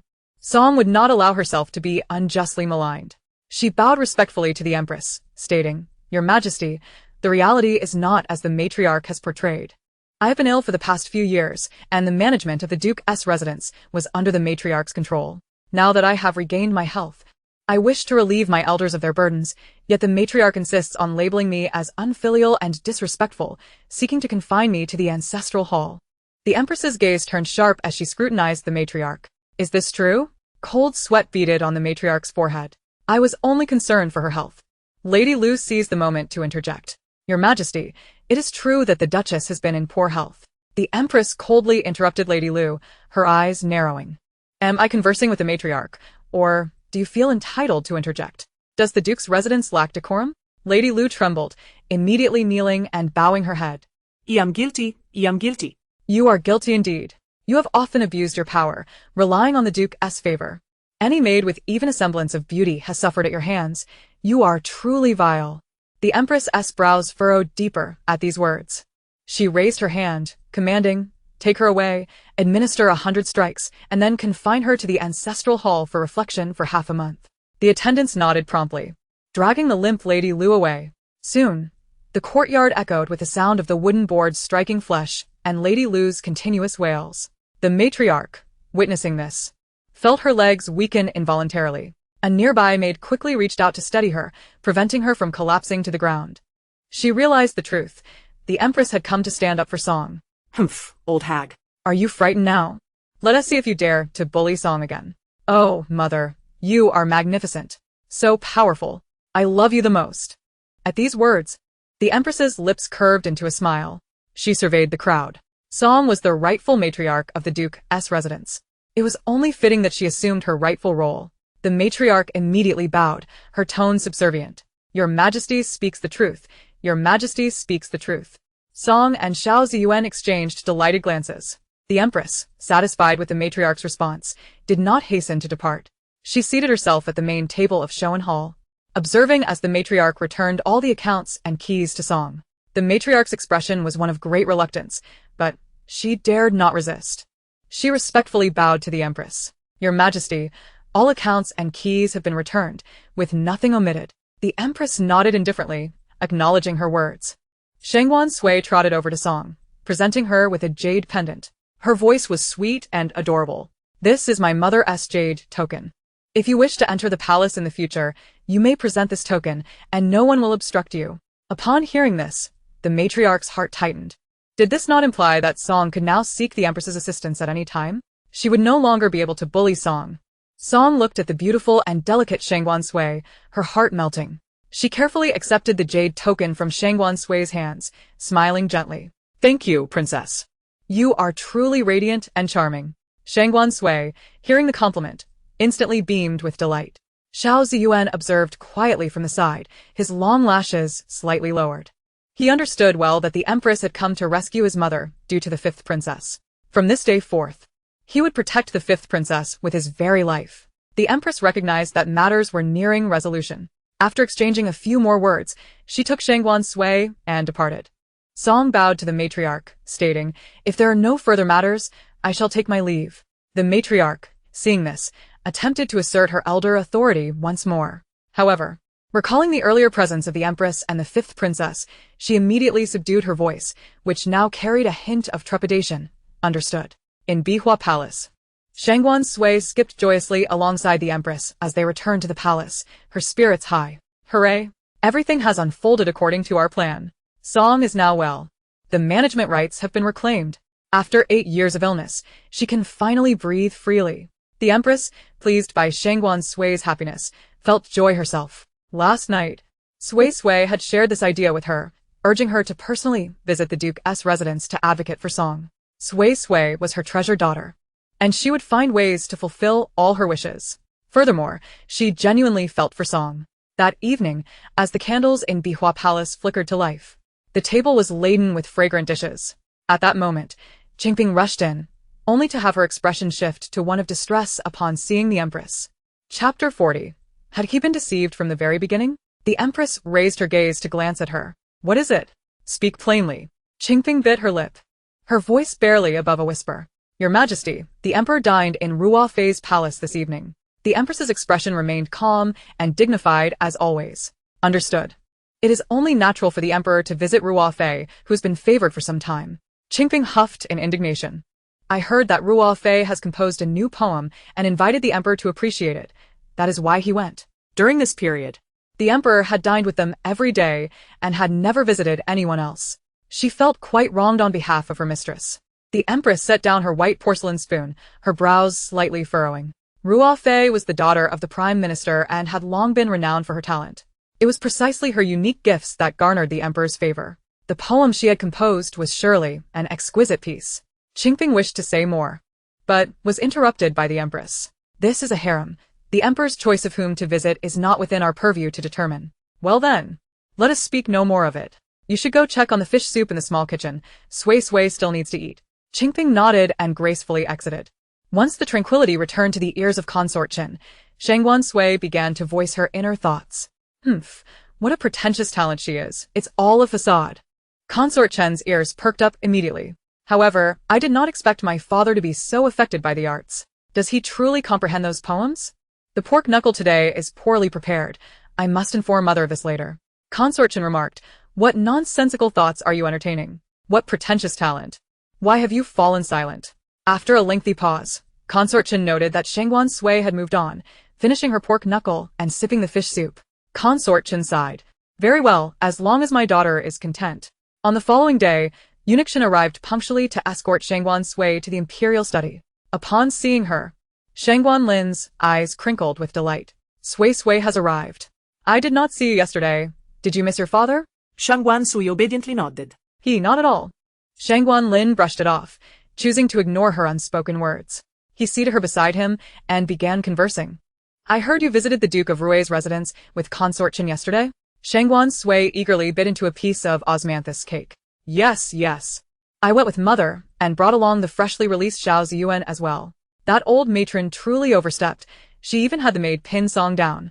Shangguan Sui waved her little fists in indignation. But soon, her expression shifted to one of pride as she huffed, yet in the end, mother and I resolved it. Aunt Lu was soundly beaten, and the old matron obediently relinquished her authority. Shangguan Lin burst into laughter, unable to restrain his admiration. Now that is my princess of the Due dynasty. Quite imposing indeed. In the future, should any trouble arise, your father shall unleash the entirety of the Yulin Guard for you. Shangguan Sui raised her little eyebrows. Oh, dear father, I am there to lend support, not to engage in battle. Is my father slightly foolish? Shangguan Lin pondered, feeling as though Shangguan Sui was particularly pointed towards him today. Was it merely his imagination? After a brief conversation, Shangguan Lin began to attend to state affairs. He had dispatched men to Jiangdong for further inspections and was covertly investigating the Duke of Rui's dealings in official positions. He awaited solid evidence to devise a means to eliminate the Duke of Rui. Such a parasite could not be permitted to exist within his court. Meanwhile, Shangguan Sui swung her little feet, indulging in pastries. Before long, noon arrived. Eunuch Chen entered to report, Your Majesty, Consort Ro requests your presence for lunch. Upon hearing this, Shangguan Sui immediately set down her pastry, turning to Shangguan Lin. Father, I wish to go too. Shangguan Lin's brow furrowed slightly in confusion. He had not intended to attend, but since Sui desired to join, he relented.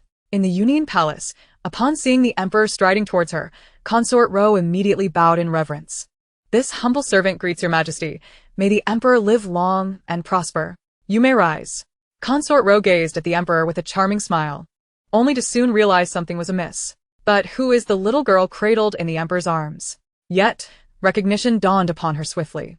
This must be the fifth princess who had recently captured the emperor's affections. She appears rather unremarkable. Why does the emperor dote upon her so? Consort Ro suppressed her disdainful thoughts and returned her gaze to Shangguan Lin, her eyes sparkling with feigned innocence. Your Majesty, this morning I composed a new poem, and I hope you might offer your guidance. Shangguan Lin nodded in approval, about to respond, when he heard, that poem isn't even her own creation. What a sham. It's merely a facade. To claim another's work as her own is utterly absurd. Shangguan Lin was rendered speechless. What? This poem was not penned by Consort Ro? Who could have authored it? That seems impossible. Consort Ro is renowned as a talented woman in the capital. I have always been acutely aware of her abilities. During their first meeting, she had recited poetry amidst the pear blossoms, claiming it as her own composition. Could it be that she had deceived him all along? After all, Sui's insights had never been wrong. Yet, the notion was too incredulous to accept. Consort Ro, oblivious to Shangguan Lin's unease, looked up at him with a demure expression. Your Majesty, would you not care to take a look? Shangguan Lin cleared his throat, suppressing his emotions, and entered the hall with Shangguan Sui. He needed to unravel this matter today. Consort Ro guided him to the writing desk, where a meticulously prepared piece of rice paper lay, adorned with elegant small script, inscribing a 5-character quatrain. Upon reading the poem, Shangguan Lin's brow twitched, and he couldn't help but feel a sense of admiration. It was indeed beautifully composed. However, the realization that this poem was not authored by Consort Ro soured his sentiments. Consort Ro, noticing the emperor's unwavering gaze upon the paper, felt a surge of pride. It seemed that the work crafted by that wretched woman was indeed commendable. The emperor appeared quite taken with it. At that moment, a maid entered, bearing a wooden tray laden with pastries. Yuezhai, please set the tea prepared for the emperor. Consort Ro, in a good mood, treated Yuezhai with more kindness than usual. Upon hearing the name, Shangguan Sui became animated. It is her. It is she. All these poems were penned by the maid named Yuezhai. She is the true owner of these verses. Shangguan Lin, hearing her exclamation, turned his gaze towards the inconspicuous maid. Could these exquisite poems truly have been her creation? Yuezhai is the daughter of the Prime Minister's tutor, having accompanied Consort Ro in her studies since childhood. Yuezhai possesses a genuine talent for poetry. What Consort Ro writes only captures 7 or 8 parts of the essence, whereas Yuezhai's compositions achieve complete perfection, effortlessly mastering diction, rhythm, and allusions. Soon enough, Consort Ro began to resent Yuezhai, often resorting to beatings, forcing her to kneel with a scalding teacup in hand, aiming to stifle her poetic voice. However, later on, Consort Ro reconsidered. Perhaps she could exploit Yuezhai's talent for her own gain. Each time a poetry gathering approached, Consort Ro would have Yuezhai prepare numerous verses in advance, which she would recite, garnering widespread acclaim, thus establishing herself as a celebrated talent in the capital. Yet, Consort Ro's treatment of Yuezhai did not improve. In fact, it grew even worse. Chapter 41. This line of poetry is truly remarkable, Shangguan Lin mused, a mixture of lament and fury boiling within him. For he loathed nothing more than being deceived. The fact that Consort Ro had misled him for so many years, ensnaring even the world at large in her web of lies, was intolerable. Currently, the Prime Minister was personally attending to flood relief efforts in Ningqing. Consort Ro, being the Prime Minister's daughter, would not face immediate repercussions. Yet he found it impossible to swallow this indignation. The taste of betrayal was bitter indeed. Shangguan Lin took a deep breath, striving to calm himself. He turned to Consort Ro, adopting his usual tone. I see that the orchids in your palace are flourishing splendidly. Why not compose a poem inspired by the orchids? At this, Consort Ro's spine stiffened. Why would the emperor suddenly request her to compose poetry? Wasn't it customary to simply appreciate the verses she had already copied? What had changed today? She was not devoid of poetic skill, but the disparity between her creations and Yuezhai's was glaringly evident. If this continued, all her years of meticulous effort would be rendered moot. Consort Ro immediately donned an exceedingly charming expression. Your Majesty, this humble servant has already composed a poem today. To do so again may strain my frail constitution. However, to my astonishment, His Excellency, Lord Shangguan, was utterly unconvinced. With a cold arch of his brow, he retorted, Oh, Is that so? I recall that last month, Consort Ro penned 5 poems in a single day. Consort Ro's smile faltered, and she quickly stammered. On that day, I was in a much better state. Today, alas, I am simply exhausted. Lord Shangguan let out a dismissive scoff. Is that so? As long as you're not claiming another's verses as your own, it should suffice. Consort Ro's complexion paled in an instant, her heart racing with trepidation. She momentarily forgot to respond to His Majesty's words. How amusing. My father has noticed something amiss. I retract my earlier statement. My father's intellect is quite commendable, indeed. After a prolonged moment, Consort Ro finally managed to swallow hard, her voice trembling. Your Majesty, how could one ever do such a thing? Lord Shangguan's icy gaze bore into her, the weight of imperial authority pressing down heavily. Consort Ro, tell me, are these poems truly of your own composition? Consort Ro opened her mouth to speak, but Lord Shangguan interrupted once more. Think carefully before you answer. You must understand that deceiving the sovereign may lead to the annihilation of your entire clan. In that moment, Consort Ro's heart seized, and she collapsed onto the floor, utterly at a loss for how His Majesty had uncovered her deceit. It was evident that he was resolute in his suspicions. Otherwise, he would not pose such a question. Faced with this reality, she had no choice but to confess the truth. Tears brimmed in her eyes as she wept. These poems are indeed not my own. But I simply wished to capture your Majesty's attention, hoping for your forgiveness for this moment of folly. Who would believe such a tale? You had already employed this ruse while still in your chamber. You even earned the title of the capital's foremost talented woman. And you attribute this to your affection for my father? Surely, even you cannot believe that. Lord Shangguan, who had just begun to soften, was reminded by his daughter, It is fortunate that Sui alerted me. At this moment, Princess Sui approached Consort Ro, asking, Then who is the true author of these poems? Consort Ro dabbed her tears with a handkerchief, realizing she could no longer conceal the truth, and reluctantly admitted, It was my maid, Yuezhai, the one who served tea just now. Upon hearing her name, Yuezhai immediately knelt and bowed. I am Yuezhai. Lord Shangguan's brow furrowed slightly. So these poems were composed by you? Yuezhai lifted her gaze to glance at Consort Ro. Seeing her despondent expression, she cautiously nodded. Indeed. These poems are the work of this humble maid. Princess Sui, with a bright smile, approached Yuezhai and extended her hand to help her stand. You need not be anxious. My father is quite benevolent. Lord Shangguan, upon hearing this, proudly lifted his chin. Indeed. His gaze then settled on Yuezhai. I am quite taken with your talent. Could you compose a line of poetry on the theme of orchids? After a moment's contemplation, Yuezhai nodded. I shall give it a try. She approached the desk and, with brush in hand, inscribed the line, The orchid weaves a tale of parting sorrows, as tears of purest blood stain my garments. Upon reading it, Princess Sui let out a sigh. This line speaks of her own plight. For so many years, She has remained in the shadow of Consort Row, never seeing the light of day. Like an orchid, she is filled with resentment and bitterness. Lord Shangguan, having read the verse, fell into a contemplative silence. The quality of her writing was remarkable, a testament to her abilities. His gaze returned to Consort Row, who now appeared pallid and trembled visibly. Lord Shangguan furrowed his brow. Consort Row's offense was serious, yet not overly grave. With Prime Minister Wang currently addressing the floods in Ning City, he could not impose excessive punishment on Consort Row. After a brief pause for thought, he declared, Consort Row, you are to remain in seclusion for half a month. Take this time for reflection. Having said this, he prepared to take Princess Sui's hand and depart. However, Princess Sui grew anxious. What? Is my father truly abandoning Yuzhai? Yuzhai cannot remain in Yuning Palace. Consort Row may harm her. Consort Row has always taken pleasure in punishing Yuzhai, who dares not resist, for her father is still in the Prime Minister's residence. She can only continue writing poems for Consort Row to vie for favor. Should His Majesty read the poems sent, but not visit Yuning Palace, all of Consort Row's frustrations will surely be unleashed upon Yuzhai. Yuzhai would be left with injuries, yet she would remain silent. Lord Shangguan halted, recognizing the validity of her thoughts. This situation was indeed untenable. But where could he send Yuzhai? He had always preferred to have no maidservants attending him.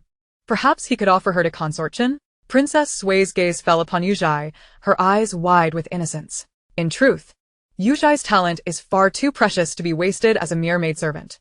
She would be far better suited as a teacher. Yet where in the palace could she find such an opportunity? Princess Sui shook her head in disappointment. Yet, it seemed Lord Shangguan was suddenly enlightened. Just days prior, the esteemed scholar Su had retired, leaving the Ministry of Rites in need of someone to instruct the young princes and princesses. Yuzhai's talents would indeed be a perfect fit. However, the ministry had never employed a woman as a teacher before. In the Bai Hua Palace, the thought of appointing Yuzhai to the ministry as an educator was splendid. As expected, upon hearing Lord Shangguan's idea, Princess Sui clapped her hands in excitement. Consort Chen looked on with a soft smile. Lord Shangguan cleared his throat. It is permissible for Yuzhai to teach at the ministry, but I have one condition. Chapter 42. Lord Shangguan, in a fluster, scratched his head. What condition? Princess Sui sensed trouble but mustered her courage to inquire, for she genuinely wished to assist Yuzhai. Lord Shangguan exchanged glances with Consort Chen before declaring in unison, you must attend classes at the ministry. What? Attend school? Princess Sui leaped in shock. Surely the heavens jest. After enduring the trials of school and work in my past life, I have finally become a princess, and now I must return to the classroom? Lord Shangguan, however, assumed an uncharacteristically serious demeanor. You are my daughter, a princess of the great Yu kingdom. How can you remain illiterate? Princess Sui blinked, her chin held high. But I can read, father. I know many characters. I have certainly read my share of official documents, Lord Shangguan remained unhurried, gently pressing. But, can you write? Princess Sui hesitated. Indeed, she could not write in calligraphy. Her attempts resembled a scrawl more akin to a dog's paw prints. Lord Shangguan and Consort Chen exchanged knowing smiles, both amused by the sight of Princess Sui caught in such a dilemma. Ha ha ha. It is indeed rare to witness such an expression on Sui. Lord Shangguan lifted his teacup, savoring a sip, satisfied. This had been a plan long in the making with Consort Chen. However, given Sui's playful nature and penchant for slumber, convincing her to willingly attend classes at the ministry would require considerable strategy. Unexpectedly, at that moment, Yuzhai appeared, providing an excellent opportunity. Princess Sui pouted. So you truly intend to send Yuzhai to the ministry to teach, correct? Lord Shangguan nodded. Of course, a monarch's word is unbreakable. After a moment's contemplation, Princess Sui reluctantly replied, very well, I shall agree. Alas, I suppose I shall have to resort to napping during class. Perhaps my desk may can cover for me. How perfect! Upon overhearing her thoughts, Lord Shangguan and Consort Chen exchanged glances, amused. Already planning your escape before even starting school, are you? Truly? You are a clever one. The following day, Sui, do behave at the ministry, understood? Princess Sui stifled a massive yawn. Yes, mother. I am far too exhausted to seek trouble at the moment, but if someone dares to provoke me, I shall be merciful and spare their breath. Empress Chen. Why does my unease only seem to grow? Yet, it is too late for her to harbor regrets now. The time for class is swiftly approaching. Empress Chen has specifically arranged for Qingping to accompany Princess Shangguan Sui to her lessons, instructing her to remain steadfastly by the princess's side. Lying in the palanquin, Shangguan Sui drifts between slumber and wakefulness. Qingping, seated beside her, explains some concepts related to the Ministry of Rights. The ministry is divided into 4 classes, A, B, C, and D, categorized by age. The princess and the 4th prince are in Class D, while the 2nd princess and the 3rd prince belong to Class A. The 1st prince, having already attained adulthood, no longer studies in the ministry. Shangguan Sui squints her eyes, pondering about Xiao Ziyuan. Was he not also studying in the ministry? Qingping responds. Xiao Ziyuan is 4 years older than the princess. He and Xiao Feng are in Class C. Before long, Shangguan Sui dozes off once more, only to awaken and find herself already at the ministry. Where is my parrot? Hurry and find it. It is imperative that I retrieve my parrot before class ends today. A rather boisterous voice booms from outside. Shortly thereafter, a young boy clad in resplendent garments strides in. His brows are high-set, and his strikingly handsome features exude an air of defiance. Shangguan Hong casts a glance at Shangguan Sui. He knows her. She is the recently favored 5th princess of their father. One wonders what is so special about this little imp. Shangguan Hong glares at Shangguan Sui with a fierce look, attempting to frighten her into tears. However, to his astonishment, she merely glances at him before burying her head back into slumber. Shangguan Hong, what? How could she be even more audacious than I am? Enraged, Shangguan Hong jumps up in place, pointing at Shangguan Sui in an attempt to rouse her. After much coaxing from the surrounding attendants, he finally calms down and resumes his studies. The bell outside the ministry tolls. Shangguan Sui is awakened by Qingping's gentle prodding. She opens her drowsy eyes, resting her chin on her small hand, casually flipping open her book. The curriculum for Class A is remarkably easy. Today, their instructor is Master Lin, who will teach them the analects. Master Lin glances at the 2 students below and clears his throat, addressing the 4th prince. Could you recite the next line after is it not a joy to have friends come from afar? The 4th prince rises leisurely, mumbling, come if you wish. Master Lin furrows his brow. What did you say? Having undergone 9 years of compulsory education in her previous life, Shangguan Sui silently scoffs. Oh, how simple it is. Is it not a joy to have friends come from afar? Is it not a joy? Hearing this, Shangguan Hong promptly corrects himself. The next line is it not a joy? Master Lin nods in satisfaction. He never expected that the 4th prince would have a day where he could answer correctly. After sitting down, Shangguan Hong suddenly realizes something feels amiss. Wait, where did that voice come from? It was so youthful and melodious. Shangguan Hong quickly directs his gaze to Shangguan Sui, who is sitting quietly with her mouth closed, staring blankly at her book. Hiss. That doesn't sound like something she would say. Shangguan Hong scoffs lightly, preparing to turn his head when he suddenly hears that voice again. My 4th brother is notoriously mischievous within the palace. He is already 6 years old. By age, he should be in Class C, but due to poor performance, he is stuck in Class D. However, next year, he will be able to join Class C and attend classes with Xiao Ziyuan and then… What a pity. Shangguan Hong's ears perk up. What a pity. Please tell me what the pity is. Why does my 5th sister only speak half her thoughts? In a fluster, Shangguan Hong scratches his head. Yet, Shangguan Sui falls silent again, sneaking in a few more winks. After class, once Shangguan Hong has finished packing his belongings, he turns around to find that Shangguan Sui has vanished. He tosses his things to an attendant and hurriedly rushes outside. Before long, he spots Shangguan Sui's figure. 5th sister. Wait a moment. Shangguan Hong calls out loudly. He is certain that he has heard his little sister's innermost thoughts. He is desperate to know what she finds regrettable. Hearing his call, Qingping and Shangguan Sui pause in their steps, turning to look at him. Qingping's heart races with anxiety. This 4th prince is notorious for his mischief. He wouldn't dare bully the princess, would he? What should they do then? Shangguan Hong gazes at Shangguan Sui, his brows lifting with mischief. She is adorned in a newly tailored shoe brocade dress, wrapped in a fluffy cloak to ward off the chill. Her hair tied in 2 little buns adorned with red ribbons, looking as beautiful as a doll from a traditional painting. Presently, this charming doll blinks her eyes at him. Her voice sweet and innocent. 4th brother, do you need something from me? Shangguan Hong feels a wave of remorse for having been so harsh to such an adorable little girl. He instantly forgets why he called out to her. He pulls a small package from his sleeve and hands it to Shangguan Sui. This is for you. Chapter 43. Let us see what mischief the consort is up to again. Shangguan Sui accepts it and opens it, revealing a piece of goat milk cake and some slices of beef. Her eyes instantly sparkle. Oh my, this looks so delicious. She tilts her head and beams. Thank you. 4th brother. As Shangguan Hong witnesses her bright smile, his heart nearly melts. His ears turn crimson as he scratches his head. It's nothing, really. Qingping watches in astonishment. Wasn't the fourth prince supposed to be a notorious troublemaker? Why does he seem so foolish now? Shangguan Sui, savoring the delectable beef slices, finds her thoughts flowing more freely. Actually, fourth brother is quite nice. If he didn't provoke Xiao Ziyuan, he wouldn't meet an untimely end. Oh no. I finished the beef slices. Shangguan Sui gazes at her empty palm, feeling a wave of sadness wash over her. Shangguan Hong, who is caught up in his thoughts, suddenly grows anxious. He will die. How could he die?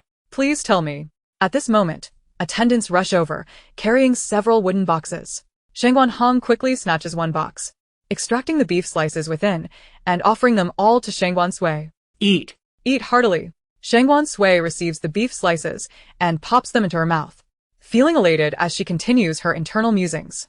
Oh, more beef slices to enjoy. Actually, fourth brother was never meant to meet his demise. It all began when he entered Class C next year and, swayed by Xiao Feng, started bullying Xiao Ziyuan. Little did they know. Xiao Ziyuan is a cunning mastermind with a penchant for revenge, ultimately leading to the downfall of both Xiao Feng and my fourth brother. Shangguan Hong is taken aback, immediately jotting down notes in his mind. Do not bully Xiao Ziyuan. Always heed my fifth sister's words. He sighs. Class C is indeed perilous. He would rather stick with his fifth sister in Class D. Moreover, in class, he could listen to her inner thoughts as she shares answers. He chuckles, thinking he would never again be scolded by the instructor. Speaking of which, he has yet to thank his fifth sister for her assistance during class. Shangguan Hong turns around, retrieving another box filled with goat milk cake, and hands it all to Shangguan Sui. She blinks her eyes and sweetly says, "Thank you, fourth brother." Shangguan Hong feels an overwhelming joy. He will not perish, nor will he be reprimanded by the instructor. He will have such a delightful fifth sister accompanying him every day. His future has never seemed so bright. Observing Shangguan Hong's jubilant retreat, Qingping cannot help but marvel at how remarkable the fifth princess is. Even a rascal like the fourth prince appears as docile as a lamb in her presence. Shangguan Sui, munching on her goat milk cake, casually inquires, "Who is fourth brother's mother?" It seems to have been mentioned in the original text, but she cannot recall. The mother of the fourth prince is the noble Concubine Li. Concubine Li is a princess of the Xia kingdom, which has long maintained an alliance with the Dayue kingdom to jointly resist the incursions from the northern Yuan kingdom. She was sent as a bride to strengthen this alliance. Shangguan Sui blinked and murmured, "Concubine Li? That name sounds quite dignified and poised." Upon hearing this, Qingping couldn't help but chuckle dryly and remarked with a knowing smile, "You'll understand once you meet Concubine Li. She bears no resemblance to the term dignified and poised." Shangguan Sui chose not to inquire further and leisurely strolled towards Bihua Palace with Qingping. Before long, they encountered two familiar figures. The students of Class B had just finished their lessons, and Xiao Ziyuan and Xiao Feng were preparing to leave the palace. Upon seeing Shangguan Sui, Xiao Feng trembled in fear, recalling how brutally the fifth princess's attendants had beaten him last time. He dared not provoke this little ancestor again and, after bowing respectfully, quickly fled with his attendants. Xiao Ziyuan, noticing Shangguan Sui, allowed a hint of warmth to soften his previously icy phoenix eyes. He bowed to Shangguan Sui, paying his respects to the fifth princess. Shangguan Sui bounced over to him, waving her hand dismissively. No need for such formalities. By the way, how is your mother doing now? Xiao Ziyuan's lips curved into a slight smile as he replied, "Mother's health has greatly improved. The doctor said she no longer needs medication. Just a bowl of ginseng soup daily for nourishment." Shangguan Sui was overjoyed. Really? That is splendid news. In her excitement, she produced a half-eaten goat milk cake and offered it to Xiao Ziyuan. "Would you like some? It's delicious." Xiao Ziyuan initially intended to decline, but the sight of her strikingly beautiful, dark eyes rendered him unable to refuse. Ultimately, he clasped his hands in gratitude. "Thank you, princess." The two children settled on the grass by the lake, sharing the goat milk cake. Time slipped by, and the air grew increasingly chilly. During the day, Shangguan Sui would visit the Ministry of Rites, and after school, she would go to the imperial study to play with Shangguan Lin. That afternoon, Shangguan Sui nestled in the dragon throne, savoring osmanthus cake, while Shangguan Lin meticulously reviewed memorials beside her. A golden filigree brazier crackled with charcoal, filling the room with warmth. At that moment, Eunuch Chen entered the hall, bowing to announce, "Your Majesty, Concubine Ro has fallen ill and requests your presence." The imperial physician has said that Concubine Ro's ailment stems from excessive worry. Shangguan Lin furrowed his brow. He was reluctant to visit Concubine Ro. However, with Prime Minister Wang still in Ningqing managing disaster relief, he feared that if Concubine Ro's condition worsened, it would trouble the Prime Minister. Should he go or not? Just then, Shangguan Sui blinked her eyes and said, "Father, let's go see Concubine Ro. She is unwell and quite pitiful." Shangguan Lin realized that this was her true motive for wanting to visit Concubine Ro. "Very well, let us proceed. Eunuch Chen, lead the way to Yunying Palace." As Shangguan Lin stepped into the palace, he immediately sensed something amiss. Why was it so cold here?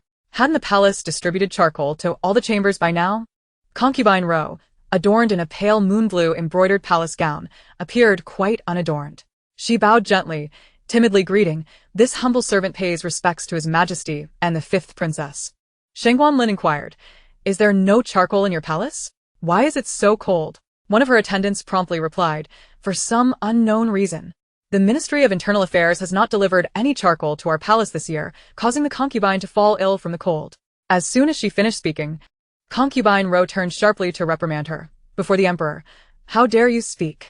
Then, with a forced smile that concealed bitterness, she addressed the emperor. "Perhaps Concubine Qin, who oversees the 6 palaces, has been overwhelmed with matters and neglected Yunying Palace. This is not her fault. It is entirely my own." Shangguan Lin's brow furrowed deeper. This should not be the case. Concubine Chen was not the type to withhold resources from the other concubines. What on earth was happening? Observing Shangguan Lin's expression, Concubine Ro felt a surge of triumph within. This tactic not only tarnished Concubine Chen's reputation but also evoked the emperor's sympathy for her, truly a twofold victory. Witnessing the entire scene, Shangguan Sui thought to herself, "What a clever ruse." Chapter 44.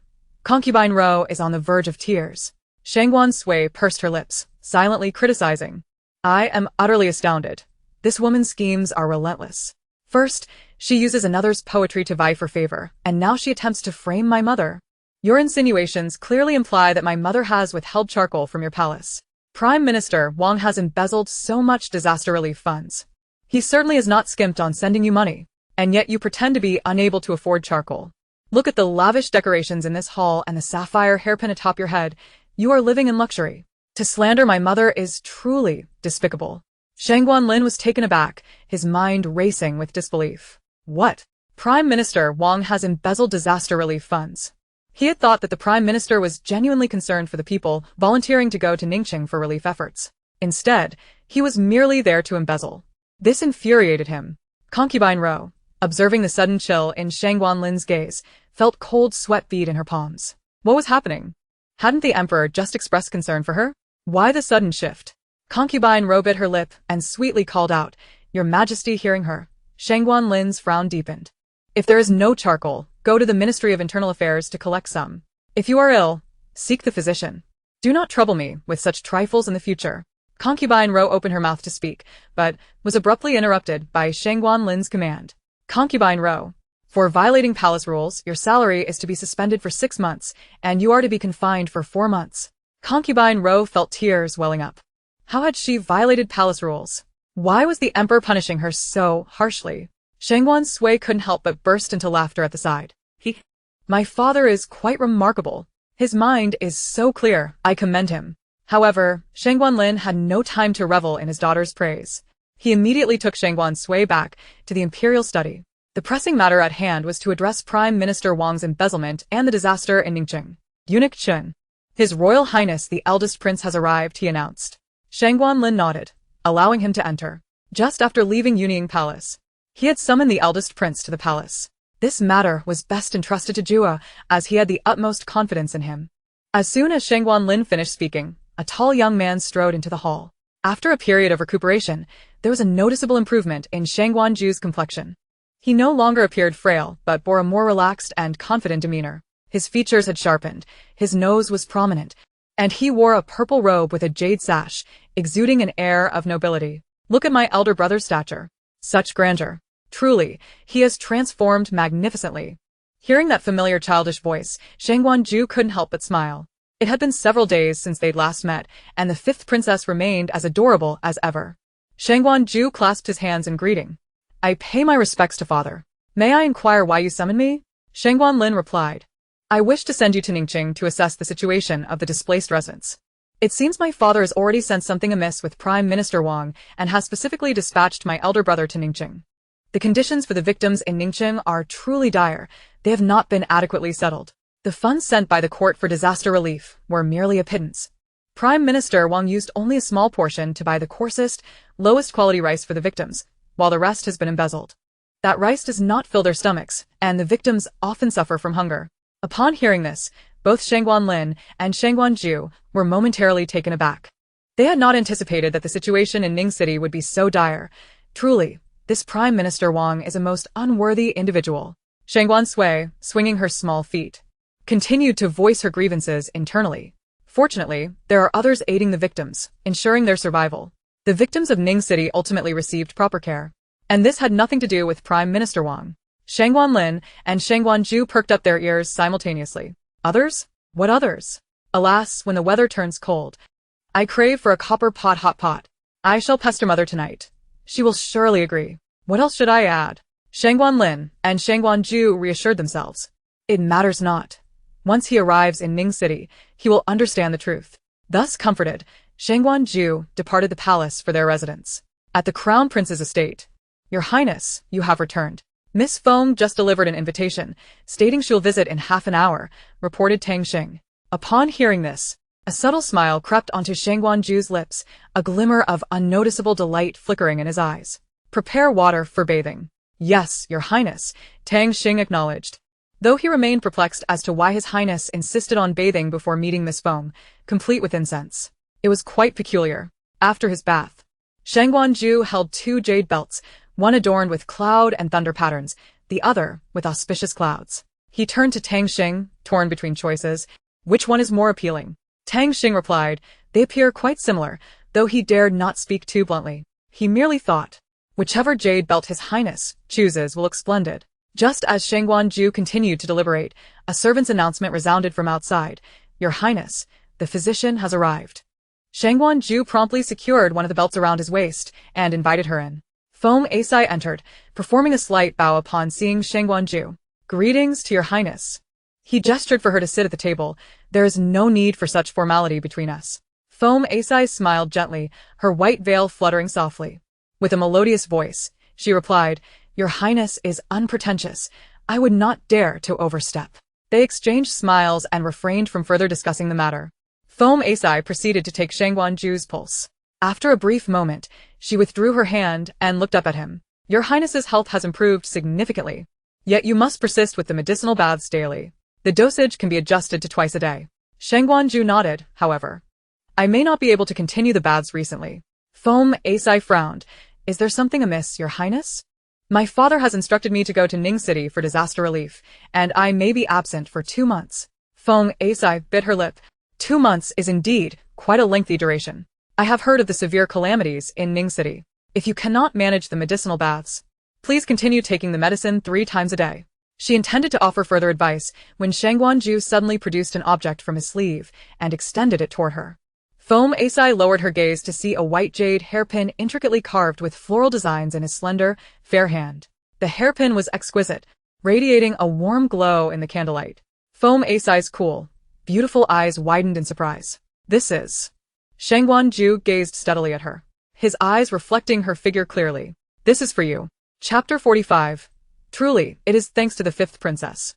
Foam Asai regarded the hairpin, her delicate brows slightly furrowed, making no move to accept it. Observing her hesitation, Shangguan Zhu remained patient, his tone gentle. I stumbled upon this while wandering the streets. Since I have no use for it, I wish to gift it to you. In truth, he had sent someone to scour the entire capital for this treasure. But he did not wish to burden her with any sense of obligation. He intended it simply as a common gift. Foam Asai's heart raced at the sight of the hairpin, her hand on the table instinctively tightening. Finally, she spoke softly, then thank you, Your Highness. She extended her fair hand, prepared to take the hairpin. At the moment her fingers brushed against his palm, a tremor coursed through both of them, prompting them to avert their gazes, unable to meet each other's eyes. A faint blush adorned Fena HCRs. It is getting late. I shall take my leave now. Shangguan Zhu, feeling somewhat flustered, stammered, All right, I shall have Tang Xing escort you home. No need, Foam Asai replied. My sedan chair waits outside. As he watched her graceful figure depart, Shangguan Sui's heart raced even more fervently. He had come to know her true identity. During their first meeting, the fifth princess had referred to her as Sister Feng. Following this lead, he quickly uncovered the truth. Her name was Feng Asai, daughter of the Minister Feng. He could not help but admire her. As a daughter of an official family, she bore numerous constraints, yet she steadfastly operated her medical clinic, saving lives. What kindness and bravery she possessed. Upon his return from Ning City, he resolved to seek her hand in marriage. At the Feng residence, Feng Asai sat at her desk, gazing at the delicately carved white jade hairpin in her hand, lost in thought. The maid, Yun Xiao, busied herself with tidying up the clothes, unable to restrain herself from speaking. Miss, you may not know, but today, the maidservant of the Wang family inquired about you, asking if the recently renowned young physician in the capital is indeed you. Feng Asai slightly returned to her senses. Miss Wang? Yun Xiao nodded. Miss Wang's mother is on good terms with Our Lady. Previously, she suffered from a severe outbreak of acne, and it was you who treated her. Upon hearing this, Feng Asai recalled the incident. She gently traced the floral patterns on the hairpin with her right hand, inquiring, "And how did you respond?" I, of course, denied it. After all, both the lady and the master instructed me that your work at the clinic must remain undisclosed. Feng Asai nodded. You did well. Her gaze returned to the hairpin, and as she held its tip, she gently turned it in her hands. A thought seemed to cross her mind, and a soft, warm smile graced her lips. She cherished this hairpin, as well as the one who gifted it. The following morning, in Bihua Palace. Mother, the copper pot hot pot from last night was absolutely delicious. I wish to have it again tonight. Shangguan Sui exclaimed, tilting her head, her voice cheerful, with her dimples radiating joy. Consort Chen looked upon her with affection, fastening a bow on Shangguan Sui's small cloak. Well then, Sui may have whatever she desires. Once assured that all was in order, she entrusted Shangguan Sui to Qingping, cautioning, the roads are slippery with snow.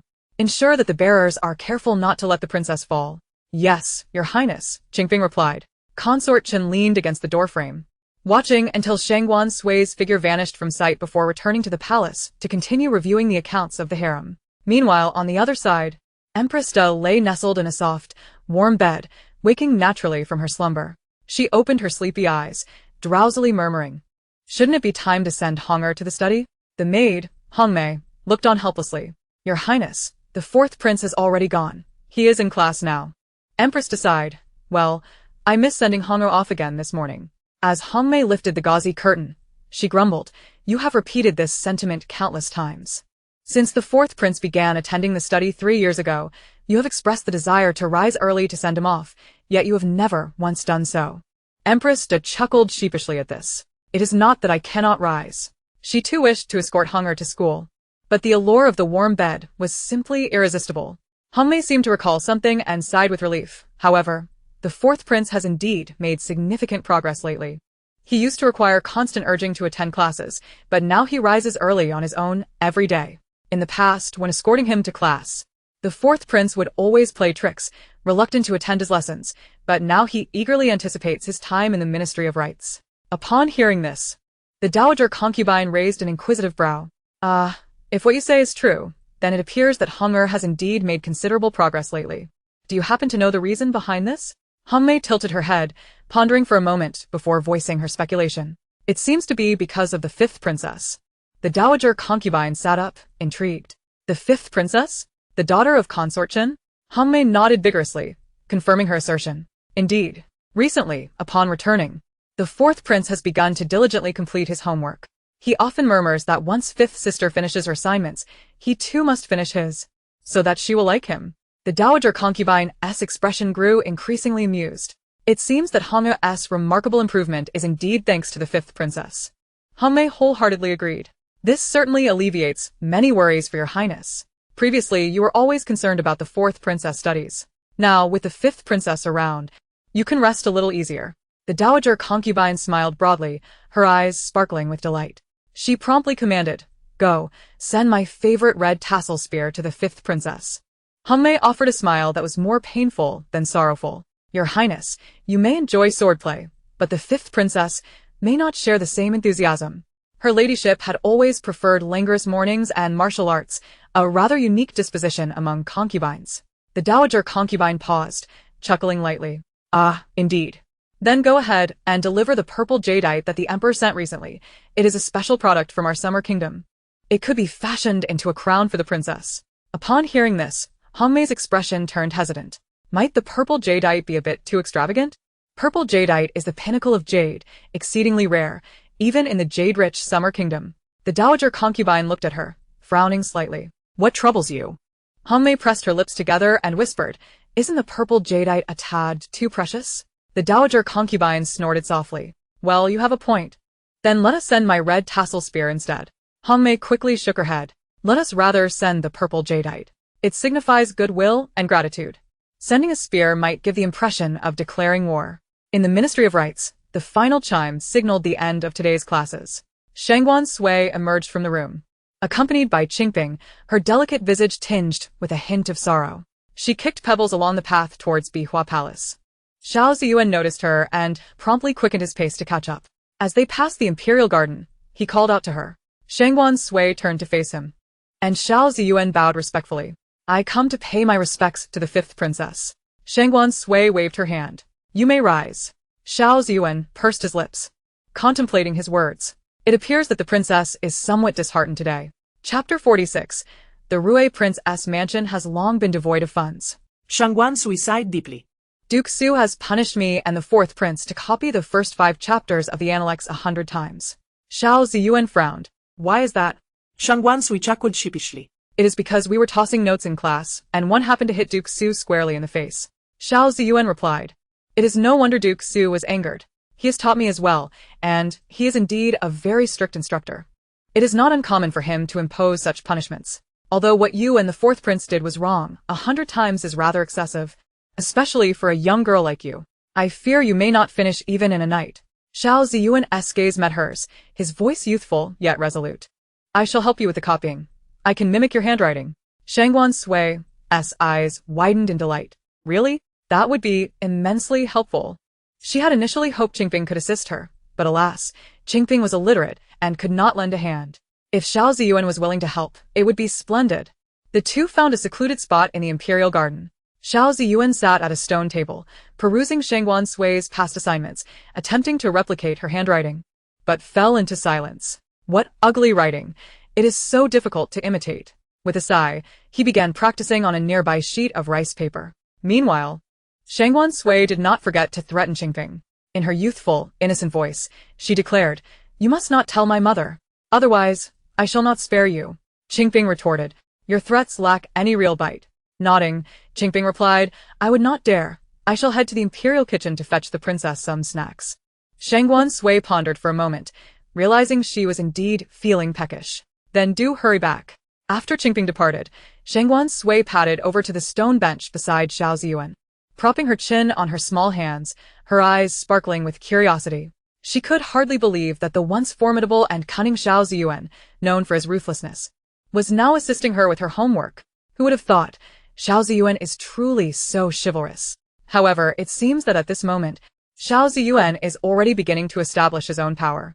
Though it cannot be strictly termed a strategizing, he does have a few individuals attending to his needs.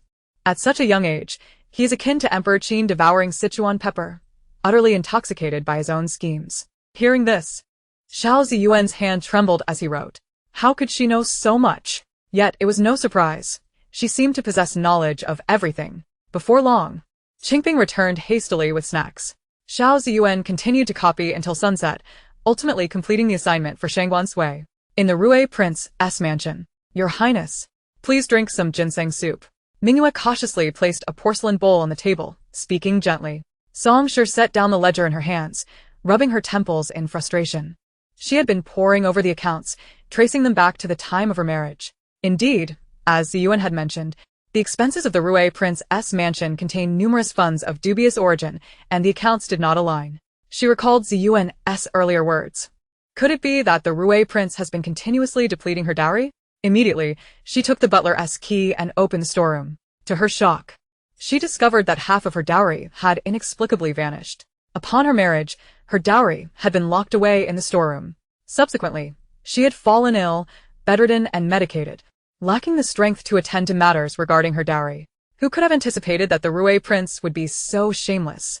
If the Xiao family were in distress, she would not hesitate to assist. Yet what they were doing now, taking without asking, directly appropriating the funds her father had provided for her livelihood, this was utterly outrageous. Song Shi trembled with rage, her temples throbbing. The last remnants of affection she had harbored for the Rue prince, who had once painstakingly sought her hand in marriage, were completely obliterated. What a despicable person, what a heartless Rue prince's mansion. Just then, a servant outside reported, "Your Highness, Master Xiao has arrived."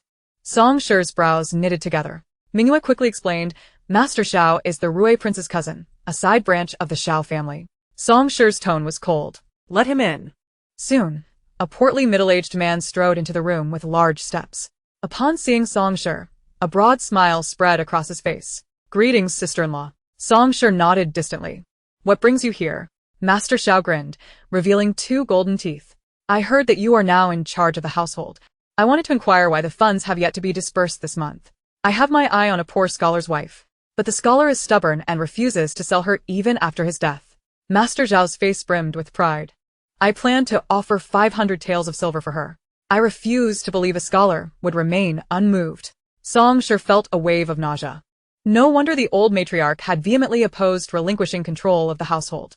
She had never imagined her dowry would be employed for such sordid and despicable deeds.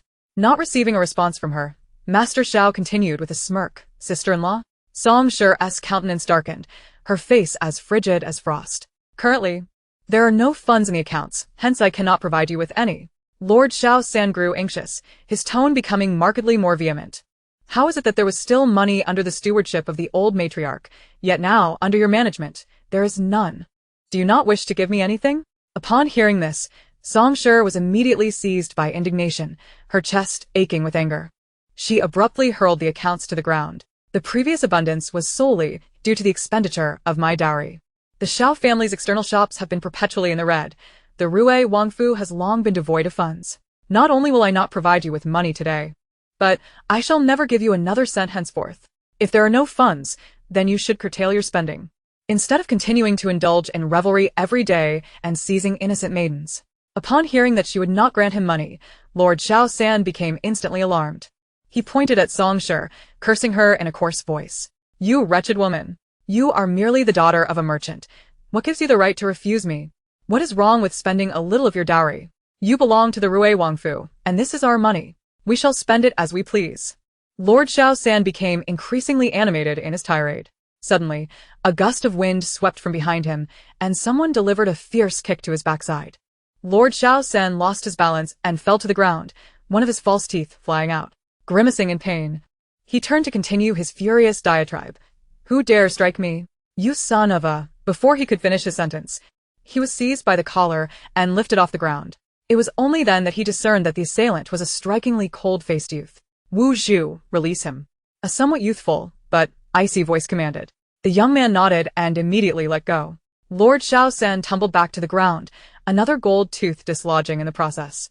He squirmed his corpulent body, attempting to rise, only to find himself pinned down. Lifting his gaze, he was met with a pair of emotionless phoenix eyes. "Is this Xiao Ziyuan?" Chapter 47. "So this is how you attend class every day."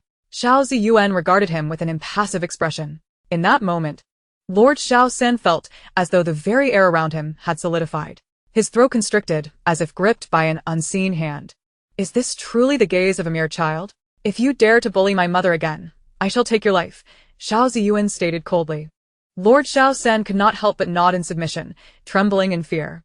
"I once dare. I shall never dare again." With that, he scurried out of the room in abject terror, still in disbelief that he had been frightened by a child. Witnessing the entire scene, Song Shi was equally astonished. She pointed at the cold-faced youth and inquired, "Ziyuan, who is he?" Xiao Ziyuan promptly explained. "His name is Wu Zhu. A few days ago, I rescued him by the lake when he was gravely injured, and I arranged for his treatment. In gratitude, he has chosen to remain by my side to protect me." Song Shi nodded, refraining from further inquiry. She returned to her seat and let out a long sigh. Xiao Ziyuan approached her and softly reassured, "Do not worry, mother. I will protect you." Song Shi grasped Xiao Ziyuan's small hand, nodding vigorously. She too would safeguard her Ziyuan. Now, she needed to write a letter to her father, seeking clarity on the funds he had sent over the years. How much had the Rue Wang secretly pocketed from her? In Bihua Palace, Shangguan Sui, having completed her homework, skipped joyfully back to the palace, humming to herself, "How delightful it is to be free of assignments." Upon entering the hall, she noticed an exquisitely crafted wooden box placed on the square table. Her eyes instantly sparkled with delight. "Oh my goodness, this looks incredibly valuable. I absolutely love it." Empress Chen covered her mouth, chuckling softly. She knew Sui would adore it. Rising, Empress Chen approached Shangguan Sui and explained, "This gift is from Defei." She said it is for you. Shangguan Sui's eyes widened, her face breaking into a radiant smile. For me. Empress Chen nodded, "But I have not yet opened it. I do not know what is inside." No sooner had she finished speaking than Shangguan Sui hopped onto a stool and eagerly opened the box. Instantly, a dazzling purple light filled the entire room. Shangguan Sui stammered, This is actually purple jade. Purple jade. This is truly a rare treasure. It is so beautiful, so brilliant. I adore it." Empress Chen spoke softly. "The maid who delivered it today mentioned it was to thank you for taking care of the fourth prince." Shangguan Sui frowned slightly. "Taking care of the fourth prince? Do you mean when I throw little notes and chatter during class every day?" Empress Chen. "So this is how you attend class every day?" Ultimately, Empress Chen waved her hand, choosing to let it go. "Never mind, just keep it." After all, someone comes to deliver various gifts to Sui from time to time. She had grown accustomed to it, and did not mind this particular item. In Ningqing, Shangguan Ju and his entourage hastily rode towards the city. Prime Minister Wang had received news early, and awaited their arrival at the city gates. He bowed to the Crown Prince, stating that accommodations had been prepared at the inn for His Highness. After a long journey, His Highness could rest before proceeding with inspections. The group soon arrived at the inn. Shangguan Ju surveyed the room and remarked, "The preparations are meticulous. Prime Minister Wang has worked hard. You may leave now." Prime Minister Wang nodded, a glint of cold light flashing in his eyes. "What of the prince? He remains under my control. There is certainly nothing to uncover." A smug smile played on Prime Minister Wang's lips as he turned to exit the room. The moment he stepped out, Shangguan Ju's expression turned icy. "Inspections? You have likely already set everything up, and following you would yield no discoveries." Shangguan Ju then asked, "Tang Xing, are the clothes I instructed you to prepare ready?" Tang Xing nodded, presenting 2 tattered garments made of coarse cloth. Soon, the 2 disguised in unremarkable attire stealthily slipped out of the inn. Shangguan Ju and Tang Xing began their investigation, discovering that the reality was exactly as the 5th sister had described. The majority of the relief efforts in the city consisted of a thin, watery gruel made from coarse rice. Witnessing the emaciated disaster victims, Shangguan Ju felt a heavy heart, unable to suppress his sorrow. As dusk approached, he noticed the victims seemingly converging towards a single direction. Exchanging glances with Tang Xing, they promptly followed. Before long, they arrived at a secluded area outside the city, where numerous campfires burned and several tents were set up, the air thick with the aroma of rice. As they drew nearer, they realized this was a site for distributing gruel. Yet it was evident that these individuals were not affiliated with Prime Minister Wang. At that moment, Shangguan Ju recalled the youthful voice resonating in his mind. Fortunately, there are others also helping these disaster victims, allowing them to survive. Shangguan Ju raised his brow slightly. Surely, these must be the people Sui referred to. In the center of the encampment stood a slender middle-aged man, exuding an air of refinement. Dressed in dark green garments, his demeanor as resilient as bamboo. People frequently approached him for counsel, indicating that this place was established by him. Shangguan Ju approached him directly, slightly bowing in greeting. "I am here on behalf of the court to oversee the relief efforts. May I inquire who you are, sir?" The man, upon seeing Shangguan Ju, was initially taken aback, then bowed respectfully. "Ah, it is the inspector.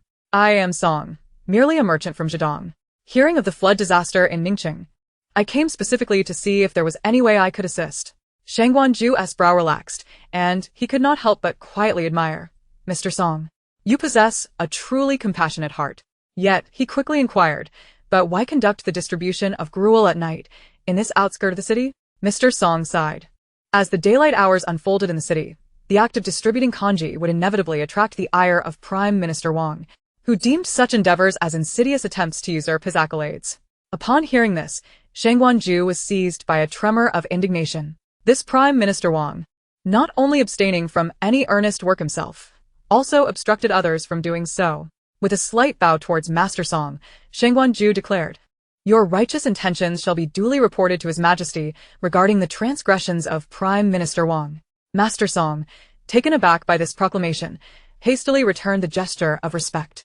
In the ensuing days, Shangguan Sui covertly investigated evidence of the Prime Minister's corruption by day, while by night he joined Master Song at the kanji stall to aid the disaster-stricken populace in their plight. Soon, with the incriminating evidence in hand, Shangguan Sui spurred his steed towards the imperial palace with great haste. 2 days later, within the imperial study, Shangguan Sui raised a sheet of rice paper, displaying her artwork to the nearby Shangguan Lin. "Father, do you think my painting is exquisite?"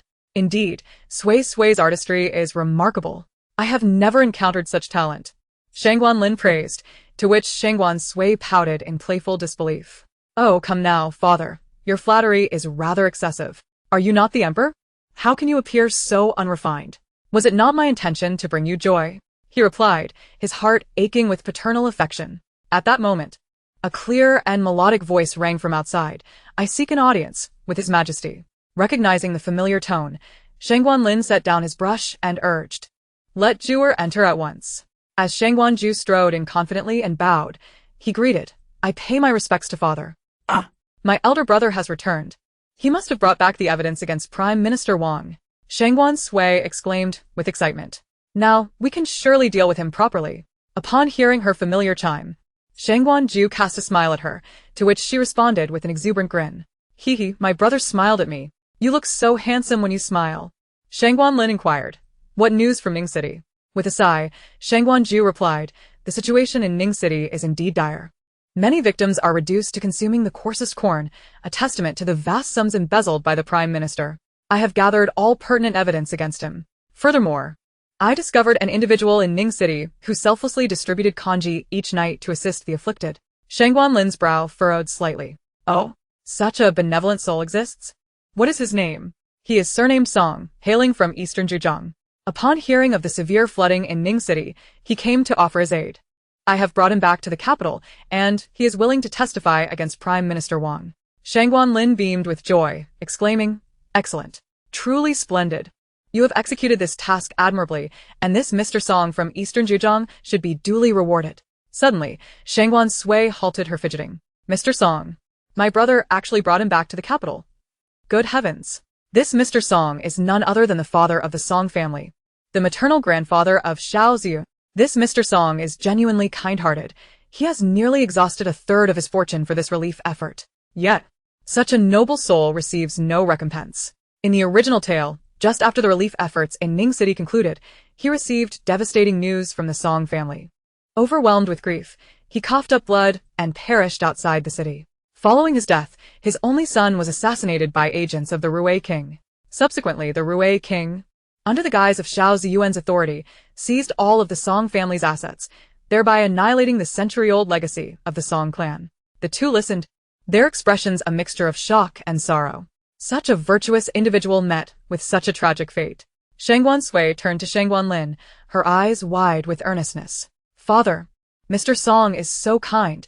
You must reward him." Shangguan Lin smiled gently, ruffling her hair. "Very well, my dear Sui, I shall heed your words." In truth, he had already intended to commend Mr. Song.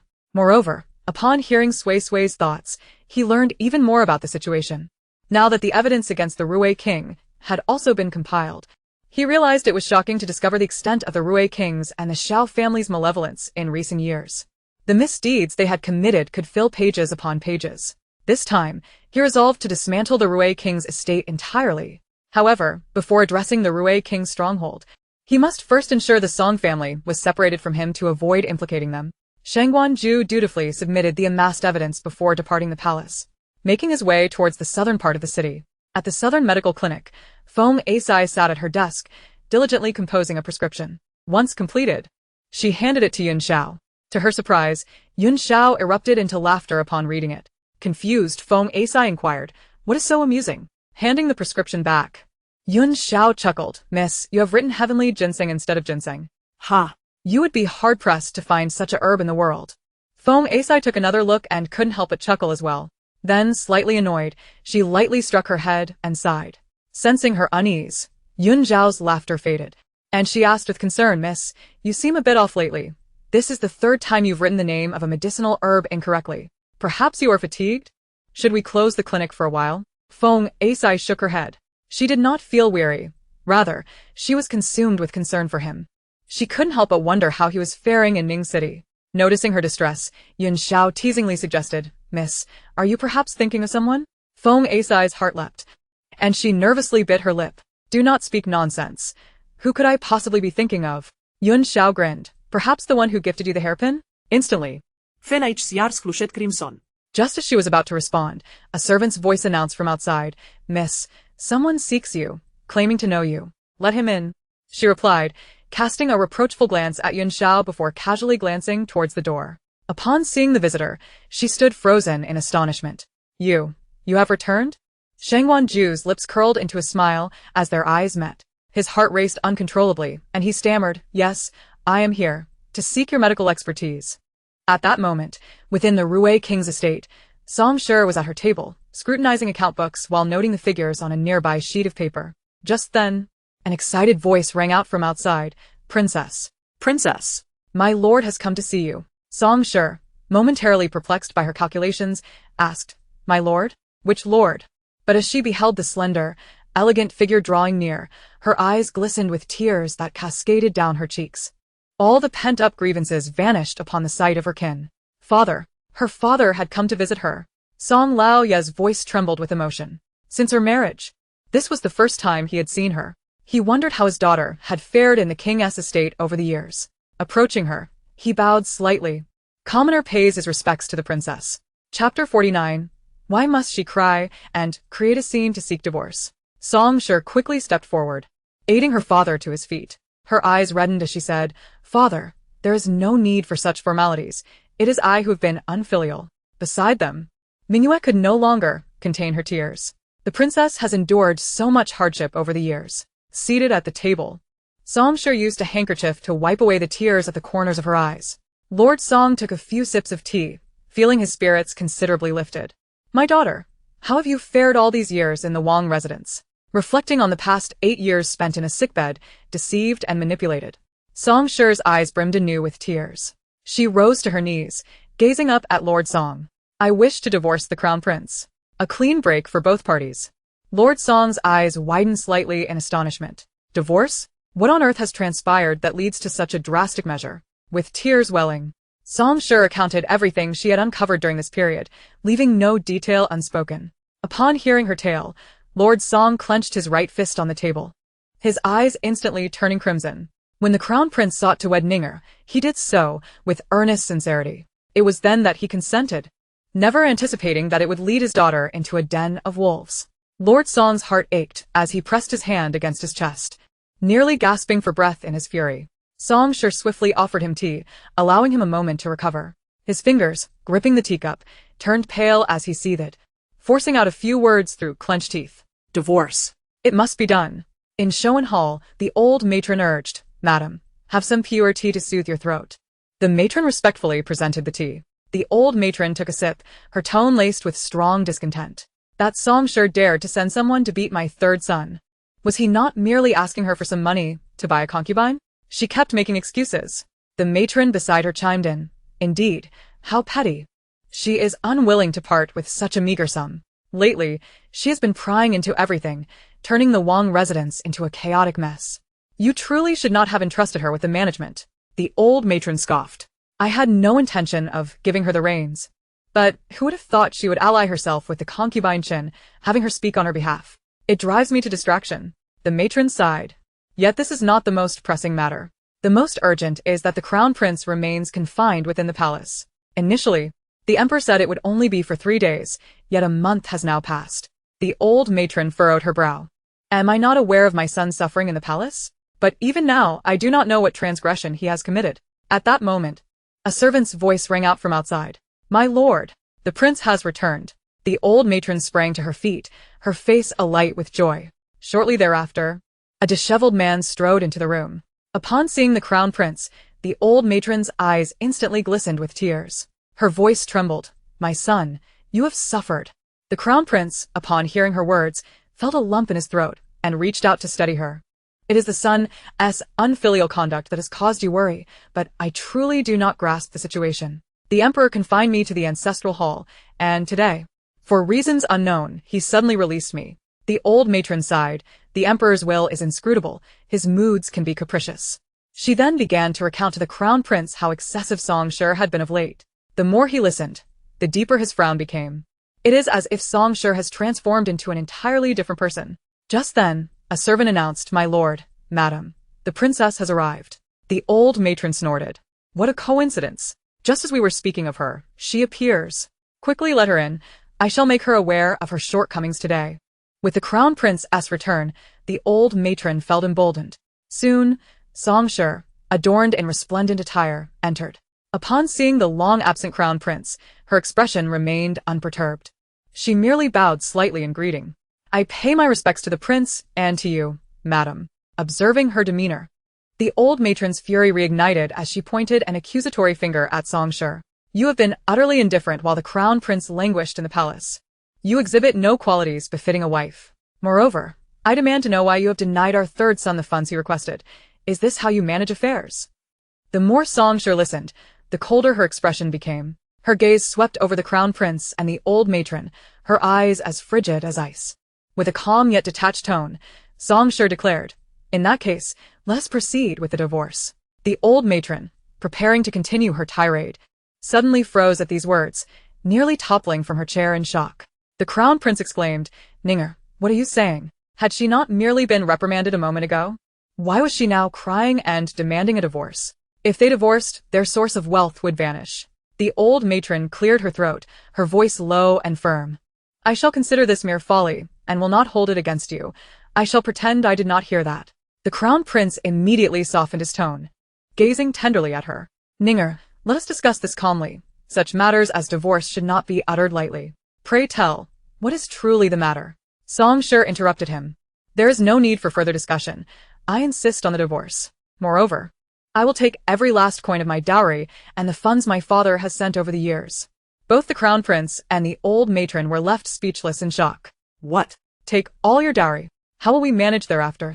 Song Shi regarded them with a cold smile. "When you sought to marry me, you offered no betrothal gifts, hence I shall reclaim my dowry, and from this point forward, we are even." Seeing her resolute attitude, the crown prince coldly threatened, "Do you think you can simply divorce at will? Do you believe the authorities will heed your wishes or mine? I hold a noble title, while you are merely the daughter of a merchant." Just then, a voice of immense authority rang out. "And what if it were I who commanded your divorce?" Both the crown prince and the old matron were rendered speechless. "I? The emperor?"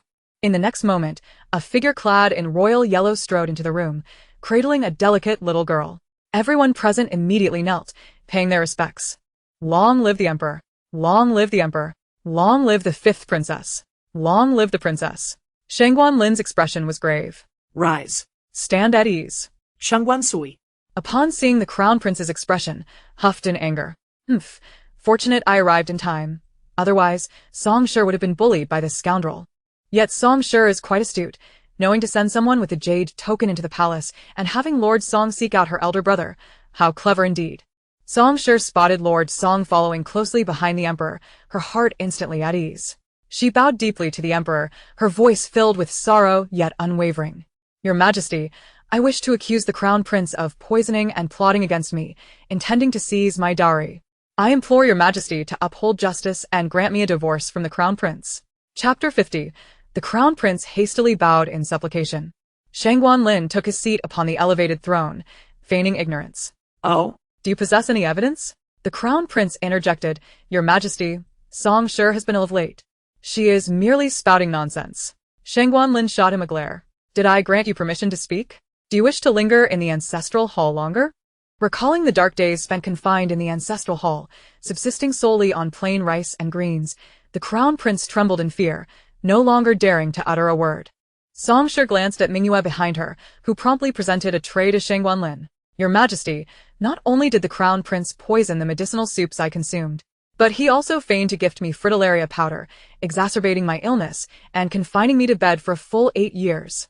Here are the testimonies from the physician in the southern district, along with evidence of the crown prince's purchase of fritillaria powder. Moreover, The accounts from the Crown Prince's residence over the past 8 years contain numerous sums of unexplained wealth, which correspond precisely with the amount of my missing dowry.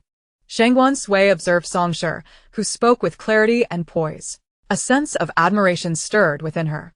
Had it not been for her ill-fated marriage to the Crown Prince and his treachery, Song Shi would undoubtedly have thrived. Lord Song, hearing his daughter's words, immediately stepped forward and bowed deeply. Your Majesty, as a humble citizen, I have been concerned for my daughter's well-being since her distant marriage, and thus I have sent her money and written letters of inquiry each month. However, it was only after the two of us compared notes that we discovered that the correspondence consisted of only a few scattered letters, and not a single coin had been received. Heavens! That despicable Prince Rui actually withheld the letters. He truly is devoid of any human decency. Master Song's heart grew heavier with each word, his eyes reddening instantly. I have but this one daughter. Who could have foreseen that I would unwittingly send her into the den of wolves, subjecting her to such torment? Lady Song promptly stepped forward to support Master Song, her voice trembling softly. Father, it is not your fault. Observing the poignant bond between father and daughter, Shangguan Lin could not help but feel a surge of emotion. As a father himself, he deeply understood Master Song's plight. Shangguan Lin cast a cold, piercing glance at Prince Rui. Prince Rui, do you plead guilty? The prince immediately knelt on the ground, his complexion ashen, his voice quaking uncontrollably. Your humble servant. Before he could finish, Shangguan Lin let out a disdainful snort, his voice grave. Thus, from this moment forth, Lady Song and Prince Rui are to be divorced, parting ways without further entanglement. Prince Rui must return all of Lady Song's dowry, along with all the silver he has misappropriated over the years. Shangguan Sui, in a fit of excitement, waved her tiny hands. Hooray! Father is so wise. Father is so brilliant. Father is the best emperor in the world. I love you, Father. Lady Song is finally free. Shangguan Lin could not help but chuckle heartily. No praise could bring him more joy than that of his daughter. Both Prince Rui and the old dowager collapsed to the ground. It was over. After all these years of squandering Lady Song's wealth, how would he ever repay her? Lady Song and Master Song exchanged a glance, both overwhelmed with joy to the point of tears. They bowed deeply in gratitude. Thank you, Your Majesty. Thank you. Shangguan Sui looked at them, her eyes sparkling with happiness. But that is not all. My father has other rewards in store. Shangguan Lin immediately seized the moment. Master Song, your efforts in aiding the victims of the disaster in Ning City have been truly commendable. I hereby bestow upon you the title of Grand Protector and grant you a plaque, making you a paragon for merchants throughout the realm. Though the title of Grand Protector is a nominal office, it is indeed a significant reward, and the plaque is an even greater honor. Few in the entire Du dynasty are bestowed such a privilege. Moreover, Master Song is truly deserving. His assistance to the disaster-stricken was born of genuine compassion. Master Song expressed his gratitude profusely. Shangguan Lin then turned his gaze to Lady Song, a smile gracing his lips. As for you, Lady Song, your character is both wise and dignified. I appoint you as the Princess of Duanyang, and Xiao Ziyuan shall continue his studies in the Ministry of Personnel. Lady Song gaped in disbelief, her mouth agape, momentarily forgetting to express her gratitude. It took her a while to snap back, bowing her head in thanks. Still feeling as though she were in a dream, the faces of Prince Rui and the old dowager darkened further with discontent. Who would have thought that after Lady Song left the Prince Rui residence, she would fare even better? This was infuriating. Shangguan Lin's lips curled upward. Sui Sui had read the heavenly texts. She had said Xiao Ziyuan would become formidable and intelligent in the future. Such a person is best kept close at hand. If he could be harnessed for the greater good, he would serve the Du nation splendidly. Hooray! Hooray! Xiao Ziyuan will grow up in such a happy environment. He surely once turned to darkness. Lady Song has endured for 8 long years. Such a fine outcome is her due reward. Father has truly handled this splendidly. Shangguan Lin could not suppress a broad smile at his daughter's innocent exclamations. Yet, he was reminded that there was still one matter pending. Prince Rui, do you know why I have released you today? As the prince was lost in thoughts of how to repay the debt, he was suddenly called out by the emperor, causing his heart to race. He hastily knelt, pleading for mercy. Your humble servant was unaware. Shangguan Sui pouted. You are still unaware? After committing so many misdeeds, you remain oblivious? Shangguan Lin pulled out a memorial and tossed it before Prince Rui. His voice was icy. This is the evidence of your crimes uncovered by the Ministry of Justice. corruption, abuse of power, and the 50 murder cases involving the Shao family over these years. Both Prince Rui and the old dowager trembled in fear. Your Majesty, how could you suddenly investigate the Shao family? Prince Rui's head struck the ground with a resounding thud as he begged for forgiveness. Please, Your Majesty, spare the Shao family this time. Shangguan Lin coldly interrupted his plea. Seize Prince Rui at once, and the entire Shao family. Subject them to rigorous interrogation. We must thoroughly investigate the Shao family. As soon as he finished speaking, the Imperial Guard rushed in from outside, dragging the kneeling Prince Rui and the old dowager away. The servants of the Shao family were also taken, their cries echoing in the air. Shangguan Sui watched the prince being dragged away, her little fists raised in exhilaration. The wicked are being punished. How wonderful! What Prince Rui has done deserves 100 executions. Lady Song observed everything with a calm demeanor. A wave of emotion surged within her as she reflected on the Emperor's thoughtful strategy, first facilitating her divorce from Prince Rui, then exposing his crimes. This way, she and Ziyuan would remain untainted. Her gaze then shifted to the delicate little girl, a sense of intuition stirring within her. She felt that this matter was somehow connected to the fifth princess. Regardless, the fifth princess and consort Chen were truly benevolent individuals. She vowed to dedicate her life to chanting prayers for their well-being. In the palace of Bihua, Qingping rushed in, her face alight with excitement. Your Highness! Your Highness! Trouble has befallen Consort Ro. Chapter 51 Scoundrel? What scoundrel? What has occurred? Consort Chen set down the jade spoon in her hand and turned to look at the hastily approaching Qingping. Shangguan Sui, who was nibbling on a pig's trotter, also turned her curious gaze toward her. Qingping exclaimed with palpable excitement, Consort Ro has been demoted.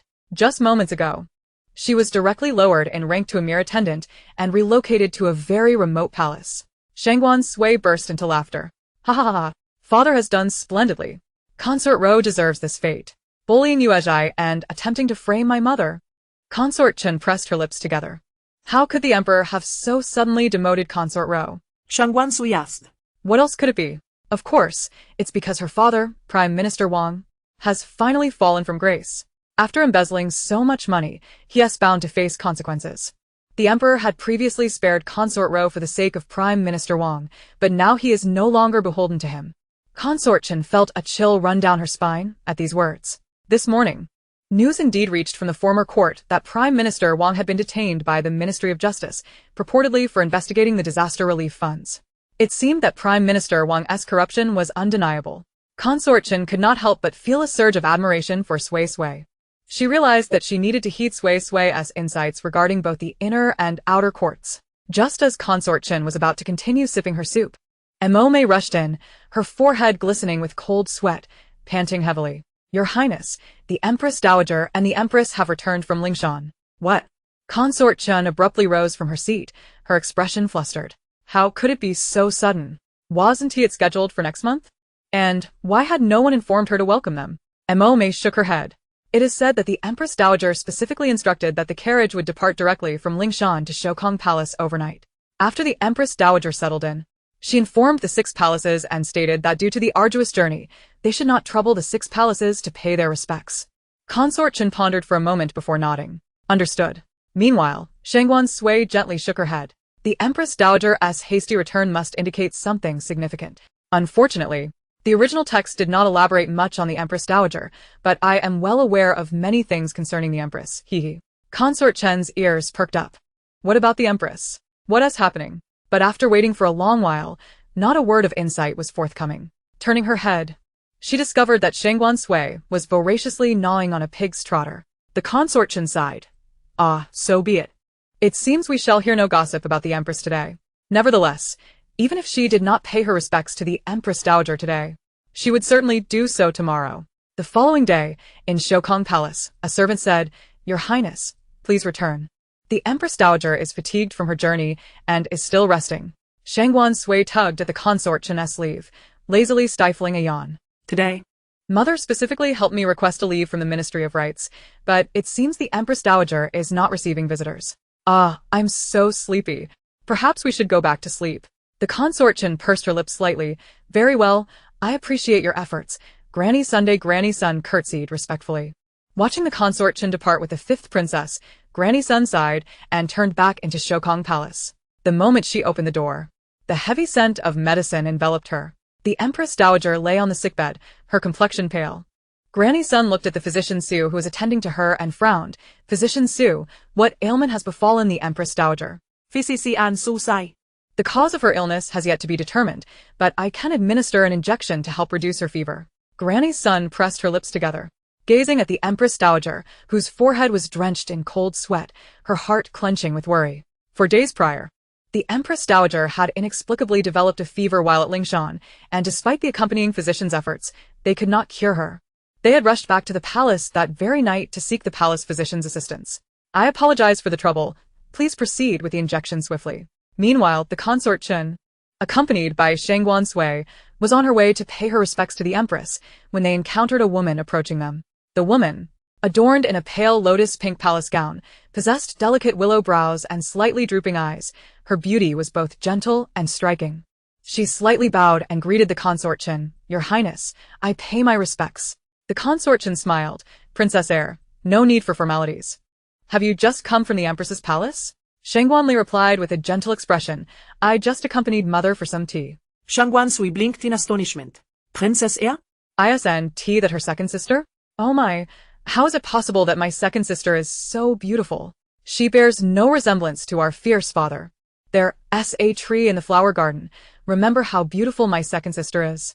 I like her. Moi. The consort Chen remained calm despite the sudden rise in volume beside her. Shangguan Li could not help but chuckle. Fierce father? Are you referring to Father Emperor? She laughed, surprised at her little sister's amusing remarks. Shangguan Li turned to look at Shangguan Sui, only to find her smile freeze in place. No. It seemed that fifth sister had not spoken aloud. Could it be that she had heard fifth sister's inner thoughts? When she glanced back at the consort Chen, her expression was unchanged. Was it possible that only she could hear them? How extraordinary. Just then, that sweet, innocent voice echoed again, alas. It's such a pity that my beautiful, gentle, and kind-hearted second sister is betrothed to a scoundrel. Princess Air? She indeed was engaged to this year's top scholar, Chen Qingfeng. Having met him, she found him to be handsome and eloquent. How could he be a scoundrel?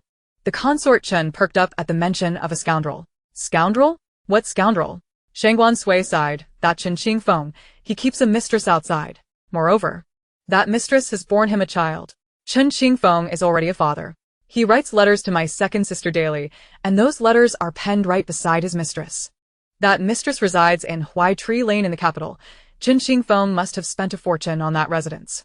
He is merely waiting to marry the princess to elevate his status and provide a better home for his mistress. Upon hearing this, Shangguan Li instinctively clenched her right hand tightly, her gaze filled with alarm. Could Chen Qingfeng truly be such a man? She inhaled deeply, realizing that this concerned her sister's marriage. She could not remain indifferent. Shangguan Li bowed to the consort Chen and suddenly recalled a matter in the palace. Excusing herself to leave, the consort Chen nodded, casting a sympathetic glance her way. Hastily returning to the palace, Shangguan Li summoned her most trusted maid and instructed in hushed tones, you must go to Huaitree Lane in the capital immediately and see if the scholar is there. Watching her maid's departing figure, Shangguan Li retrieved the letters Chen Qingfeng had previously sent her.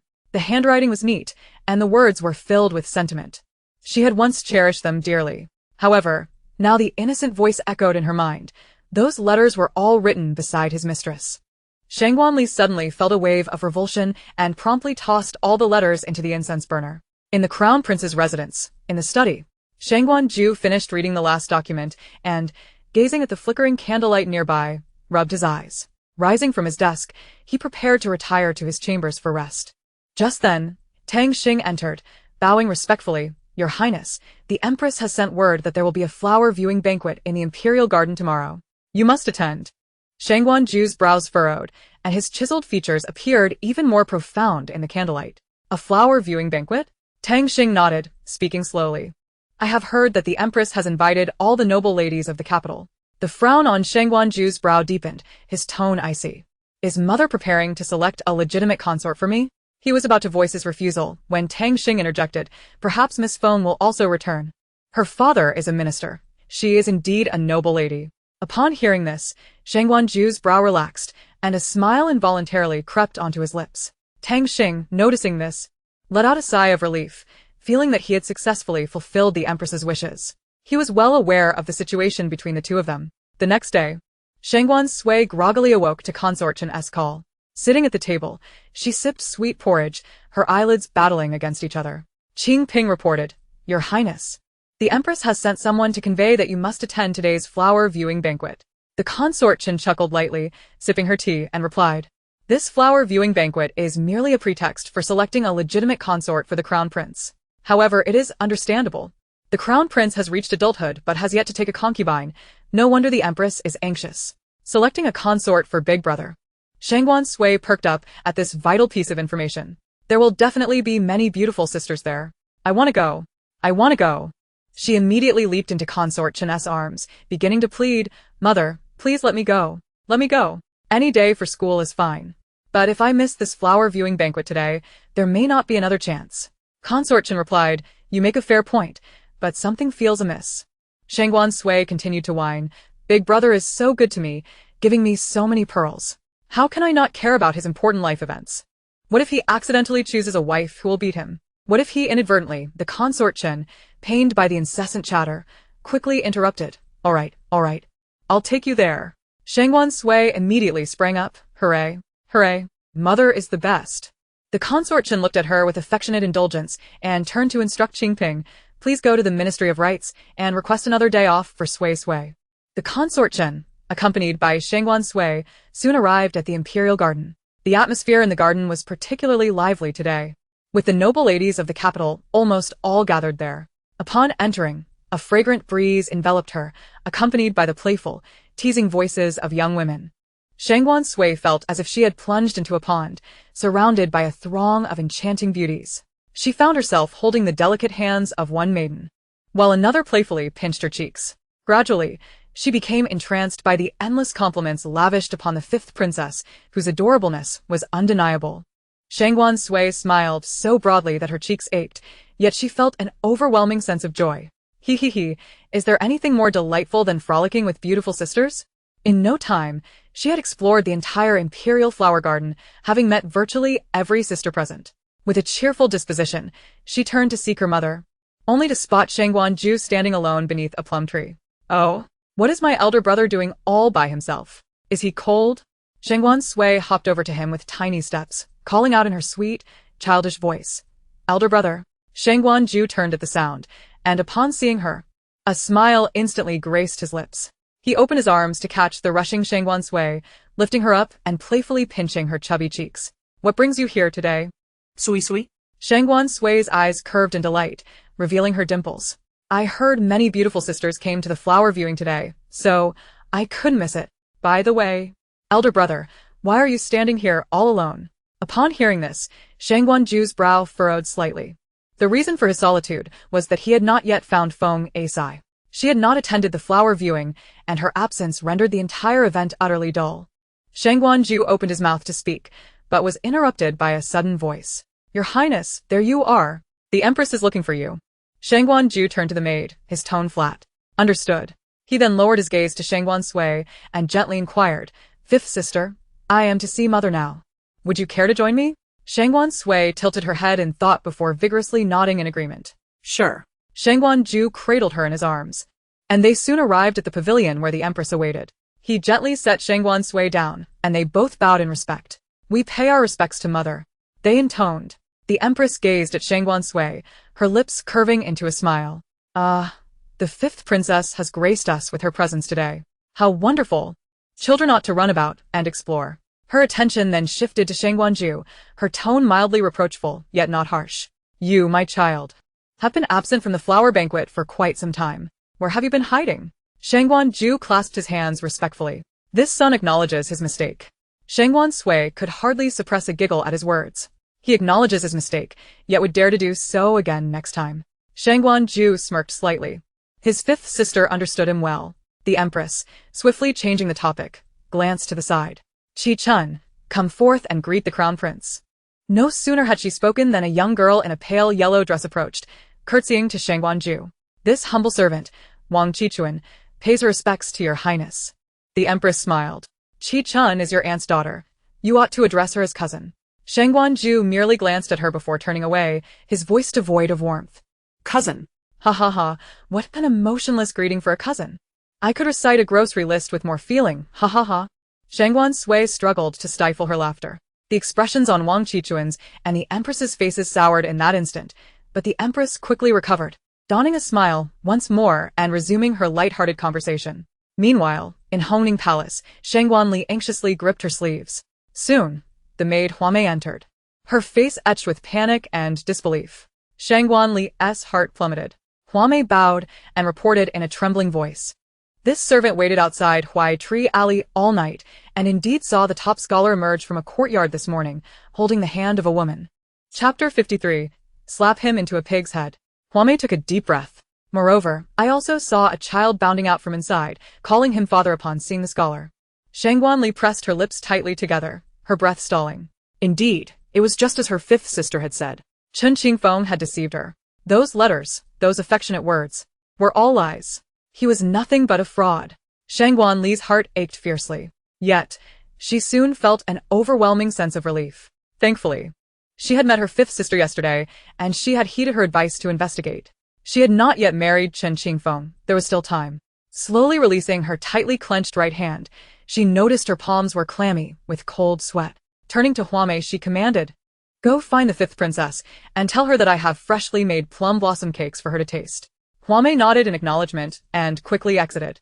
Watching her retreating figure, Shangguan Li felt a surge of determination. She now fully believed in her fifth sister. The fifth princess must know even more. She needed to see her again. Meanwhile, in the imperial flower garden. What?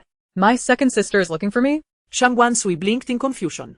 Why would second sister suddenly seek me? How strange. Huamei nodded. Yes, the second princess's little kitchen has prepared new plum blossom cakes and invites the princess to partake. Upon hearing this, Shangguan Sui's face lit up with joy. Okay. Hee hee, I'm going to enjoy some delicious plum blossom cakes. Shangguan Ju couldn't help but chuckle, saying, indeed, fifth sister cannot resist the allure of food. He entrusted Shangguan Sui to Huamei, once again instructing, take good care of the princess. Huamei bowed in compliance. Soon, Shangguan Sui arrived at Hongning Palace. Gazing at the exquisite and beautiful pavilion before her, she blinked. When I grow up, will I also have such a magnificent palace to dwell in? But for now, I still wish to be with mother. Inside the palace, Shangguan Li recognized the sweet, melodic voice that drifted to her ears. She immediately knew her fifth sister had arrived. Hurrying out, she took Shangguan Sui's small hand and led her inside. Shangguan Sui sat on a chair, her little feet swinging, holding a plum blossom cake and taking generous bites. Shangguan Li looked at her with a gentle expression. Do you like it, fifth sister? Shangguan Sui nodded vigorously. Yes, I like it. It's delicious. Shangguan Li shook softly. Unable to resist reaching out to tousle Shangguan Sui's hair. Having lost her mother at an early age, she had been raised by the Empress and spent most of her time in quietude and prayer, rarely interacting with her siblings. She had not anticipated that having a little sister could evoke such warmth. Shangguan Sui, enjoying her treat, couldn't help but lament, it's a pity that my second sister, such a wonderful person, ended up with such a scoundrel. That Chen Qingfeng, not only does he have a mistress outside, but he also has a wife back in Mingcheng. Shangguan Li? What? Not only does he have a mistress, but he also has a wife. He has two women outside. His wife, surnamed Meng, hails from a wealthy family in the region. When Chen Qingfeng went to the capital for the examination, Meng invested all her savings to support him. Little did she know, Chen Qingfeng used that money to keep a mistress in the capital. Poor Meng remains oblivious, waiting pitifully at home for Chen Qingfeng to return after he passes the exam and take her away. What a scoundrel. He has entangled himself with 3 women, yet treats none of them with sincerity. Upon hearing this, Shangguan Li's breath caught. Anger surged through her, causing her hands to tremble uncontrollably. This was too much. Absolutely intolerable. Suppressing the fury boiling within her, she immediately turned to issue commands after sending Shangguan Sui away. Huamei, immediately dispatch someone to ride swiftly to Ming City. Investigate thoroughly the background of Chen Qingfeng in that locality. Shangguan Li gritted her teeth, contemplating whether he is already wed in that place. Huamei was taken aback, but hastened to fulfill her task. The next day, in the imperial study, Shangguan Lin gazed at the upright figure of Chen Qingfeng before him. His expression increasingly satisfied. His voice softened. I have read your article. It is exceptionally well written. Chen Qingfeng immediately bowed in respect. Your Majesty bestows too much praise. It is merely a humble opinion from a mere subject. Shangguan Lin smiled. There is no need for such modesty. You possess talent, which I greatly admire. Only someone of your caliber deserves my daughter. At merely 22 years of age, Chen Qingfeng had already achieved the highest honors in the imperial examinations, a truly remarkable young talent. Just as Shangguan Lin prepared to say more, the palace doors were suddenly pushed open. Shangguan Li led Shangguan Sui in with purposeful strides. Lier, Sui. What brings you here? Shangguan Lin inquired, somewhat taken aback. However, Shangguan Li did not respond but walked straight to Chen Qingfeng. Chen Qingfeng raised his gaze. His eyes filled with deep emotion as he gently uttered, Princess, I. Before he could finish, Shangguan Li raised her hand and slapped Chen Qingfeng across the face. The crisp sound echoed throughout the hall, leaving everyone present in stunned silence. Shangguan Sui, filled with excitement, jumped up. Okay. Well done. Such a scoundrel deserves a good slap. Let us turn him into a pig's head. Shangguan Lin was utterly bewildered. Could someone explain what is happening? How has Chen Qingfeng become a scoundrel? Lia. What is going on? Shangguan Sui pouted. What else could it be?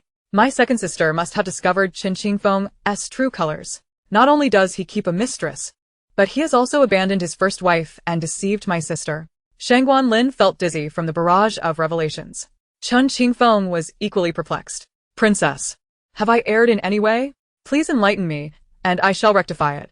He continued to gaze at Shangguan Li with tender affection. Shangguan Li's expression grew increasingly cold. Filled with disdain, she clapped her hands, and two women entered from outside. One wore her hair in a traditional bun, while the other donned a bright pink dress. The two women exchanged puzzled glances, uncertain of why they had been summoned. Upon seeing Chen Qingfeng at the center, they simultaneously gasped, Chen Lang, my husband. Shangguan Sui was elated. What a spectacle this is. Both Chen Qingfeng's first wife and mistress have arrived. Shangguan Li stepped back, her gaze icy as she addressed him. Chen Qingfeng, do you recognize these two women? Everyone present fixed their eyes on him, awaiting his response. Chapter 54. He must have someone he favors. Chen Qingfeng's face twisted in agony. How did it come to this? He had thought he had concealed everything so well, whether it was Meng Shi, Lu Niang, or even the second princess. He believed he had kept them all in the dark. Panic surged within him, and beads of cold sweat formed on his forehead. Having grasped the entirety of Shangguan Sui's revelations, Shangguan Lin's expression darkened. He fixed a stern gaze on Chen Qingfeng, his voice chilling. Chen Qingfeng, explain yourself. Deceiving the emperor is a crime punishable by death. Hearing this, the last glimmer of hope within Chen Qingfeng was extinguished. His eyes dimmed, and he collapsed to his knees. Meng Shi and Lu Niang looked on, sensing the gravity of the situation, yet still holding on to a thread of hope that it might be a misunderstanding. Kneeling, his face pale and voice trembling, he began to recount, I first married Meng Shi. She devoted herself to household duties, allowing me to focus on my studies. Later, when I traveled to the capital for the imperial examinations, she left me some money for food while giving me the rest. He paused, his heart heavy. Upon my arrival, I met Lu Niang and fell for her at first sight, paying to secure her freedom and keeping her outside. She even bore me a child. Upon hearing this, Meng Niang's eyes reddened, her body trembling. It dawned on her that his lavish expenditures were to support another woman. After all her sacrifices to provide for their family, even begging her parents for money, only to realize that all those resources had been squandered away. Tears streamed down her face, her heart aching beyond words. Shangguan Sui observed her plight and sighed, Poor Meng Niang, she is truly a wonderful woman. Shangguan Sui approached, offering her handkerchief. Here, wipe your tears, she said sweetly. Meng Niang looked at the handkerchief in her hands, her eyes reddening anew. Thank you, princess. Shangguan Lin felt a swell of pride as he observed his dear Sui's kindness. Yet, he quickly shot a sharp glare at Chen Qingfeng, admonishing, Why have you stopped? Continue. Terrified, Chen Qingfeng stammered, Yes. After topping the imperial examinations and winning the princess's favor, I concealed Lu Niang in Huai Tree Alley, hoping the princess would remain unaware. Lu Niang's eyes widened in disbelief as she interjected, Did you not claim to be a mere court official? You told me your wife was ill, and that once she passed, you would marry me. Each word seemed to sap her strength. Shangguan Sui shot Chen Qingfeng a look of disgust. What a scoundrel. You've spun 3 different tales to deceive all 3 of us. Shangguan Lin's anger surged. How could he have ever thought highly of such a deceitful man? Someone so treacherous could never serve well in office or for the people. He hurled Chen Qingfeng's article to the ground. Chen Qingfeng, your deception of the princess equates to treason. You shall no longer serve as a scholar. Guards, take him away. Chen Qingfeng trembled, pleading tearfully, Your Majesty, I beg you to show mercy. But before he could utter another word, the guard seized him and dragged him away. Shangguan Sui made a face at him. Serves you right. Off to prison with you. Listening to Chen Qingfeng's distant cries for mercy, Shangguan Li exhaled deeply. Thanks to Sui, I narrowly avoided falling into a den of wolves. In the afternoon, the three children gathered together. Shangguan Sui perched on a large stone by the lake in the imperial garden, holding a plum blossom cake gifted by Shangguan Li. Why does my second sister treat you so well? I haven't seen her give me any plum blossom cakes, Shangguan Hongjiao complained, his face sour. Everyone knew that only the second princess's small kitchen could make such delicacies, and he had long coveted them. Shangguan Sui blinked innocently. I don't know. You should ask her yourself. Shangguan Hongjiao waved his hands. My second sister is usually with the Empress Dowager. I'm not familiar with her. He raised an eyebrow. I'm closer to my elder brother. After a bite of the cake, Shangguan Sui frowned upon hearing this. What's wrong? Asked the previously silent Xiao Ziyuan. Shangguan Sui swallowed her morsel and turned to look at them both. Have you noticed that our elder brother seems somewhat out of sorts lately? Taking advantage of the moment, Shangguan Hong seized a piece of plum cake and popped it into his mouth, mumbling, What seems off? I don't feel anything amiss. Xiao Ziyuan replied in a calm tone. Is there something the princess has in mind? Shangguan Sui nodded, recalling the flower viewing banquet from yesterday, where the Empress insisted on selecting a primary consort for their elder brother, fervently introducing her niece to him. However, he appeared rather disinterested. It wasn't he just her. It seemed that every woman present was met with his indifference and apparent aversion. Shangguan scoffed lightly. Then, he must have someone he fancies. That's how it is in the tales my mother reads. Hearing this, Shangguan Sui's eyes brightened immediately. Indeed, that's quite possible. Our elder brother is already 20 this year. It's perfectly normal for him to have someone in his heart. Who would have thought? My fourth brother, who usually has a mind as vast as the palace, is surprisingly astute today. Shangguan exclaimed. What do you mean? What do you mean by having a mind larger than the palace? Yet, Shangguan Sui soon fell into a frown, her little brows furrowing in deep contemplation. But who could our elder brother possibly like? Would Sister Feng know? After all, she sees him daily for his treatments. We should ask her. Xiao Ziyuan immediately shook his head. I'm afraid that won't be possible. The Southern Medical Hall has been closed for the past 2 days. Shangguan Sui remained unperturbed. Then we shall simply visit the Feng residence to see if anything is amiss. After all, it is rather strange for the medical hall to be closed for 2 consecutive days. In the evening, a carriage glided smoothly, preparing to exit the palace. Shangguan Hong was brimming with excitement. Although she did not know where they were headed or who Sister Feng was, she was simply thrilled to be leaving the palace. Her grin was wide and joyous. However, her smile quickly faded. Chapter 55. Why are you here, fifth princess? The carriage came to a gradual stop at the palace gate, and the voice of the guarding soldier rang out, Inspect the carriage. The driver, puzzled, questioned, Wasn't there no inspection before? The guard replied solemnly, New regulations. With that, he prepared to lift the carriage curtain. Shangguan Sui reacted swiftly, taking advantage of her small stature to hide in the corner of the carriage. Xiao Ziyuan promptly draped his cloak over her. However, Shangguan Hong, who had not managed to conceal herself in time, was soon discovered. She presented a smile that was more pained than joyful as she was swiftly escorted down from the carriage. The guard glanced over the carriage one last time, found nothing amiss, and allowed it to pass. The carriage smoothly rolled out of the palace. All clear now, Shangguan Sui quickly removed the cloak from her, taking deep breaths. Phew, that was terrifying. What a close call. The carriage soon set off towards the back courtyard of the Feng residence, as instructed. Xiao Ziyuan lifted Shangguan Sui down from the carriage. She gazed at the towering walls before her, unable to suppress a frown. Are we climbing over? Xiao Ziyuan nodded. Yes. We shall climb over. Shangguan Sui's mouth fell open in disbelief. Huh, how are we supposed to climb? I'm just a 3-year-old child. Don't make things difficult for me. With my short legs, I wouldn't be able to get up there. Xiao Ziyuan chuckled softly and glanced back. Wu Zhu nodded and stepped forward immediately. Before Shangguan Sui could react, she was effortlessly lifted by Wu Zhu, like a chick. In the blink of an eye, she soared over the high wall and landed in the back courtyard of the Feng residence. Soon, Xiao Ziyuan was also brought in by Wu Zhu. As darkness enveloped the sky, the three of them stealthily navigated through the Feng residence's back courtyard. They quickly discerned the location of Feng Asai's quarters from the conversations of the maidservants. Inside, the flickering lights cast shadows, accompanied by faint sounds. "Miss, it's time for your medicine." "I know, just leave it there." This was followed by a series of persistent coughs. Shangguan Sui's eyes widened. Heavens! Sister Feng is ill. After the maidservant set down the medicine, she bowed and stepped back.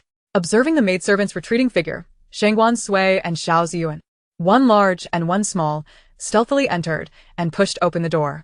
Feng Asai leaned against a couch, softly coughing. Her pale countenance bore a hint of frailty, reminiscent of a delicate orchid in water. Upon hearing the door creak, she furrowed her brow. "Didn't I say I wanted some peace and quiet?" Raising her gaze, she was immediately taken aback, her expression shifting to one of surprise. "Fifth princess, what brings you here?" Shangguan Sui hurriedly dashed to her bedside, her cherubic face full of concern. "Sister Feng, how did you fall ill? How are you feeling now?" Feng Asai smiled gently. "Do not worry, princess. I am much better now. I simply caught a chill from the wind a while back and fell ill unexpectedly." Shangguan Sui nodded in understanding. "I have complete faith in Sister Feng's medical skills. You will surely recover soon." She winked at Xiao Ziyuan, who promptly presented a neatly wrapped piece of plum cake. Shangguan Sui offered the delicacy to Feng Asai. "This is the plum cake my second sister gave me. I found it delicious, so I saved a portion for you." Feng Asai felt deeply touched and immediately accepted it. "Thank you so much, princess." Shangguan Sui beamed brightly. "It's no trouble at all." "Oh, Sister Feng, I want to ask you something." Feng Asai nodded. "Go ahead." Shangguan Sui blinked her beautiful eyes, her small face brimming with curiosity. "Does my elder brother have someone he fancies? Do you know who it is? If you do, you must tell me." Upon hearing this, Feng Asai's ears flushed red, and her cheeks began to warm. How was she to respond? She bit her lip. "Well, such matters are something the princess can inquire about directly from the crown prince." "How would I know?" Shangguan Sui tilted her head. "Sister Feng, you truly don't know?" Feng Asai's face grew even warmer, her voice delicate and faint. "I really don't know." Shangguan Sui and Xiao Ziyuan exchanged glances. Why is Sister Feng blushing? However, Shangguan Sui chose not to press further. After all, Sister Feng was still unwell. It was crucial for her to recuperate. Shangguan Sui chatted with her for a while longer before departing with Xiao Ziyuan. They could not linger any longer. They needed to return to the palace without delay. On their way back, Shangguan Sui could not help but ask Xiao Ziyuan, "Do you think Sister Feng is embarrassed by the question, or does she perhaps harbor feelings for my elder brother? Otherwise, it's quite difficult to explain why she turned red. She is usually such a composed person." Xiao Ziyuan shook his head. "I am unsure. I am not well versed in such matters." Shangguan Sui shot him a glance. "You're clearly not aware, given that in the original story, you end up alone and unaccompanied." Xiao Ziyuan exclaimed, "Is it really that tragic?" Shangguan Sui sighed.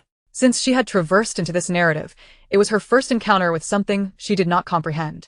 The following day, in the Yifeng Palace. Mother is truly worried about you. You have been crowned for nearly a year. Yet there isn't even a concubine by your side." The Empress gazed at Shangguan Ju with a look of concern. Shangguan Ju nodded. "Mother, I only wish to marry the woman I love." The Empress sighed.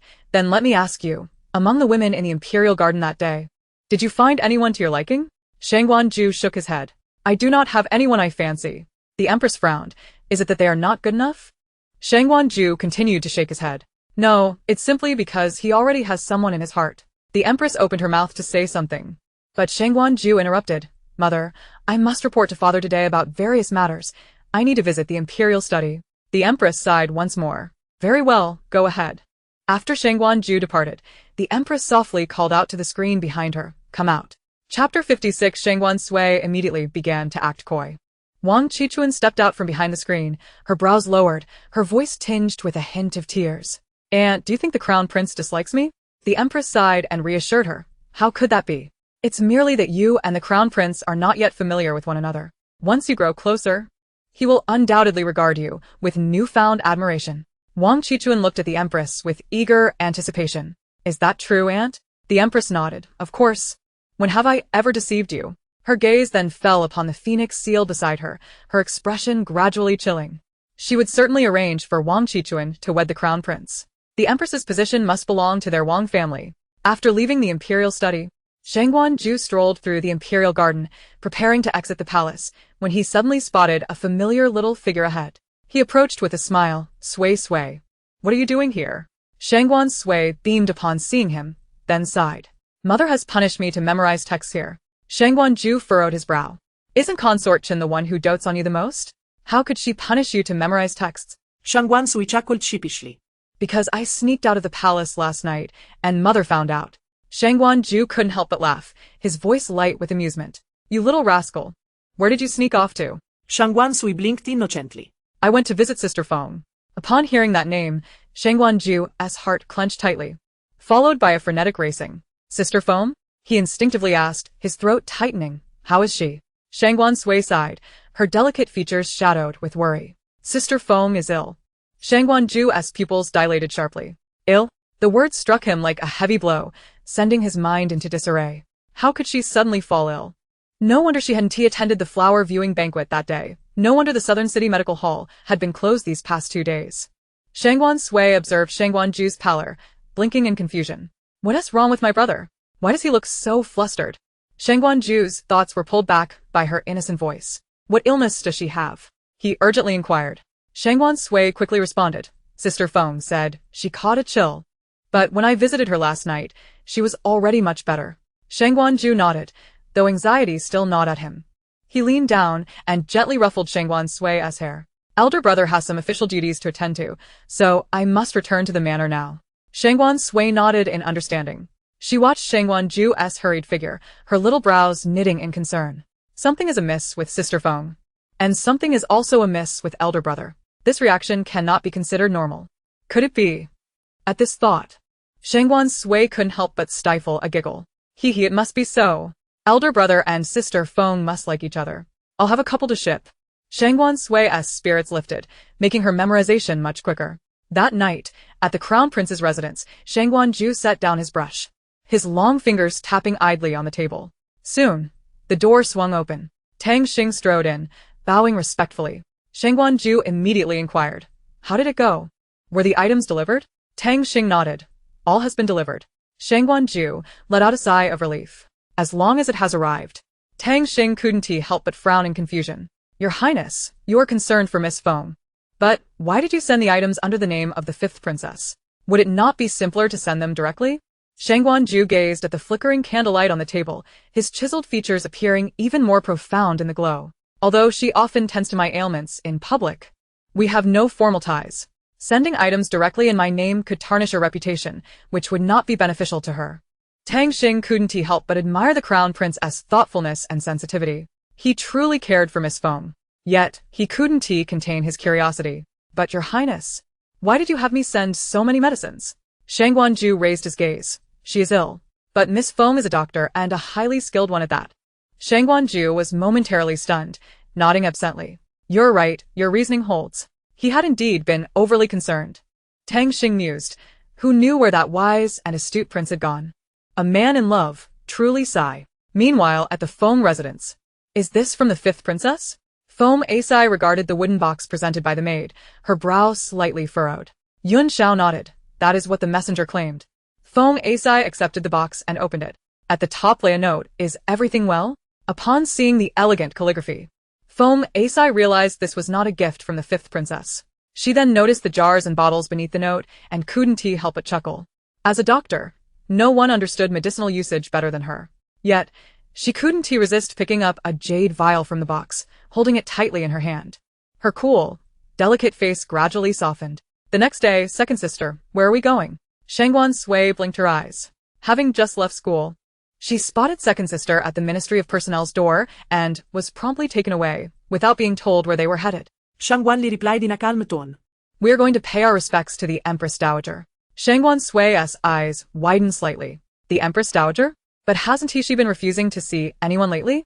Mother took me to visit once, but the Empress Dowager still wouldn't meet. Shangguan Li, hearing Shangguan Sui's thoughts, couldn't help but chuckle softly.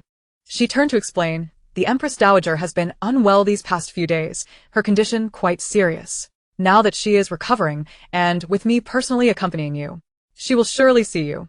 I was raised by the Empress Dowager, so you need not worry. The Empress Dowager is the mother of the Emperor. and the emperor places great emphasis on filial piety. If Sui can win the Empress Dowager's favor, she will truly have an easier time in the palace. The two soon arrived at Shokong Palace.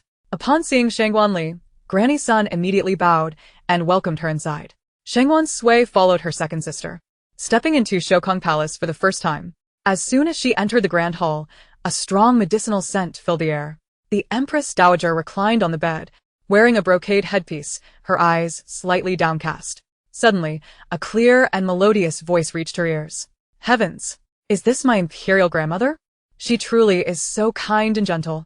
Chapter 57. The Empress Dowager received a package from the Empress. What is that sound? She wondered, calling her grandmother. Isn't that a common term? Yet, she found she rather liked this term. The Empress Dowager slowly lifted her eyelids, her gaze landing on the two girls before her. Li's air was gentle and reasonable. It must not have been her speaking, so it must be the one beside her. The Empress Dowager looked at Shangguan Sui, noticing her little mouth tightly shut, but the voice continued to resonate in her ears. Oh. The imperial grandmother has opened her eyes. I wonder if the imperial grandmother is feeling any better? The Empress Dowager now confirmed that the voice she heard was indeed Shangguan Sui's thoughts. Yet, she was not frightened. At her age, she had seen and heard many strange things. Shangguan Li and Shangguan Sui bowed together to the Empress Dowager.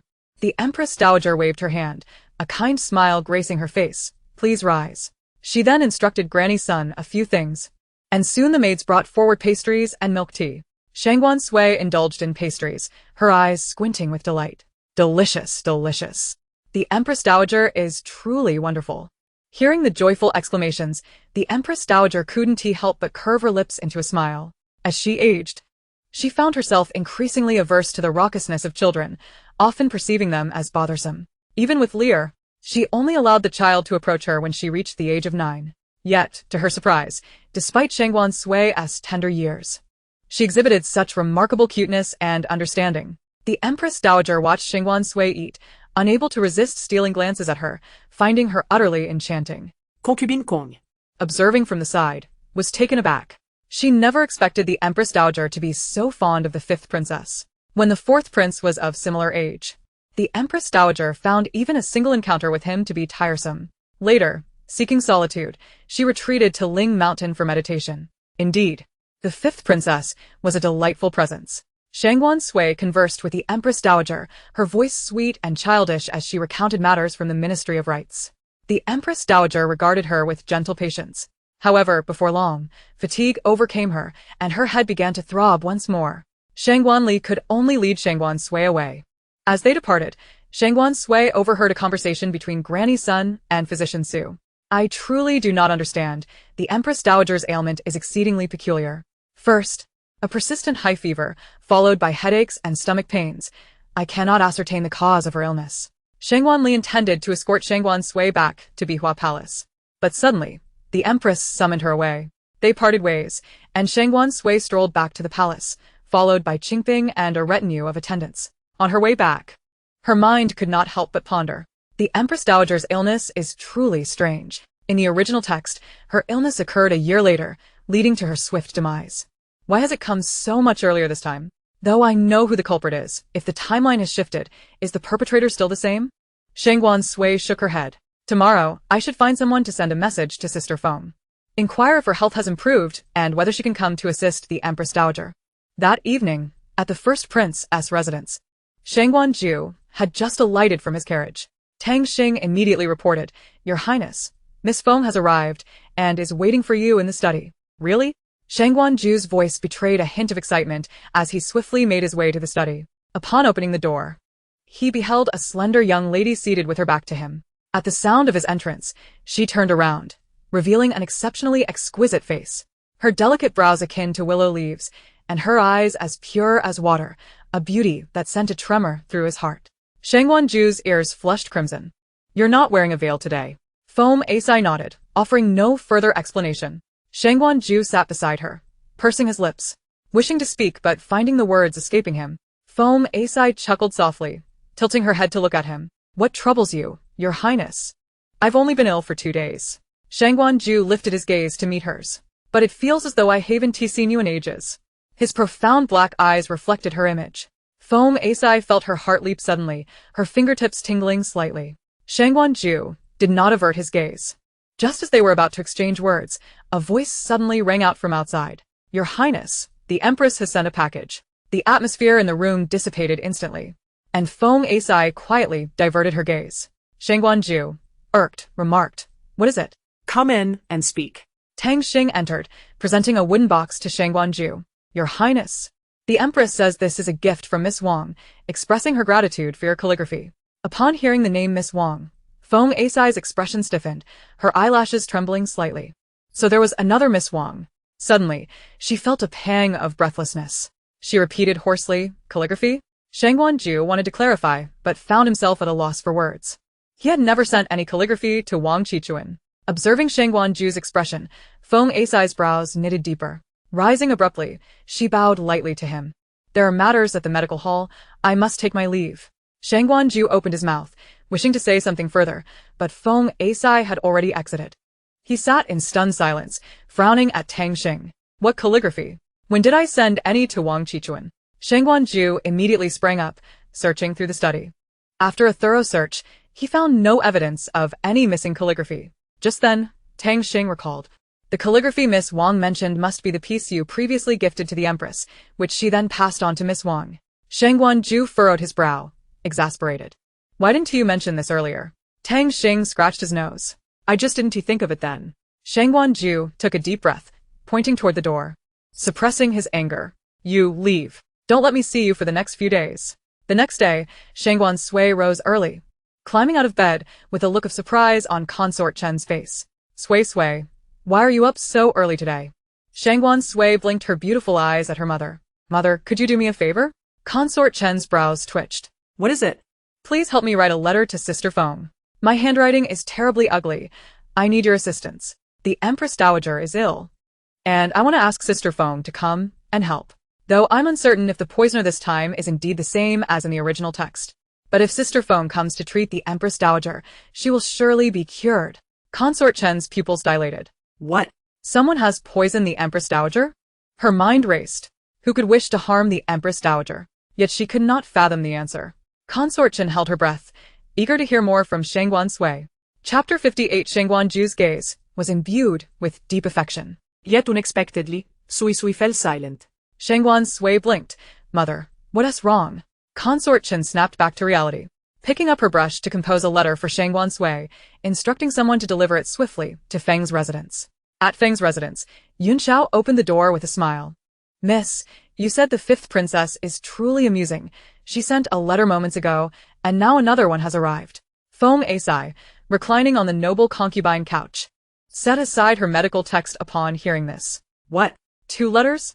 Yunxiao respectfully handed the 2 letters to Feng Asai. She took them, opened them, and immediately understood. One was penned in delicate script, likely written by Consort Chen on behalf of Shangguan Sui, inquiring about her health and whether she could visit the Empress Dowager. The other was in a vigorous running script, unmistakably from the first prince, wherein he explained that he was unaware of the calligraphy matter.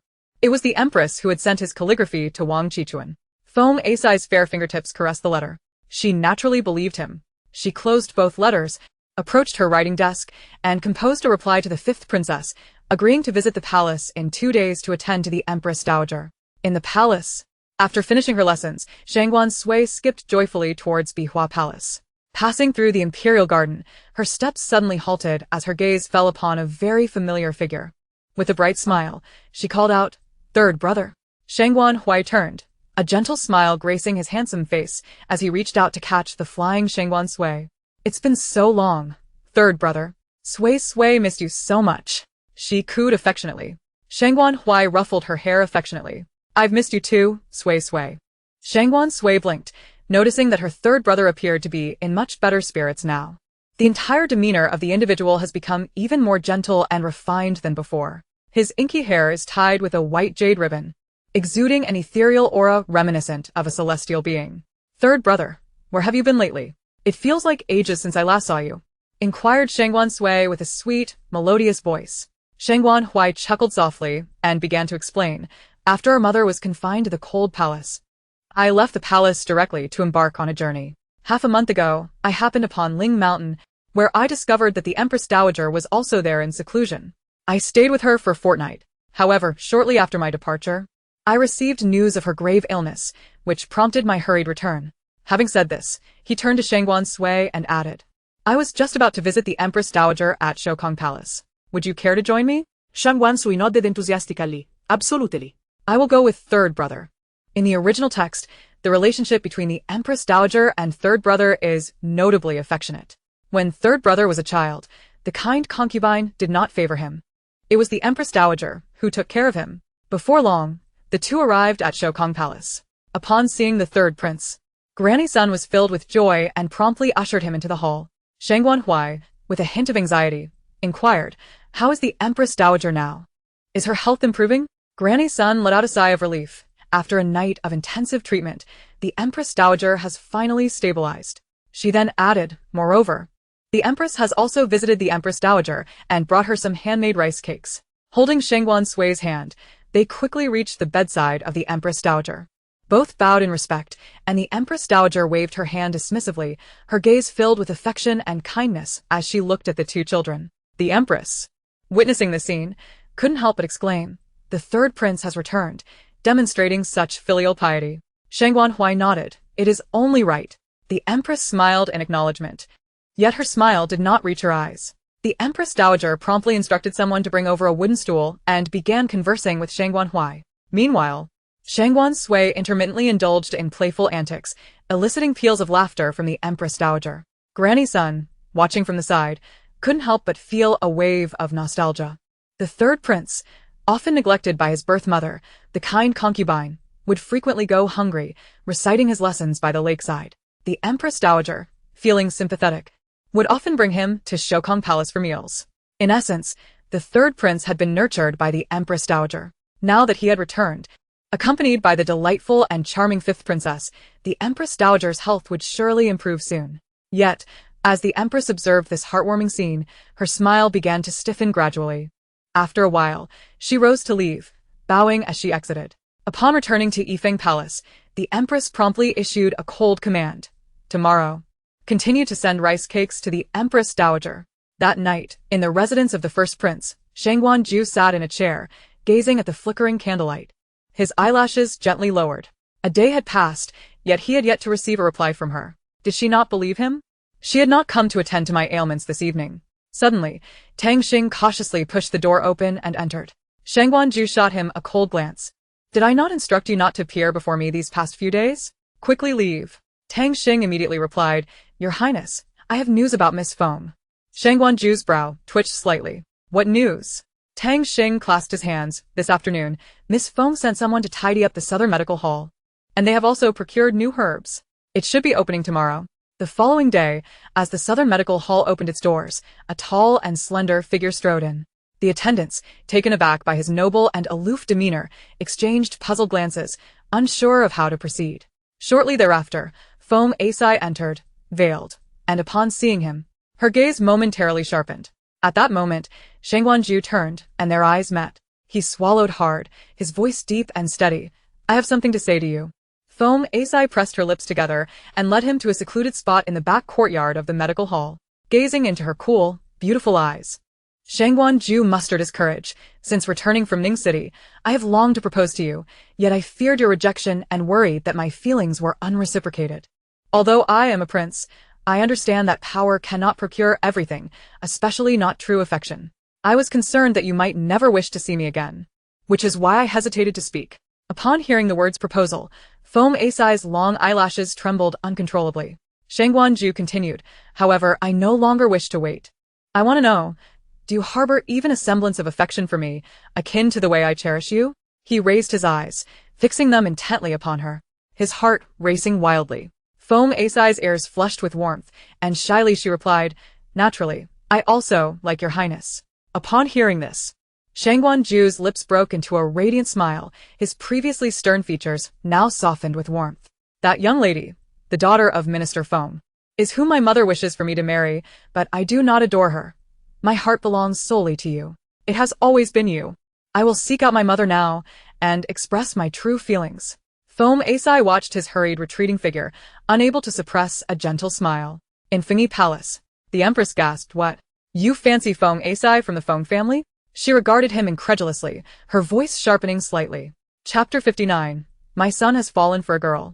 Shangguan Sui knelt upright in the hall, his gaze resolute. Indeed, mother. I adore Miss Feng, and I wish to take her as my wife. The Empress inhaled deeply, her expression growing increasingly frigid. I do not consent. She turned to Shangguan Sui, her voice piercingly sharp. Your cousin, Wang Qichuan, is also a fine choice. Why do you refuse to marry her? Shangguan Sui shook his head. My cousin is wonderful, but I do not love her.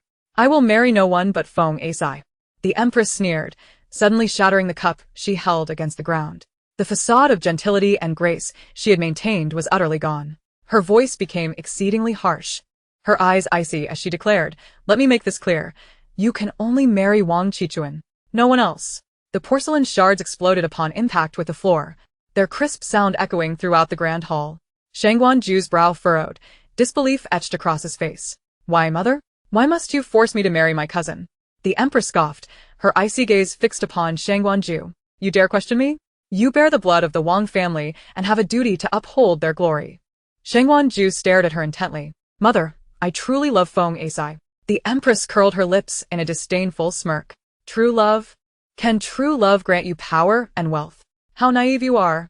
Shangguan Sui shook his head, preparing to argue further, but the Empress interrupted him with a sharp retort. Let me be clear. You must choose between Feng Asai and me. It is her or me. The Empress then coldly commanded, Xinlan, tell the imperial kitchen to cease sending meals. I will not eat. Shangguan Sui gazed at her in disbelief. Mother, you would threaten me with starvation? The Empress regarded him with a chilling stare. Unless you agree to marry Wang Qichuan, prepare to witness a lifeless corpse. Let the world know how unfilial you are. With that, the Empress strode away to the rear palace, not casting another glance at Shangguan Sui. He closed his eyes tightly, his shoulders sagging with fatigue. He had anticipated his mother's disapproval, but he never expected such an extreme reaction. In the imperial garden, Xiao Ziyuan produced a wooden box and handed it to Shangguan Sui. This is a gift from my mother for you. Shangguan Sui's eyes widened slightly. Your mother? Xiao Ziyuan nodded. Yes. She expressed her heartfelt gratitude for your assistance with a concubine last time. This is for you, and the gift for the concubine has already been delivered. Shangguan Sui opened the wooden box before her, her eyes nearly blinded by its brilliance. Is this yellow tourmaline? Yellow tourmaline is exceedingly precious. It's so beautiful. I absolutely adore it. Xiao Ziyuan nodded, recalling how his mother had mentioned that gold lacked the desired grandeur. Thus, she had specifically sought out this yellow tourmaline, meticulously polished into beads of uniform size, strung together as a bracelet. You may try it on. It should fit perfectly, he suggested. Shangguan Sui's eyes sparkled with excitement, and upon trying it, she found it indeed a perfect match. Her delicate face radiated joy as she sweetly exclaimed, Thank you so much, dear mother. Xiao Ziyuan chuckled lightly. It is but a small matter, no need for thanks. After the royal prince's estate was confiscated, the properties and lands were sold off, just enough to offset his mother's dowry and the funds embezzled by the royal prince over the past 8 years. The emperor returned these funds to his mother, who subsequently settled in the capital, personally managing the Song family shop there. Shangguan Sui blinked her lovely eyes in surprise. You mean she manages the shop herself? That's wonderful. Xiao Ziyuan exhaled in relief. Mother now engages in activities she enjoys daily, and her health has improved remarkably. Shangguan Sui beamed with happiness. Seeing everyone thriving brings such joy. It seems, then, that Xiao Ziyuan will surely not turn to darkness. How splendid! At that moment, a familiar voice suddenly called out behind them. Princess, there you are. I have been searching for you. Shangguan Sui turned to find eunuch Chen, who bowed deeply, his face a mask of respect. The emperor requests your presence in the imperial study. Nodding, Shangguan Sui waved goodbye to Xiao Ziyuan and followed eunuch Chen. They swiftly arrived at the imperial study, where Shangguan Lin, upon noticing the little figure approaching with its short legs, smiled and descended from his dragon throne, lifting Shangguan Sui into his arms. He playfully pinched her cheek. Have you missed your father today, Sui Sui? Shangguan Sui nodded vigorously. I have. I truly miss the osmanthus cake from the imperial study. Shangguan Lin anticipated this response and promptly instructed eunuch Shen to bring osmanthus cake and milk tea. Seated on the dragon throne, Shangguan Sui swung her short legs while indulging in her treats. Shangguan Lin, meanwhile, diligently reviewed memorials. Your Majesty, the Crown Prince requests an audience. Eunuch Chen's sharp voice broke the silence. Soon after, A tall and imposing young man strode into the imperial study. Shangguan Sui offered a respectful bow before commencing his report on state affairs. His delivery was smooth, his logic clear, yet Shangguan Sui sensed something amiss. Why does my elder brother seem so peculiar? He doesn't appear very happy. Shangguan Lin immediately perked up. The last time Ju had been poisoned, it had taken a full year for him to learn of it from Sui. He realized he had been neglecting Ju's well-being. A twinge of guilt washed over him as he nodded towards Shangguan Sui. You have handled your duties admirably. I am well aware of your efforts. As my son, you may share any concerns with me. Shangguan Sui pressed his lips together, contemplating. He felt that only his father could assist him in this matter. He promptly bowed again and began to explain. Your humble son has developed affections for a lady, the daughter of Minister Feng. However, my mother disapproves entirely. She insists I marry Wang Qichuan and has even resorted to fasting as a means of coercion. Both Shangguan Sui and Shangguan Lin were taken aback. He directly confronted the Empress. Yet, the Empress is solely concerned with familial interests. She undoubtedly disregards Ju's feelings, for she is not his biological mother. What? Shangguan Sui exclaimed, bewildered. I am not the biological son of the Empress? Then who is my mother? Oh, right, father is actually aware of this matter too. Shangguan Lin maintained a facade of composure, his expression remaining stern and dignified, but inwardly he felt a pang of unease as he touched his nose. He indeed knew of this, and it had been his decision. Chapter 60. Why did Consort Chen not invite him to dine? However, that was a decision made under duress. Shangguan Sui sighed softly, her mind drifting back to the past. Years ago, when my father was still a prince, there was a concubine named Wenyang who became pregnant, but tragically died during childbirth. Her child was entrusted to the then princess, the Empress, for care. However, the concubine's death was no accident. The Empress had bribed the physician, manipulating events post-delivery to ensure Wenyang bled excessively, feigning ignorance of her condition, ultimately leading to her demise. Shangguan Lin was astounded upon hearing this. He had only known about Wenyang's death and the subsequent lack of a mother for the child, which led to entrusting Ju to the Empress. He had not realized that this entire situation was orchestrated by the Empress. Shangguan Sui felt as though the ground beneath him had shifted, his world spiraling into chaos. He swayed and collapsed to the floor. Elder brother, Ju, quickly summon the imperial physician. Shangguan Lin and Shangguan Sui cried out in unison. Before long, Shangguan Sui was settled in a side chamber. Physician Su arrived to administer acupuncture, and after several needles, Shangguan Sui gradually regained consciousness. Report to the emperor. The crown prince merely experienced a moment of overwhelming anxiety, resulting in his fainting.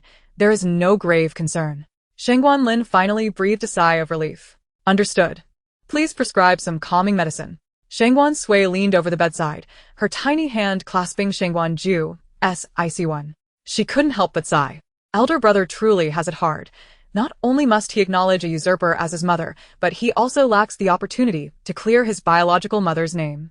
So much time has passed, there is no evidence left to implicate the Empress, unless we can locate that physician from back then. But that physician has long since vanished. Hearing this, Shangguan Sui felt a sharp pang in his heart. He slowly lifted his eyelids, his eyes filled with sorrow. Upon seeing him awake, Shangguan Sui exclaimed, Elder brother, you're awake. You're all right. Shangguan Lin hurried over, relieved to see him conscious. It's good to know you're fine. Seizing the moment, Shangguan Sui tugged at him playfully. Father, my elder brother genuinely loves Sister Feng. Please help him. Father, you're the only one who can assist him. Shangguan Lin, caught in their earnest gazes, cleared his throat. I am aware that Miss Feng is a fine young lady, and I wholeheartedly support their union. Tomorrow, after I summon Minister Feng, I shall issue a decree to grant their marriage. Upon hearing this, Shangguan Sui leaped for joy. This is wonderful. Oh, yay. Father is the best. Shangguan Sui couldn't help but smile as well. At last, he and Seer could be together. After resting a little longer, Shangguan Sui prepared to return home. Shangguan Lin frowned. You should stay here tonight. I am concerned about your safety returning like this. Shangguan Sui shook his head, rising from the bed. I am already much better. I assure you I am fine. Nearby, Shangguan Sui stifled a giggle. Hee, elder brother is surely eager to see Sister Feng. My favorite couple is the sweetest. Although Shangguan Sui did not comprehend the term ship, his ears betrayed him, turning crimson. Shangguan Lin, sensing the situation was clear enough, waved his hand to instruct eunuch Shen to prepare a palanquin for Shangguan Sui to exit the palace. He then embraced Shangguan Sui, and they returned to the imperial study. Before long, the Empress sent someone over.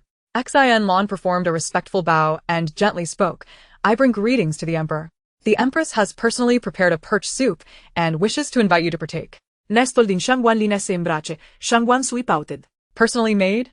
I hardly believe that.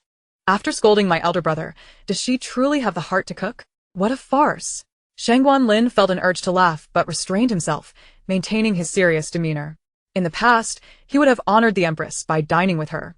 After all, she is the Empress, and her management of the harem has always been commendable, demonstrating great filial piety towards the Empress Dowager. However, now he has come to know of the Empress's role in the demise of Wenyang, and the sight of her evokes memories of Wenyang's tragic end. Although there is no evidence at present, he finds himself unwilling to face the Empress any longer. Shangguan Lin's gaze fell upon Exile, his voice grave. "I am occupied with state affairs, and shall not join the meal. Let the Empress dine alone." Exile expression froze in surprise. The Empress had never been declined by the Emperor in the past. What could be the reason for this change today? Shangguan Sui, however, was beaming with delight. "Ha ha ha, splendid. This will infuriate the Empress. It seems my father has also grown disenchanted with the Empress. His mind is finally cleared." Shangguan Lin retorted. "What nonsense! What utter nonsense! I have always been clear-headed. I was merely deceived by the Empress before." Exile dared not speak further and hastily bowed before departing. Shortly after her exit, Qing Ping arrived. "Your Majesty, Consort Chen has sent me to escort the princess back for dinner." "Yay. "Mother is here to take me back for a delightful meal." Shangguan Lin replied. Why did Consort Chen not invite him to dine? "No, he shall go as well." Nodding, Shangguan Lin declared, "I shall take the 5th princess to Bihua Palace." Why must father accompany us? Hasn't he been dining in the study lately? Father, you should just eat a few bites in the study and not compete with me for mother's cooking. Shangguan Lin couldn't help but chuckle at her words. He had indeed been busy with state affairs, often eating only a little in the study before returning to his work. It had been several days since he had dined at Consort Chen's palace. Moreover, if it would irk Sui for a moment, he was all the more inclined to go. With that, Shangguan Lin promptly lifted Shangguan Sui into his arms, and they boarded a sedan chair to Bihua Palace. As the sun set behind the mountains, the lights of Bihua Palace flickered to life. Consort Chen awaited at the palace door, and upon seeing the bright yellow figure approaching, she was momentarily taken aback, but quickly composed herself and bowed, offering her respects to the emperor. Shangguan Lin approached rise. Consort Chen cast a glance at Shangguan Sui, her brow slightly furrowing. "What is amiss? I did not prepare such a feast." Shangguan Sui innocently shook her head. "I do not know. It was father who insisted on following me." Shangguan Lin remarked, "It matters not. As long as I can enjoy the meal prepared by Consort Chen, I am content." The group settled at the table, and Consort Chen immediately instructed the kitchen to prepare additional dishes. As Shangguan Lin savored the duck soup, his gaze was irresistibly drawn to a hint of blue at Consort Chen's ear. Chapter 61. The Empress Dowager's ailment was rather peculiar. He paused in his actions to look at her, unable to suppress his admiration. "Those sapphire earrings are quite exquisite." Consort Chen, already fair-skinned, appeared even more porcelain-like against the backdrop of the sapphires. Shangguan Sui, who had been engrossed in battling a chicken leg, lifted her head upon hearing this. Her sparkling eyes shone with delight. "Mother looks so beautiful today. Truly stunning." "That is an exaggeration," Shangguan Lin replied, "but indeed, you are very lovely." He resolved to search the treasury for more sapphires to bestow upon Consort Chen as jewelry. Consort Chen could not help but smile. "These earrings were gifted to me today by Princess Chongning. I found them so appealing that I decided to wear them." Princess Chongning, of course, referred to Songshi. Upon hearing this, Shangguan Sui promptly lifted her sleeve to reveal her chubby little wrist, showcasing her tourmaline bracelet. The translucent tourmaline looked particularly charming against her fair wrist. "This was also given to me by Princess Chongning as a token of gratitude." Shangguan Lin's brow furrowed slightly. When he had conferred the title of princess upon Songshi, it was to bring joy to Sui and to keep Xiao Ziyuan close within the Ministry of Revenue, under his watchful eye. He had not anticipated her to be so grateful. It was certainly worth the effort Sui had invested in helping her. Speaking of Songshi, another matter crossed his mind. Shangguan Lin lifted his gaze, his tone brimming with joy. "Today I received urgent news. Our troops have swept through the borders, vanquishing the Yuan forces, who have agreed to submit to our great Yu. In half a month, the army will return to the capital." Shangguan Sui's eyes sparkled. Uncle is coming back soon. Hooray. Hooray. Consort Chun was equally elated. Wonderful. Chongqing is returning home. The following day, at Fingy Palace, Exile Mon held a plate of pastries, her fingertips trembling slightly, unable to quell her anxiety. As the trusted aide of the Empress, she was well aware of the contents of the roux cake. Yet, seeing the Empress Dowager's health deteriorate further, she felt a genuine fear creeping in. After all, this was the Empress Dowager, not the defenseless Wen Yang who could be easily dealt with. Exile Mon raised her gaze to the resplendent Empress and, with a trembling voice, inquired, "Your Majesty, must we truly continue with this?" The Empress cast a glance at her, delicately sipping her tea. "Why should we not? We have come this far. The Empress Dowager must die. I have only the first prince as my child. He must ascend the throne. Sinlan, Popo, Asket." "But why must we kill the Empress Dowager?" The Empress scoffed.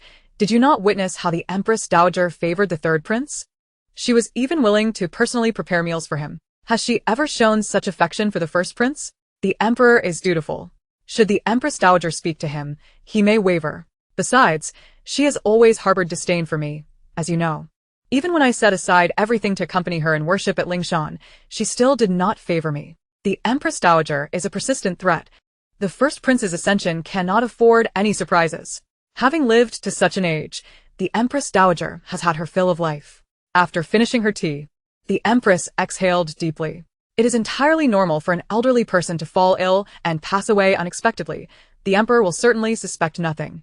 Now, "Go and deliver the roux cake. Do not delay." Exile nodded and respectfully proceeded to fulfill her task. At Bihua Palace, Sister Feng, "You have arrived." Upon seeing the newcomer, Shangguan Sui immediately took Foam Asai's hand warmly. Foam Asai smiled gently, her gaze exuding warmth. "I pay my respects to the princess."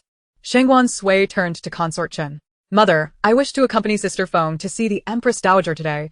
Please excuse me from the ministry. It is truly unavoidable. I also wish to attend school, hehe." Consort Chen replied, "I see no signs of your desire to study. However, attending to the Empress Dowager's health is of utmost importance. I shall not hinder you." She promptly ordered a sedan chair to take Shangguan Sui and Foam Asai to Shokong Palace. The two soon arrived. Foam Asai gazed at the grand and exquisite structure before her, her fingers tightening around her handkerchief. Shangguan Sui smiled reassuringly at her, revealing her charming dimples. "Sister Foam, you need not worry. The Empress Dowager is very kind." Foam Asai nodded vigorously, her trust in the fifth princess unwavering. If the fifth princess said it was good, it must be so. Upon seeing Shangguan Sui, Granny Sun quickly bowed and paid her respects to the fifth princess. Subsequently, she led the two into the hall. Shangguan Sui immediately spotted the familiar figure. "Third brother, what brings you here?" Upon hearing her voice, Shangguan Hui turned and smiled. "I had no matters today, so I came to visit the Empress Dowager." Shangguan Sui guided Foam Asai to the bedside and bowed to the Empress Dowager. The Empress Dowager was delighted to see Shangguan Sui. Her gaze then turned to Foam Asai, a hint of confusion in her eyes. Foam Asai, noticing this, bowed and explained, "I am Foam Asai, the daughter of Minister Foam." Shangguan Sui added quickly, "I specifically brought Sister Foam to see you today, grandmother." The Empress Dowager found the situation intriguing, her brows slightly furrowing. "You wish to treat me?" Shangguan Sui nodded vigorously. "Indeed. Do not be deceived by Sister Feng's youth. Her medical skills are remarkable. She healed my throat, and she has also treated the ailments of my elder brother and Princess Chongning." After her enthusiastic introduction, even Shangguan Hui turned to gaze at Foam Asai. Noticing this, Shangguan Sui let out a soft huff. "Do not stare, third brother. She is your sister-in-law, and there is no possibility between you." Shangguan Hui replied, "He merely has not encountered a woman physician before. Little Sui's thoughts are rather whimsical. However, I wonder when the Emperor has found a beloved?" The Empress Dowager, of course, did not miss this heartfelt remark. "Sui's sister-in-law? Does that not imply that Jewer has a special someone?" The Empress Dowager's spirits lifted considerably, her gaze now fixed upon Foam Asai. "Since Sui has spoken so highly of you, do show me your skills." Foam Asai nodded and stepped forward to take the Empress Dowager's pulse. After a brief examination, her brows furrowed deeper with concern. Shangguan Sui sensed something was amiss and looked anxiously at Foam Asai. "What is it, Sister Foam?" Withdrawing her hand, Foam Asai's voice carried a note of uncertainty. "The diagnosis is quite peculiar. Typically, when one falls ill, there are one or two identifiable symptoms. But the Empress Dowager's symptoms are numerous, making it nearly impossible to ascertain the root cause. Shangguan Sui's face reflected her anxiety as she fretted. Is it treatable? Fen Ait sighed softly. It is treatable, but without identifying the cause, we can only manage the symptoms for the time being. As for anything beyond that, I cannot make any guarantees. Both Shangguan Sui and Shangguan Huai could not help but feel a twinge of sorrow. Yet the Empress Dowager remained remarkably composed, a gentle smile gracing her lips. Life and death are fated. Wealth and nobility are in the hands of destiny. Worry not. As she spoke, she instructed the attendant, Granny Kong, to bring forth some pastries for them to enjoy. Granny Kong soon arrived with a large platter. Shangguan Sui's eyes lit upon the most exquisite pastry. Instead of indulging herself, she directly offered it to Feng Asai. Sister Feng, please have some. Realizing that Sister Feng would likely refuse out of shyness, Shangguan Sui thought, however, if I present it to her, she surely cannot decline me. Afterward, Shangguan Sui grabbed a piece of cloud cake from the platter and devoured it eagerly. Seeing this, Feng Asai chuckled softly, feeling a pang of hunger herself. Just as she brought the pastry to her lips, a faint herbal aroma wafted towards her. Stopping mid-motion, Feng Asai examined the pastry closely. Rui cake? How could it carry a herbal scent? She immediately sensed something was amiss and broke the pastry open. To her dismay, she discovered an unrefined green powder hidden within. Shangguan Sui stared at her in confusion. Sister Feng, what is wrong? Is there something amiss with the pastry? Feng Asai nodded and turned to Granny Kong. Granny, was this pastry sent from the imperial kitchen? Granny Kong shook her head. No, it was personally crafted by the Empress. She makes it daily for the Empress Dowager, who has enjoyed them for nearly half a month. Feng Asai furrowed her brow. Shangguan Sui's heart tightened. Is the pastry poisoned?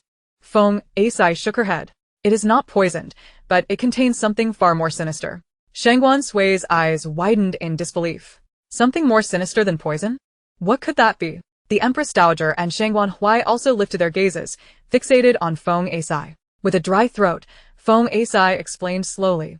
It is the herb known as ziki grass. This particular herb is quite peculiar. While it is non-toxic, it can trigger latent ailments within the body. In the Empress Dowager's case, it causes simultaneous stomach pain, headaches, and fever. This herb is exceedingly rare. I only heard of it from my grandmother, who read countless medical texts. I have never encountered it personally. I recognized it solely due to its distinctive scent. Shangguan Sui inquired, what scent? Curiously, she leaned in to sniff, but detected nothing unusual. Furrowing her small brow, she remarked, but it has no scent. Feng Asai could not help but smile gently. It possesses a very faint spicy aroma, so subtle that one would not discern anything amiss unless accustomed to handling herbs regularly. Granny's son shivered with trepidation, cold sweat trickling down her back. The person who poisoned her truly has a wicked mind. No wonder the Empress Dowager has consumed them for so long without noticing any anomaly. Fen Ait nodded. Furthermore, ziki grass does not produce any symptoms. The ailments the Empress Dowager is experiencing are merely exacerbations of her prior conditions, which the court physicians would not detect. The illness cannot be cured and will only worsen, leading them to overlook any other possibilities. Shangguan Sui's long lashes cast a shadow over her downturned gaze as she silently repeated the words, ziki grass, ziki grass. The Empress Dowager sighed heavily. I cannot fathom who wishes to harm an old woman like me. Granny Sun's eyes brimmed with tears. This pastry belongs to the Empress. Yet she has no reason to wish harm upon the Empress Dowager. The Empress Dowager agreed. It seems someone is using the Empress to orchestrate my demise. Suddenly, Shangguan Sui's eyes sparkled with realization. I remember now. It is the Empress. This is the work of her herbs.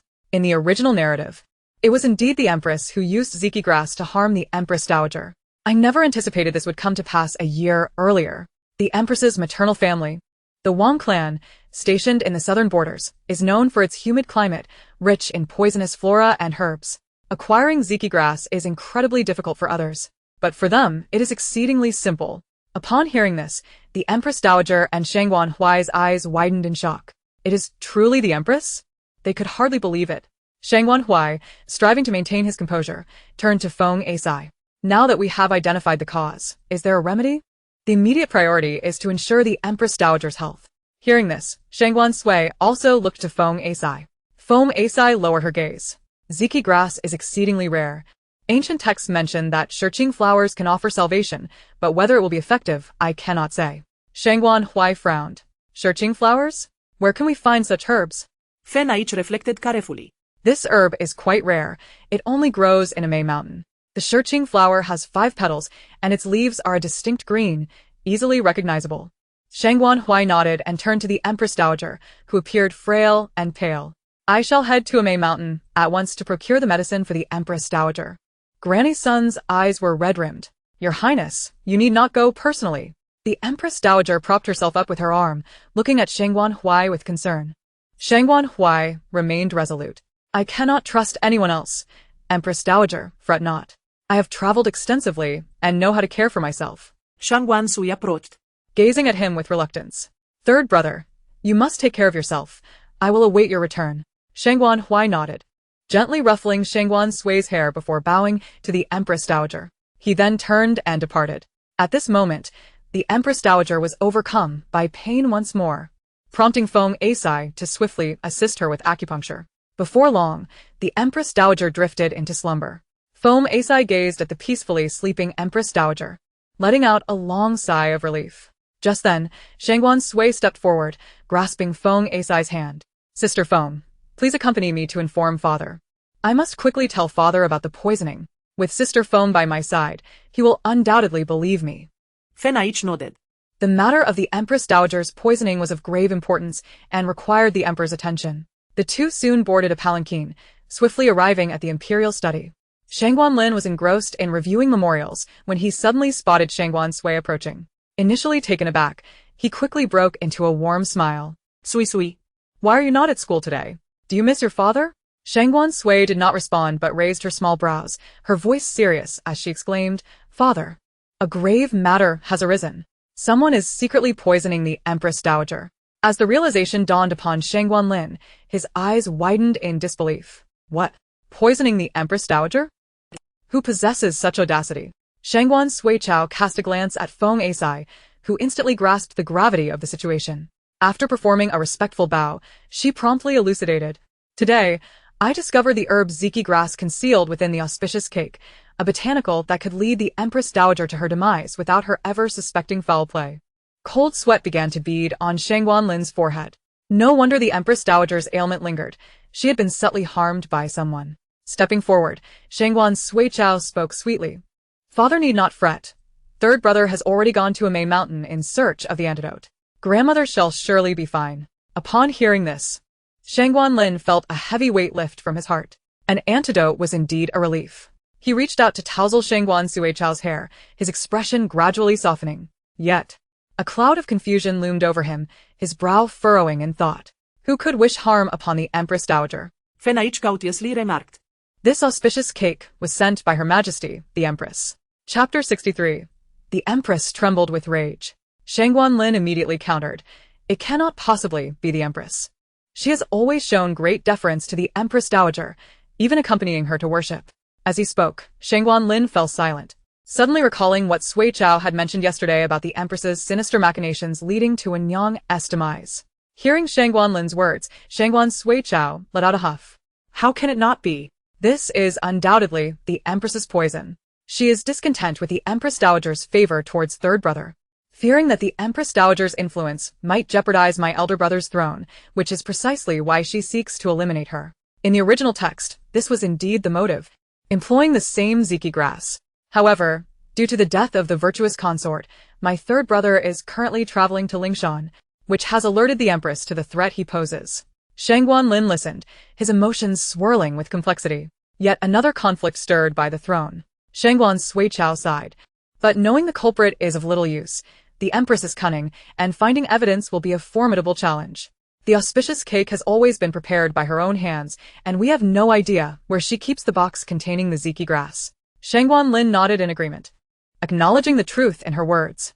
The Wang family wielded immense power, and the Empress enjoyed a commendable reputation, revered as a virtuous consort. To depose her without solid evidence could incite chaos within the court. It would be prudent to refrain from alarming the Empress and instead gather evidence discreetly. After a moment of contemplation, Shangguan Lin spoke softly. Since this cake was delivered by the Empress, she naturally bears the greatest suspicion. I shall dispatch individuals to gather evidence in secret. This matter must remain undisclosed to avoid alarming the culprit. Oh, I thought you would never suspect the Empress. Indeed, indeed. Father's intellect truly sharpens with every passing moment. Shangguan Lin mused that had it not been for the incident involving Wenyang, he would not have cast doubt upon the Empress. Yet, he had always possessed remarkable intelligence. Foam Asai, well aware that this remark was directed at her, immediately bowed. I shall adhere to your command, your majesty, and ensure this remains confidential. After speaking, she prepared to take her leave. At that moment, the voice of eunuch Chen resonated from outside the hall. Your majesty, Minister Feng has arrived. Foam Asai's brow twitched slightly as she turned to the entrance. Why has father come? Shangguan Lin suddenly recalled that he had summoned Minister Feng today to bestow a marriage proposal. Upon entering the hall and bowing, Minister Feng noticed Foam Asai, his expression one of astonishment. Why is my daughter here? Shangguan Lin cleared his throat. I have summoned you both to discuss a matter. Minister Feng promptly clasped his hands. Your majesty, please proceed. Shangguan Lin's voice was steady and commanding. I intend to bestow Miss Feng in marriage to the crown prince.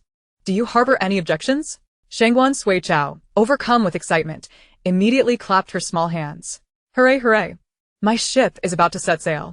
What could be more joyous than seeing my ship become a reality? Minister Feng's eyes widened in disbelief. What? A marriage to the crown prince? This is too sudden. Seer has never even met the crown prince. She may not be fond of this match. He swiftly turned to Foam Asai, only to find her cheeks flushed and her demeanor shy. Minister Foam pondered. Why does my daughter appear so pleased? When did she ever have any interaction with the crown prince? Truly, one cannot keep a girl as she grows. Yet if Seer was content, that was all that mattered. Foam Asai certainly had no objections, and the two promptly expressed their gratitude. Within the hour, the news of the emperor personally bestowing a marriage proposal spread throughout the palace. In Fengyi Palace, the empress suddenly shattered a porcelain cup in a fit of rage. Heartlan, startled, immediately knelt. Your majesty, please do not be angry. Anger is detrimental to your health. The empress's voice, sharp as a blade, interjected, not be angry? How can I not be furious? The emperor is blatantly slapping my face. Who does not know that my favored candidate for the crown princess is Wang Qichuan? Without even consulting me, he has directly arranged a marriage. I am the mother of the crown prince. Heartlan trembled. Your majesty, what shall we do now? The empress gasped for breath, her emotions gradually stabilizing. She returned to her throne, her fingers carving a deep groove into the table surface as she coldly chuckled. What of the marriage? It remains to be seen whether she possesses the fortune to survive until the wedding day. A glint of cold light flickered in the empress's eyes. It was time for the Wang family's assassins within the capital to make their move. The following day, at Jingshan Temple on the outskirts of the city, Madame Feng accompanied Foam Asai as they leisurely traversed the mountain path, soon arriving at the temple. After burning incense and paying their respects, they proceeded to the rear courtyard where they usually stayed. Just as Foam Asai stepped into the room, there was a sudden knock on the door. Yun Xiao went to open it, revealing a young monk who bowed respectfully. Feng Shizhu, someone is waiting for you on the back mountain. Foam Asai raised an eyebrow. Who is it? The young monk shook his head and handed her a token. He is a very handsome older brother. He said you would know upon seeing this. Foam Asai accepted it, discovering 2 pieces of white jade, completely unmarked. Yun Xiao furrowed his brow in confusion. Miss, what does this mean? Fen ait smiled lichtly, Jue.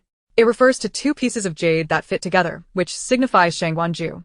Foam Asai gathered the 2 pieces of white jade in her palm and followed the young monk as they made their way to the back mountain. At the back mountain of Jingshan Temple, where trees stood tall and the sound of flowing water echoed, the scenery was exquisite. Atop a cliff stood a delicate wooden pavilion, and Foam Asai immediately spotted the tall figure within. She softened her footsteps and approached slowly, while the young monk discreetly retreated. What brings you here? Fen ait inquired. Shangguan Ju turned at the sound of her voice, his chiseled features taking on a deeper allure. With a smile in his eyes, he replied, What reason would I need to seek my bride? Foam Asai playfully scolded him. We are not yet married. Who is your bride? Shangguan Ju's lips curled. Soon enough. I have already discussed it with father. The 3rd day of next month is an auspicious day. Foam Asai's face flushed a deeper shade of red. Just then, a rustle in the forest caught Shangguan Ju's attention, his expression turning icy. Who goes there? As if in response to his words, a group of cloaked figures suddenly leaped from the thicket, swords drawn and aimed directly at Foam Asai's throat. Chapter 64. She has indeed committed many misdeeds alongside the Empress. Shangguan Sui promptly stepped forward, shielding her behind him. In the blink of an eye, he unsheathed his sword and engaged in combat with the assailants. These skilled fighters were formidable, and Shangguan Sui could barely hold his ground against them. Yet now, he must fight desperately to protect Feng Asai, which inevitably places him at a disadvantage. Cold sweat began to bead on Shangguan Sui's forehead, and it soon became apparent that his strength was waning. Damn it.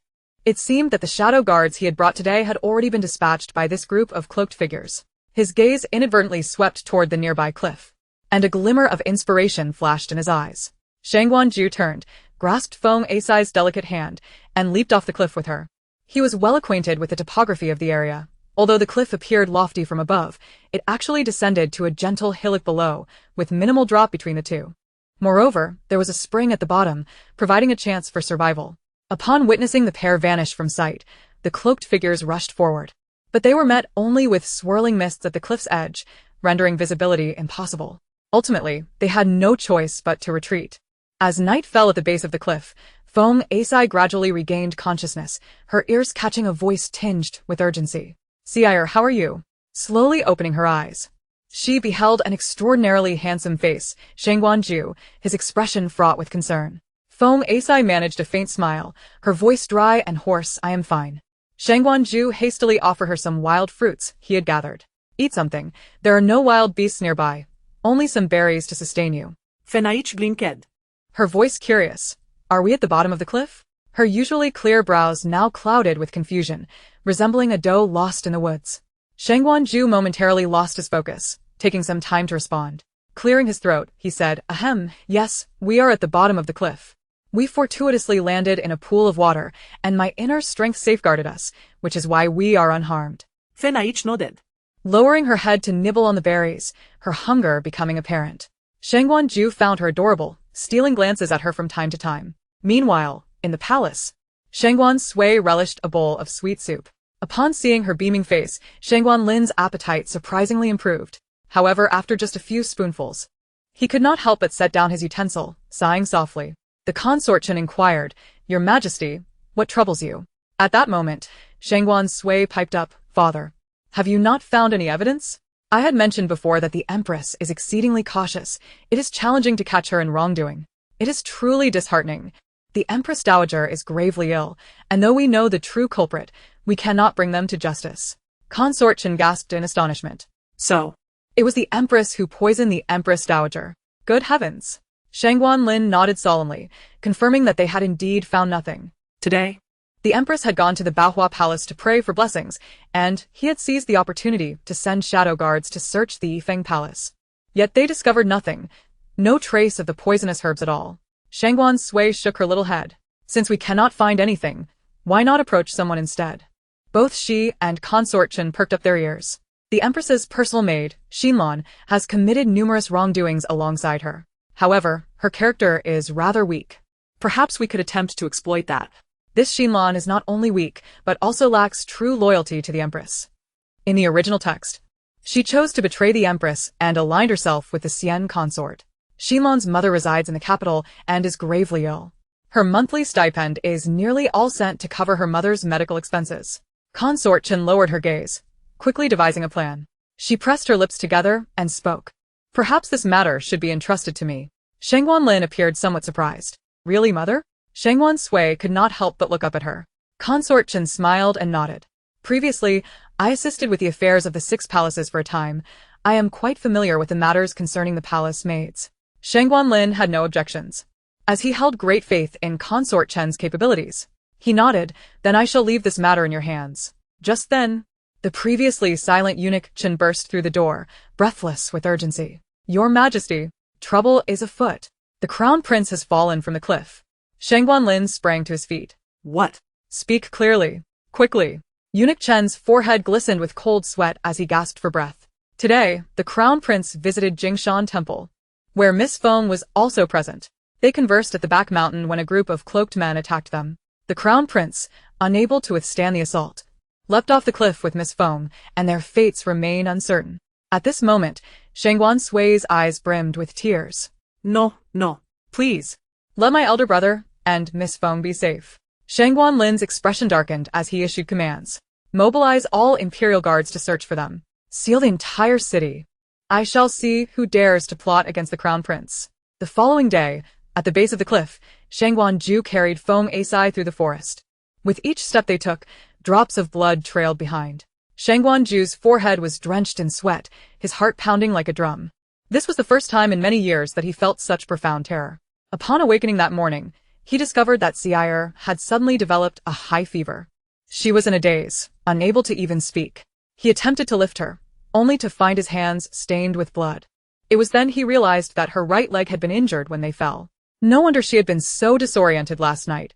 No wonder she had dozed off after only a brief conversation with him. Shangguan Ju pressed on, his eyes clouded with red veils of worry. She cannot be harmed. She absolutely cannot be harmed. He needed to find a village quickly. He needed to find someone to save her. Thus, Shangguan Ju carried Feng Asai, walking from dawn until dusk. Just as he felt his strength waning, he spotted wisps of smoke rising into the air. Shangguan Ju collapsed at the doorstep of a humble cottage, carrying Feng Asai. The villagers, upon seeing them, hastily set aside their work and rushed forward. Who are they? They seem well dressed. It appears they are ill. Look at the young lady's leg. Hurry, don't just stand there. Go fetch Dr. Zhang. We must save them. When Shangguan Ju awoke once more, he found himself in a simple farmhouse. The walls were made of mud, and the room contained only basic wooden furniture, suffused with the strong aroma of medicinal herbs. He rose and immediately noticed Feng Asai lying on the opposite bed. Shangguan Ju hurried to her side, gently touching her forehead, relieved to find her fever had broken. At that moment, a door creaked open behind him, and an elderly man in plain clothing entered, his hair already gray, marked by a prominent black mole between his brows. Dr. Zhang recognized him and spoke. Rest assured, her leg has been bandaged, with a few days of rest. She will be fine. Shangguan Ju immediately bowed in gratitude. May I ask your name, sir? I wish to express my gratitude for your life-saving assistance. He then produced a jade pendant and a gold ingot from his pocket, intending to offer them. However, the old man shook his head and stepped back. My surname is Zhang. Everyone calls me Dr. Zhang. I never accept payment for my medical services. You need not give me anything. I am here to atone for my past. Shangguan Ju looked on in confusion. Dr. Zhang sighed and continued, many years ago, I committed a grave error, and I hope to perform some good deeds to atone for my transgressions. Though it may be of little consequence, it at least brings me some peace of mind. Just as Shangguan Ju was about to respond, a commotion erupted outside. Where is the crown prince? Right here. Follow me. Chapter 65. He she is moved. The imperial guards burst through the door, bowing deeply upon seeing Shangguan Ju. We pay our respects to the crown prince. Tang Xing was nearly in tears as he rushed closer. Your Highness, are you unscathed? You must never venture out alone again. You have frightened your subordinates terribly. Shangguan Ju rubbed his nose sheepishly. He had specifically come out to find Xiao'er, so it was only natural he would not bring along a retinue. Otherwise, would not all the whispered secrets he shared with Xiao'er fall into their ears? Shangguan Ju cleared his throat, stating that Miss Feng had been injured and that they must prepare a sedan chair to escort her back to the Feng residence overnight. He then produced a jade token from his waist and handed it to Tang Xing. Take my jade token and summon the physician Dr. Su to attend to Miss Feng. Tang Xing nodded in acknowledgement. Shangguan Ju turned to express his gratitude once more to Dr. Zhang, only to find him absent. In the imperial palace, within the hall of ceremonial Phoenix, the Empress anxiously inquired of exile. What news? Has the first prince been found? Sin lan not det vi got usin. He has been located. And the first prince is unharmed. The emperor has instructed that he should rest well tonight and pay his respects in the palace tomorrow. Upon hearing this, the Empress let out a slow breath of relief. As long as he is safe, that is all that matters. He is her only child. Nothing must happen to him. The Empress composed herself, taking a sip of tea, and continued, what of the one surnamed Feng? Is he dead? Sweat beaded on Xianlan's forehead as she cautiously replied, no, he is not dead. The Empress abruptly set her teacup down. What? He is not dead? Xianlan affirmed, he merely sustained some injuries, nothing serious. The Empress waved her hand irritably. I see, you may leave now. Just as Xianlan was about to bow and exit, the Empress called her back, furrowing her brow. Have you not visited your mother for quite some time? Xianlan nodded. It has been 5 days. The Empress scrutinized her. Take my jade token and leave the palace to visit your mother. Inquire about any news from the Feng residence. Return before the rooster crows tomorrow. Exile Lan's face lit up with joy as she hurriedly prostrated in gratitude. With the jade token in hand, she made her way out of the palace without hindrance. Soon, she arrived at the small courtyard she had rented on the outskirts of the capital. Pushing open the door, she called out, "Mother, I am back." However, silence met her call. Panic set in as she rushed inside to search, finding not a single soul. Her eyes immediately brimmed with tears. "Mother, where have you gone?" In her frantic search, she soon discovered a note in the main room. "Your mother is at the Lushan Inn, room number 1. Upon reading it, her fingers curled tightly. Her mother had been taken away. After much contemplation, Exile Lan resolved to visit the Lushan Inn. Renowned in the capital, she quickly found it. As she reached the entrance, the innkeeper greeted her. "You must be Miss Exile Lan. Please follow me." Exile Lan felt a surge of anxiety, but followed nonetheless. "This is room number 1. Someone is waiting for you inside." Gathering her courage, she nodded and pushed open the door. The lavishly decorated room housed a beautifully adorned woman seated at a large table.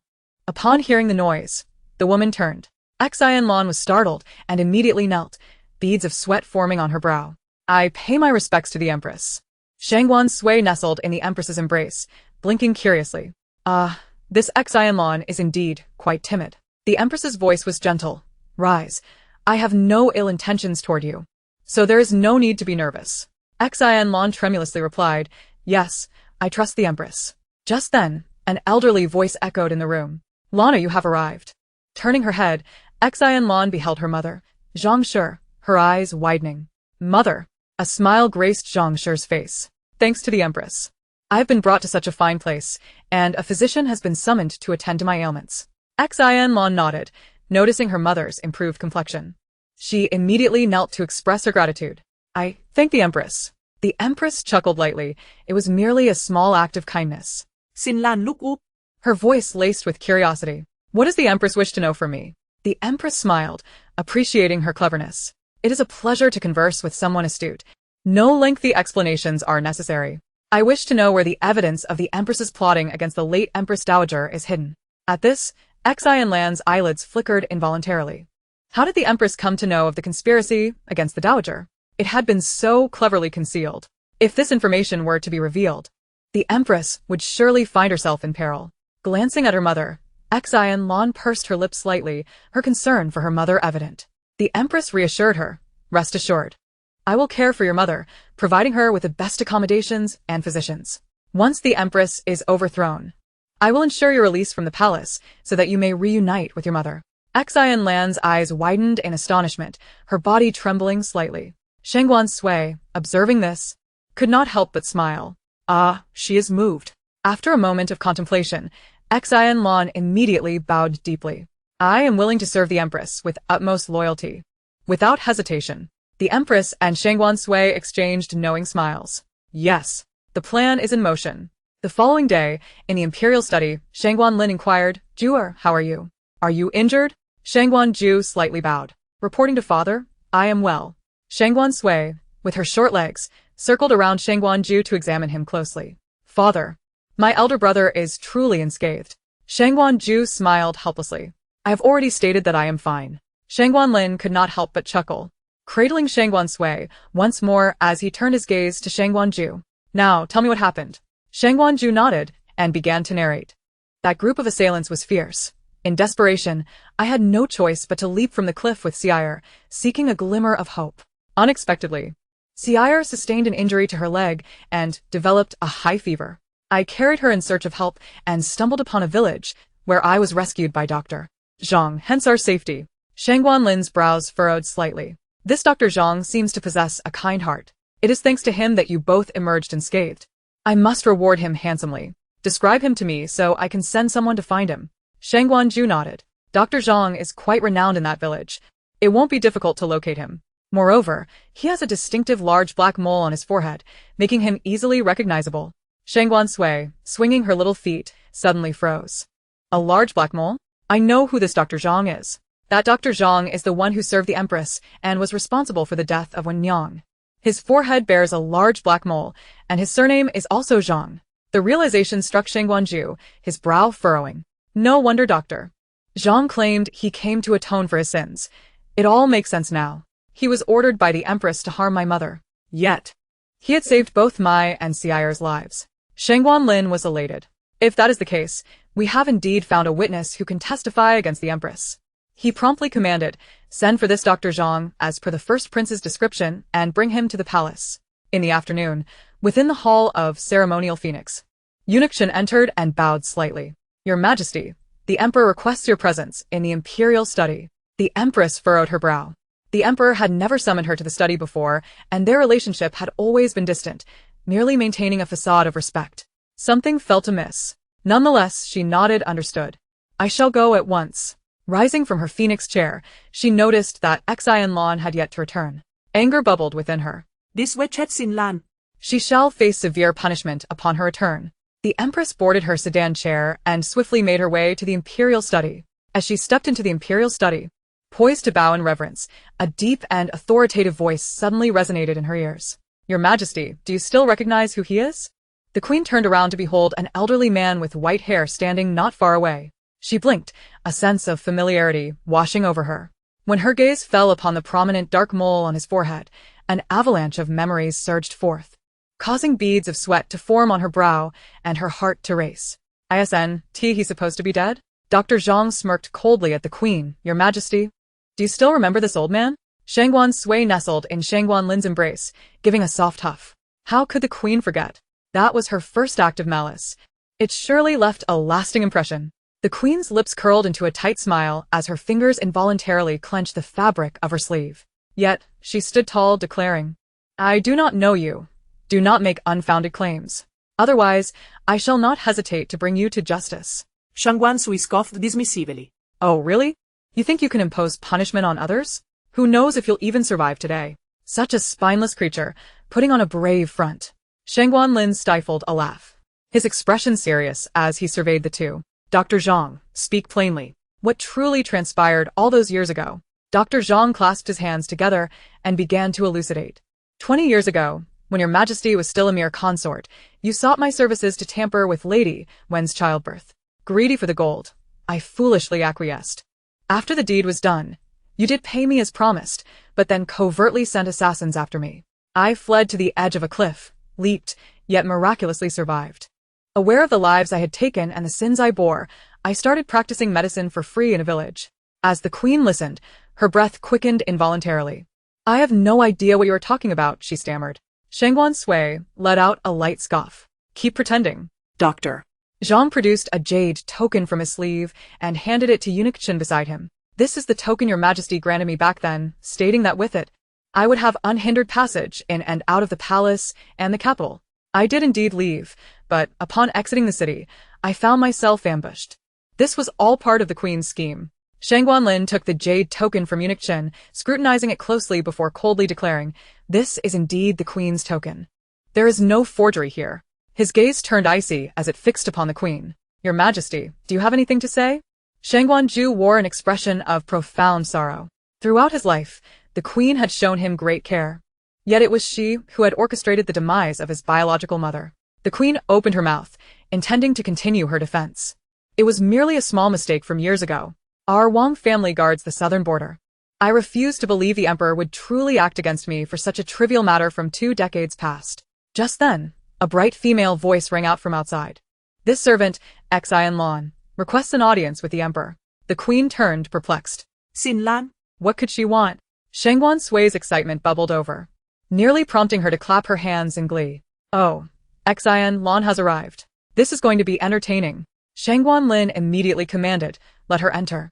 Exile Lan walked into the hall, her gaze fixed ahead, not sparing the Queen a glance. In her hands, she clutched a wooden box. Upon sighting the familiar box, the Queen's eyes widened in shock, quickly followed by an unprecedented sense of panic and disbelief. Exile Lan approached the center of the hall and bowed. This servant pays her respects to the Emperor. Shangguan Lin gestured for her to rise. You sought an audience with me. Is there a matter at hand? Taking a deep breath, Exile Lan proclaimed loudly, this servant wishes to expose the Queen for poisoning and plotting against the Empress Dowager, an unforgivable crime. She raised the box in her hand. This is the evidence. It contains the poison used by the Queen to harm the Empress Dowager, hidden away in the secret chamber. Eunuch Chen immediately stepped forward, taking the wooden box and presenting it to Shangguan Lin. The queen stared in disbelief at her, her back chilled, beads of cold sweat dotting her forehead. Exile Lan had betrayed her. She had revealed the queen's schemes against the Empress Dowager. The queen had a sliver of hope regarding Lady Yuan's death, but daring to harm the Empress Dowager would surely lead her to face the death penalty. Shangguan Sui waved her small fist in triumph. Bravo, Xin Lan. At last, the truth is unveiled. This is splendid. I wonder what excuse the queen has left now. Shangguan Ju stood in shock. What? The queen actually attempted to poison the Empress Dowager. This is news to me. He turned to face the queen, his eyes filled with astonishment and disbelief. It dawned on him that, until today, he had never truly known her. Shangguan Lin glanced at the wooden box before his gaze turned coldly towards the queen. What more do you have to say? You caused Lady Wen's death and plotted against the Empress Dowager. You are truly ruthless. Upon hearing this, the queen lifted her regal face, a sinister smile twisting her lips, distorting her features. If I were not ruthless, how could I secure my position as queen? What is murder to me? Anyone who threatens my power shall meet the same fate. Shangguan Lin's expression darkened. The queen has gone mad. Take her away and grant her a death by her own hand. No sooner had he spoken than the queen descended into a frenzy. Do you think that by killing me, Lady Wen will return? That the Empress Dowager will recover? I tell you, the Empress Dowager will not survive. She is doomed to die. Even in death, I will take someone down with me. Shangguan Lin nearly shouted in anger. Hurry, drag this madwoman away. Quickly. Chapter 67. We are here to find the stone blue flower. The queen was swiftly taken away by the guards. Shangguan Lin sat in his chair, his trembling hand pressed to his forehead. His shoulders sagged, and he appeared utterly helpless. Shangguan Sui understood his concerns. She reached out to pat Shangguan Lin's shoulder. Father, do not worry, the queen will surely be fine. Third brother has gone to fetch medicine. I believe you will find it soon. Shangguan Lin lifted his gaze, gently stroking Shangguan Sui's hair, a faint smile tugging at his lips. Father knows. Shangguan Ju, witnessing this, felt a pang of sadness as well.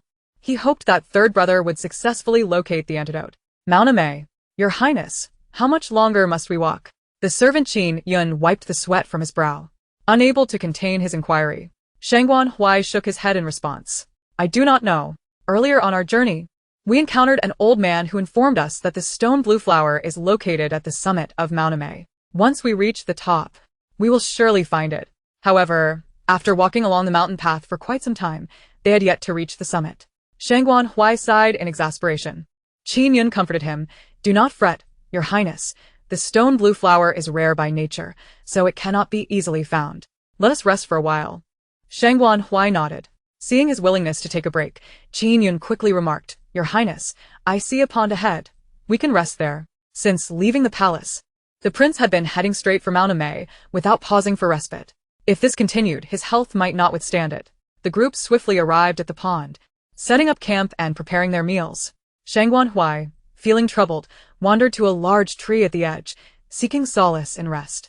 Just as he settled down, an apple fell from above, nearly striking him. Reacting swiftly, Shangguan Huai sidestepped just in time. As he regained his footing, a melodious female voice chimed in, I apologize. I nearly hit you. It was not my intention. Shangguan Huai looked up, his eyes alighting upon a girl in a yellow dress perched on a branch of the tree. She exuded a captivating beauty, with a complexion fair and flushed, her eyes sparkling with life. Shangguan Huai was momentarily taken aback, only gradually regaining his senses. After clearing her throat, she slowly spoke. I am fine. The young girl beamed with a radiant smile and nimbly leapt down from the tree.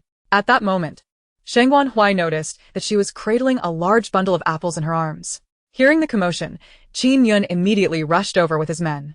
The attendants drew their swords, regarding the girl in yellow with wary eyes. Upon seeing this, the girl furrowed her delicate brows and instinctively took a step back.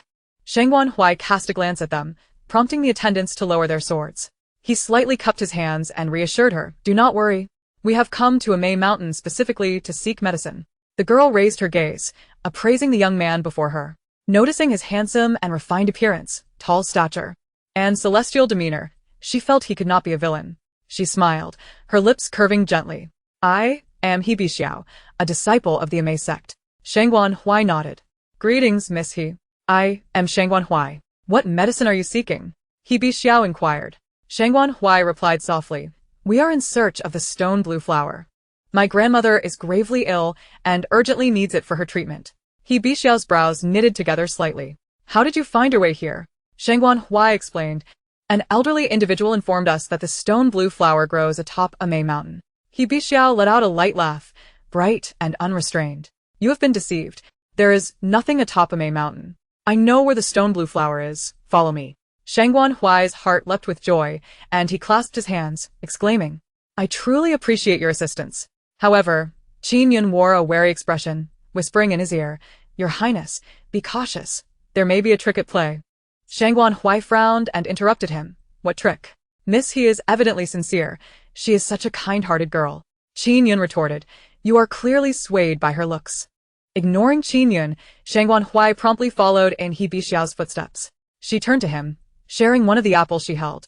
Shangguan Huai quickly accepted it, wiped it on his clothing, and took a bite. Qin Yun remarked, "Your Highness, you used to wash fruit 3 or 4 times before eating."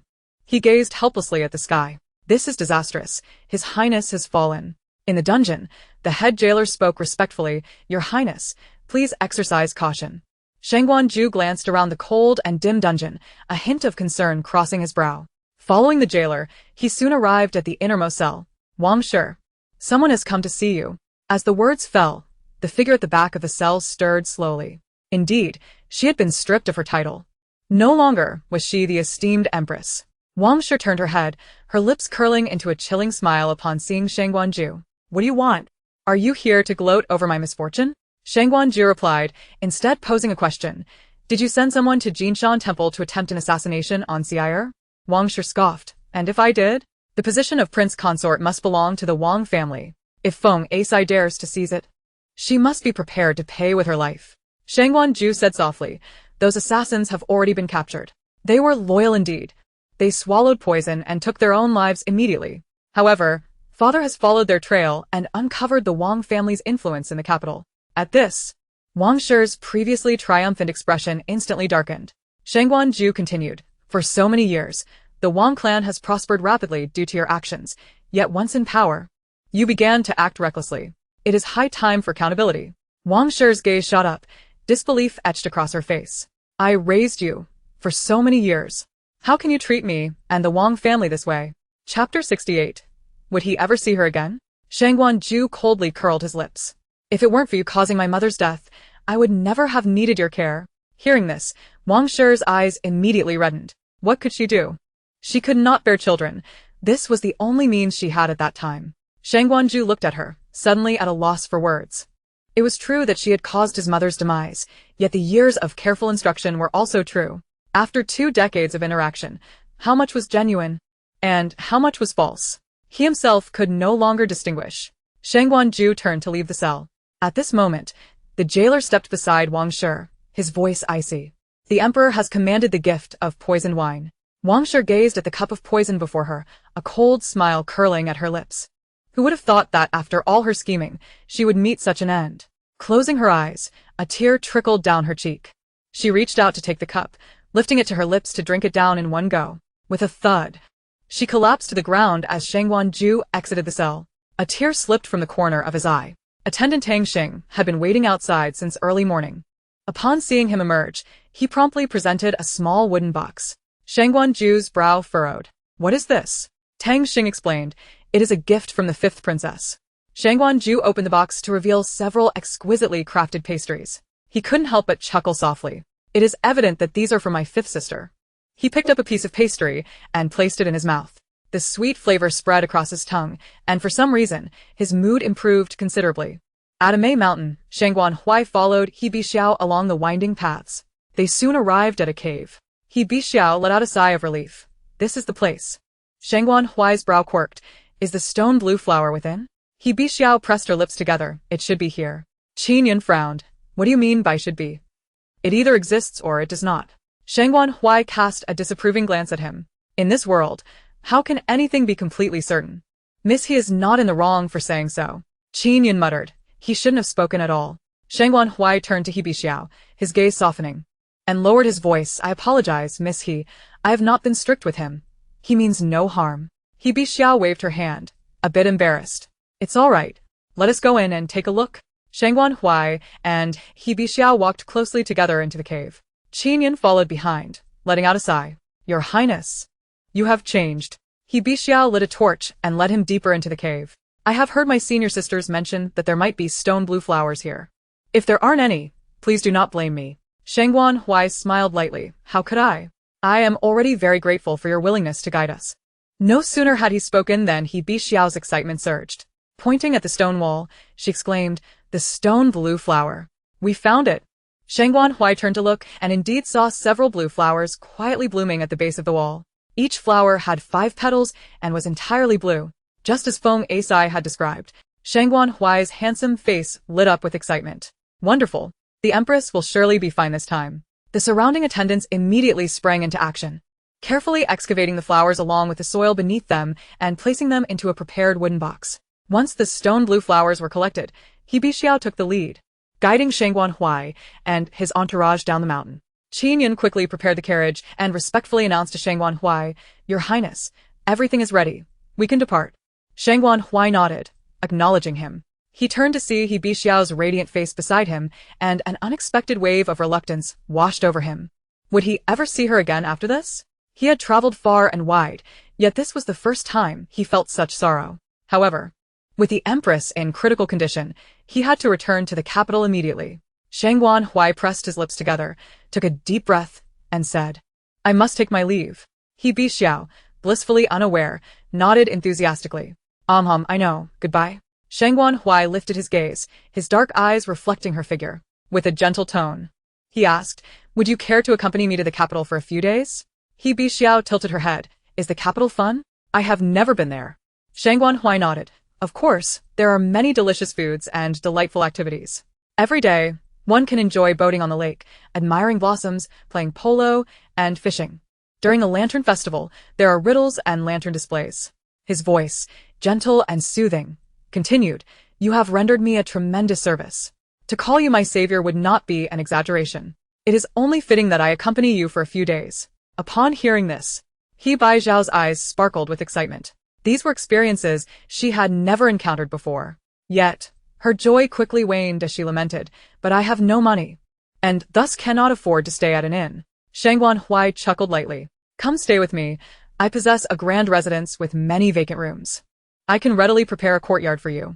Qin Yin, who stood nearby, was taken aback. Your Highness, the residence you speak of cannot possibly be the third Princess Manor, can it? Surely not. You cannot be serious. How could the Emperor allow you to associate with her? Miss, he is a woman of the martial world. Yet, He Bixiao appeared unfazed by such concerns. Her senior sisters often ventured on journeys, and she had yet to leave a May mountain. This time, she was determined to go. He Bixiao swiftly agreed. After reporting to her sect, she set off to the capital alongside Shangguan Huai. They galloped swiftly, arriving in the capital before long. Shangguan Huai escorted He Bixiao to the Princess Manor and then hurried to the inner palace, to Shou Kong Palace. Once Feng Aici had recovered, she promptly entered the palace to administer acupuncture to the Empress Dowager. Shangguan Sui, watching the frail figure on the bed, wore a worried expression, his brows knit tightly. Alas! I wonder when third brother will return. Though with Sister Feng's medical skills, the Empress Dowager's condition seems to worsen by the day. It is truly heartbreaking. Nearby, Granny Sun's eyes were red and swollen, having wept countless times. Yet, she mustered her spirits and, with a trembling voice, offered consolation. Your Highness, the Empress Dowager is blessed. She will surely recover. No sooner had she spoken than a bright, youthful voice rang out from outside. I'm back. Shangguan Huai strode into the chamber, holding a wooden box. Third brother. Shangguan Sui exclaimed joyfully. Wonderful. Third brother has returned. The Empress Dowager is saved. Chapter 69. Today is the garden party. Shangguan Huai quickly handed the wooden box to Feng Aici, containing 5 or 6 blooms of stone blue flower. Is this enough? Feng Aici took the box, her expression filled with excitement, and nodded vigorously. 1 bloom is sufficient. Holding the stone blue flower, she hastened to prepare the medicine. Shangguan Huai let out a sigh of relief. Seeing him arrive in such haste, Shangguan Sui noticed the sweat glistening on his forehead and poured him a cup of water. Shangguan Huai accepted it, gently ruffling Shangguan Sui's little head, then raised the teacup to his lips and drank it down. Soon, Feng Aici had concocted the medicinal broth. She approached the Empress Dowager's bedside with the bowl. The Empress Dowager was entirely unconscious, her complexion alarmingly pale. Shangguan Sui propped her up as Feng Aici began to administer the medicine, spoonful by spoonful. After finishing the bowl, there was still no response from the Empress Dowager. Feng Aici produced silver needles and pricked the Empress Dowager's forehead several times. At the moment she withdrew the needles, the Empress Dowager, who had been in a coma for 3 days, suddenly opened her eyes. Blinking in confusion, she slowly regained her awareness.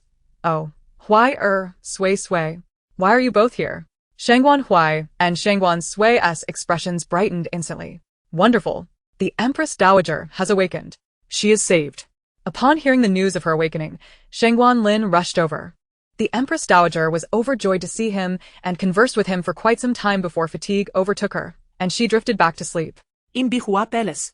Shangguan Sui clutched a small bowl, pointing at the chicken porridge before her and sweetly pleaded, "Mother, I want another bowl." The consort smiled, tapping Shangguan Sui's little nose. "You've already had 3 bowls. How can you want more?" Shangguan Sui pouted, "Just one more bowl, just one more. Mother's chicken porridge is simply too delicious." Just as the consort opened her mouth to respond, a steady male voice resonated from outside. "What is that delightful aroma? Let me have a bowl as well." The attendants in Bai Hua Palace promptly bowed, greeting the emperor. Shangguan Sui gleefully leaped into Shangguan Lin's embrace. "Father, you're here." Shangguan Lin chuckled, affectionately patting Shangguan Sui's little face. "Indeed, I have come bearing good news." Shangguan Sui blinked. "What good news?" The consort also looked on with curiosity. Shangguan Lin cleared his throat and began. "The good news I wish to share is that in 3 days, the emissaries from the Yuan Kingdom and our army will arrive in the capital." Shangguan Sui's eyes sparkled. "What? In just 3 days, Uncle will return to the capital? Last time, he said it would be another half-month." Shangguan Lin chuckled, unable to contain his praise. "That is because Lu Chongqing fought valiantly, scaring the Yuan troops into submission. We had anticipated a prolonged negotiation, but they agreed to cede land and pay reparations, ensuring no further disturbances at the border. With their cooperation, the army's progress has accelerated tremendously. Hooray! I knew Uncle was the best." The consort couldn't help but smile widely. Knowing that Chongqing could achieve success through his own efforts brought her great relief. Meanwhile, Shangguan Sui, relieved to see the Empress Dowager safe, commanded the carriage to return to the prince's manor. However, as soon as he disembarked, he hurried to the main courtyard to find He Baishao. After searching the main courtyard thoroughly and finding no trace of her, he stepped outside just as Qin Yun approached. For the first time, a hint of anger flared on Shangguan Sui's striking face, and his tone grew anxious. "Where is Miss He? Did I not instruct you to settle her properly?" Qin Yun quickly clasped his hands, his expression resembling one on the verge of tears. "Your Highness." It was Miss He who said the main courtyard was too stuffy and did not wish to stay here. I then took her for a stroll around the manor to see if she fancied another place. Unexpectedly, fireworks began outside, and Miss He found it intriguing. So she went out to watch them. Shangguan Sui's furrowed brows relaxed instantly. "Where is she now?" Qin Yun replied. "She is at the Qing Bridge, just across from the Lushanan." No sooner had he spoken than Shangguan Sui turned and dashed out of the manor. The Qing Bridge was easy to locate, and he quickly found it. Among the crowd, he spotted a figure clad in pale yellow. As if sensing something, He Baishao turned her head, locking eyes with Shangguan Sui through the throng. Upon seeing him, her fair face blossomed into a radiant smile, and behind her, the fireworks erupted once more, dazzlingly bright. In that moment, Shangguan Sui felt a thunderous commotion in his heart, as if it were alive with joyous tumult. The following day, Shangguan Sui was roused from her slumber by the consort's gentle voice. As she yawned and donned her attire, Qingping approached quietly to report, "Your Highness, everything is prepared." The consort nodded. "Please check the imperial garden once more to ensure everything is in order and make timely adjustments." Upon hearing the words imperial garden, Shangguan Sui's eyes lit up. The imperial garden? Is there something fun happening today? As soon as Qingping left, Shangguan Sui eagerly asked, Mother, is there something going on in the imperial garden today?" The consort smiled. "Today is the garden party, held annually towards the end of the year." Shangguan Sui blinked her beautiful eyes and sweetly pleaded, "Then, Mother, may I go? I want to go too. Please, please. Promise me." The consort chuckled. "Of course you may go. The garden party occurs only once a year. How could we let you miss it?" Shangguan Sui was so delighted that she jumped up. "By the way, Mother, did you invite Sister Foam?" Shangguan Sui inquired with wide eyes. The Empress Dowager nodded, confirming that the invitation had indeed been delivered. Shangguan Sui. As if struck by a sudden thought, promptly exclaimed, "Then let me visit Sister Feng at the Feng residence. We can go to the Imperial Garden together. It would also present a perfect opportunity to enjoy a little outing, hee." The Empress Dowager replied, "She has heard you." Furrowing her brow, she added, "I cannot rest easy with you leaving the palace alone." Shangguan Sui leaned closer to the Empress Dowager, playfully pouting. "Then, dear mother, just arrange for a few attendants to accompany me." The Empress Dowager gently tapped her little nose. "But you must promise not to wander off." Shangguan Sui nodded eagerly. Ultimately, she was granted her wish and settled into the palanquin, flanked by 20 eunuchs and 50 armed guards. On her way out of the palace, Shangguan Sui encountered the carriage of Xiao Ziyuan. Recognizing it at once, she commanded the palanquin to halt and sweetly called out, "Xiao Zi." Hearing the familiar voice, Xiao Ziyuan promptly alighted from his carriage. Upon seeing Shangguan Sui, he cupped his hands in salute, saying, "Greetings to the princess. Are you departing the palace?" Shangguan Sui nodded. "Are you off to class today?" Xiao Ziyuan confirmed with a nod. Shangguan Sui waved her hand, her smile bright and her dimples showing. "Come play with me today. I am just about to visit Sister Feng, and then we shall attend the garden party." Xiao Ziyuan initially intended to decline, but upon noticing the formidable 50 armed guards trailing behind Shangguan Sui, the words caught in his throat. With a resigned smile, he acquiesced, "As you wish, princess." Chapter 70. I have something to tell the fifth princess. Soon, the carriage arrived at the Feng residence. Shangguan Sui proceeded directly to Feng Asai's chamber. Hearing the commotion, Feng Asai set aside her medical texts and glanced towards the door. Upon recognizing her visitor, her eyes widened in surprise. "Fifth princess, what brings you here?" Shangguan Sui smiled. Her dimples appearing. "I have come to invite Sister Feng to the garden party." Feng Asai, captivated by the sparkle in Shangguan Sui's eyes, found herself unable to voice her initial reluctance. How could she refuse when the fifth princess had personally sought her out? Just before departing, Feng Asai caught sight of an intricately carved white jade hairpin on her desk, her ears flushing slightly. It was a gift from the crown prince, yet she had never worn it. After a moment's thought, she decided to adorn herself with the hairpin. In the imperial garden, Wang Qichuan sat in a corner of the pavilion, gloomily sipping her floral tea. Following the Empress's downfall, her family had also suffered repercussions. Her father had been stripped of his title, and any prospects with the crown prince had vanished. Wang Qichuan took a delicate sip before setting the teacup down, devoid of any desire to continue. Just then, a chorus of voices reached her ears. "That must be the fifth princess. She is truly adorable. I have heard that the emperor dotes on her the most, visiting the Empress Dowager's palace each evening to dine with her." Indeed. Who doesn't he know of the fifth princess's favor in the palace? Even the Empress Dowager holds her in high regard.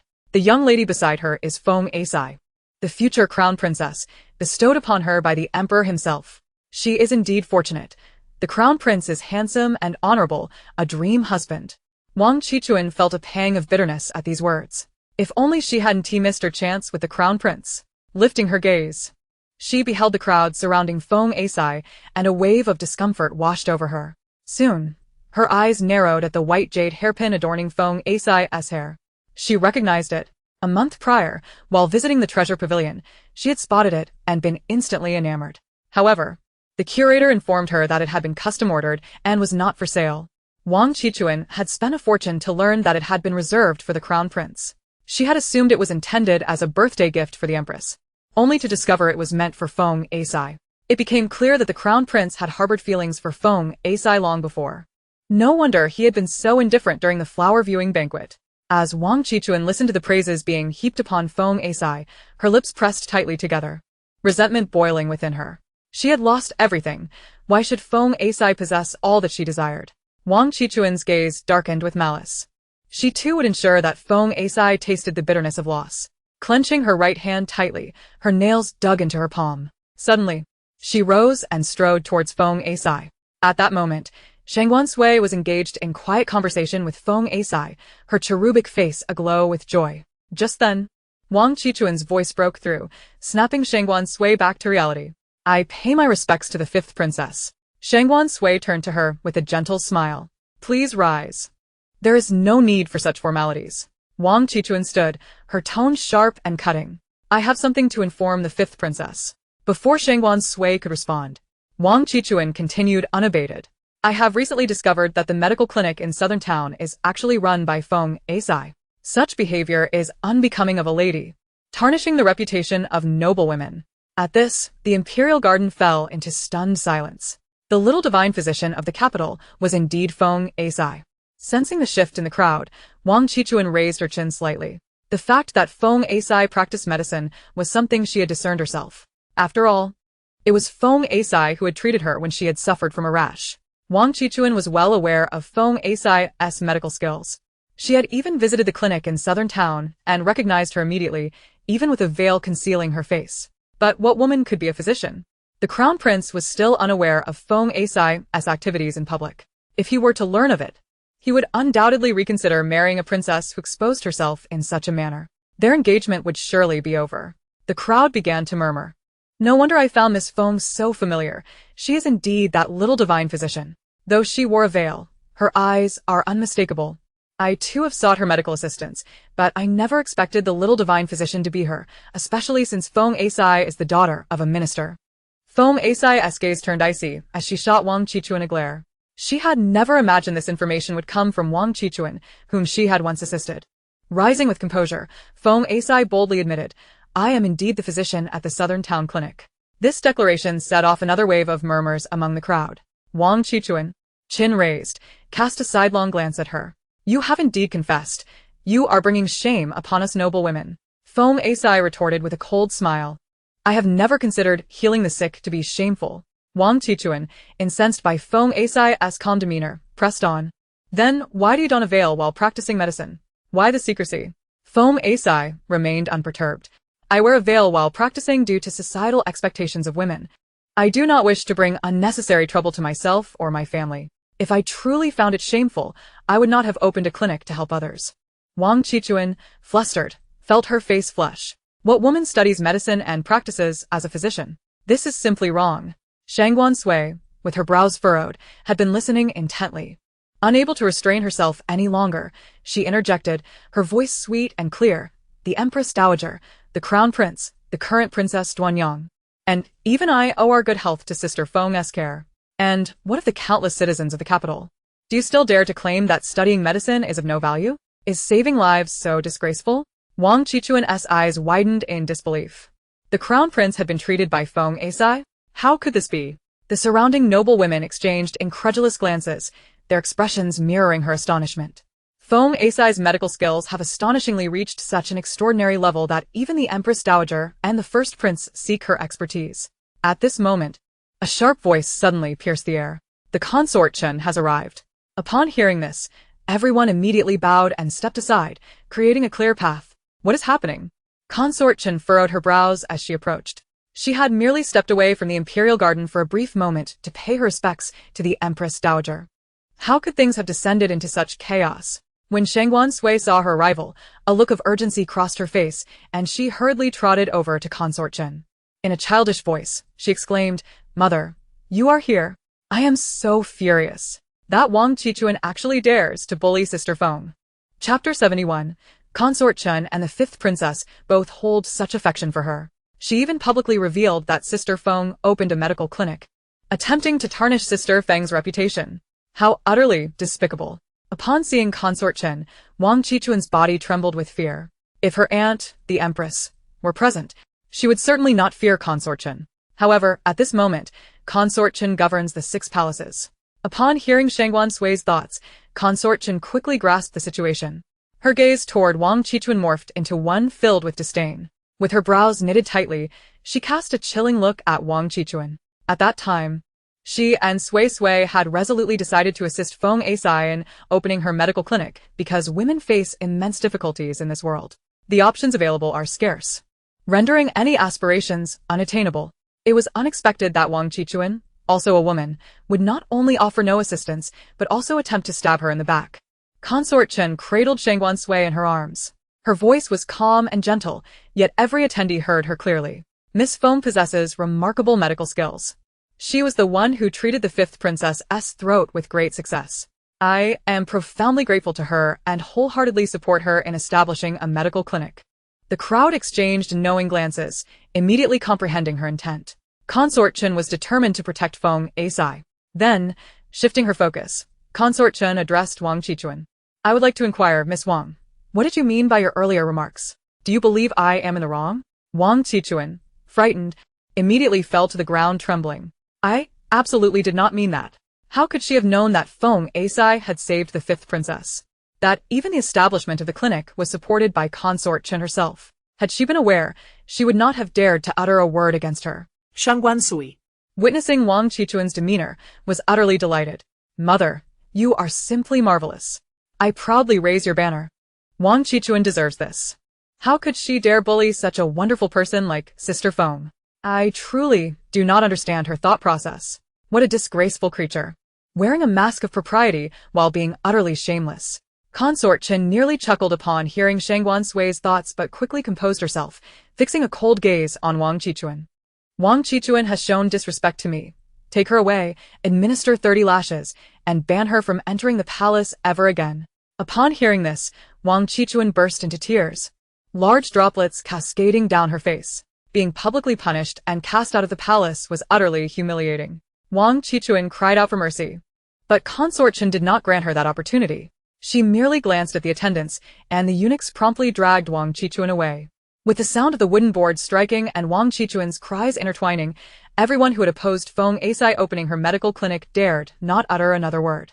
Consort Chen, embracing Shangguan Sui, happily conversed with Feng Asai in front of everyone. Fendaici affectionately fed Shangguan Sui pastries. The laughter shared among the three resonated, earning Feng Asai even greater respect from those present.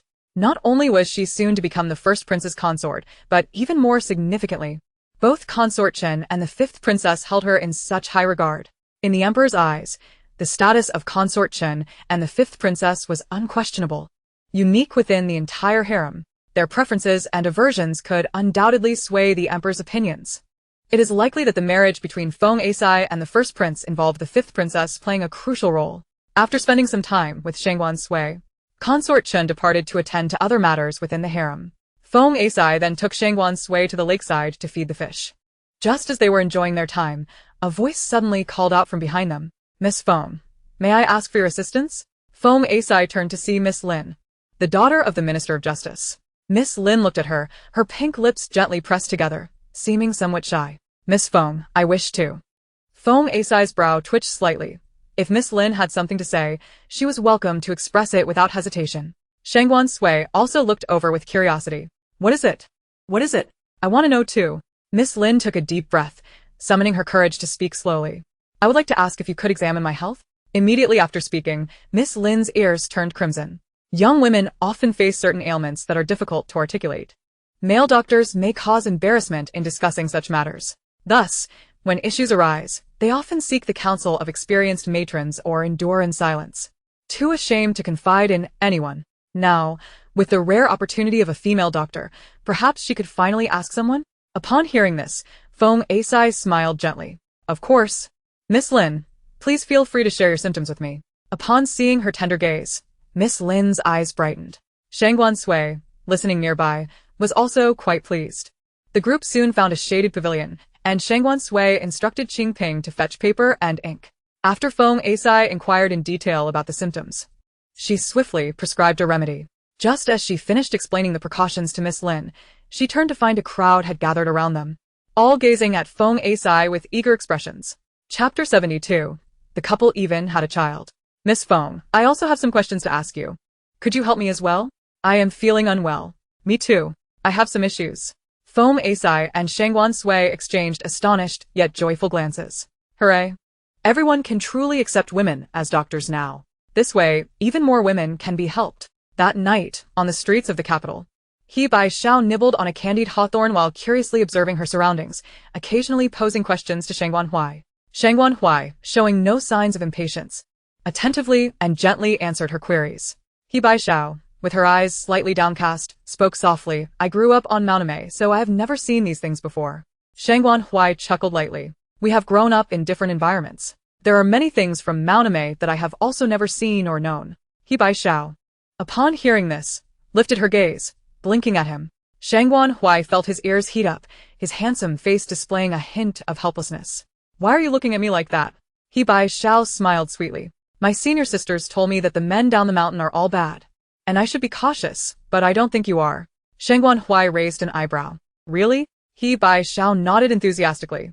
You are the most gentle and handsome man I have ever met. Shangguan Hui chuckled softly. He Bai Xiao, puzzled, asked, what are you laughing at? Do you think I am wrong? Shangguan Hui's lips curved into a slight smile. It's nothing. I just find you truly adorable. As He Bai Xiao was about to inquire further, Shangguan Hui pointed to a nearby restaurant. The roast duck from this place is delicious. Let me take you there. He Bai Xiao's attention immediately shifted, and she eagerly nodded. Yes, yes. Let us hurry and eat. This scene was witnessed by those seated by the restaurant's window. Xiaoyan narrowed her eyes dangerously, pointing at He Bai Xiao as she asked her attendant, Who is that girl? The maid, Chunner, lowered her gaze and spoke with utmost respect. According to the informants from the capital, the woman was brought back by the third prince from Mauname 2 days prior, and her surname appeared to be He. Xiaoyan furrowed her brow in thought. He? Why does that surname sound so familiar? Quickly, she rummaged through her memories of the original storyline. Her eyes soon brightened as she leaned in to whisper a few words to Chunner. Quickly investigate whether there was a governor with the surname He 15 years ago. Chunner nodded and promptly withdrew. Xiaoyan gazed at the two below, joyfully conversing. Her lips pressed tightly together, her eyes filled with resentment. When she unexpectedly found herself transmigrated into the story as the same-named and same-surnamed minor character Xiao Yun, she was aware that this role would ultimately meet a grim fate. However, she chose to follow the original plotline. She agreed to the kind Empress's conditions and secretly poisoned the first prince. After all, she possessed foreknowledge of the story. In the original narrative, the Empress and the Northern General had failed. Yet, with her assistance, this time they would surely help the Empress and the Northern General seize the throne and support the third prince's ascension. However, an unforeseen error occurred, leading to the first prince discovering the poisoning plot ahead of schedule. Thankfully, she was clever enough to flee, running all the way to the border of the Diyue kingdom, thus preserving her life. At the border, she encountered an envoy from the Yuan kingdom. Aware of the original plot, she merely shared a few tidbits of information and instantly became the core strategist for the Yuan envoy. She was even permitted to accompany the envoy into the capital. But to her astonishment, the third prince had another woman by his side. Xiaoyan clenched her right fist, her eyes glimmering with determination. The third prince belonged to her, and no one could take him away. The next day, in the Longhua Hall, a somewhat sharp voice resonated throughout the grand chamber. The Yuan envoy has arrived. Before the words could fully escape his lips, a tall youth strode into the hall, followed by dozens of Yuan nationals clad in nomadic attire. The fifth prince of the Yuan kingdom, Jin Yunlai, bowed before the emperor of the Diyue kingdom. With his left hand resting on his right chest, he performed the customary greeting of the Yuan kingdom. Shangguan Sui, nestled in Shangguan Lin's embrace, let out a couple of soft snorts. The Yuan kingdom is clearly a defeated nation, yet they remain so arrogant. It seems they haven't been adequately dealt with by their uncle, Shangguan Lin. Upon hearing this, felt a tinge of discontent towards the Yuan envoy. He scanned the assembly of ministers below, noticing their hushed discussions. Even Shangguan Hui, usually mild-mannered, couldn't help but frown. Jin Yunlai, unfazed, lifted his gaze with a playful smile glimmering in his narrow, almond-shaped eyes. His high cheekbones, straight nose, and strikingly handsome features were indeed captivating. Shangguan Sui raised her brows slightly, clicking her tongue. Oh, he is quite handsome. Despite his seemingly proper demeanor, he actually has a liking for his father's concubine, Shangguan Lin. Shangguan Hui. That concubine is named Xu Pin, and they even have a child together, the recently born 10th prince. Wow, my brother is actually my son. The Yuan harem is truly thrilling. Their gazes toward Jin Yunlai instantly shifted to something peculiar.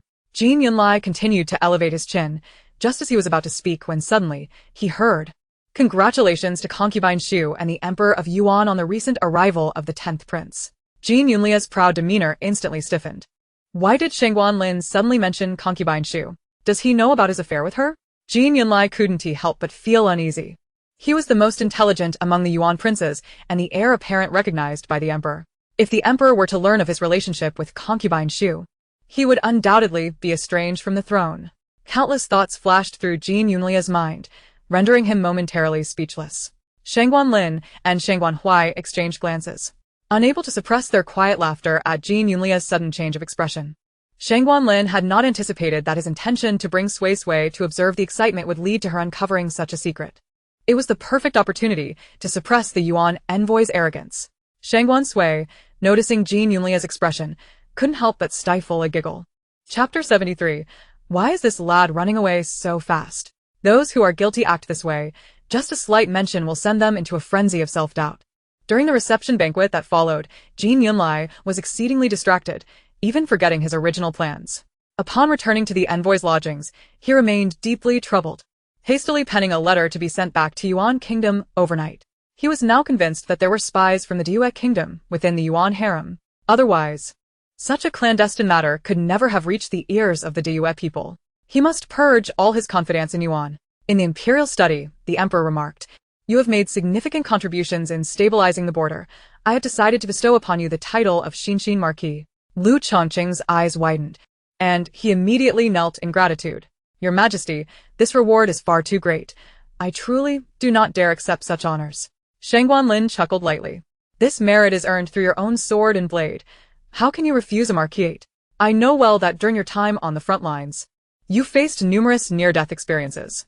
The title of Xinshin Marquis is rightfully yours. Do not decline.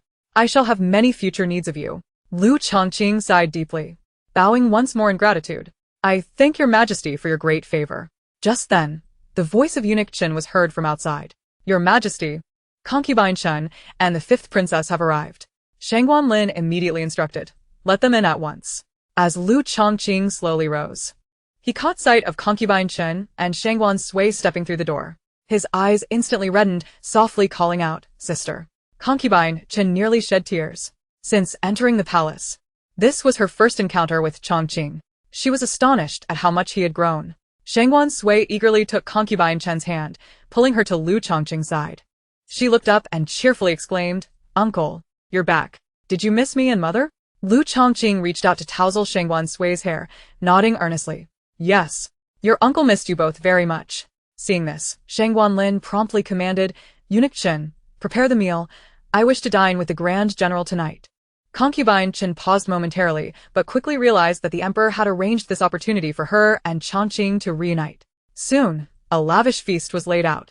Concubine Chen first served a bowl of chicken soup to Shangguan Sui. Her gaze then fell upon Lu Chongqing's gaunt face, filled with concern.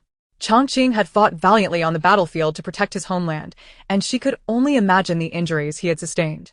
She gently inquired, personally ladling bowl after bowl of soup for him. Shangguan Lin observed Concubine Chen's attentiveness to Lu Chongqing and couldn't help but frown. Sui Sui has Concubine Chen serving her soup, while Lu Chongqing also has Concubine Chen serving him. Yet I am only served by eunuch Chen. Shangguan Sui turned to see Shangguan Lin's slightly forlorn expression and couldn't help but stifle a laugh. "Hee, my mother doesn't want you anymore." Everyone present heard Shangguan Lin's reaction. "Very well, that hurt."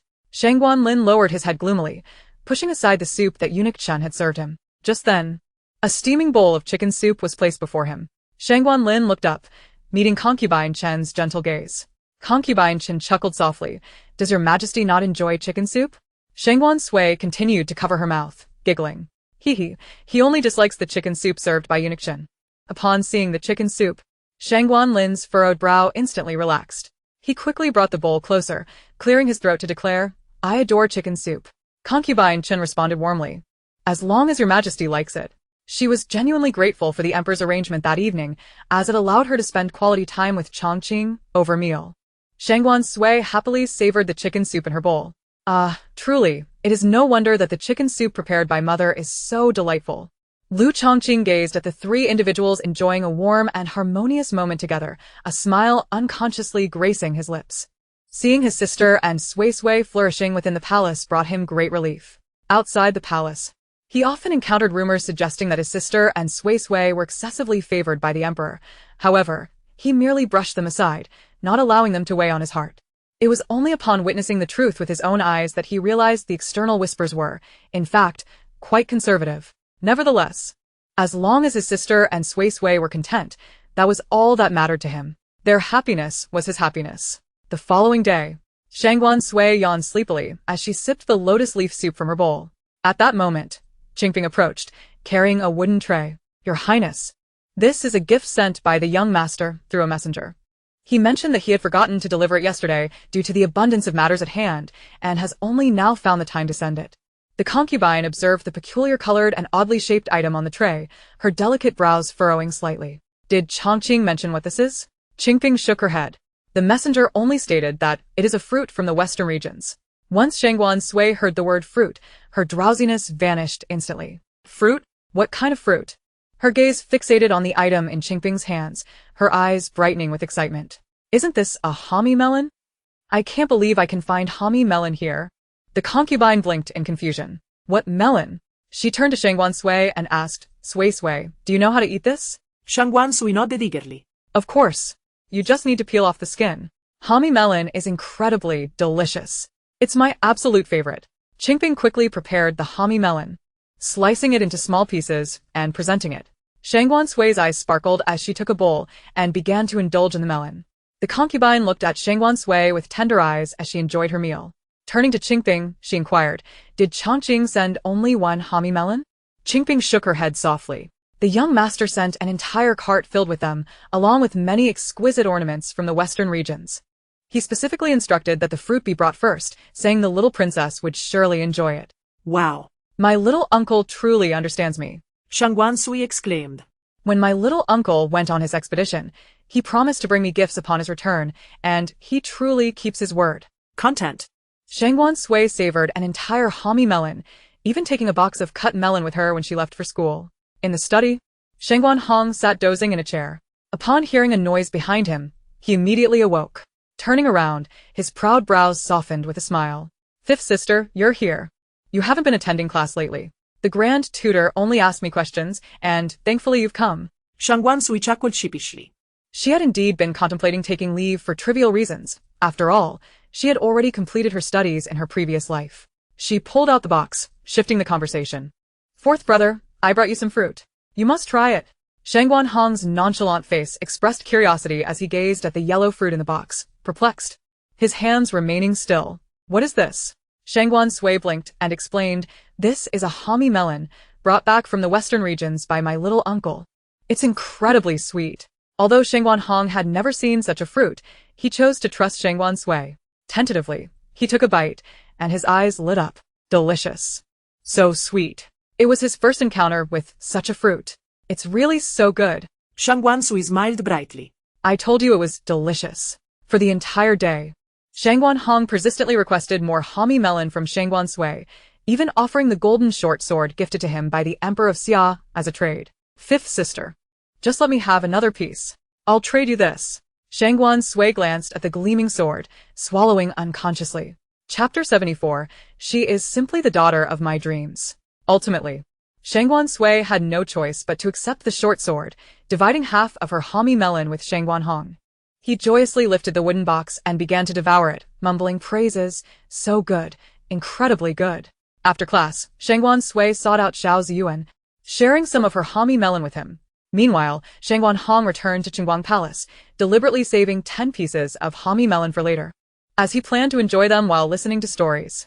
Ah, how blissfully wonderful. Shangguan Hong's rebellious brows sparkled with happiness. His steps quickened by several degrees. In the courtyard, De Fei finished practicing a set of sword techniques and accepted the handkerchief from her attendant, Hong Mei, to wipe the beads of sweat from her forehead. Still warm from her exertion, she lifted a cup of tea and drank deeply. Your Highness, please drink slowly, don't choke. Hong Mei urged. After finishing, De Fei casually placed the teacup back on the table, her gaze falling upon Shangguan Hong, who had just entered Qingguang Palace. Noticing his hurried pace, her brows knitted in concern. Why is this boy running so fast? Is he causing trouble in the study again? Clearing her throat, De Fei called out to Shangguan Hong, who halted in his tracks. She approached him, and he instinctively hid the wooden box behind his back, fearing that if his mother discovered the homie melon, not a single piece would remain. De Fei immediately sensed something amiss. What is in that box? Let me see. Shangguan Hong quickly shook his head, stammering, It's the assignments given by the grand tutor today. De Fei clearly did not believe him. She knew her son well. If he were truly diligent in his studies, even a pig could climb a tree. In broad daylight, she would not entertain such fantasies. Under De Fei's skeptical gaze, Shangguan Hong ultimately had to surrender the wooden box. As she opened it and beheld the yellow fruit within, her brows furrowed. What is this? Shangguan Hong pouted, his eyes filled with reluctance. It's the homie melon my fifth sister gave me. De Fei inquired, is it delicious? Shangguan Hong quickly shook his head. Not at all. It's terrible. Really very bad. De Fei, however, did not believe him and directly tasted a piece of the homie melon. The sweetness of the fruit burst in her mouth, and her eyes immediately brightened. This unknown fruit is delightful. Soon, De Fei devoured 4 pieces of homie melon, still feeling unsatisfied. She glanced at the remaining 6 pieces in the box. Unable to suppress a frown. This little bit is hardly enough to satisfy. De Fei swallowed hard and turned to Hongmei. Do you think if I were to ask Concubine Chen for some homie melon, she would give it to me? Hongmei displayed a smile that resembled a grimace. Your Highness. How would I know? However, I have heard that Concubine Chen is kind-hearted and easy to approach. If you were to ask her, she would likely oblige. De Fei pondered this. But wouldn't he directly asking another concubine for food make me seem too greedy? Hongmei replied, actually. The entire palace is aware of your fondness for food. Nearby, Shangguan Hong quickly chimed in, Mother, you should go. Just visit Concubine Chen once. I want to eat more homie melon. De Fei waved her hand impatiently. I know. You don't need to remind me. Your mother also desires more homie melon. De Fei stood decisively. Come, Hongmei, accompany me to the storeroom to select some gifts. We shall visit Bihua Palace. Shangguan Hong's eyes sparkled with excitement as he hurried to keep pace with De Fei. In the study, Shangguan Sui blinked at Xiao Ziyuan. Do you have a lot of assignments today? I saw you writing just now. Xiao Ziyuan swallowed the homie melon in his mouth and nodded. Indeed. There are quite a few. Today, the grand tutor is teaching regulated verse, and the assignment is to write 10 poems. As Shangguan Sui furrowed her brows slightly, she acknowledged that there was indeed quite a bit to consider. However, when the topic of composing poetry and lyrics arose, she was reminded of Yu Zhai. It had been a while since she last saw her. Resolutely, Shangguan Sui decided to pay a visit to Yu Zhai. She quickly inquired about Yu Zhai's residence and, accompanied by Qing Ping, made her way there without delay.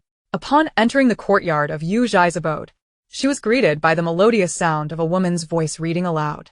Her brows knitted in keen suspicion. This was not the voice of Yu Zhai. Stealthily approaching, she discovered a group of women seated in the courtyard. In the center stood Yu Zhai, holding a scroll of text, while 3 or 4 palace maids sat before her, reciting in unison. The moment Yu Zhai spotted Shangguan Sui, she promptly set her scroll aside and approached her. The palace maids also turned to her, hastily bowing in respect. Yu Zhai offered a gentle smile and curtsied. Your Highness, what brings you here? Shangguan Sui's beautiful eyes sparkled with joy. I haven't seen you in quite some time, so I thought I would come to visit. Are you teaching? Yu Zhai nodded and began to explain softly. The Emperor has graciously allowed me to teach at the Ministry of Rites. I instruct Class A, which consists solely of the second princess and the third prince.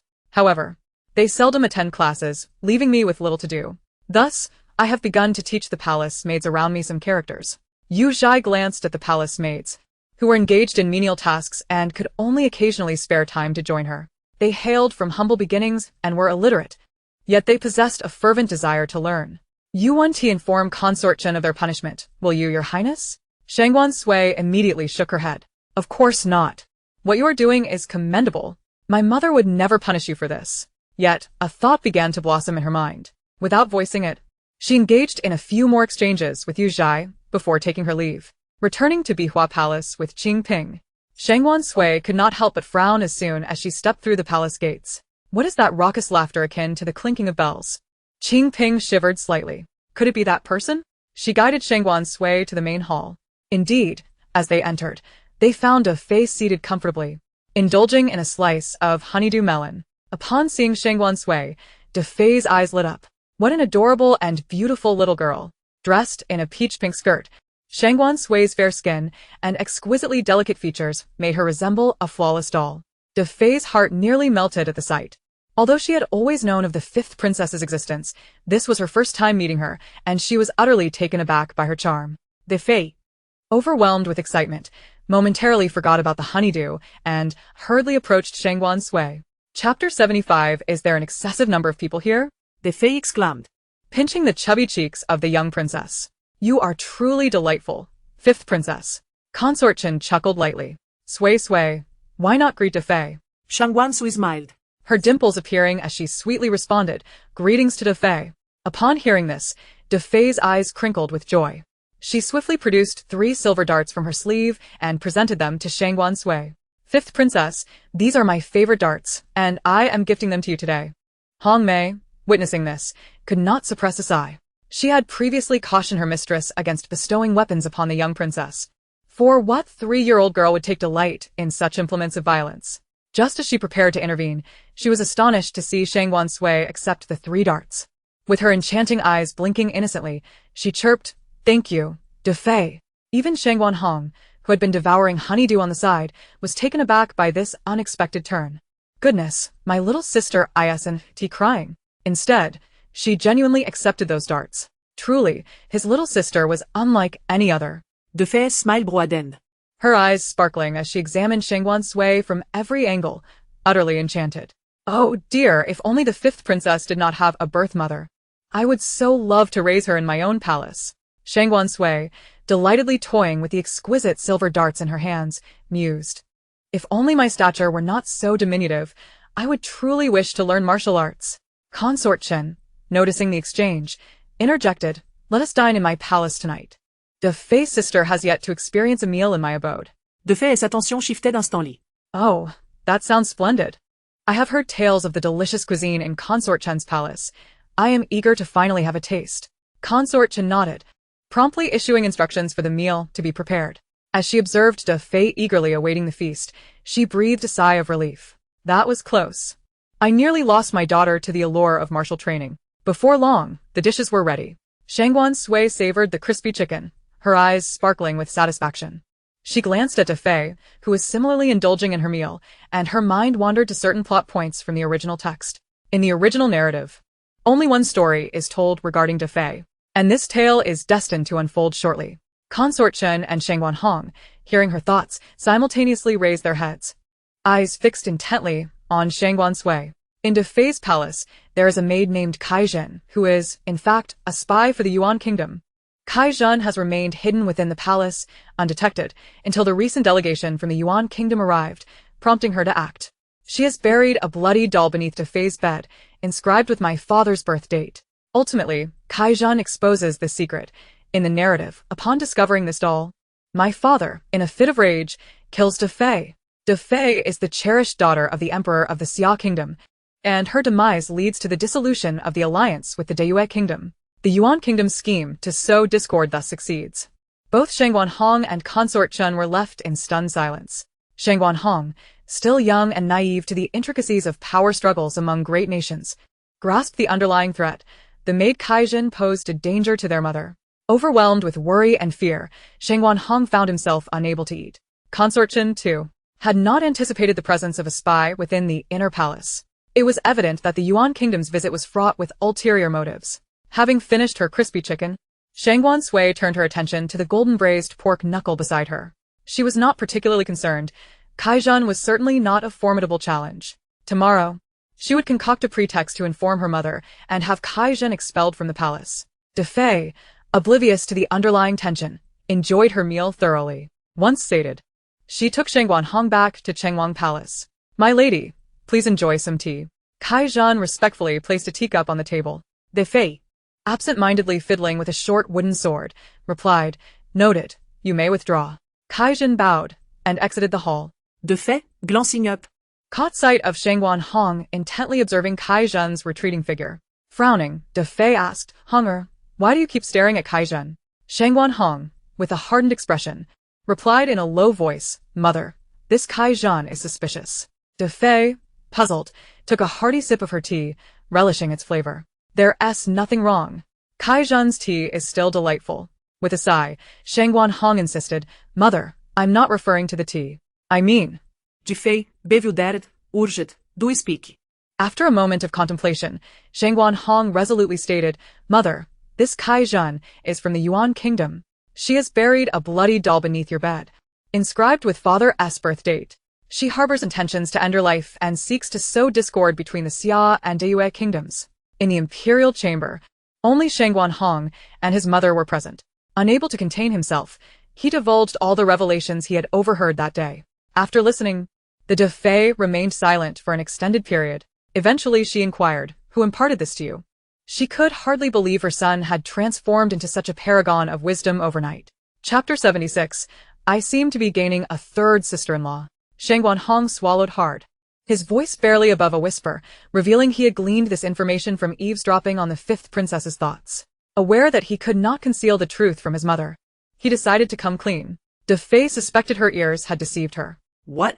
Thoughts? You mean you can hear the fifth princess's inner musings? Shangguan nodded, Cautiously meeting his mother's gaze. Mother, do you doubt me? De Fei sighed, shaking her head gently. No, I merely lament that I cannot hear the fifth princess's thoughts myself. Shangguan Hong. De Fei stood, guiding Shangguan Hong towards the bed. Soon, she discovered a small wooden box nestled deep within the bedding. Upon opening it, they found a bloody effigy inside. Inscribed on its back were Shangguan Lin's birth details. Shangguan Hong's eyes widened in shock. Indeed, what the fifth princess had said was true. De Fei's expression darkened. Gripping the effigy tightly, she applied pressure until it shattered completely, with shavings mingling with blood upon the ground. The following day. What? Could you repeat that? Chun Fei furrowed her brow, her gaze shifting to Qing Ping. Qing Ping repeated the message. The De Fei has reported that her maid, Kai Zhen, has been thieving and intends to expel her from the palace.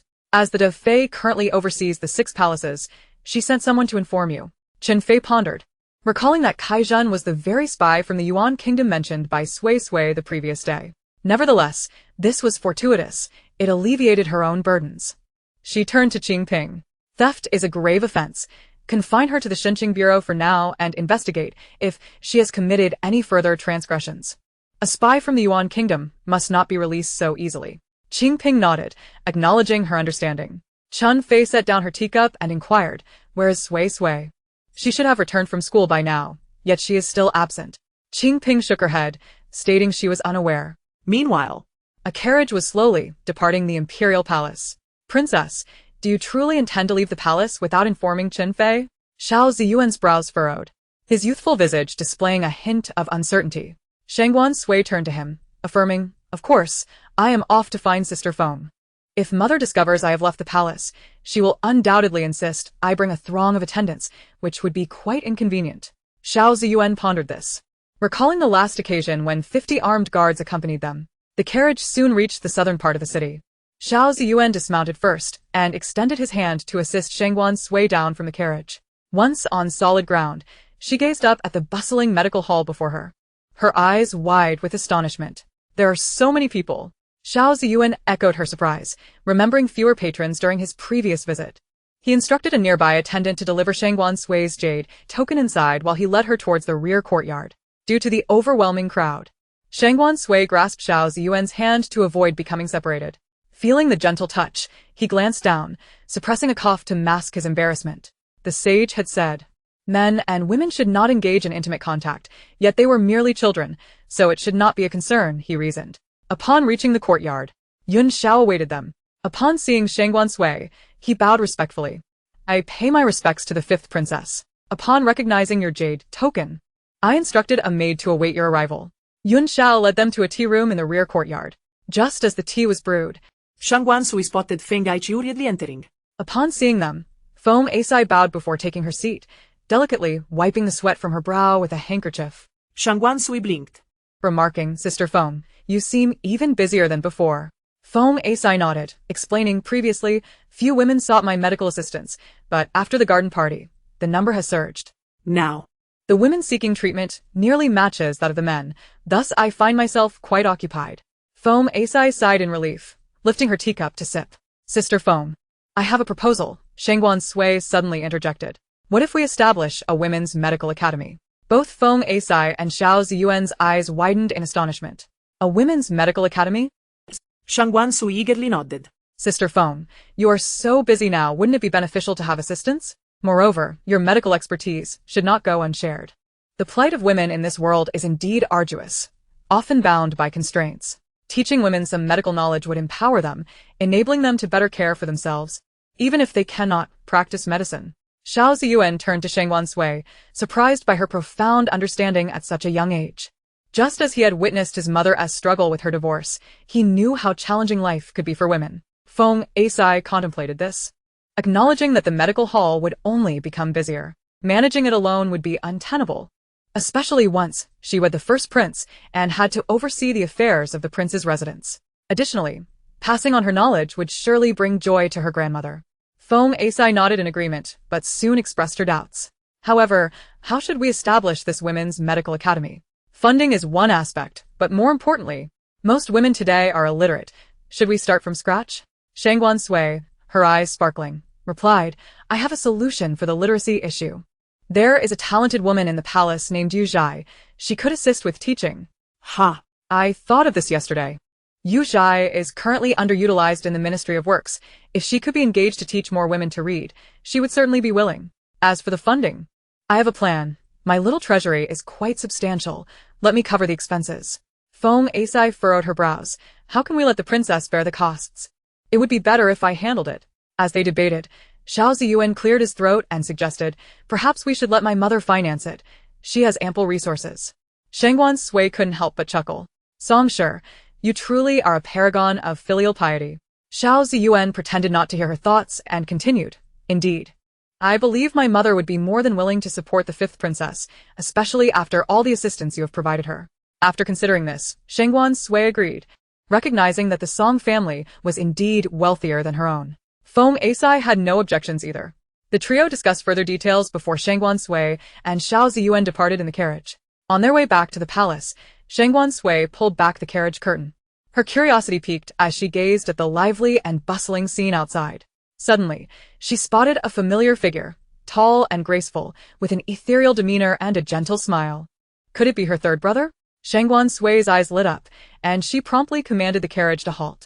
However, before she could lower the curtain, she suddenly noticed a woman standing beside Shangguan Hui. Chapter 77. One cannot catch a wolf without letting go of the child. As Shangguan Hui beheld her, the tenderness in his eyes threatened to overflow. The lady smiled radiantly at Shangguan Hui, playfully shaking the candied hawthorn skewers in her hand. Shangguan Hui gazed at her with a look of indulgent affection. Noticing that Shangguan Sui had remained silent for an extended period, Xiao Ziyuan leaned closer and inquired, What troubles you, fifth princess? Has something occurred? Shangguan Sui blinked. Nothing has happened, but it seems I am on the verge of acquiring a sister-in-law. Xiao Ziyuan's brow twitched slightly as he glanced outside. His youthful countenance bore little emotion, as if he were already aware of the situation. You knew all along? Shangguan Sui furrowed her delicate brows. Xiao Ziyuan nodded. I had encountered her twice before. The third prince frequently brings her out to play. Shangguan Sui's face lit up with curiosity. Do you know who she is? Xiao Ziyuan's long eyelashes fluttered as he recalled the information Wu Zhu had presented a few days prior. The lady is named He Bixiao, a disciple from Mauname. She returned from there with the third prince. Upon hearing the name He Bixiao, Shangguan Sui could not help but feel a twinge of unease. How could it be her? It is truly unexpected. Even with the plot having diverged so drastically, they have still encountered each other and fallen in love. In the original narrative, their love story was fraught with complications, and they ultimately did not end up together. Shangguan Sui observed the affectionate couple and couldn't suppress a sigh. Yet, He Bixiao's background makes it exceedingly difficult for them to unite. I wish to assist third brother, but I must devise a careful plan. After escorting Shangguan Sui back to the palace, Xiao Ziyuan promptly returned to the princess's residence. Mother, I have returned. Upon hearing his voice, Song Shi set down her brush, her expression softening considerably. She rose and walked toward Xiao Ziyuan. Today, she wore a gem-blue silk dress. Her dark hair elegantly styled into a delicate cloud bun. Her complexion was radiant, and her steps were light and graceful. The golden hairpin atop her head jingled softly with her movements, producing a melodious sound. It was evident that she had been living quite well lately. Xiao Ziyuan spoke, Mother. I wish to inquire about something. Song Shi's eyes sparkled with warmth. What is it? Xiao Ziyuan recounted Shangguan Sui's desire to establish a women's medical school in its entirety. Upon finishing, Song Shi did not hesitate for a moment and readily agreed. You shall inform the fifth princess tomorrow that I will handle this matter. At the end, Xiaoyan was applying eyebrow powder in front of the mirror. After finishing, she scrutinized her reflection. A satisfied smile graced her lips. She was indeed a stunning beauty. And how could the third prince possibly resist someone so captivating? At that moment, her maid, Chanu, approached and bowed respectfully. Miss, I have uncovered the background of Miss He. As you requested. Xiao Yun's eyes gleamed with anticipation. What did you find out? Speak quickly. Chanu nodded and began to report meticulously. Miss He Bixiao's biological father was He Kongshan, who was the governor of the Southwest 16 years ago. He was executed by the emperor for his transgressions. At that time, due to the Empress Dowager's birthday celebrations, the emperor spared He Kongshan's family, which is why He Bixiao survived. Subsequently, she somehow made her way to Maunamei. Xiao Yun's delicate brows arched. She recalled that this matter had also appeared in the original narrative. He Bixiao later learned of her lineage and acknowledged her father's mistakes. However, she found it impossible to continue a relationship with the son of the man who had killed her father. Ultimately, He Bixiao returned to Maunamei alone. A year later, during the rebellion of the Marquis of Jinbei, Shangguan Sui was also killed by Shangguan Lin. Xiao Yun's brows knitted together as her mind raced through thoughts. The current trajectory of events had already diverged from the original story. What if He Bixiao did not discover her true heritage as depicted in the narrative? Even if she were confident in winning the third prince's affections, he was currently enamored with He Bixiao. She found herself at a loss for how to showcase her charm. No, she must inform He Bixiao of her background. That way, He Bixiao would surely choose to distance herself from the third prince. When that happened, the third prince would undoubtedly be heartbroken, and she could seize the opportunity to capture his heart. A sly smile curled at the corners of Xiao Yun's lips as she formulated her plan. Just then, a commotion erupted outside the door, followed by Jin Yunlia's voice. Before she could respond, Jin Yunli forcefully pushed the door open and entered, his brow furrowed as he took a seat at the table. Speak. Xiao Yun inquired. What troubles you, fifth prince? Jin Yunli took a deep breath, disbelief etched across his features. I cannot comprehend it. One of our spies within the imperial harem of Dayue has been discovered. How can I not be anxious? Xiao Yun leisurely poured a cup of tea for Jin Yunli. There is no need for concern, fifth prince. If you fear that Saijin may reveal too much, simply eliminate her. She was just imprisoned in the Ministry of Justice today, so she likely hasn't disclosed anything yet. If you hesitate now, it will be too late to act later. Jin Yunlia's long eyelashes lowered, casting a shadow beneath his eyes. I have considered that, but we only have one little eunuch left in the Dayue imperial harem. If he is exposed due to Saijin's death, we will truly have no one left in the Dayue imperial harem. It took considerable effort to place our people there. Xiao Yun smiled gently. Your Highness, one must be willing to sacrifice in order to gain. That evening, Shangguan Lin continued his routine of dining in the palace of Consort Chen. Noticing that both Shangguan Lin and Shangguan Sui had nearly finished their meals, Consort Chen finally broached the subject of Saijin. Your Majesty, today, the concubine apprehended a maid who was stealing in her palace. Shangguan Lin nonchalantly sipped his tea. It is merely a maid who stole. Give her a few dozen lashes and expel her from the palace. Consort Chen did not respond but continued in a slow, measured tone. This maid is named Saijin and is likely a spy from the Yuan kingdom. After considerable thought, Consort Chen felt it necessary to inform Shangguan Lin of the implications this incident held for both nations. Both Shangguan Lin and Shangguan Sui looked up in unison. A spy? Shangguan Lin exclaimed, while Shangguan Sui's eyes sparkled with excitement. Wow, mother is incredible. She actually caught Saijin. Consort Chen nodded, her voice steady as she continued. Saijin has admitted to being a spy, but she has not revealed anything further. Shangguan Lin snorted derisively. How loyal she is to the Yuan kingdom. Shangguan Sui sipped her bird's nest and pear soup, her mind racing with thoughts about Saijin's role in the narrative. In the original story, Saijin framed the concubine, accusing her of practicing witchcraft, and then went on to report her. In a fit of rage, father killed the concubine, and after her death, Saijin vanished from the tale. Shangguan Lin's eyes widened in disbelief. What? He killed the concubine. She is the beloved daughter of the Emperor of Xia. If anything were to happen to her, the Emperor of Xia would surely dissolve the alliance. A wave of dread washed over Shangguan Lin. Thankfully, Saijin had been apprehended, otherwise, the consequences would have been unimaginable. If war broke out between Dayue and Xia, it would undoubtedly lead to the suffering of the populace and the devastation of lives. As Shangguan Sui finished her soup, a sudden thought struck her. That Saijin has an accomplice within the palace. It is a eunuch and also a spy from the Yuan kingdom. What was his name again? Shangguan Lin gazed at Shangguan Sui with palpable anxiety. My precious daughter, you must remember. Shangguan Sui's eyes lit up. I recall now. That eunuch is named Xiao Yin, and he works in the Ministry of Internal Affairs. He is from the Yuan kingdom. Zai Zhan has been captured. I suspect that the little prince must have some reaction. Perhaps he is contemplating how to rescue her. Alternatively, it is equally plausible that he is preparing to eliminate her to ensure that all she knows remains buried within her. Upon hearing this, Shangguan Lin's body suddenly stiffened. Sui's words held great merit. It is imperative to safeguard Zhaizhen's life. She must possess a wealth of knowledge regarding the Yuan state. In the depths of the Xinqing division, the night was eerily silent. After bribing the matron on duty, the little prince successfully infiltrated the dungeons. At this late hour, the imprisoned eunuchs and palace maids were fast asleep, with only the flickering candlelight on the walls casting a dim glow. Yet the little prince swiftly located Zhaizhen. Confined in a corner, he approached hastily, silver needles for assassination in hand. At that moment, torches suddenly flared to life behind him, illuminating the scene before him. The little prince's spine went rigid. Zhaizhen raised her head, revealing that she was, in fact, a man. The little prince's heart stopped. His eyes filled with terror and disbelief. This had been a trap from the very beginning. No wonder he had been able to navigate the Xinqing division so effortlessly and locate Zhaizhen with such ease.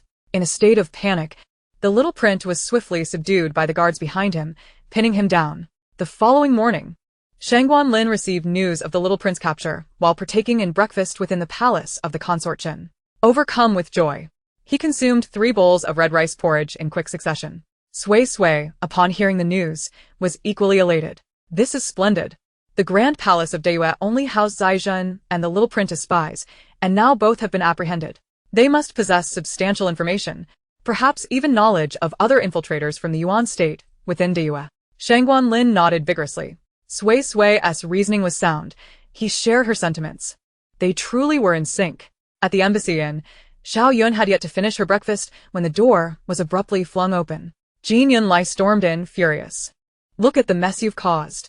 Now both the little prince and Zhaizhen are imprisoned. What if they reveal sensitive information? Since when had Shangguan Lin become so astute, managing to capture both of our spies? Xiao Yun set down her chopsticks, rolling her eyes inwardly at Jin Yunlai's lack of composure and foul temper. However, she adopted a gentle demeanor. Both Zhaizhen and the little prince are merely expendable pawns, privy only to the Yuan state's surveillance in the capital. Your Highness need only expedite the relocation of these spies. Jin Yunlai shot her a glare filled with irritation. It is easy for you to say that. These spies were planted in the capital by the Yuan state over several years. To have them hide or relocate now would render all those years of effort futile. It infuriates me. How could these two have been captured? Jin Yunlai unleashed his frustration upon Xiao Yun, shattering a teacup before storming out. As Jin Yunlai departed, Xiao Yun quickly summoned Chun Er to her side. Chun Er, I need you to do me a favor. Find an opportunity to inform He Yunxiao of his true heritage. Chun Er frowned, her delicate features reflecting her inner conflict. Being a person of the Yuan state herself, she had been serving its interests. However, she could discern no benefit to the Yuan state from Xiao Yun's recent requests. Moreover, He Bixiao was now affiliated with the third prince. Should he discover the truth, she would surely face dire consequences. Noticing Chun Er's hesitation, Xiao Yun promptly removed a golden hairpin from her head and pressed it into Chun Er's palm. Chapter 79. What is a big pig hoof? Upon seeing the dazzling hairpin, Chun Er's heartbeat quickened. She immediately nodded in agreement. Vetching Chun Er depart. Xiao Yun's lips curled into a smile. It was merely a hairpin. Once she became the third prince's consort, she could have as many as she desired. In the study, Shangguan Sui attended her lessons as usual.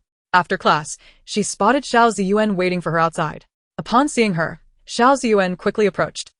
I pay my respects to the fifth princess. Shangguan Sui smiled. What a coincidence. Were you waiting for me? Xiao Ziyuan nodded gently. As they walked and conversed, Qing Ping trailed behind Shangguan Sui. Yesterday, I informed my mother about your intention to establish a women's medical school, and she was quite pleased. She agreed to take care of it and asked me to tell you that she will handle all arrangements. The Song family has been operating shops in the capital for years, so they can secure a location and other necessities swiftly. My mother has already gone to inspect potential sites today. Shangguan Sui's almond-shaped eyes sparkled with joy, her lips curling into a radiant smile, revealing her dimples. Really? That is splendid. I never expected things to progress so smoothly. As they reached the imperial garden, they encountered eunuch Chun approaching them. Upon spotting Shangguan Sui, he beamed with delight and quickly bowed. Your Highness, I was just looking for you. Shangguan Sui raised an eyebrow. Looking for me? Eunuch Chun nodded. The Emperor is preparing to leave the palace and has sent me to inquire if you wish to accompany him. Shangguan Sui, seizing the opportunity to venture outside the palace, eagerly agreed. However, she did not forget about Xiao Ziyuan. She reached out with her soft fingers to tug at the hem of Xiao Ziyuan's garment, turning to eunuch Shen. I would like to bring him along. Outside the Shenwu gate, Shangguan Lin waited by the carriage for Shangguan Sui. He soon spotted a small figure bouncing toward him. Just as Shangguan Lin's lips began to curl into a smile, he noticed Xiao Ziyuan beside Shangguan Sui, and his expression immediately flattened. Why on earth is this brat here too? Shangguan Sui cheerfully waved at Shangguan Lin. Father. Her exquisitely delicate face was adorned with a broad smile. Shangguan Lin had already changed into his everyday attire, but still exuded an air of authority. He opened his arms and embraced Shangguan Sui securely. Father. I invited Xiao Ziyuan to join us for an outing. You don't mind, do you? Shangguan Lin smiled. Of course not, as long as Sui is happy. However, he was deeply perturbed. This little brat was supposed to be a father-daughter outing. How annoying! Shangguan Lin carried Shangguan Sui into the carriage. Before stepping in, he shot a glare at Xiao Ziyuan, hoping he would take the hint and leave. Yet, Xiao Ziyuan was oblivious to Shangguan Lin's dissatisfaction. He was unbothered. As long as he could continue spending time with the princess, it mattered little. Once the three were seated, the carriage smoothly rolled out of the palace. Shangguan Sui gazed out at the passing scenery, unable to contain her curiosity. Father, where are we going? Shangguan Lin replied cheerfully. Zai Zhen and the little print have revealed everything. We now know all the Yuan state spies in the capital, and the Dali Temple is dispatching people to apprehend them. Upon hearing this, Shangguan Sui clapped her hands in delight. That is wonderful. These Yuan state spies have been causing chaos in the capital, stirring up conflict. During the rebellion of the Northern Marquis, they certainly fanned the flames, resulting in great turmoil. Keeping them around is a disaster. Both Shangguan Lin and Xiao Ziyuan silently nodded in agreement, recognizing the truth in her words. As Shangguan Sui finished her thoughts, her curious, grape-like eyes continued to wander outside. Suddenly, her gaze fell upon a woman, grievously injured. Stop the carriage, she exclaimed. The coachman, obeying her command, halted the carriage. The bustling street was alive with voices. Passers-by, witnessing the scene, could not help but halt their steps. There, beside a hairpin stall, a man and a woman were entangled in a confrontation. The woman donned a coarse hemp garment, her hair merely half up, devoid of any adornment. Yet, her countenance was remarkably delicate and enchanting, evoking a sense of pity. Before her stood a rotund young gentleman clad in luxurious attire, leering at her with an insidious grin. Jiang Tua bellowed. I tell you, Liao Chongning, today I shall claim you. It would be wise for you to comply and come with me, lest you face dire consequences. He raised his chin defiantly. I am the sole heir of the Duke of Song.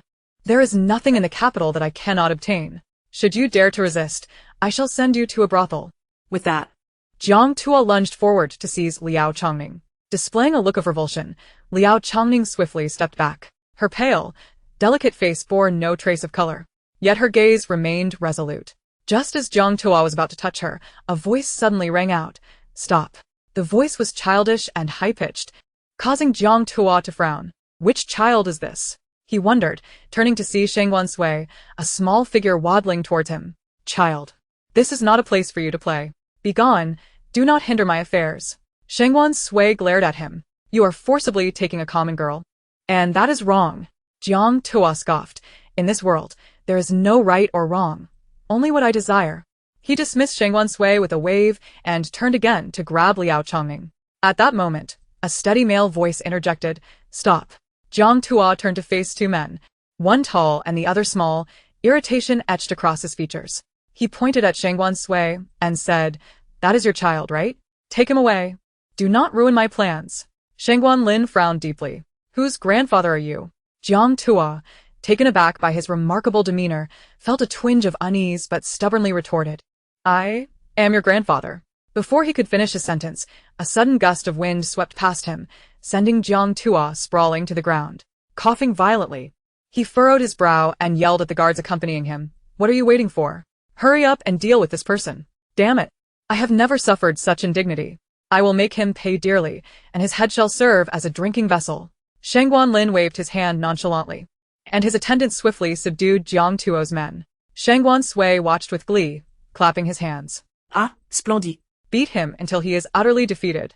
Realizing the precariousness of his situation, Jiang Tua instinctively took a step back, eyeing Shangguan Lin and his companions with wariness. Who are you? Shangguan Lin, lightly waving his folding fan, replied coldly, I am your grandfather. Shangguan Sui stifled a laugh. Jiang Toa instinctively retorted, "You are not my grandfather. My grandfather is the Duke of Song." Shangguan Lin raised an eyebrow. "Your grandfather is the Duke of Song?" Jiang Toa grinned triumphantly. "Indeed. Not only is my grandfather the Duke, but my father is as well, and I too shall inherit the title. Our family is a hereditary dukedom." Shangguan Lin furrowed his brow in contemplation. The Duke of Song was a venerable minister, celebrated for his military achievements. It was surprising that such a prodigal grandson had emerged from his lineage. Believing that Shangguan Lin was cowed into silence, Jiang Tua smirked. "You are afraid, aren't you? It is not too late to kneel and beg for mercy." At that moment, a sweet, crisp voice rang out, startling those nearby. Shangguan Sui was speechless. Is this person out of his mind? Shangguan Lin cast a disdainful glance at Jiang Tua. He had no desire to reveal his identity, yet this person's arrogance was insufferable. With a cold demeanor, Shangguan Lin extended his hand, pointing at Jiang Tua. "Take him, bind him, give him a beating, and then throw him at the Duke of Song's doorstep." Jiang Tuo's eyes widened in disbelief. This person was unafraid of him. As the guards approached menacingly, Jiang Tua instinctively attempted to flee, but it was too late. The attendants swiftly apprehended him, subjecting him to a severe beating before the crowd. His cries of agony echoed through the street, drawing the attention of onlookers who reveled in his misfortune. Jiang Tua had long abused his power in the capital, emboldened by his father's status as the Duke of Song. Though unaware of the identities of the three men before him, their extraordinary demeanor suggested they were of even higher standing. Shangguan Sui beamed with delight. At that moment, Liao Chongning, who had been observing from the sidelines, approached them and bowed deeply. "I thank you, benefactors, for saving my life." Shangguan Sui quickly gestured, "Please rise." It was a mere trifle. Liao Chongning nodded, lifting her head to reveal her gentle and lovely face. Seeing her injuries, Shangguan Sui asked, "What is your name? Where do you reside? We shall escort you home." Liao Chongning slightly bowed again. "My name is Liao Chongning. My family engages in small business. A month ago, my father passed away. Jiang Tua, seeing me alone and vulnerable, sought to abduct me into his household. I refused, and he has since harassed and bullied me daily." Shangguan Sui, upon hearing of her plight, wished to assist her but was unsure how. At that moment, Xiao Ziyuan suggested, "Why not send Miss Liao to my mother? She is currently establishing a women's medical academy, and if Miss Liao is willing, she could become the first student." Shangguan Sui turned to him, his eyes brightening at the idea. "That is an excellent suggestion." Upon hearing their willingness to take her in, Liao Chongning's eyes glistened with tears, and she instinctively wished to prostrate herself in gratitude. Shangguan Sui hurriedly stopped her. Shangguan Lin, still unable to recall who Liao Chongning resembled, felt satisfied that she had found a place, and dismissed further thoughts. Xiao Ziyuan whispered a few instructions to Wu Zhu, who promptly led Liao Chongning away. Shangguan Lin then turned to Jiang Tua, who lay battered and bruised, and waved his hand. The attendants ceased their actions, though Jiang Tua continued to groan in pain. Shangguan Lin coldly commanded, "Take him to the Duke of Song's door." The attendants complied, seizing Jiang Tua by the scruff and dragging him away. Meanwhile, at a nearby tavern, He Xiao sat alone, sipping tea, observing the bustling street below. Her eyes sparkled with delight. The capital was indeed lively and entertaining. She savored a piece of cake from her table, her eyes gleaming. "This osmanthus cake is delicious. I must bring some back for Shangguan Huai, who has been burdened with so many official duties. He treats me so well, I must reciprocate." As He Xiao enjoyed her tea, she suddenly noticed someone had appeared beside her. Chana smiled at He Xiao. "Miss, I recognize your features. Is your father named He Kongshan?" He Xiao furrowed her brow. "I do not know who my father is. My mother has never told me." Chana, unperturbed, took a seat across from her. "Then your mother. Is her surname Lin, and is she named Lin Mahui?" He Xiao's eyes widened in surprise. "How do you know?" Chona smiled gently. "I know quite well. And I also know how your father died." Half an hour later, He Xiao emerged from the tavern, her spirit shattered. As she walked down the street, a chill seeped into her very being. So, this was how her father had perished. Since she could remember, she had been on a mountain. As a child, she would cling to her mother, asking, "Who is my father? Where is he? Why does he not come to find us?" Her mother had never revealed the truth. Later, in the year she turned 10, her mother also passed away, clutching a jade ring tightly in her hand until her last breath. It was the token of love between her and her father. She had always believed that her father had abandoned them, even harboring a hope that he would come to find them. Her arrival in the capital was driven by the desire to uncover some clues about him. To her dismay, She discovered that he had long since perished in prison, rendering her an orphan without parents. The pain in He Bixiao's heart surged, akin to being pierced repeatedly by a sharp blade. Her body trembled uncontrollably. She could hardly recall how she returned to the third prince's residence. When she regained her senses, she found herself standing at the gate of the manor. The attending servants, upon seeing her, immediately bowed respectfully. "Miss He, you have returned." He Bixiao nodded vacantly at him and stepped into the third prince's residence. She needed to gather her belongings and leave. She was determined to return to Mauname. As He Bixiao entered the courtyard where she used to reside, a wave of disorientation washed over her. Just as she crossed the threshold of her room, a warm and melodious voice called out from behind her. "Bixiao, you're back. I had the kitchen prepare your favorite blackbone chicken soup. It will be ready soon." Upon receiving no response, Shangguan Sui felt a twinge of concern. He approached He Bixiao and, noticing her pallor, furrowed his brow in worry. "Bixiao, what is wrong? What has happened?" Seeing him, He Bixiao's heart ached fiercely. She was at a loss for how to face him. Yet she felt an urgent need to clarify matters before her departure. Taking a deep breath, her voice quivered with a heavy nasal tone. "Just now, someone revealed my true lineage to me. My father was actually He Kongshan, who was killed by the emperor 16 years ago." Shangguan Huai's heart jolted at her words. An enmity over the murder of her father now lay between them. He Bixiao bit her lip and looked up at him. "It was my father who erred. I do not blame the emperor, nor do I blame you. This matter has nothing to do with you. It's just that I can no longer be with you. Every time I see you, I am reminded of my deceased father and my mother, who died with resentment. I cannot do it. I truly cannot." As she spoke, warm tears began to drip onto her hands. When she raised her hand to wipe them away, she realized her eyes were red, tears streaming down her cheeks. Seeing her tearful gaze, Shangguan Sui felt a sharp pain in his heart, unable to breathe.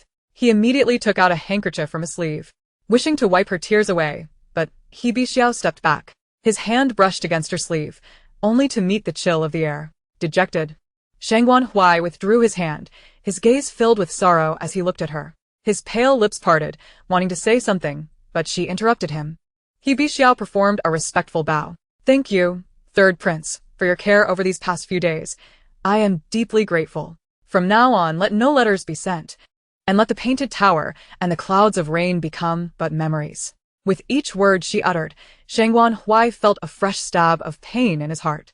He trembled, lifting his gaze to meet He Bixiao's. Though her face remained the same, it no longer radiated the warmth of yore. Instead, it was filled with an icy detachment. Shangguan Huai's complexion paled further. It seemed he was truly on the verge of losing her. "Must you really leave?" He Bixiao remained silent, turning to leave without a word. Shangguan Huai's spine stiffened, his body growing increasingly numb. Just then, a sweet, clear voice rang in his ears. "I was wondering where Sango was. Turns out he's here." Upon turning, Shangguan Sui saw a delicate little girl running towards him. "Sanga, Daddy and I came to find you." He Bixiao, who had been about to depart, halted her steps at that moment. Chapter 81. The corners of Shangguan Huai's lips involuntarily curled upwards. Following Shangguan Sui was Shangguan Lin and Xiao Ziyuan, who strode in with confidence. Upon seeing Shangguan Lin, Shangguan Sui quickly bowed. "Your humble son pays his respects to His Majesty." He Bixiao's eyes widened in surprise. The emperor had arrived. But she quickly composed herself and bowed deeply. "This humble girl, He Bixiao, pays her respects to your Majesty." Shangguan Lin chuckled lightly. "No need for excessive formality. I am merely incognito, visiting to see you." He had already been to the Dali Temple, where all the spies from the Yuan Kingdom had been captured. He had not anticipated things would progress so smoothly. With time still on his side, he thought to bring Sui to visit Huai'er. Noticing the redness around He Bixiao's eyes, Shangguan Sui sighed. "No need for excessive formality. Father, you might want to consider the consequences of your actions." I have no idea how this situation developed. He Bixiao learned the truth so quickly. "Truly, Sai, my brother is about to lose his wife," Shangguan Lin pondered. Confusion evident on his face. "What does that mean? What good deed did he do?" "He has not done anything recently." Shangguan Sui sighed again. "He Bixiao's father, He Kongshan, was killed by you 16 years ago. She cannot let this matter go and is preparing to leave for Mauname." Upon hearing the name, Shangguan Lin's expression momentarily froze. He Kongshan, so it was he. And moreover, He Kongshan was wronged. The person who framed him was none other than the former Prime Minister Wang, who was recently dismissed for embezzling disaster relief funds. At that time, He Kongshan held a position equal to that of Prime Minister Wang. Out of jealousy for He Kongshan's favor with my father, Prime Minister Wang fabricated evidence and framed him, leading to He Kongshan's tragic demise. Shangguan Lin and Shangguan Huai were taken aback, their eyes widening in realization. So it was like this. Shangguan Lin's thoughts raced, and his gaze fell upon He Bixiao. In a calm voice, he remarked, "You bear a striking resemblance to someone." He Bixiao lowered her lashes slightly, slowly revealing her lineage. "My father's name is He Kongshan. He was killed by your majesty 16 years ago." Shangguan Lin shook his head gently, his tone resolute.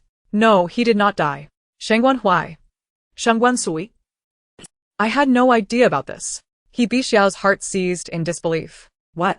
"Her father is alive?" Shangguan Lin sighed softly and began to explain. "Your father, He Kongshan, was my companion in childhood. We essentially grew up together. At that time, when Prime Minister Wang presented evidence of your father's alleged corruption, I found it hard to believe. However, having just ascended the throne, the court was unstable, and protecting him was impossible." Shangguan Lin glanced at them, continuing, "I could only find a reason to delay the matter for a month until the Empress Dowager's birthday. Under the pretext of the birthday celebrations, I managed to spare the He family. As for He Kongshan, I did not kill him. I arranged for him to feign death in prison to protect him from being discovered, allowing him to serve as a guardian for the late emperor in the imperial tomb." Upon hearing the news that her father was still alive, He Bixiao could not help but feel her eyes welling up again. How wonderful, how wonderful. I still have family in this world. She was no longer alone. Shangguan Huai felt a surge of joy as well. He extended his handkerchief towards He Bixiao. She glanced at his handsome face, her long lashes fluttering, and ultimately reached out to accept the handkerchief. As the fabric brushed against Shangguan Huai's fingertips, a wave of warmth coursed through his heart. The corners of Shangguan Huai's lips curved upward uncontrollably. His Bixiao was finally willing to acknowledge him again. How delightful. Shangguan Sui looked at Shangguan Lin in astonishment. "Well done, father. Your deception is quite impressive. Who would have thought of having He Kongshan feign death?" Shangguan Lin, hearing their thoughts, felt utterly helpless. He had no other choice at that time. He Bixiao bowed again to Shangguan Lin, her voice tinged with emotion. "Your Majesty, may I visit the imperial tomb to see my father?" She has yet to meet her father. Of course, Shangguan Lin would have no objections. "Your father is quite well at the royal mausoleum. Just a few days ago, I received a letter from him. Had it not been for hearing Sui's heartfelt words, he would remain unaware that it was, in fact, Prime Minister Wang who conspired against He Kongshan. This time, not only must he rescue He Kongshan from the royal mausoleum, but he must also restore his honor." Outside the third prince's residence, Xiao Yun waited patiently, donning a straw hat. She had witnessed He Bixiao enter the third prince's estate, yet she had not seen him emerge since. Furrowing her delicate brows, she thought, this shouldn't be the case. Hasn't Chun'er already revealed the truth to He Bixiao? Shouldn't he have confronted the third prince in a fit of rage and stormed out, burdened with his belongings, returning to Amei Mountain? Why has he not yet appeared? A surge of frustration welled within Xiao Yun. She must see He Bixiao leave the third prince's residence today. Thus, she remained outside from dawn until dusk. Just as her legs felt numb from standing, the gate to the third prince's residence finally creaked open. She beheld a distinguished middle-aged man, striking in appearance, exiting with a delicate little girl cradled in his arms, accompanied by a handsome young lad. Close behind them, Shangguan Huai walked alongside He Bixiao, their proximity suggesting an unbreakable bond, their gazes never straying from each other. Xiao Yun's heart seethed with rage upon witnessing this scene. No. Why haven't they quarreled? They appear so harmonious and affectionate. Even after watching the trio depart, and Shangguan Huai and He Bixiao return to the third prince's residence, Xiao Yun remained perplexed. With a mind full of questions, she returned to the embassy's inn. Upon entering her room, she immediately seized Chun'er and began to interrogate her. "What exactly did you say to He Bixiao? Why is he so unresponsive now?" Chun'er, with an expression of bewilderment, replied, "I spoke exactly as you instructed." And after learning the truth, He Bixiao was nearly in tears, leaving the tavern in a daze. Xiao Yun frowned, wondering if Shangguan Huai had managed to soothe He Bixiao's turmoil. Before she could ponder further, the wooden door to her room was abruptly pushed open. Xiao Yun looked up to see Jin Yunlai enter with a stormy expression. He approached the table and seated himself. prompting Xiao Yun to hastily pour him a cup of tea. Unlike his usual demeanor, Jin Yunlai did not sip the tea, but instead fixed a penetrating gaze upon Xiao Yun, his peach blossom eyes cold as ice. Do you recall the most significant matter for our visit to Diyue Kingdom? A shiver ran down Xiao Yun's spine under his gaze, her throat tightening in apprehension. The paramount objective of their journey to Diyue Kingdom was to eliminate Lu Chongqing. Lu Chongqing is an extraordinary military talent, a rare gem in a century. His presence poses a considerable threat to Yuan Kingdom, thus he must be eradicated, she articulated slowly.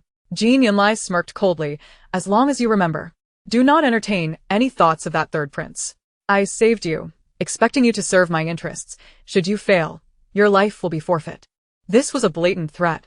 Xiao Yun nodded. Yes, your highness, I understand. Observing her submissive demeanor, Jin Yunlai nodded in satisfaction.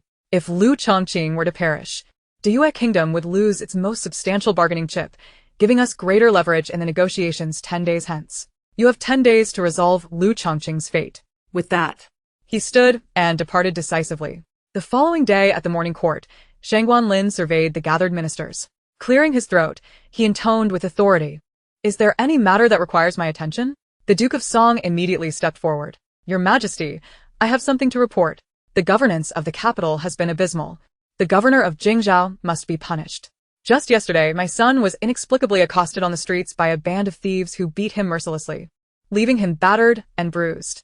After their cruel assault, they even tossed him at the entrance of my residence. Yet, these brigands remain at large. I implore your Majesty to address this injustice. Shangguan Lin's eyes narrowed coldly. He nearly forgot about the incident from the previous day. Had it not been for the Duke's reminder, he fixed his gaze intently upon the Duke of Song.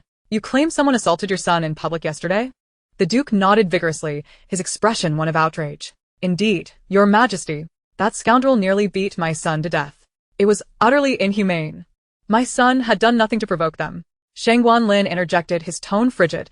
It was I who struck your son. The Duke of Song froze, his expression shifting to one of shock. Ah? His voice turned dry and stammering. What wrong had my son committed to incur your Majesty's wrath? He immediately knelt, bowing deeply. My son is always respectful and well-mannered. He could not have purposely offended your Majesty. Shangguan Lin found the situation amusing. He assaulted a maiden in my presence. Is this what you call respectful and well-mannered? The Duke trembled in fear. What? He assaulted a maiden before your Majesty? Oh no, oh no. He had always known his son was lecherous, but he never expected him to be caught by the Emperor. Shangguan Lin observed the Duke's pallor and continued calmly. Oh, and he also claimed to be my grandfather. The Duke nearly experienced a cardiac arrest. Un filial son. Un filial son. He hastily bowed his head, his forehead marked with red imprints. It is my failure to educate my son properly. I take full responsibility. Shangguan Lin toyed with the jade beads in his hand, a cold chuckle escaping his lips. As for your failure in raising your son, you shall forfeit a year's salary and hand-copy the letter of discipline 1,000 times. Learn how to properly nurture a child. As for the Duke's son, Jiang Tua, who is arrogant and lecherous, he would receive 100 lashes to instill some sense into him. The Duke, upon hearing this, immediately bowed his head in gratitude, not daring to utter another word. The morning court concluded by the hour of Qin. At this time, Shangguan Sui had just risen from her slumber. She stretched lazily and yawned. Why hasn't mother called me to rise today? But how delightful it is to sleep until I wake naturally. Hearing her thoughts, Concubine Li approached the bedside with a smile, gently rubbing her small face. Sui, today your grandfather and grandmother are coming to the palace to see you. Your mother has already informed the Ministry of Personnel, so wake up now. Shangguan Sui's eyes widened in surprise. What? Grandfather and grandmother are coming? How wonderful! Dressed and having barely started her breakfast, she heard Qing Ping's excited announcement. Your Highness, the Lord and Lady have arrived at the gate of Bihua Palace. Concubine Li instantly sprang to her feet, taking Shangguan Sui's hand as they hurried towards the entrance.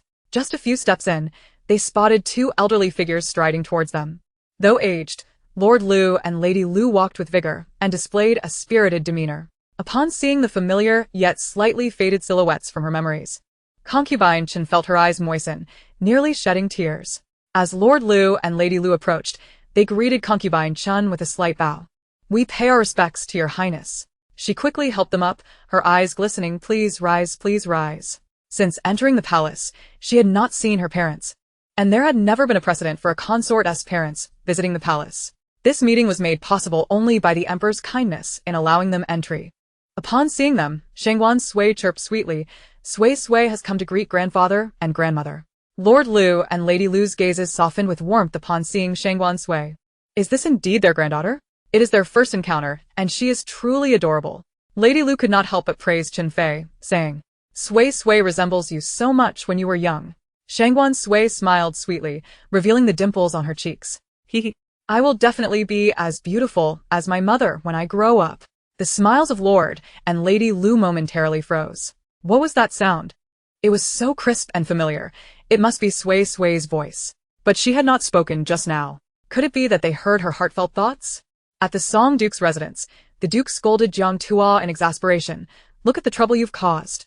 Jiang Tua clutched his rear end, his voice filled with grievance. "How was I to know that person was the emperor? It's not my fault. I was beaten 100 times. I thought my life was at stake. Beside him." Jiang Shiyu snorted disdainfully. "I believe my brother is truly innocent. He did not intentionally offend the emperor." Jiang Tua looked at his sister, his expression one of gratitude. "Sister, you truly care for me." Jiang Shiyu shot him a sideways glance, her brows raised in playful defiance. Her voice was sharp as she retorted, "I don't understand why you argued with that woman. If she didn't want to, you could have simply knocked her out and brought her back. How foolish can you be?" The Duke nodded in agreement. "Your sister speaks wisely. You need to be smarter in your actions. Had you heeded her advice and simply subdued her, none of this would have transpired." Jiang Tua lay on the bed, grumbling in a muffled tone, "I understand." The Duke glared at him before turning his gaze to Jiang Shiyu, his expression softening considerably. "My dear daughter, you are the most intelligent and resemble me the most. Shiyu, you have reached the age for marriage. I have found a suitable match for you, one you will surely find satisfactory." Jiang Shiyu's brows twitched slightly. "Who is it?" The Duke replied with a proud expression, "It is the great general who has just returned victorious, exile Wu Ho, Lu Chongqing. Only someone of his stature is worthy of my Shiyu." Chapter 83. Jiang Shiyu disdainfully curled her lip. At Bihua Palace, Lord and Lady Lu had regained their composure. To hear Sui Sui's thoughts was indeed a good sign, indicating a deep connection between them, as expected of his beloved granddaughter. Lady Lu gently tousled Sui Sui's 2 little pigtails, her gaze warm and kind. She produced a delicate wooden box from her bosom and presented it to Shangguan Sui. "This is a safety amulet for you, Sui Sui. May the Buddha bless you to grow up safely." Shangguan Sui tilted her head back and sweetly replied, "Thank you, grandmother." Lady Lu assisted in opening the box, revealing a heavy gold lock. Shangguan Sui's almond-shaped eyes instantly sparkled. "Ah, I love it, I love it." Lord and Lady Lu were delighted to hear her thoughts, having previously inquired with Chongqing about Sui Sui's penchant for exquisite things. Chen Fei looked on indulgently at Shangguan Sui, feeling helpless yet affectionate. At that moment, Qing Ping served tea and snacks. Chen Fei poured a cup for Lord and Lady Lu, and the three engaged in casual conversation. "As long as you are well in the palace, I can rest easy. Only your brother remains unmarried." Lady Lu set down her teacup and turned her gaze to Chen Fei. "Your brother has returned triumphantly and has been bestowed the title of exile Wu Ho. Many families in the capital wish to form alliances. Your father and I have already set our sights on one." Chen Fei's brows furrowed slightly. "Which family?" Lady Lu chuckled lightly. "It is the legitimate daughter of the Duke of Song, named Jiang Shiyu. I have heard she is gentle and kind, well regarded in the capital. She seems to be a fine young woman." Upon hearing this, Shangguan Sui could not help but frown. "Ah, someone from the Duke of Song as family? Just yesterday, my father and I saw the Duke's only son on the street, bullying a common girl. Their family upbringing leaves much to be desired." Lord and Lady Lu exchanged glances, visibly taken aback. "Oh? We were unaware of this. However, the faults of the brother should not reflect poorly on the sister." Chen Fei pursed her lips, choosing to remain silent. She had heard of this incident the previous day, but had not taken it to heart. Yet, hearing Sui Sui's words now, it was clear that the Duke of Song's family indeed had issues, having raised such a disgraceful son. Nevertheless, this should not tarnish Jiang Shiyu's character. Further observation was necessary. Chen Fei set down her teacup and softly stated, "Father and mother, rest assured. I, as her elder sister, will certainly take the matter of Chongqing's marriage to heart. I shall summon Miss Jiang to the palace tomorrow to converse with her and assess her character." Lord and Lady Lu nodded in agreement, finding her plan most agreeable. In the dungeon, The prison guard shouted fiercely, "Wang Yuanjin, will you speak or not?"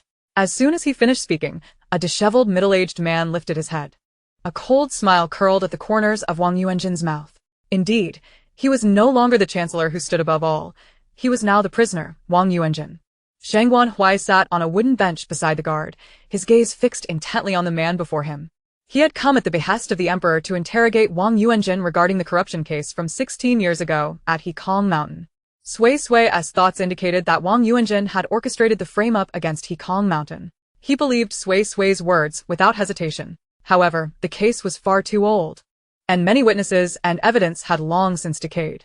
Unless they obtained Wang Yuanjin's confession, it would be challenging to exonerate Hekong Mountain. Wang Yuanjin's voice was hoarse.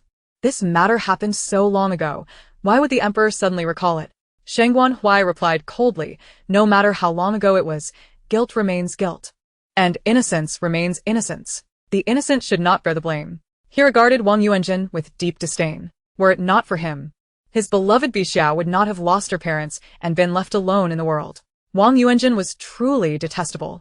Suddenly, Wang Yuanjin's tone turned calm. "It's been too long. I have forgotten everything." Shangguan Sui's eyes turned colder as he observed him. It seemed he intended to continue feigning ignorance. "You embezzled a substantial amount. The emperor has sentenced you to execution after the new year. You cannot escape death, but your family still lives." Wang Yuanjin's pupils constricted sharply. Shangguan Sui noticed the change in his expression and continued, "Your daughter, Ruofei, no. Now she should be called Ruodering. She is still in the palace."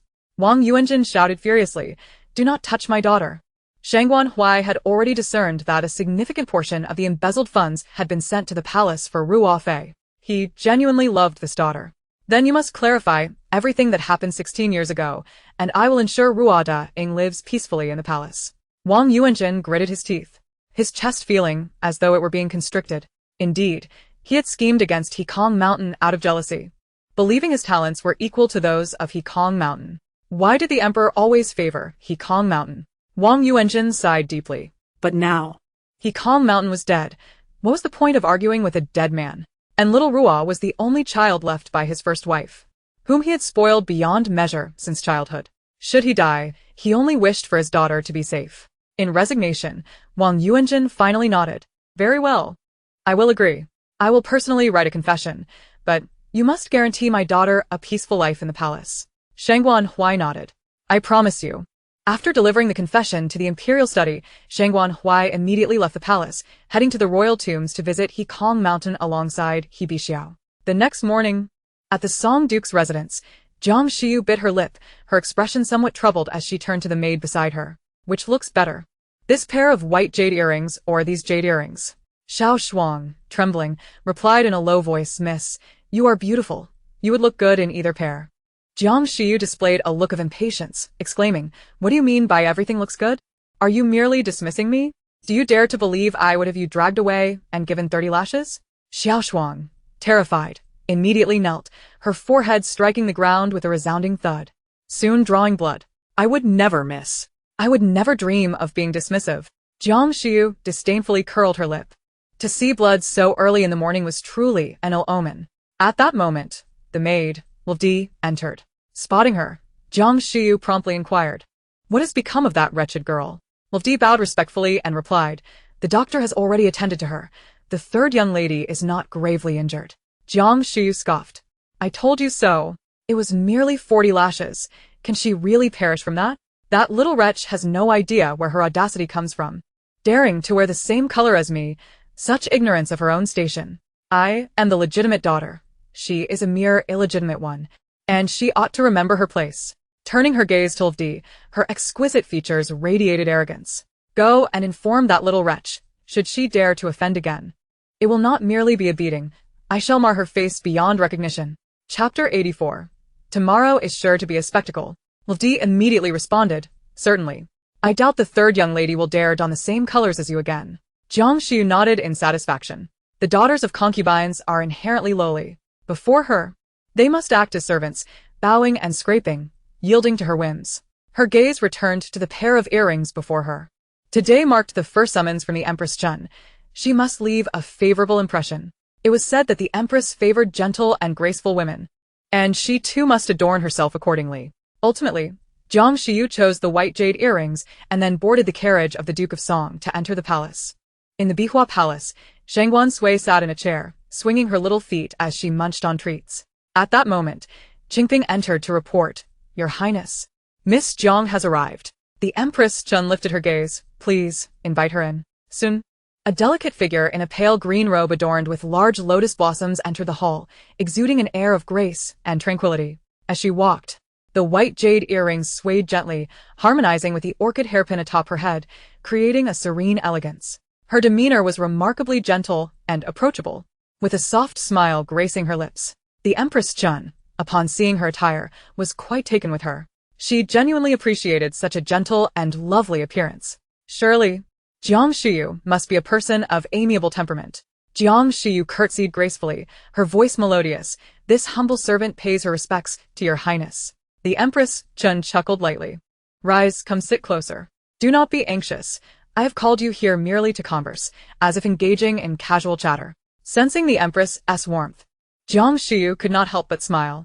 Her earlier assumptions had proven correct. The Empress indeed favored women of such character. Jiang Shiyu settled beside the Empress, while Shangguan Sui observed her with bright eyes. The Empress Chen personally poured a cup of tea for Jiang Shiyu and handed it to her. "This is purple bamboo tea. See if it pleases your palate." Jiang Shiyu eagerly accepted, for tea from the Empress was undoubtedly exquisite. She lifted the cup and took a delicate sip, smiling as she remarked, "What a delightful tea." However, after a single sip, she set it down, unable to restrain a subtle eye roll as she thought to herself, "What kind of tea is this? It pales in comparison to what we have at home. It seems the palace is not all that exceptional." Shangguan Sui munched on pastries, scrutinizing Jiang Shiyu, her thoughts drifting to, "Why does Jiang Shiyu seem so pretentious? That name also sounds familiar, yet I can't quite place it." Jiang Shiyu, noticing Shangguan Sui's gaze, discreetly curled her lip. This fifth princess appeared to possess quite the cunning disposition. She was just like her other illegitimate sisters, utterly repulsive. Jiang Shiyu had an aversion to scheming women. Nonetheless, she maintained a facade of warmth and gentleness toward Shangguan Sui. After some time, the Empress Chun conversed with Jiang Shiyu, who responded with grace and poise. The Empress grew increasingly pleased. Upon parting, she gifted Jiang Shiyu some purple bamboo tea. Jiang Shiyu bowed in gratitude and departed with her maid. Once she had left, Shangguan Sui could not help but pout and remarked to the Empress, "Mother, I do not like her." The Empress, puzzled, replied, "Why not? I find Miss Jiang quite delightful." Shangguan Sui frowned slightly. "I just feel something is amiss with her. Jiang Shiyu seems completely affected, utterly inauthentic. It feels as though she is not presenting her true self at all." Hearing this, the Empress Chun felt a twinge of doubt, recalling how Shangguan Sui had never been wrong before. Yet, she could not discern what was amiss with Jiang Shiyu. Shangguan Sui turned to the Empress. "Mother, why don't we host a polo match? We have held far too many poetry and tea gatherings, but we have yet to host a polo match. I refuse to believe that Jiang Shiyu can maintain this facade forever. Her true nature will surely surface. At that time, Mother can witness her true colors." The Empress nodded in agreement. After all, this was a matter of great importance regarding Chongqing's future, and it must be approached with care. Moreover, since it was a polo match, they could invite Chongqing to join as well. The Empress spoke softly. "The polo match ought to be lively. Let us invite all the noble ladies of the capital to participate." Shangguan Sui clapped her hands in excitement. "Hooray! Tomorrow is bound to be a spectacle." Later that evening, in the Feng residence, Yunxiao approached Feng Asai. "Miss, the Empress has sent an invitation, requesting you attend the polo match tomorrow." Fen Aichi nodded, understood. "Please assist me in preparing an outfit for tomorrow." Yunxiao complied, bowing respectfully before exiting. Once she was gone, Feng Asai turned her attention back to Liao Chongning, her tone gentle. "Did you understand everything I just explained?" Liao Chongning looked up, her voice bright. "Sister Feng, I understood everything." Fen Aichi nodded in satisfaction. Just the other day, she had visited Princess Chongning to discuss the establishment of a women's medical academy and had met Liao Chongning there. Liao Chongning was eager to learn about medicine, but the academy was not yet established. Thus, Feng Asai decided to bring her to the Feng residence to teach her some medical skills, allowing herself to become accustomed to the role of a teacher. Over the past few days, she had discovered that Liao Chongning was indeed a diligent student, learning quickly and demonstrating a commendable work ethic. Feng Asai set down the medical book in her hands and stifled a yawn. She turned to Liao Chongming and softly said, "It is getting late. We shall conclude our lessons for today. I will retire now, and you should rest early as well." Liao Chongming nodded in agreement.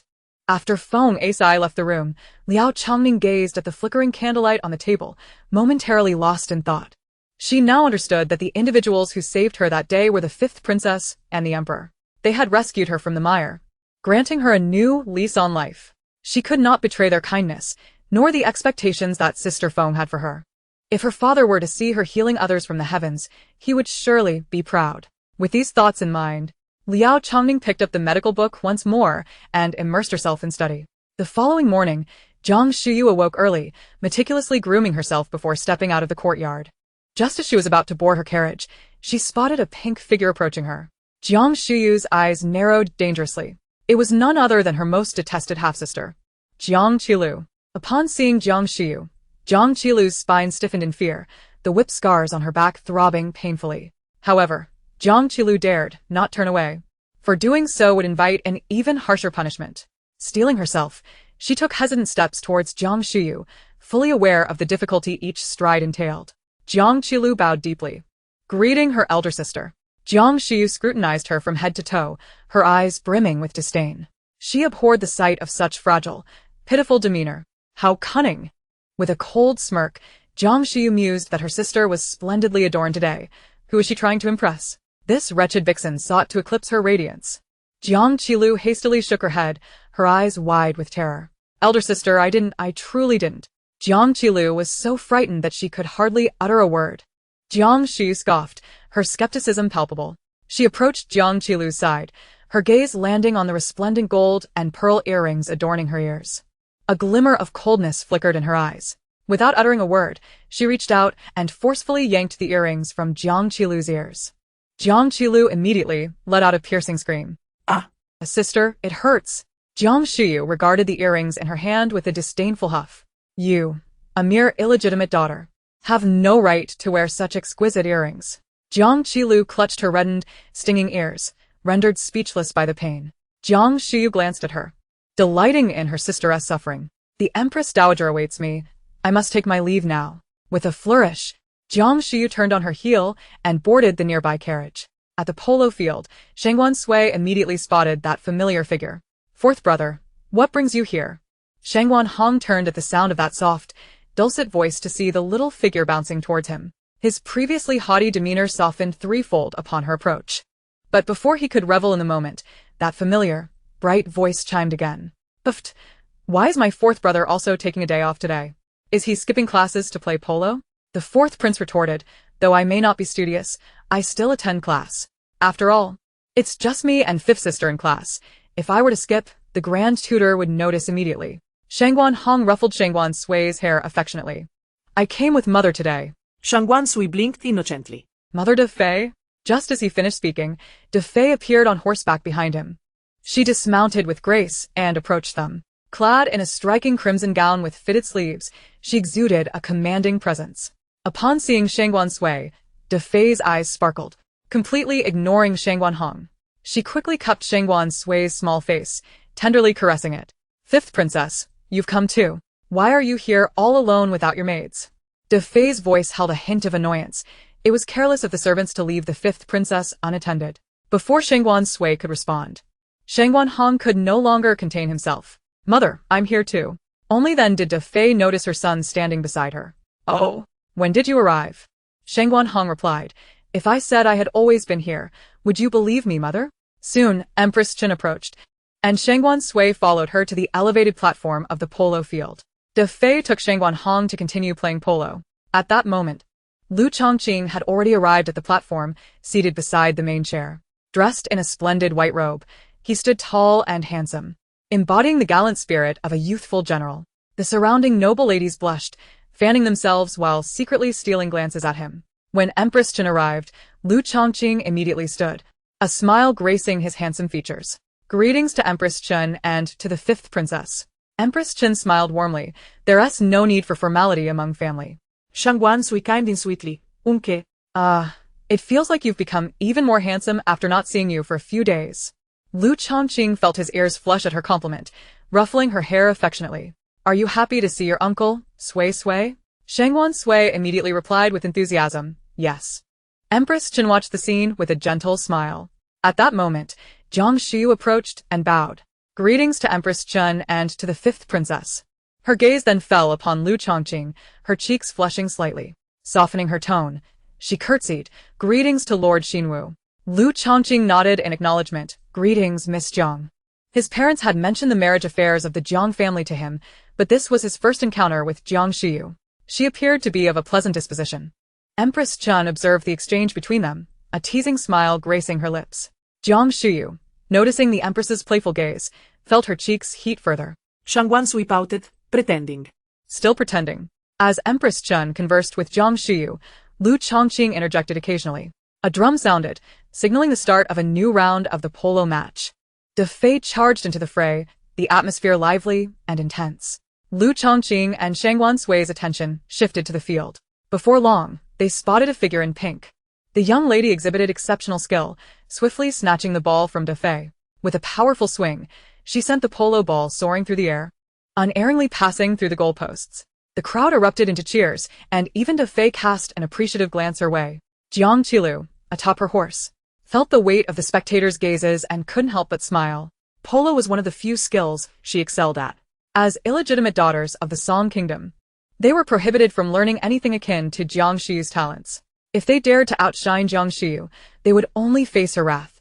Over time, they ceased their studies, reduced to sneakily reading books. Polo, however, was the one pursuit Jiang Shiyu refused to engage in. Shangguan Sui exclaimed in delight, "What a fantastic shot! So impressive!" Lu Chongqing nodded in agreement. Indeed, her skill is remarkable. Originally sipping tea, Jiang Shiyu was drawn to Lu Chongqing's praise, turning her gaze to the polo field. However, upon recognizing the pink-clad figure, her eyes narrowed in threat. Isn't that Jiang Qilu? How dare this little wretch be here? And the lady chatting beside her, clad in red, was none other than De Fei. Shangguan Sui, resting her chin in her hands, remarked, "That sister plays polo so well. She doesn't seem inferior to De Fei at all." Lu Chongqing concurred with a nod. For one so young to possess such talent is truly impressive. Jiang Shiyu's blood boiled at their words, her silver teeth clenched. Since she had first encountered Lu Chongqing, he had scarcely spoken to her, and now, he openly praised Jiang Qilu before her very eyes. Jiang Shiyu trembled with rage, her right fist clenched tightly, fingertips digging into her palm. Mustering her composure, she addressed Empress Chen with a bow. "Empress, I am unwell and wish to rest." Empress Chen responded promptly, "Go ahead." Jiang Shiyu turned to leave, her expression chillingly frosty. She intended to confront that little vixen and, should she dare to deceive her, she would not hesitate to mar her face with a whip. As Jiang Shiyu departed, Empress Chen turned to Lu Chongqing and inquired, "What is your impression of Miss Jiang?" Lu Chongqing pursed his lips, his tone indifferent. "Quite good." Shangguan Sui's brows furrowed slightly. "In other words, there's no particular feeling." Empress Chen sighed softly, pondering how to resolve the matter. Meanwhile, Jiang Qilu, having just finished her polo match, was resting in the tent with tea. As soon as Jiang Shiyu discovered her location, she lifted the curtain and stormed in. "Sister." Jiang Shiyu's eyes widened in surprise. Yet before Jiang Qilu could speak, Jiang Shiyu swung her arm, delivering a sharp slap to Jiang Qilu's face.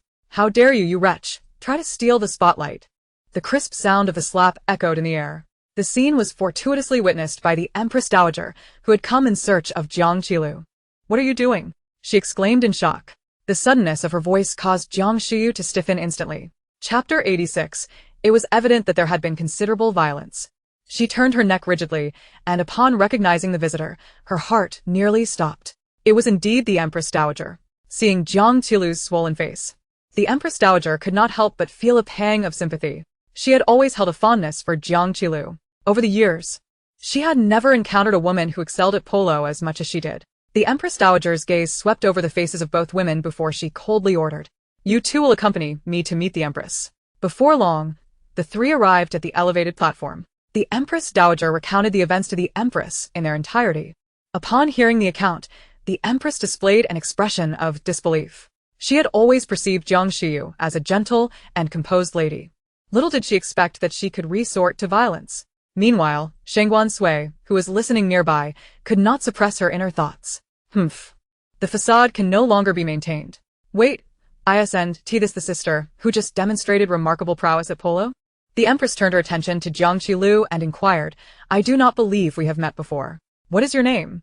With her cheeks swollen and reddened, Jiang Qilu's visage stood out starkly against her otherwise fair complexion. I am Jiang Qilu, the third miss of the Duke of Song's residence. Shangguan Sui's brows furrowed slightly.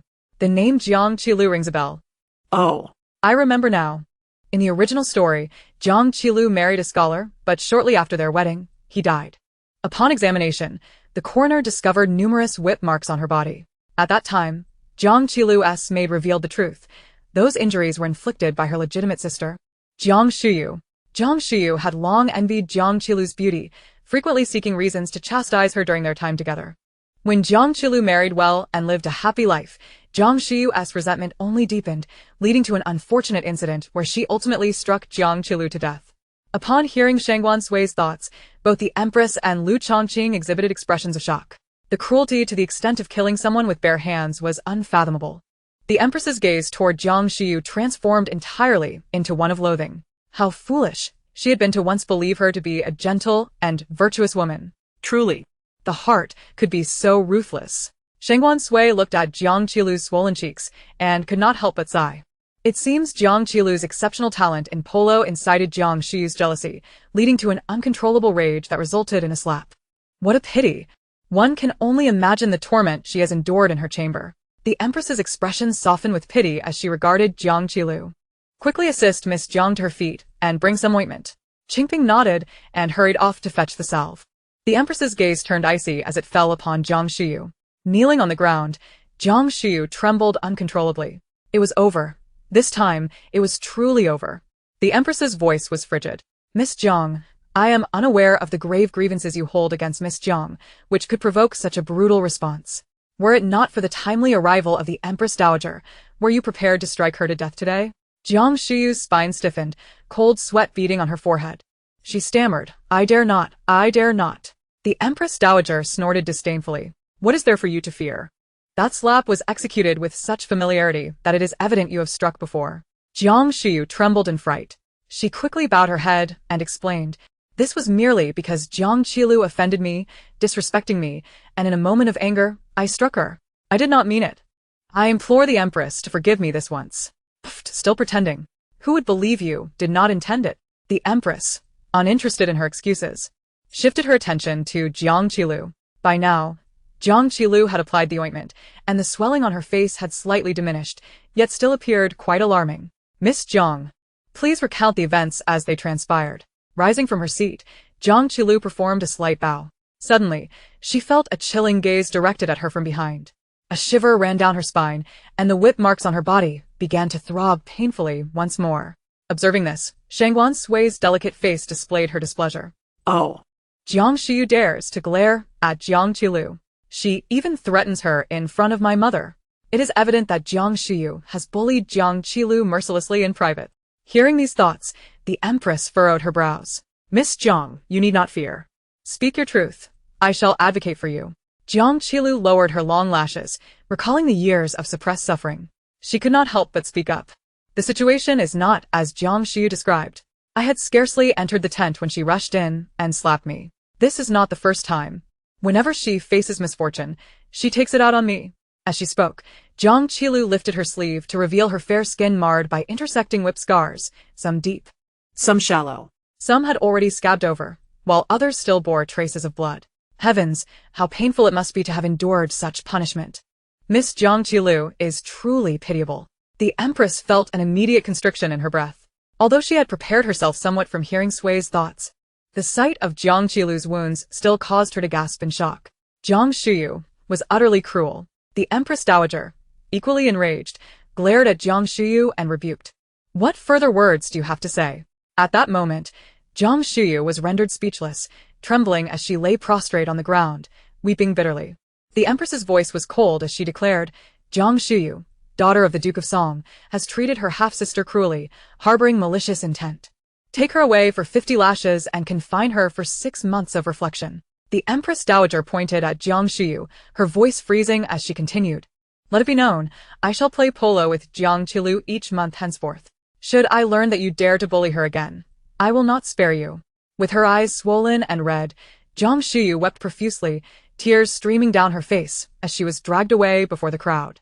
Shangguan Sui watched her retreating figure, shaking her little fist in indignation. Deserved. This woman is truly wicked. Shangguan Sui reached out to help Jiang Qilu to her feet. Come now, get up, Sister Jiang. Sister Jiang, you are so pitiable. My heart aches for you. The Empress Dowager produced her jade token and handed it to Jiang Qilu. Should she trouble you again, present this token at the palace, and I shall seek justice on your behalf. Jiang Qilu's eyes brimmed with tears as she gratefully responded, Thank you, Your Highness. Thank you. Princess, thank you, Your Majesty. I am truly grateful. Chapter 87. He directly removed his outer garment. The Empress smiled gently at Jiang Qilu. It is but a trifling matter. There is no need for concern. Jiang Qilu nodded vigorously, tears in her eyes. After the polo match concluded, the Empress sent someone to personally escort Jiang Qilu back to the Duke of Song's residence. As the Empress observed Jiang Qilu's departing figure, she turned to Lu Chongqing and sighed softly. Let us consider the marriage between our families concluded. Jiang Shiyu is truly not a suitable match. Lu Chongqing nodded in agreement. Sister speaks wisely. I share the same sentiment. The Empress pressed her lips together. And what of your own marriage? Lu Chongqing smiled slightly. I have only been crowned for a year. There is no rush. The Empress chuckled lightly. As long as you are not in haste, it is best to wait for someone you genuinely love. Nearby, Shangguan Sui set down her pastry, chiming in precisely. True love is always something one encounters by chance, not something one can force. Lu Chongqing could not help but laugh, affectionately ruffling Shangguan Sui's hair. In every passing year, we still recognize true love. Shangguan Sui raised her chin with a haughty expression and declared, Of course, I know everything. Chun Fei and Lu Chongqing were thoroughly amused by her antics, shaking their heads with smiles, gazing at her with affectionate indulgence. Meanwhile, at the embassy station, Jin Yunlai set down his teacup and turned his gaze toward Xiao Yun. Are you certain this plan is feasible? Xiao Yun nodded vigorously. Lu Chongqing has a habit of visiting the sacred Shimishan mountain with friends on the 10th day of every month. This presents our best opportunity. Given Lu Chongqing's formidable martial prowess, it would be nearly impossible to harm him without a preemptive ambush. Upon hearing this, Jin Yunlai pursed his lips in contemplation. Your reasoning is quite sound. We shall proceed as you suggest. The following day, at Shimishan Mountain, Gao Gongzi fanned himself with a hand fan, exclaiming, Lu, this Shimishan is truly a majestic mountain, lush and verdant. There is no better mountain in the entire outskirts of the capital. Since you've led troops into battle, it's been ages since I last visited. Lu Chongqing chuckled lightly. Indeed, Shimishan's lower elevation and abundant moisture make it ideal for the growth of trees and herbs. Su Gongzi interjet, facility. During our ascent, I noticed numerous individuals carrying baskets, foraging for medicinal herbs. As the trio conversed, they quickly reached the mountainside. Gazing at the distant peaks and rugged ridges, Gao Gongzi could not contain his poetic inspiration and sought to compose a verse. However, Lu Chongqing keenly detected a rustling from the nearby thicket and turned to caution Gao Gongzi. Be careful. Alas, it was too late. Cloaked figures of exceptional martial skill swiftly approached Gao Gongzi, and a sword pierced through his body with lethal precision. Lu Chongqing's eyes instantly reddened, but there was no time for grief as another group of assailants suddenly leaped down from the trees. They wasted no words, their blades aimed directly at Lu Chongqing's throat. With a chilling gaze, Lu Chongqing swiftly deflected their strike. The clash of swords rang out, sharp and piercing. Dozens of attackers encircled him. Su Gongzi, drawing his sword, engaged in the fray, but his martial abilities paled in comparison, and he soon found himself at a disadvantage, his body riddled with wounds. One of the assailants, with a glint of malice in his eyes, spotted Su Gongzi's weakness and lunged, aiming for his heart. Lu Chongqing caught sight of this peril and, in a moment of desperation, rushed to assist. Yet a vigilant foe seized the opportunity, and a blade grazed Lu Chongqing's chest, plunging into his abdomen. Lu Chongqing stifled a grunt of pain, cold sweat pouring down his forehead as he clutched his wound, turning to see Su Gongzi collapse to the ground. A pang of sorrow gripped his heart. Both of his friends had perished.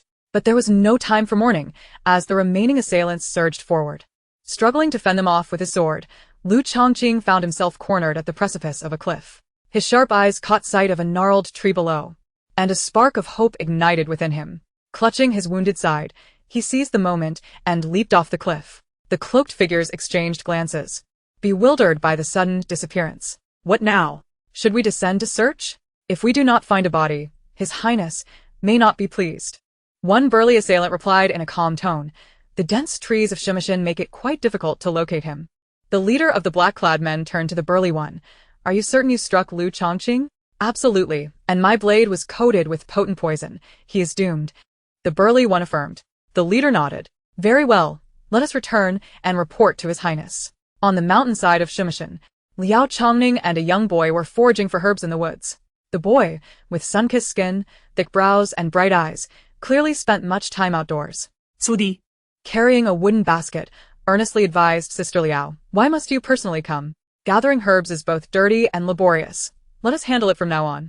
Climbing the mountain is perilous. What if you were to have an accident? He was a young assistant at the medical clinic, well acquainted with Shimishin. Yet, he could not fathom why this new doctor insisted on accompanying him to gather herbs. Wiping the sweat from her brow, Liao Chongning responded with a gentle smile. It's all right. I take each step cautiously. I read that Shen Nong tasted 100 herbs to understand their effects and toxicities, and as physicians, we must also observe them to gain a deeper understanding of their growth and characteristics. Zhou Di scratched his head with a sheepish grin. I know little of this. But you are absolutely right, Sister Liao. He admired her beauty and kind nature, enjoying their time together foraging. Seeing a gentle slope ahead, Liao Chongning suggested, let us take a break up ahead. Sudi nodded in agreement. As the two approached with their bamboo baskets, they soon sensed something amiss. Is that a person?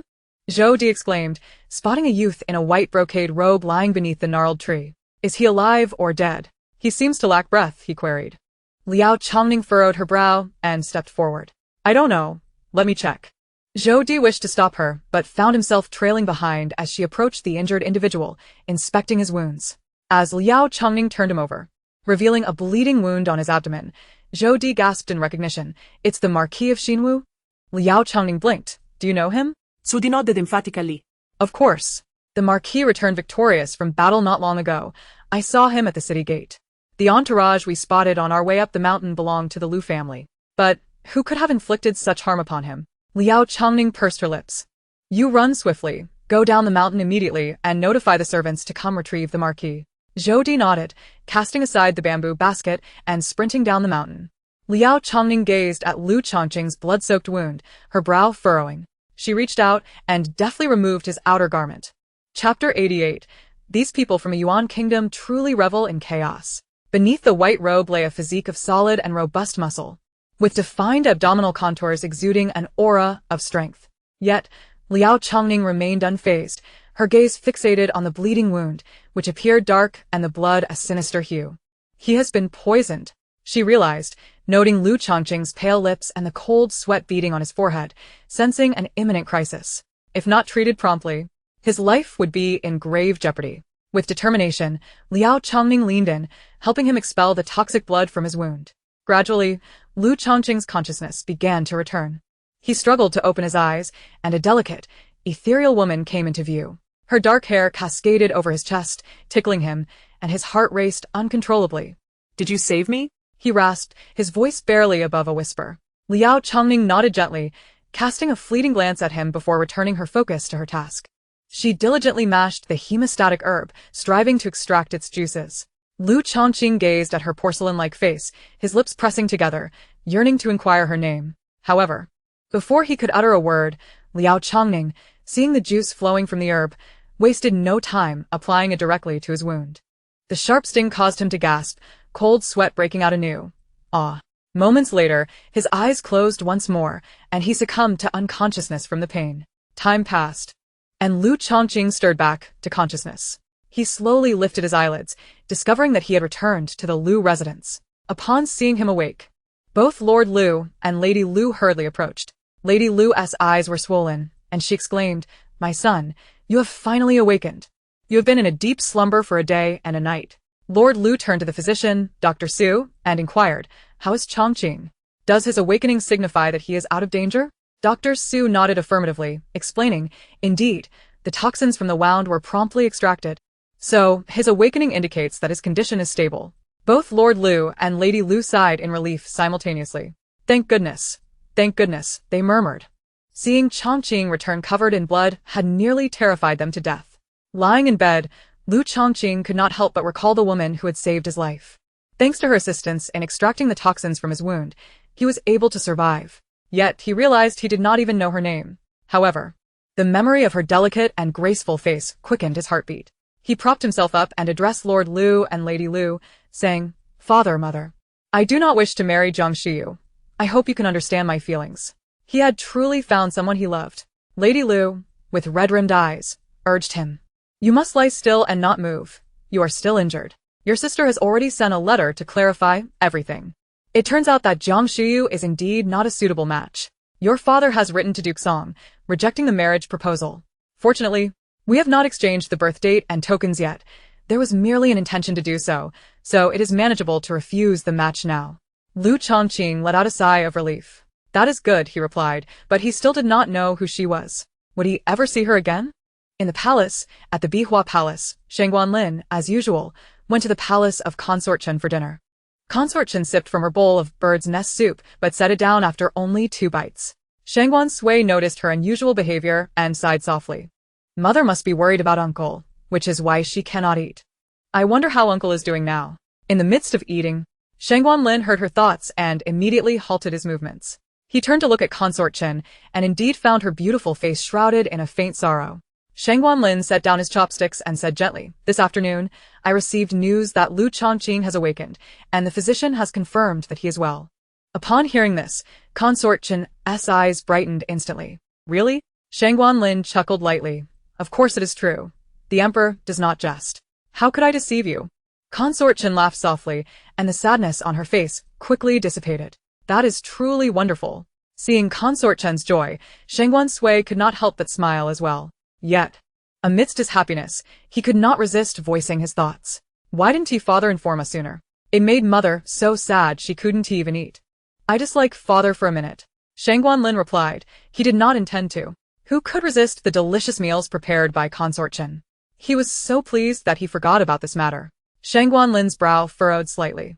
However, although Chongqing was out of danger now, the perpetrator behind it remained at large. Shangguan Sui snorted. Who else could it be? It must be the people of Yuan. No one desires uncle's demise more than them. If uncle were gone, the threat that Dayue poses to Yuan would significantly diminish. It has to be their doing. These Yuan people truly love to cause trouble. I detest them. Shangguan Lin nodded thoughtfully upon hearing her thoughts. He too harbored suspicions about Yuan. Yet since Sui felt the same, it must indeed be the people of Yuan. Their malicious intentions warranted close scrutiny. They dared to act so recklessly in Dayue, he would not let them off easily. Though it is customary in warfare not to harm envoys, they deserved a lesson, otherwise they might think Dayue is easy to bully. At the Duke Song's residence. What? The Lu family is truly withdrawing from the engagement? Jiang Shiyu exclaimed in a panic upon hearing the news delivered by Duke Song. Her voice was too loud, causing her injury to flare up, and she gasped in pain. Duke Song quickly admonished her, "Daughter, do not move. Fortunately, we possess our family's exceptional healing ointment, otherwise, you would be left incapacitated." Jiang Shiyu, with reddened eyes, spoke indignantly. Consort Chen is truly ruthless. How could she allow someone to strike me 50 times? And the engagement with the Lu family, is it really over just like that? Jiang Shiyu pouted. "Father, you must think of a way to help me. I truly wish to marry Lu Chongqing." Although she had somewhat prepared herself mentally, the reality of the engagement being withdrawn was still difficult for her to accept. Duke Song sighed. "It is not that your father is unwilling to assist you, but even though our family holds a hereditary dukedom, with the favor Consort Chen enjoys and Lu Chongqing's rising status, I truly have no means to intervene." Jiang Shiyu's gaze turned icy. She would not give up. Lu Chongqing was a prize she must possess. The next day, in the palace, Shangguan Sui had just exited the academy when she spotted eunuch Chen waiting for her outside. "Princess, you are finally out. The emperor has sent me to escort you to the imperial study." Shangguan Sui nodded and promptly seated herself in the prepared palanquin. Soon, she arrived at the imperial study. As she stepped through the door, she saw 2 very familiar figures. Third brother and sister He. Upon hearing her familiar, youthful voice, Shangguan Hui turned around with a gentle smile gracing his handsome face. "It has been a long time, fifth sister." Beside him, He Bixiao immediately bowed in greeting. "Greetings to the 5th princess." Shangguan Sui, her eyes sparkling with joy, replied, "No need for such formalities. Did you return today?" Shangguan Hui chuckled softly, patiently explaining, "Indeed. We just returned from the royal tomb and came directly to pay our respects to father. After all, the wedding date of the eldest prince is approaching, and we naturally needed to return. Shangguan Sui nodded. Indeed, in 5 days, it will be elder brother's wedding day. Time passes so swiftly. Wait, royal tomb? Could it be to visit sister He's father, He Kong-san? Sure enough, as Shangguan Sui turned, she spotted a middle-aged man with white hair but bright eyes. He Kong-san bowed to Shangguan Sui, saying, I have met the 5th princess. I pay my respects. Shangguan Sui's eyes lit up, and she exclaimed, quickly, rise. Wow. It's wonderful that He Kong-san can leave the royal tomb. He has been wronged for so many years. Living alone in the royal tomb is truly pitiable. She gazed at He Kong-san, her eyes drawn to the white hair atop his head, puzzled. Isn't He Kong-san the same age as my father? How could he have gone white so early, in his 40s? He Kong-san, noticing her gaze, explained, 16 years ago, after being imprisoned, my heart was tormented, and my hair turned white overnight. Shangguan Lin felt a pang of discomfort upon hearing this. He sighed softly. This matter stems from my negligence many years ago. Although I chose to place my trust in you at that time, I failed to uncover the truth, which resulted in your wrongful suffering for 16 years. He Kong-san immediately bowed his head in reverence. Your Majesty, you speak too heavily. This incident was a deliberate scheme by Prime Minister Wang. He is a cunning scoundrel. And you were merely misled. Your Majesty's willingness to believe in a commoner and provide him with a haven is something I am eternally grateful for. Shangguan Lin gazed at He Kong-san's somewhat aged face, a wave of bittersweet emotion washing over him. The confession penned by Wang Yunjin has been publicly announced, and at last, your innocence is restored. He Kong-san promptly offered his gratitude, bowing deeply. Yet, Shangguan Lin could not suppress the frown that creased his brow. When I hear you refer to yourself as a commoner, it strikes a dissonant chord within me. You possess talent, having spent 16 years in the imperial mausoleum. Surely, you have had enough of that life. Would you be willing to return to court and serve the people with diligence? A glimmer of hope flickered in He Kong-san's eyes. Could he truly return to the court? With the fall of Prime Minister Wang due to corruption, the position is now vacant. Do you wish to assume the role of the new Prime Minister? Upon hearing this, He Kong-san's eyes welled with tears. Your humble servant is deeply thankful for your grace. I am willing to dedicate my life to your Majesty. Shangguan Lin looked at him, memories of their youth surfacing unbidden. Back then, he and He Kong-san were inseparable, studying and philosophizing together. Who would have thought that time would allow them another chance to stand side by side? Shangguan Sui, observing the scene, could not help but feel a swell of emotion. Wow, the friendship between these two middle-aged men. How touching. Shangguan Lin mused, logically speaking. What Sui says is not incorrect, yet it sounds oddly peculiar to my ears. He Bixiao and Shangguan Huai exchanged glances, both brimming with joy. In high spirits, Shangguan Lin invited He Kong-san to remain in the palace, and they shared tea and pastries together. Only when the moon had ascended high in the sky did Shangguan Lin allow He Kong-san to return home, instructing him to come again the following day. Shangguan Sui yawned as she made her way to Bihua Palace. As she stepped through the doors, she was surprised to find the consort and Qingping tidying up their belongings. Shangguan Sui's eyes widened in disbelief. Mother, what are you doing? You aren't planning to leave the palace after quarreling with father, are you? If so, you must take me with you. Don't leave me all alone with him, please. Following closely behind, Shangguan Lin overheard, feeling a pang of sadness. The consort was both amused and exasperated by Shangguan Sui's unique reasoning. Sui, I am merely preparing to stay at the Lu residence for a couple of days. Your father is aware of this. Chongqing has just recovered from a serious illness, and I wish to check on him. Shangguan Sui exhaled a sigh of relief. You truly scared me. I almost thought you were abandoning me.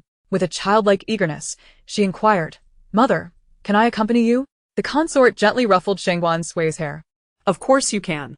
Shangguan Sui dove into her mother's embrace, nuzzling her head against her. The consort smiled indulgently. Observing this tender moment, Shangguan Lin could not help but let out a soft sigh. All right, you two share a deep mother-daughter bond. I seem to be superfluous here. Only then did the consort notice Shangguan Lin standing nearby. Her brows raised slightly. She asked, Your Majesty, have you dined yet? I have prepared a fish soup. Shangguan Lin met her gentle gaze and nodded eagerly. I am indeed famished. I have been hungry for quite some time. Shangguan Sui pouted. Humph. What are you complaining about? You just ate quite a bit in the study. Let it be. I understand you are merely seeking an opportunity to cozy up to Mother. So, I shall not expose you. Shangguan Lin retorted. Do I owe you my gratitude?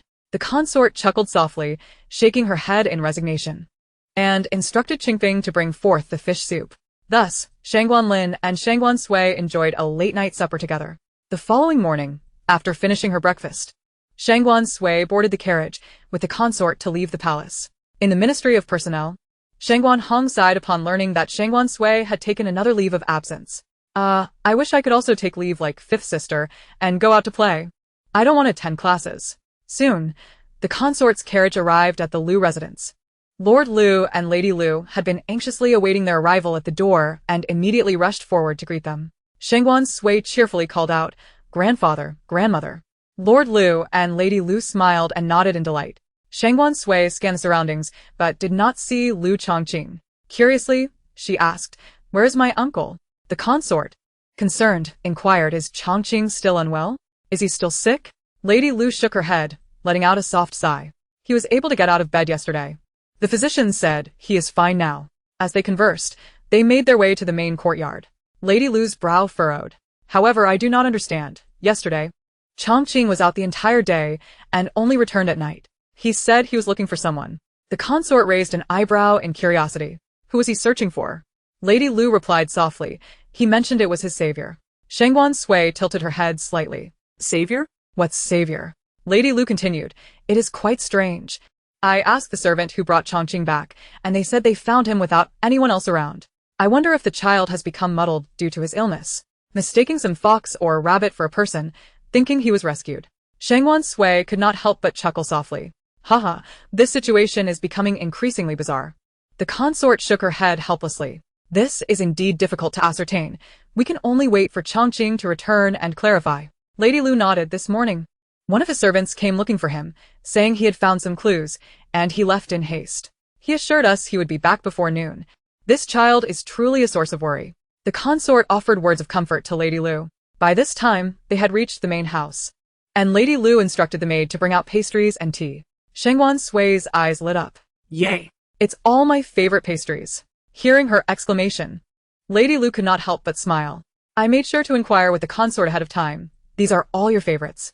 Before long, noon approached. Liu Chongqing strode into the main courtyard, a thin sheen of sweat still glistening on his forehead. Upon seeing the consort and Shangguan Sui, a gentle smile graced his handsome face. "Greetings to the consort, and greetings to the fifth princess." Shangguan Sui's eyes sparkled, and she promptly set her pastries aside. "Uncle." Lady Liu looked at him with a hint of exasperation. "Why have you returned so late? Did you find any news regarding the savior you were looking for?" Liu Chongqing shook his head, letting out a soft sigh. "I sought the wrong person. That individual is not her at all." Shangguan Sui curiously asked, "Uncle, do you remember what she looked like?" Liu Chongqing nodded vigorously. "I remember, of course." His eyes brightened as he spoke. "She was extraordinarily beautiful, with long, dark hair." What a typical description, Shangguan Sui thought. Liu Chongqing continued. "Her medical skills were excellent. She seems to be a physician who specifically ventured up the mountain to gather herbs. Thanks to her, I was able to expel the poisonous blood and survive." As he recounted this, a faint blush crept over his ears, and he began to feel somewhat bashful. Lady Liu and Lord Liu exchanged glances. Could it be that Chongqing has developed feelings for her? After listening to his description, Shangguan Sui's eyes blinked in realization. "This sounds remarkably like Liao Chongning. Sister Feng told me that Liao Chongning is very dedicated to studying medicine and has recently been going up the mountain to gather herbs." Liu Chongqing's eyes lit up. "Sui Sui no Zaklue." Sovereign Sui, with a voice as soft as a gentle breeze, remarked, "Uncle, I am acquainted with someone who bears a striking resemblance to the savior you described. Her name is Liao Chongning, and she is currently honing her medical skills at a clinic in the southern part of the city." Liu Chongqing's countenance brightened with delight. "Is it the renowned Jishitang in the south?" he inquired eagerly. Sui nodded affirmatively, confirming his suspicion. Chongqing's heart raced with excitement. He longed to rush over immediately. However, considering that Qin Fei and Sui had returned after much time apart, he ultimately remained in the residence, savoring a meal with them. Only when Qin Fei and Sui had settled down for their afternoon slumber did he depart, mounting his steed and hastening towards the southern clinic. Qin Fei led Sui back to the chamber she once inhabited. It remained unchanged from the days of yore. Unable to suppress a sigh, Qin Fei reflected on the passage of time. Sui blinked curiously and asked, Mother, you have no habit of napping. Why did you tell Uncle we would take a rest? Qin Fei chuckled softly, tenderly ruffling Sui's hair. After all these years, Changqing has finally found affection for a woman, and she happens to be his lifesaver. He must be eager to meet her. As his only sister, I must assist him. Gazing up at her mother's gentle expression, Sui couldn't help but exclaim, "Ah, Mother is truly beautiful and kind-hearted. How I adore her."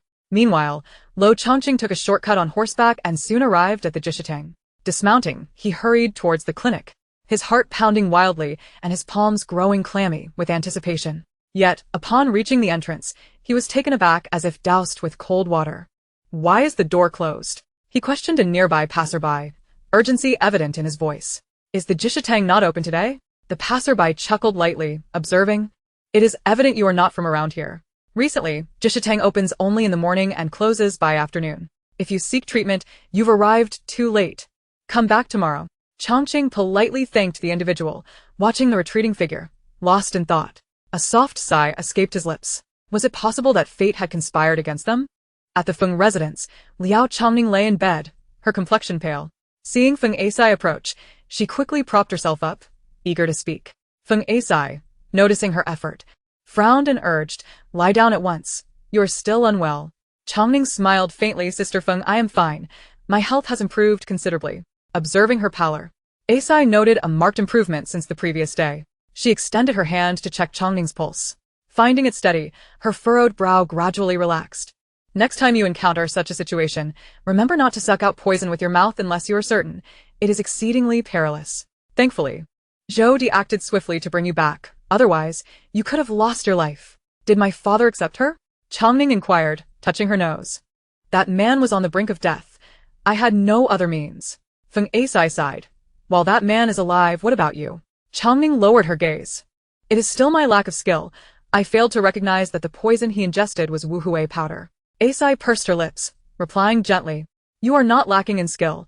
Your time studying is still brief, and you have attained a commendable level.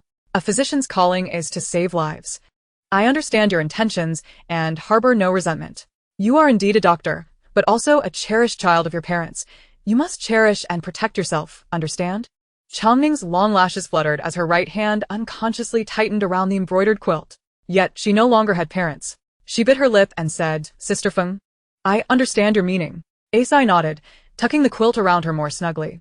Changning blinked and asked, "Sister Feng, why does the clinic close so early lately? Is it because I was poisoned and required your care?"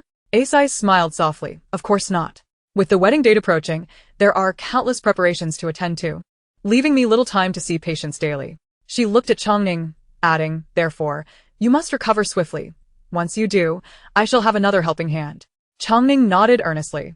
That night, at the embassy's inn, Jean Yunlia sat in a chair, his expression as cold as ice, his face dark as if ink might drip from it. Suddenly, he smashed the teacup at his side onto the floor. "That Shangguan Li is truly detestable. I cannot fathom how he managed to eliminate all our spies in the capital." Beside him, Xiaoyun pursed her lips. "It is likely that during our last assassination attempt on Lo Changqing, he became aware. The group had performed woefully, not only failing to kill Changqing but also being discovered in the process." Jean Yunlia shot a glance at Xiaoyun. This predicament could not be blamed on her. Her strategy had been sound. The fault lay with the executing spies. His gaze turned icy. "Upon our return to Yuengua, I shall train a new cadre of the most loyal and formidable assassins." Frustration began to cloud Jean Yunlia's expression. It seemed Changqing would escape his grasp, as nearly all their operatives had been apprehended by Shangguan Li, rendering them powerless. Once the negotiations concluded, they would return to Yuengua. Xiaoyun softly acknowledged, "Yes, Your Highness." Her eyelashes fluttered down, a cold glint flickering in her eyes. She did not wish to return to Yuengua alongside Jean Yunlia. She had yet to secure the third prince for herself. It was time to devise a new path for herself. Jean Yunlia tapped his fingers rhythmically on the table, his eyes narrowing as a new idea surfaced in his mind. "I nearly forgot. We have one more trick up our sleeve. Initially, I was reluctant to employ this strategy. For Xingji is truly captivating. Even I hesitate to part with her.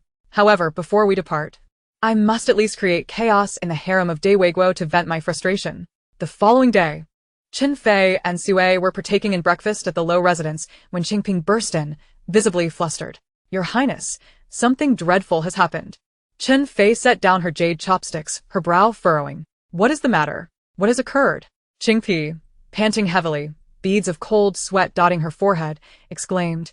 This morning, a prince from Yuengua presented a stunning beauty to the emperor. It is said that this beauty possesses unparalleled beauty. Sui's eyes widened in astonishment. Is that true? Did my father accept her? Chen Fei, equally transfixed, gazed at Qingpi with palpable tension. Qingpi's voice trembled, her expression nearing tears. The emperor accepted her. And not only that, he conferred the title of Li Fei upon her, allowing her to reside in the Lingyan Pavilion, closest to the Yangxin Palace. Chen Fei's demeanor stiffened as her right hand fell limply. She bit her lip. Li, the beautiful one indeed. This speaks volumes of her extraordinary beauty. Sui, however, sensed something amiss. She turned to Qingpi and innocently inquired, what is the name of this beauty? Qingpi nodded. I inquired, and it appears her name is Xingji. Sui blinked in recognition. Xingji, such a familiar name. Oh. I recall now. This Xingji belongs to Jin Yunlia and is exceptionally beautiful. She is hailed as the most exquisite woman in Yuengua. The original text depicted her as utterly captivating, ensnaring the emperor's heart to an absurd degree. The emperor adored her so fervently that he directly elevated Jin Yunlia to the position of crown prince. This illustrates her beauty. But isn't the Xingji a pawn Jin Yunlia intended to use against the emperor of Deyuan? Why is she now bestowed upon my father? Regardless, with such a beauty in proximity, I fear my father, that clumsy boar, may not be able to resist. Qingpi's expression was one of mounting concern. Your Highness, it is time for us to return to the palace. We can no longer linger at the Lu residence. The news of Xingji being directly honored as a consort reveals the emperor's deep affection for her, and the entire harem is abuzz with this revelation. Shangguan Sui nodded in agreement. Indeed, if mother does not return soon, would it not grant them the opportunity to foster their affections? Xingji possesses a remarkable talent for manipulating men, having been meticulously trained by Jin Yunlai. The consort's lips pressed together. She had initially wished to remain at the Lu residence for a few more days, but it seems that this is not a viable option. Rising from her seat, she commanded, Qingping, gather our belongings. I shall take Sui to bid farewell to father and mother. Her gaze turned steely. We are returning to the palace now. Meanwhile, at the Feng residence, Feng Aici rose as usual, and after her breakfast, prepared to take the carriage to the medical clinic. However, just before boarding, she heard a familiar voice behind her. Sister Feng. Turning around, she was surprised to see Liao Chongning. Tongning. What brings you here? Liao Tongning huriet gloser. Saying, I have considerably improved today. I wish to continue my studies at the clinic. Feng Aici furrowed her brow, instinctively wanting to decline. Yet, Liao Chongning rolled up her sleeve to reveal her wrist. I assure you, I am much better. If you do not believe me, Sister Feng, feel my pulse. Placing her hand on Liao Chongning's wrist, Feng Aici found her pulse steady and her complexion rosy. It seemed she had indeed recovered. With a soft sigh, she acquiesced. Do not overexert yourself. If you feel unwell, please rest. Liao Chongning nodded earnestly. Do not worry, Sister Feng. I will take good care of myself. The two ladies boarded the carriage and set off towards the southern part of the city. At this moment, outside the Jishirtang, stood a tall and handsome youth. Lu Chongqing, who had arrived before dawn, eager to find her. Would he be able to see her today? The carriage soon reached Jishirtang. Coming to a gentle halt, the coachman reported to Feng Aici, Miss, there is someone waiting at the clinic's entrance. Feng Aici nodded lightly. Understanding this, must be the urgent patient who had been waiting since early morning. Lu Chongqing's eyes brightened as he observed the carriage come to a stop. His heart racing with anticipation. Would she be inside? The carriage came to a complete stop, and the curtain was lifted. A woman, adorned with a white veil and possessing a breathtakingly cold beauty, descended from the carriage. Chapter 92. The legitimate daughter of the Duke of Song is sure to protect her. Lu Chongqing's gaze dimmed. She was indeed beautiful, but she was not the one he sought. Then, another woman emerged from the carriage. She seemed to notice Lu Chongqing stare and lifted her gaze in his direction. Clad in a pale green dress, her delicate face was fair and radiant, a picture of grace. Upon seeing him, her lively eyes widened slightly. Lu Chongqing's heart stopped, and he found himself momentarily breathless. He rushed towards her, his blood surging with excitement. At the Duke of Song's residence, Miss, there is news from General Lu. Xiao Shuang hurried into the room. Jiang Shuyu perked up immediately. What news? Speak quickly. Xiao Shuang swallowed nervously. Today, Our people saw General Liu at the Southern Medical Clinic, conversing with a young lady at the entrance. Jiang Shuyu frowned. A lady? Which lady? Xiao Shuang replied. It seems to be a young doctor from the clinic. An expression of disdain flickered in Jiang Shuyu's eyes. A mere doctor dares to vie for a man with her? She vowed silently to eliminate her. Jiang Shuyu pressed further. What were they discussing at the entrance? Did you overhear anything? Xiao Shuang shook her head. General Liu is extraordinarily skilled. Our people were discovered yesterday. Today they dared not approach too closely, only observing from afar. Jiang Shuyu propped herself up, her voice icy. Help me up. I must see what is happening today. Xiao Shuang's eyes widened. Miss, your injuries have yet to heal. Jiang Shuyu shot her a glare. When did you begin to dictate my decisions? If I command you to go, you will go. No more discussion. With a resigned sigh, Xiao Shuang eventually assisted Jiang Shuyu into the largest sedan chair of the Duke of Song's residence, and they headed towards the clinic. Due to her injuries, Jiang Shuyu remained prostrated throughout the journey. At Ji Shitang, Liao Chongning and Lu Chongqing stood beneath the locust tree at the back entrance of the clinic. Lu Chongqing clasped his hands in greeting. I am truly grateful for your life-saving assistance that day. Liao Chongning smiled gently. There is no need for such formality, General. Healing the sick is a doctor's duty. Lu Chongqing nodded, but from his sleeve, he produced an exquisite wooden box and offered it to her. This is a token of my gratitude. Liao Chongning glanced at it, but did not accept. Her voice was calm and soothing as she spoke. Doctors heal the sick, and generals protect the nation. Both are our responsibilities. While I appreciate your gratitude for saving my life, I must also thank you for your valor in repelling the enemy and safeguarding our homeland. Therefore, please take back this gift. Lu Chongqing's eyes shone with admiration. She was truly exceptionally wise. He nodded, acknowledging her reasoning. You speak truthfully. The gift is indeed inappropriate. However, he quickly added, then allow me to treat you to a meal. The Qingban fish at Lushan and is quite delightful. Liao Chongning shook her head. I appreciate your kind invitation, General Liu, but I am afraid the clinic's duties will not permit me the time. Just then, a voice resounded from within the yard. Sister Liao, Dr. Feng is calling for you. She says she has matters to discuss. Liao Chongning acknowledged and turned to Lu Chongqing, performing a slight bow. I have matters to attend to. I must take my leave. Lu Chongqing opened his mouth, feeling a sense of urgency. He had barely spoken a few words before she was departing. In a moment of desperation, he instinctively reached out, inadvertently grasping Liao Chongning's wrist. This scene was caught by the arriving Jiang Shuyu, her eyes widening in disbelief. They were actually holding hands. In broad daylight, Xiao Shuang, slightly exasperated, remarked, Miss, you must be mistaken. General Liu only accidentally held that young lady's wrist. Hearing this, Jiang Shuyu's eyes flared with fury as she waved her wrist at Xiao Shuang. You call that an accident? Has General Liu ever held my wrist? This treacherous couple. There must be something going on. No. That little vixen must have seduced Lu Chongqing. Jiang Shuyu glared towards the back entrance of the clinic, only to see Liao Chongning entering, followed closely by Lu Chongqing. Jiang Shuyu's face flushed with anger, and she hurled the items in the carriage, feeling a surge of frustration. That little vixen. Her methods are truly cunning.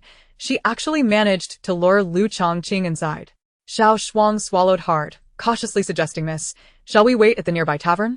The carriage is rather cramped, and it might not be conducive to your injuries. Jiang Shuyu glared at her, her lingering rage evident in her eyes. You make a valid point. We shall do as you suggest. Relieved, Xiao Shuang hurriedly assisted Jiang Shuyu down from the carriage. The two proceeded to the tavern across the street, heading directly to the most luxurious private room. Once inside, Jiang Shuyu's gaze remained fixed on the back door of the clinic.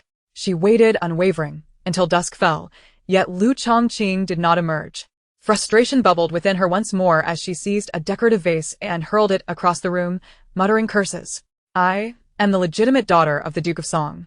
How dare that Lu Chongqing, a mere lieutenant, treat me in such a manner? And that woman, with her beguiling demeanor, is nothing but a schemer. It is utterly revolting. I will not rest until she is dealt with. Opening the window, her enraged voice echoed, easily heard by those in the adjacent room. Xiaoyun had merely intended to find a tavern for a casual cup of tea today. I never expected to hear such matters. She felt exasperated, preparing to stride toward the window to shut it. Just as she rose, a thought suddenly flashed through her mind. Indeed, she was currently seeking an escape route. A glimmer of realization illuminated Xiaoyun's eyes. The legitimate daughter of the Duke of Song would undoubtedly offer her protection. Thus, she could avoid accompanying Jin Yunlai back to the Great Yuan. How clever of her! That evening, within the palace, Qing Ping walked gracefully into the hall, her steps light and measured. Upon noticing her, Consort Chen's brows furrowed slightly. What did the emperor say? Qing Ping swallowed hard, responding cautiously. The emperor mentioned he will join you and the little princess for dinner tomorrow night. Her voice dwindled to a whisper. The emperor emerged from the imperial study, heading towards Ling Yan Pavilion, the residence of Consort Li. Consort Chen pressed her lips together, sensing the emperor's fondness for Consort Li. Qing Ping sighed softly. The emperor used to dine with the consort and the little princess every evening. Consort Chen raised her gaze to glance at her, smiling lightly. In the harem, which woman enjoys enduring favor forever?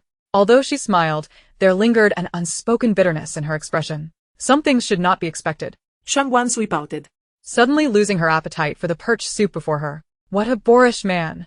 Men are indeed all such fools. Shangguan Sui glanced at Consort Chen, noticing her eyelashes fluttering slightly, which stirred a pang of discomfort within her. She set down her spoon and threw herself into Consort Chen's embrace, soothingly saying, "Mother, please do not be sad.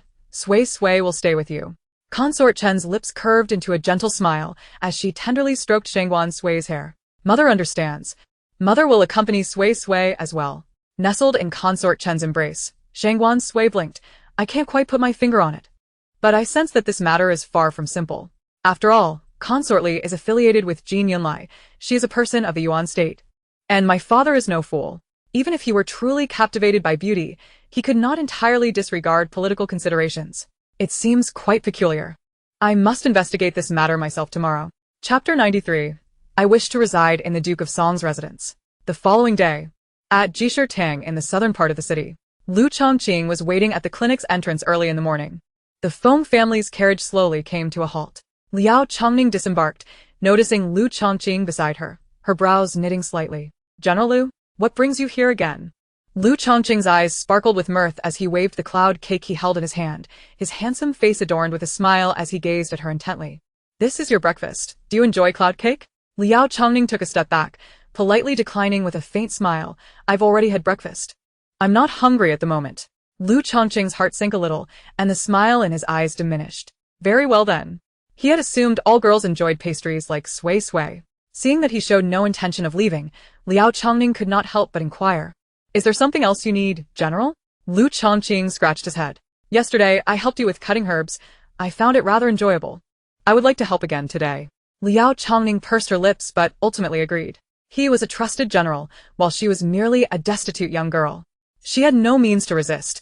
As long as he did not mistreat her, it was sufficient. Yet, it appeared that General Lu was not the type to behave like a petty man. Lu Chongqing accompanied Liao Chongning to the clinic's backyard.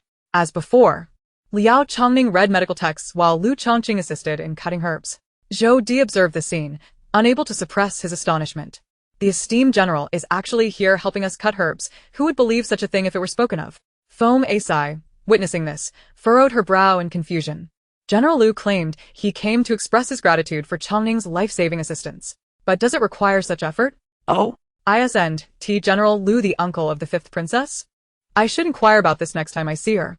At that moment, in a tavern, Xiaoyan arrived at the same private room as the previous day. Pushing open the window. As expected, she once again overheard angry shouts from the adjacent room. Jiang Shuyu, witnessing the scene below, angrily smashed the teacup on the table to the ground. The porcelain shattered, creating a sharp, clear sound. I was right. He has indeed come looking for that vixen again. Jiang Shuyu turned to glare at Xiao Shuang. Did you find out what I asked you to investigate? Xiao Shuang nodded, confirming her findings. At that moment, Xiao Yun, in the next room, perked up her ears. The woman's name is Liao Chongning. Her mother passed away early, and her father died recently. She has no notable background. Jiang Shuyu's eyes brightened. Then it would be quite easy to deal with her. Xiao Shuang gently shook her head. Liao Chongning is currently residing with the Feng family, living and dining with Feng Asai. It may not be so simple. Moreover, the wedding of Feng Asai and the crown prince is approaching, and the crown prince has dispatched many to protect her. I heard the clinic will temporarily close starting tomorrow to prepare for the wedding in a couple of days. Jiang Shuyu frowned, her expression one of discontent. This matter is indeed troublesome. I cannot afford to offend the crown prince. At that moment, a knock resonated on their room's door. Jiang Shuyu and Xiao Shuang simultaneously turned their gazes toward the entrance. Xiao Shuang called out, "Who is it?" A clear voice soon rang from outside. "I have a solution. I can help your young lady resolve her current predicament." Jiang Shuyu raised an eyebrow. How does this person know I am facing a problem? Nonetheless, it was worth a try, as she truly felt at a loss. Jiang Shuyu exchanged a glance with Xiao Shuang, who promptly opened the door. As the wooden door swung open, Xiaoyan strode in confidently. Upon seeing the veiled stranger, Jiang Shuyu frowned. Who are you? You just said you could help me. Is that true? Xiaoyan chuckled lightly. Of course. I can assist you. You wish to eliminate someone named Liao Chongming, do not? Jiang Shuyu's brow arched. What clever plan do you have? Xiaoyan wore an enigmatic expression. I will do a favor for you, and in return, you must do a favor for me. Jiang Shuyu frowned. What do you intend? Xiaoyan replied coolly. I wish to reside in the Duke of Song's residence. Jin Yunlai would not easily let her go. He was a cunning fox, surely seeking to exploit her further. However, with the protection of the Duke of Song, Jin Yunlai could not harm her. Thus, she would avoid returning to the Yuan state with him. Jiang Shuyu pondered briefly before nodding in agreement. I will take you back, but you must help me devise a plan. Xiaoyan nodded in satisfaction. Very well. I assure you I will accomplish that. After lessons in the Shufang, Shangguan Sui hurried to the imperial study with Qing Ping. Xiao Ziyuan had intended to speak with Shangguan Sui, but he could only catch a glimpse of her hurried silhouette as she departed. With a resigned sigh, he turned to Wu Zhu. Has something significant occurred in the palace recently? This is the first time I have seen the fifth princess like this. Wu Zhu slightly cupped his hands in acknowledgement. It is likely due to the recent arrival of Consort Li. Xiao Ziyuan's brows furrowed slightly. Look into it. Meanwhile, in the imperial study, Shangguan Sui stepped through the large doors. Upon seeing her, Shangguan Lin's face lit up with joy as he eagerly descended from the dragon throne. Sui, you've come to find your father. However, Shangguan Sui pouted in displeasure. You didn't join mother and me for dinner last night. Indeed, men are all such fools. Shangguan Lin, feeling guilty, awkwardly rubbed his nose and attempted to defend himself. Consort Li is a wonderful person. You will surely like her. Observing Shangguan Lin's expression while he spoke, Shangguan Sui could not help but furrow her brows. Upon hearing the name of Li Fei, it seemed as though father transformed into a dazed version of himself, as if he had become an entirely different person. Shangguan Sui tentatively called out, Li Fei. Indeed. Upon uttering those two syllables, Shangguan Lin's gaze immediately turned vacant, as though his very soul had departed. Chapter 94. The ultimate goal is to heal father. Shangguan Sui was taken aback. This is undeniably unsettling. What has happened to my father? She swallowed hard and softly called out again, Chen Fei. As her words fell, Shangguan Lin's expression promptly returned to normal. Blinking as if awakening from a dream, he inquired, What is it, Sui? What do you mean, what is it? You nearly frightened me to death just now. Shangguan Lin's eyes widened. What could have possibly terrified Sui? He glanced around, observing that everything seemed perfectly normal. Before he could gather his thoughts, Eunuch Chen approached and reported, Your Majesty, Her Highness Li Fei has sent someone to invite you for dinner. Upon hearing the name Li Fei, Shangguan Lin's gaze once again dulled, and he stared blankly, about to respond. Father. Shangguan Sui interjected just in time. Shangguan Lin's eyes regained their clarity as he turned to her. What is it, Sui? Shangguan Sui sighed inwardly. This is truly dire. But on the surface, she tugged at his sleeve and began to sweetly plead, Father, please dine with me and mother tonight. Mother has prepared a delicious soup with purple ginseng and snow chicken, which you have yet to taste. Upon hearing this, Shangguan Lin chuckled and affectionately ruffled her hair. Indeed, I have yet to try it. This evening, I shall join Sui for dinner. Shangguan Sui nodded eagerly. Seizing the opportunity, while Shangguan Lin changed his attire, she summoned Qing Ping to her side. With a serious expression adorning her delicate features, she handed her jade token to Qing Ping and whispered, You must leave the palace immediately and bring Sister Feng here. Tell her I urgently require her assistance and instruct her to go directly to mother. Father's behavior is decidedly abnormal. I need Sister Feng to examine him. Hearing this, Qing Ping's spine stiffened, anxiety coursing through her. It was her first time witnessing the little princess so grave. Something significant must have transpired. Holding the jade token, she hurried toward the palace gates. Lingyan Pavilion. Your Majesty, the emperor did not come but went to see Chen Fei, the maid Lu Er reported softly. She cautiously raised her gaze to the strikingly beautiful woman before her. Having served in the palace for 7 or 8 years, she had never encountered anyone so breathtakingly lovely. Li Fei toyed with the golden hairpin in her hand, her exquisitely delicate face devoid of any emotion. Understood. Noticing Li Fei's willingness to converse, Lu Er could not help but ask, "Are you not concerned, Your Highness?" After all, Chen Fei was once the most favored. What if the emperor never returns? Li Fei. Hearing this, curled her rosy lips into a slight smile, her stunning visage radiating confidence. What is there to worry about? The emperor will undoubtedly return. She carelessly tossed the hairpin onto the table, her alluring face brimming with self-assurance. She is merely Chen Fei, posing no threat whatsoever. I am confident in winning the emperor's heart. It is merely a question of time. After all, I possess something that no one else in the harem does. By Hua Palace. Chen Fei had not anticipated that Shangguan Sui would truly summon the emperor. Shangguan Lin entered the grand hall, holding Shangguan Sui, a jovial smile on his face. The table was laden with a sumptuous feast. He personally served Shangguan Sui a bowl of sweet soup. After dinner, the maid brought in tea and pastries. Just then, Jingping hurriedly entered the hall. Bowing respectfully, she announced, "Your Majesty, Your Highness, Miss Feng has arrived." Shangguan Lin looked puzzled and turned to Chen Fei. "Miss Feng? Why has she come?" Shangguan Sui blinked at Chen Fei, who immediately comprehended. "It is because this servant is unwell and wishes for Miss Feng to check my pulse." Shangguan Lin nodded, realizing the situation. Shangguan Sui let out a sigh of relief. "Phew, how wonderful! Mother and I truly share a deep connection." Shangguan Lin. What does that mean? Chen Fei had already turned to instruct. Quickly, allow Miss Feng to enter. Soon, Feng Aici gracefully walked into the hall. Although she was unaware of the circumstances, the fifth princess summoned her in such haste that it must be a matter of great importance. Chen Fei was equally perplexed by Shangguan Sui's intentions, but decided to follow her lead. She looked at Feng Aici and smiled faintly. "I summoned you today as I am feeling unwell and require you to check my pulse." Feng Aici felt perplexed but still nodded. "Yes, Your Highness." She approached Chen Fei and quietly checked her pulse, reporting, "Your Highness is in good health.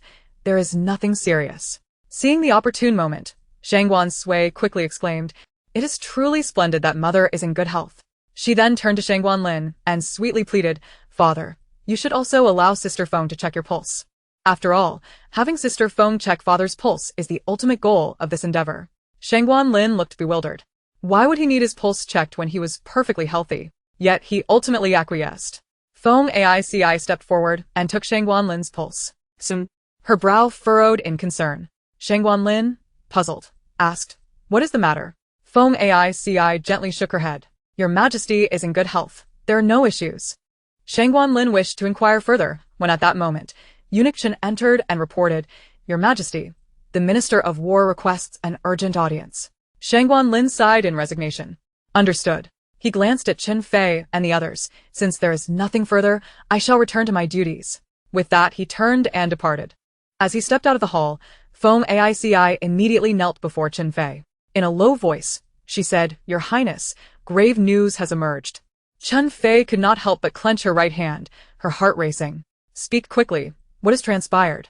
Shangguan Sui widened her eyes in anticipation. Could it truly be as I feared? Feng Aici's delicate brows knitted tightly. "This matter is of great consequence, and I cannot guarantee certainty. It appears the emperor may show signs of being cursed." Chen Fei's eyes widened. "What do you mean cursed? Is it a curse insect?" Feng Aici's expression turned serious as she nodded solemnly. "The pulse indicates such, but it is not overtly clear, which is why I hesitated to inform the emperor directly. Whether it be a curse or a curse insect, very few physicians possess knowledge of it. The Great Yu Kingdom has long deemed this a taboo. To engage with it invites calamity upon the 9 clans. Only because my grandmother once saved a person afflicted by a curse do I possess some knowledge." Shangguan Sui's expression darkened considerably. No wonder father completely changes when he hears Li Fei's name. This Jin Yunlai is truly nefarious and cunning, resorting to using curse insects to control my father, to dominate the Great Yu Kingdom. Chapter 95. Shangguan Lin's eyes widened in shock. Had I not sensed something amiss in time, I would have truly believed that father was enchanted by Li Fei's beauty. Surely others would think the same, failing to notice that father was indeed cursed. Goodness gracious, Jin Yunlai, you truly... Chen Fei felt a cold sweat break out upon hearing Shangguan Sui's thoughts. It was a close call, Thankfully, Sui noticed. Otherwise, would the entire Great Yu Kingdom have fallen into Jean Yunlia's hands? Such a malicious intent indeed. Shangguan Sui eagerly asked Sister Foam, is there any way to cure this curse? Fingai chipare their lips. To dispel the poison of the goo. The blood of the individual who applied it is required.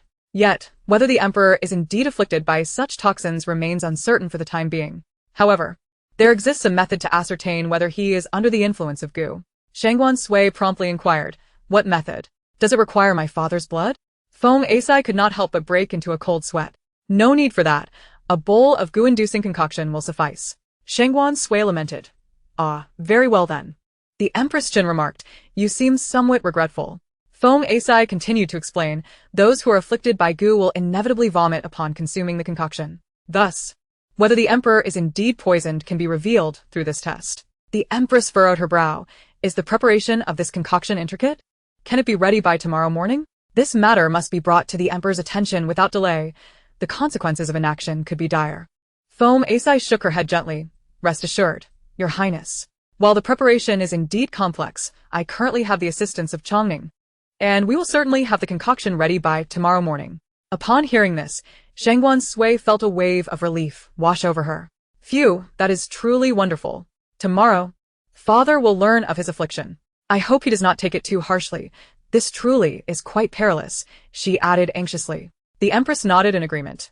After a brief exchange, Foam Asai took her leave. Shortly after her departure, Qingping entered with a slight bow. Your Highness, the Emperor has finished reviewing the memorials and has taken residence in the Yangxin Hall, not visiting the Li concubine. The Empress nodded, exhaling slowly. They awaited the goo-inducing concoction from Miss Foam.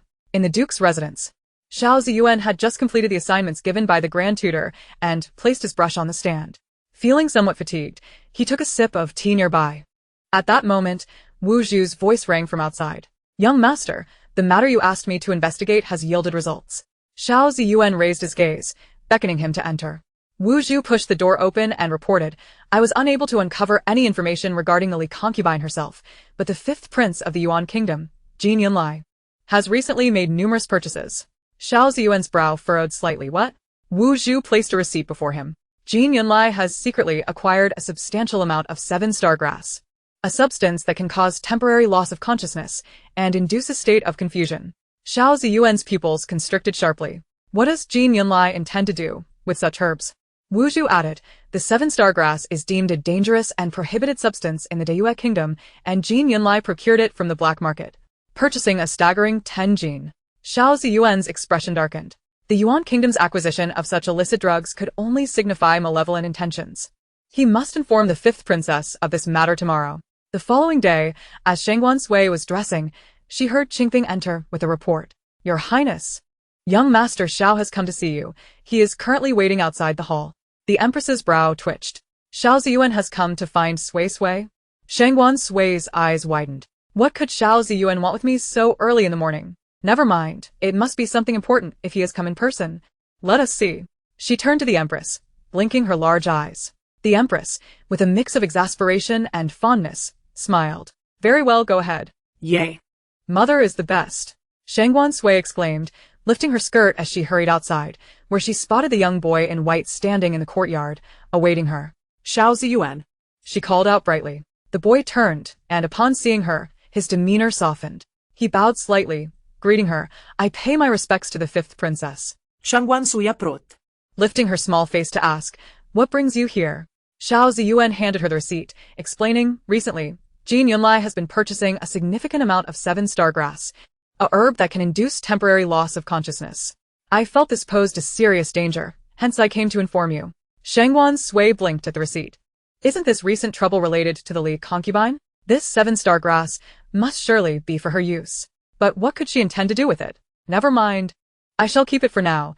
It will surely prove useful later. She tucked the receipt away, beaming up at him. Thank you. Xiao Ziyuan smiled gently. I am glad to be of assistance to the princess.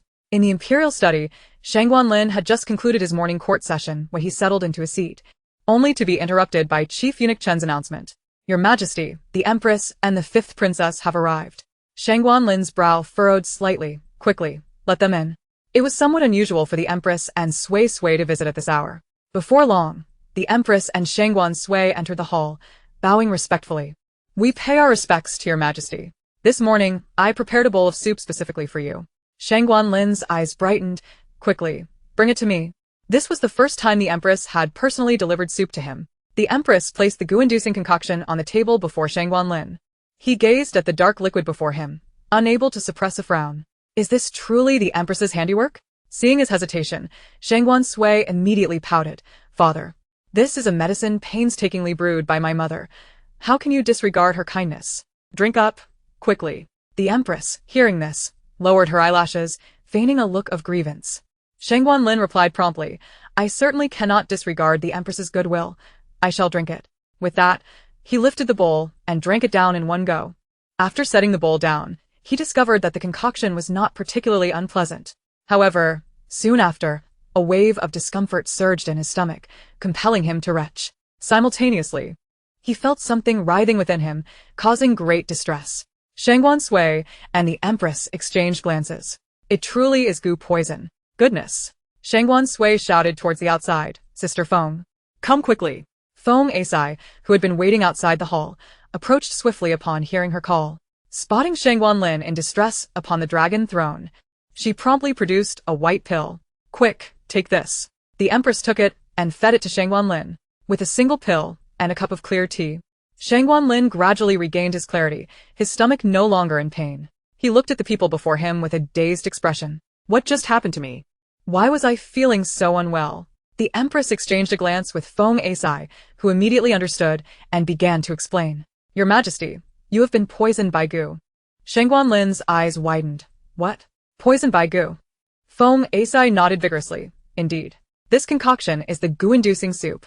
Those who are not afflicted will show no reaction upon consuming it, but those who are poisoned will experience nausea and an unsettling sensation as if insects are crawling beneath their skin." Shangguan Lin nodded quickly. "Yes. That is precisely how I felt." His brow furrowed. "Goo techniques. Such things have long been prohibited. Who has dared to poison me?" Shangguan Sui pouted, internally lamenting. "You cannot even guess who has poisoned you? It is undoubtedly the Li concubine. Do not forget, it was only after her arrival that you began to feel this way." Shangguan Lin trembled. "Yes, I remember now. It must be the Li concubine." With the peace negotiations between the Yuan Kingdom and the Diyue Kingdom imminent, despite the recent defeat of the Yuan Kingdom, it remained a formidable power. He could not afford to sever ties with them at this juncture. Thus, when Jin Yunlai brought forth the beauty, he had accepted her. The Li concubine was of Yuan origin, and Jin Yunlia's intentions in sending her were clearly suspect. He had no intention of favoring her, yet he felt obliged to maintain appearances for the Yuan Kingdom, especially as their delegation had yet to depart. He had merely planned to share a meal with the Li concubine before taking his leave, but that meal had turned out to be fraught with unforeseen consequences. As Shangguan Lin reminisced, he recounted, "At that time, I dined with Concubine Li, and after merely 2 sips of rice wine, I felt a dizzying sensation wash over me. I initially attributed it to the potent rice wine from the Yuan Kingdom that Concubine Li had brought, never suspecting anything further." Upon hearing this, Shangguan Sui's eyes sparkled with realization. "I've figured it out," she exclaimed, prompting both Concubine Chen and Shangguan Lin to gaze at her with confusion. "What is it, Sui?" Without hesitation, Shangguan Sui produced the receipt Xiao Ziyuan had given her that very morning. "Today, Xiao Ziyuan came to see me and mentioned that recently, the Yuan Kingdom has purchased a significant quantity of 7-star grass, whose juice can cause temporary loss of sanity. I fear that the dish my father consumed in Concubine Li's palace contained the essence of 7-star grass. That is why he became disoriented after just a few sips of wine, and Concubine Li seized the opportunity to cast her malevolent spell upon him." Shangguan Lin felt a chill run down his spine upon hearing this. The people of the Yuan Kingdom were indeed capable of such insidious machinations. Every element of the plot was meticulously calculated. Suppressing the surging anger within, Shangguan Lin turned to Feng Asai. "Is there a way to counteract this poison?" Feng Asai bowed respectfully and replied, "Your Majesty, the poison can be neutralized, but it requires the blood of the one who cast the spell." Shangguan Lin's voice turned icy and resolute as he commanded, "Bring that vile woman to me. Also, search her palace thoroughly. Turn her Lingyan pavilion upside down, and see if there is any 7-star grass within." At once, Chief Eunuch Chen took his leave, accompanied by a battalion of guards towards Lingyan pavilion. Soon after, Concubine Li was brought forth. In tandem, Chief Eunuch Chen and his men scoured Lingyan pavilion. ultimately discovering a small wooden box containing 7-star grass hidden deep beneath the bed. Furious, Shangguan Lin hurled the cup he held onto the ground before Concubine Li, shattering it and filling the hall with a resounding crash. Concubine Li, do you comprehend the heinous crime you have committed? Concubine Li, with her alluring beauty, remained unperturbed even when confronted. A sly smile danced upon her lips as she attempted once more to summon the insects within Shangguan Lin. However, upon completing the incantation, she was met with utter silence from him. Her expression stiffened, brows knitting together in confusion. What is happening? Fena each chocolate coldly. The poison within the Emperor has been temporarily suppressed by my pills. Your efforts are in vain. Concubine Li's eyes widened in disbelief. You understand the intricacies of the poison? She queried. Isn't it a secret known only to our Yuan kingdom? How could someone from the Due kingdom possess such knowledge? Shangguan Sui turned to Feng Asai. Sister Feng, stop wasting your breath on her and quickly administer the antidote to father. This person will never concede, even in death. She will only believe that everything about our Yuan kingdom surpasses that of the Due kingdom. Feng Asai nodded and produced a small jade vial from her sleeve. Striding towards Concubine Li, realizing that her blood was necessary for the antidote, Concubine Li instinctively struggled, only to be restrained by 2 eunuchs. Feng Asai brandished a small dagger, slicing Concubine Li's fingertip and allowing her blood to drip into the jade vial. Concubine Li winced in pain, shooting a venomous glare at Feng Asai. Unfazed, Feng Asai mixed the blood with the liquid in the vial, then approached with a bow. Inside this vial is the antidote I prepared in advance. Combined with the blood of the spellcaster, it is the true remedy. Handing the vial to Chief Eunuch Qin, he then presented it to Shangguan Lin. He hesitated, gazing at the dark liquid tinged with red, unable to bring himself to drink it. Observing his father's reluctance, Shangguan Sui could not help but voice her irritation. Seriously? Father, are you truly afraid of taking medicine at your age? Shangguan Lin sighed in resignation. It was not the medicine he feared, but the blood. Someone else's blood, no less. It was altogether too peculiar. Yet, for the sake of dispelling the curse, he steeled himself and gulped down the contents of the jade vial. As soon as he drank the potion, Shangguan Lin began to convulse violently, collapsing from the dragon throne to the floor. Concubine Chen and Shangguan Sui were instantly alarmed. Sister Feng! Sister Feng! Feng Asai rushed forward, using her dagger to pierce Shangguan Lin's fingertip. As blood flowed forth, 5 writhing insects emerged alongside it.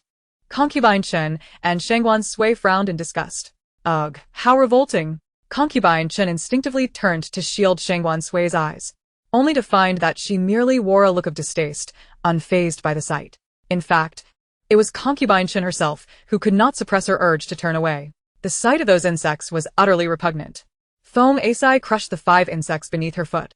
The moment they perished, Shangguan Lin regained consciousness, his head pounding. He attempted to rub his temples, only to find his hands smeared in blood. His eyes widened in shock.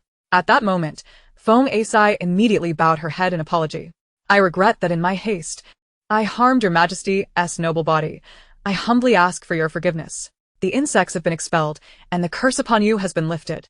Shangguan Lin glanced at the dead insects on the floor, his expression pale. You have saved my life. How could I possibly blame you? However, looking at the grotesque creatures, he felt a wave of nausea wash over him, nearly retching. Fortunately, upon awakening yesterday, he had merely removed his outer robe. He wished to have no further association with such a vile woman. Now, his mind was consumed by visions of the writhing insects, and he yearned to bathe repeatedly in the imperial hot springs. Observing the Emperor's discomfort, Feng Asai could not help but stifle a laugh. Eventually, she spoke up to clarify. Your Majesty, rest assured, the one afflicted and the one who cast the spell cannot come into close contact. Doing so would incite the insects, causing a violent reaction that could lead to death.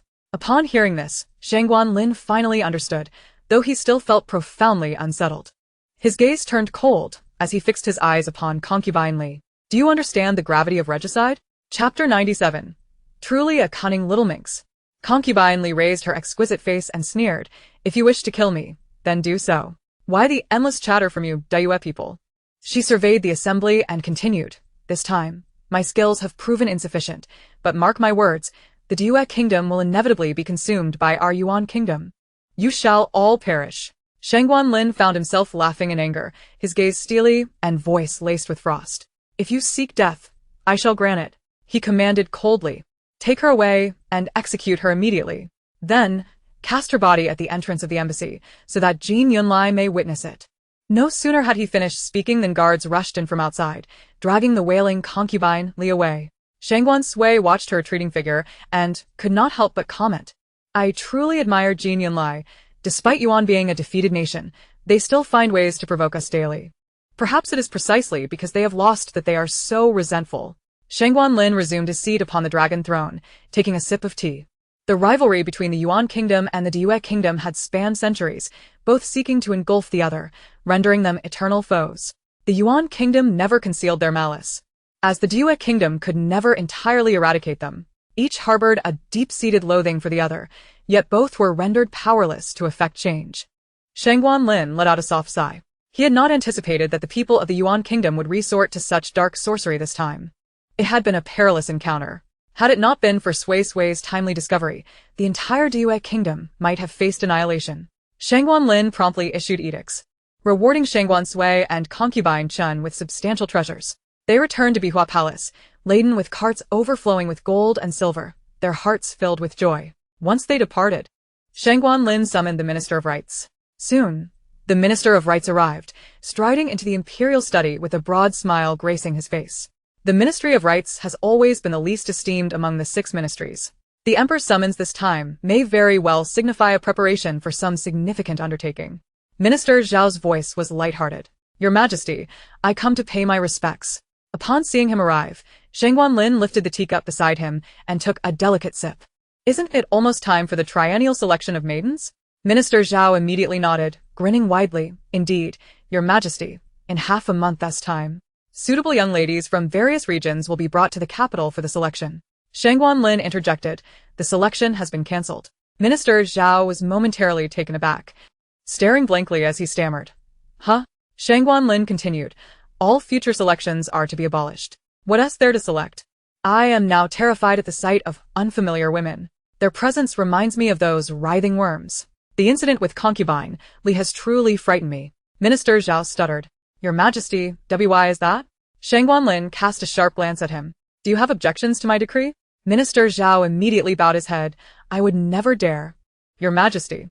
After a moment of contemplation, Shangguan Lin added, for the concubines in the harem who have not borne children, grant each a substantial sum for their future sustenance, ensuring they are well provided for in their later years, and dismiss them from the palace. He no longer wished to see any unfamiliar women, apart from concubine Chen. He did not want to see any other concubines at all. Minister Zhao was utterly dumbfounded. What on earth was happening? Had the emperor lost his mind with such a peculiar decision? Was there something that had transpired recently? Yet, Minister Zhao dared not press further. He had always been the most timid among the 6 ministers. He clasped his hands and promptly stated, I shall obey your command. Soon, Eunuch Chen delivered the remaining list of concubines from the harem. Shangguan Lin glanced over it and let out a long sigh of relief. With this tidy arrangement, the palace feels much more serene. Meanwhile, in the Baihua Palace, concubine Chen had deliberately brought Feng Asai back with her. She personally poured a cup of tea for Feng Asai and handed it over. I truly thank you, Miss Feng. You are to be wed tomorrow. Yet you still made a special trip to the palace today. Feng Asai, surprised and flattered, quickly bowed. Your Highness, what are you saying? The Emperor's affairs concern the entire Great Yu nation. It is only right. Concubine Chen chuckled lightly, unable to resist teasing. Once you are married tomorrow, you will also become a member of the royal family. Feng Asai's ears turned crimson as she playfully retorted, Your Highness, please do not jest with me. Shangguan Sui, Sitting nearby, covered her mouth, stifling a giggle. Hee, my ship is about to set sail.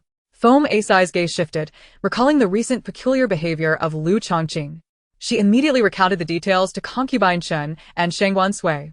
Upon hearing, Shangguan Sui could not help but burst into laughter.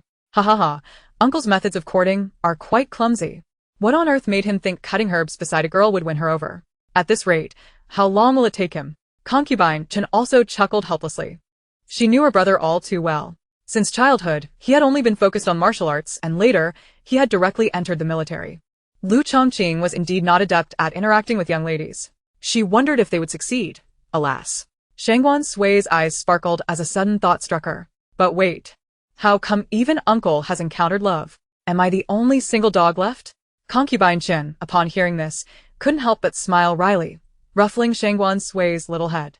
Was it too early for a 3-year-old to ponder such matters? Truly, a clever little imp.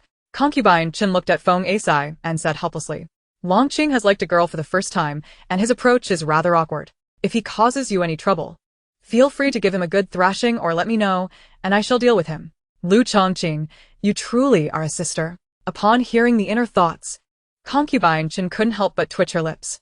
Shangguan Sui tilted her head, internally grumbling, but to be fair, I think uncle and sister Liao make quite a match. The passionate young general and the cool-headed medical maiden. Hee, another pair to ship. After exchanging a few more words, Feng Asai took her leave. Later that evening, at the embassy's inn, Jin Yunlai stared at the lifeless body of Concubine Li, his expression dark and foreboding. Gritting his teeth, he muttered, This Shangguan Lin is truly ruthless. Xingji was her most astute subordinate, and yet she was easily slain by Shangguan Lin. How on earth did he discern the anomaly? Moreover, he was not even captivated by Xingji's beauty. Jin Yunlai felt his mind swirling with confusion and uncertainty. After a long while, he waved his hand, commanding, Prepare a large sum of money for a grand burial for Xingji. Once Jin Yunlai concluded his affairs, he strode into the room, surveying the surroundings, only to find his brow furrowing deeply. Where is Xiao Yunren? How come I haven't seen her all day? Tuna tremble, Monsieur. It seems she has run away. Chapter 98. My ears. My ears. Jin Yunlia's brow furrowed, his countenance icy enough to freeze. What did you say? She has run away? Chun'er knelt on the ground, trembling uncontrollably. I saw Miss Xiao packing her belongings this morning, taking some gold and silver valuables. She mentioned encountering an old acquaintance and wished to take some money to assist him. Only now have I realized she has fled. Jin Yunlia's eyes narrowed dangerously. With the peace talks between the Yuan Kingdom and the Great Yu Nation imminent, they were to return to the Yuan Kingdom afterward. Xiao Yunren's escape at such a time indicated her reluctance to accompany them back. She knew that his eyes and influence in the capital had been eradicated by Shangguan Lin. Now, he was in no position to capture her. Jin Yunlai tightened his grip, his gaze chilling. You, Xiao Yunren, dare to scheme against me? Don't let me catch you, or I shall make you pay dearly. Jin Yunlai glanced at Chun'er, who still knelt trembling on the ground. This time, you have failed in your duty. I shall deduct 2 months' worth of your salary to teach you a lesson. Tuna nodded eagerly, bowing her head repeatedly. Thank you, your highness. At this moment, in the Song Wugong's residence, Xiao Yunren lounged comfortably on a guifei chair, a maidservant feeding her grapes. Xiao Yunren's eyes lazily squinted with pleasure. Ah. The Song Wugong's residence is indeed delightful. Jin Yunlai constantly demanded her to devise plans to eliminate the Great Yu Nation. Wasn't he that akin to asking her to capture the Tang monk? Day in and day out, he spun dreams of the impossible. Jiang Shiyu, on the other hand, was far more gullible than Jin Yunlai. After finishing a platter of grapes, the wooden door to the room was suddenly pushed open, and Jiang Shiyu stormed in. Her demeanor fierce. You promised to help me. It has been a whole day. Where's your plan? Are you deceiving me? Xiao Yunren sat upright from the guifei couch, a smile curling her lips. How could I deceive you? It's just that now is not the right time to deal with Liao Chongming. With Feng Asai's wedding approaching, the crown prince has dispatched individuals to protect her closely, and Liao Chongming is often by her side. We can find no opportunity to act. However, once Feng Asai is married and the crown prince's residence becomes busy, she will undoubtedly neglect Liao Chongming, and then we can act without delay. Jiang Shiyu nodded thoughtfully after hearing this. You make a valid point. Yet soon after, she became irate, her brows furrowing, her voice sharp. So there's absolutely no plan at all? Are we just going to watch Lu Chongqing chase after Liao Chongming daily? I refuse. Hurry up and think of a way. Xiao Yunren rolled her eyes internally, but outwardly maintained a gentle demeanor. I have a method that will make Lu Chongqing see you in a new light. Jiang Shiyu's brows perked up. What method? Xiao Yunren approached the desk and began to write a poem on a piece of paper. She had nearly forgotten all the poetry she studied during her school days. Now, the only piece she could recall in its entirety was this one. However, even this single poem would suffice to impress those unrefined ancient individuals. Xiao Yun handed the paper to Jiang Shiyu. Take this to Lu Chongqing tomorrow. He will surely regard you with newfound respect. Jiang Shiyu glanced at the verses on the paper, her brows slightly furrowing. As a noblewoman from a prestigious family, she had indeed studied poetry, and she was taken aback by Xiao Yun's evident talent. Raising an eyebrow, she inquired, Did you write this? Xiao Yun proudly lifted her chin and replied, Of course. Jiang Shiyu tucked the poem away, casting a brief glance at her before turning to leave. Tomorrow was the Grand Prince's wedding banquet, and as a member of the Song family's esteemed lineage, they were naturally among the invited guests. She needed to carefully select an outfit to ensure she captured Lu Chongqing's attention. That evening, within the palace, after finishing his review of official documents and meeting with ministers, Shangguan Lin proceeded to the Bihua Palace for dinner. These crystal winter melon dumplings are truly delightful, he couldn't help but praise. The consort Chen nodded absently, her mind preoccupied with other matters. She was already aware that the emperor had ceased the selection of new concubines and dismissed all the childless consorts from the harem. However, this decision felt rather unsettling. Shangguan Lin noticed the consort's unease and asked, "Consort Chen, what troubles you?" At that moment, Shangguan Sui, struggling with a chicken leg, looked up with wide eyes. Mother, is something wrong?" Consort Chen pursed her lips and softly expressed, "Your Majesty, you have halted the selection of new consorts and sent the others away. The ministers will surely gossip. Could this not lead to unrest in the realm?" Shangguan Lin was surprised by Consort Chen's concern for him. She truly was perceptive. He nodded gently, acknowledging, "Indeed. I issued the decree this morning and received the ministers' petitions by evening. However, there's no need to heed their words. I dismissed their petitions with a scolding. What matters more than my own life? I have little interest in the women of the harem. I find solace in being here with you." Consort Chen, wanting to add more, was interrupted by Shangguan Lin's voice. He looked at her, a charming smile gracing his handsome face. "What? "Do you not wish for me to dine with you every evening?" Shangguan Sui grimaced in disdaste. What a curse. Hearing a middle-aged man utter sweet nothings is truly unbearable. My ears. My ears." Consort Chen couldn't help but stifle a laugh at Shangguan Sui's inner thoughts. Shangguan Sui pouted, continuing to voice her complaints silently. Chapter 99. Lu Chongqing couldn't help but twitch his lips in exasperation. "TCH, you better be true to your word. Who was it that dined at Consort Li's palace just the other night? Men always say one thing and do another. What a pig." Shangguan Lin thought to himself. Will this matter pass? He already knew he had erred. He would not dare to repeat it. Consort Chen smiled gently and said, "Since your Majesty has made up your mind, I will ensure the dismissed consorts are well taken care of. I will prepare their monthly allowances for the next few decades in advance, so they can live comfortably after leaving the palace." Shangguan Lin nodded. "I trust you to handle this matter. It is now in your capable hands." "Oh, mother is truly beautiful and kind-hearted. I wonder what luck my father had to find my mother." Shangguan Lin lamented that due to the incident concerning Consort Li, all the goodwill he had garnered from Sui Sui had vanished in an instant. Now, Sui Sui had returned to her initial state, mercilessly critiquing him daily. Alas, he would have to continue earning her favor.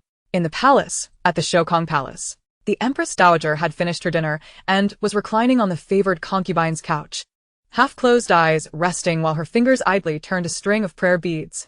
Granny Sun, standing nearby, advised, "Your Majesty, having just recovered from a serious illness, it would be best to avoid crowded places. If someone were to inadvertently offend you, it could lead to trouble." Hearing this, the Empress Dowager chuckled softly. "Although Juer was not raised by me, he is still my dear grandson, and the first to marry. How could I not attend? My health has improved significantly thanks to Miss Feng's care. I not only wish to go, but I will also prepare a generous gift." Granny Sun could only nod in acquiescence. The Empress Dowager glanced at the darkening sky and slowly rose from the couch. Granny Sun hurried to support her. The Empress Dowager spoke softly, "It is nearly time. Let us proceed to the small Buddhist hall." With Granny Sun assisting her, they made their way to the small Buddhist hall behind the Shokong Palace. Upon reaching the altar, the Empress Dowager knelt reverently. The flickering candlelight danced before the Buddha statue, which gazed down with gentle compassion upon her. As she fiddled with the prayer beads, memories of the past flooded her mind, and soon, tears streamed down her face. Granny Sun, witnessing this, sighed deeply. "Your Majesty, are you thinking of the second young master again?" The Empress Dowager opened her tear-filled eyes, her gaze full of sorrow. "That year during the Lantern Festival, I took my younger brother, Ting Chuan, out, but I lost him while distracted by riddles. He was only 10 years old then. This incident will haunt me with guilt for a lifetime. I wonder how he is now.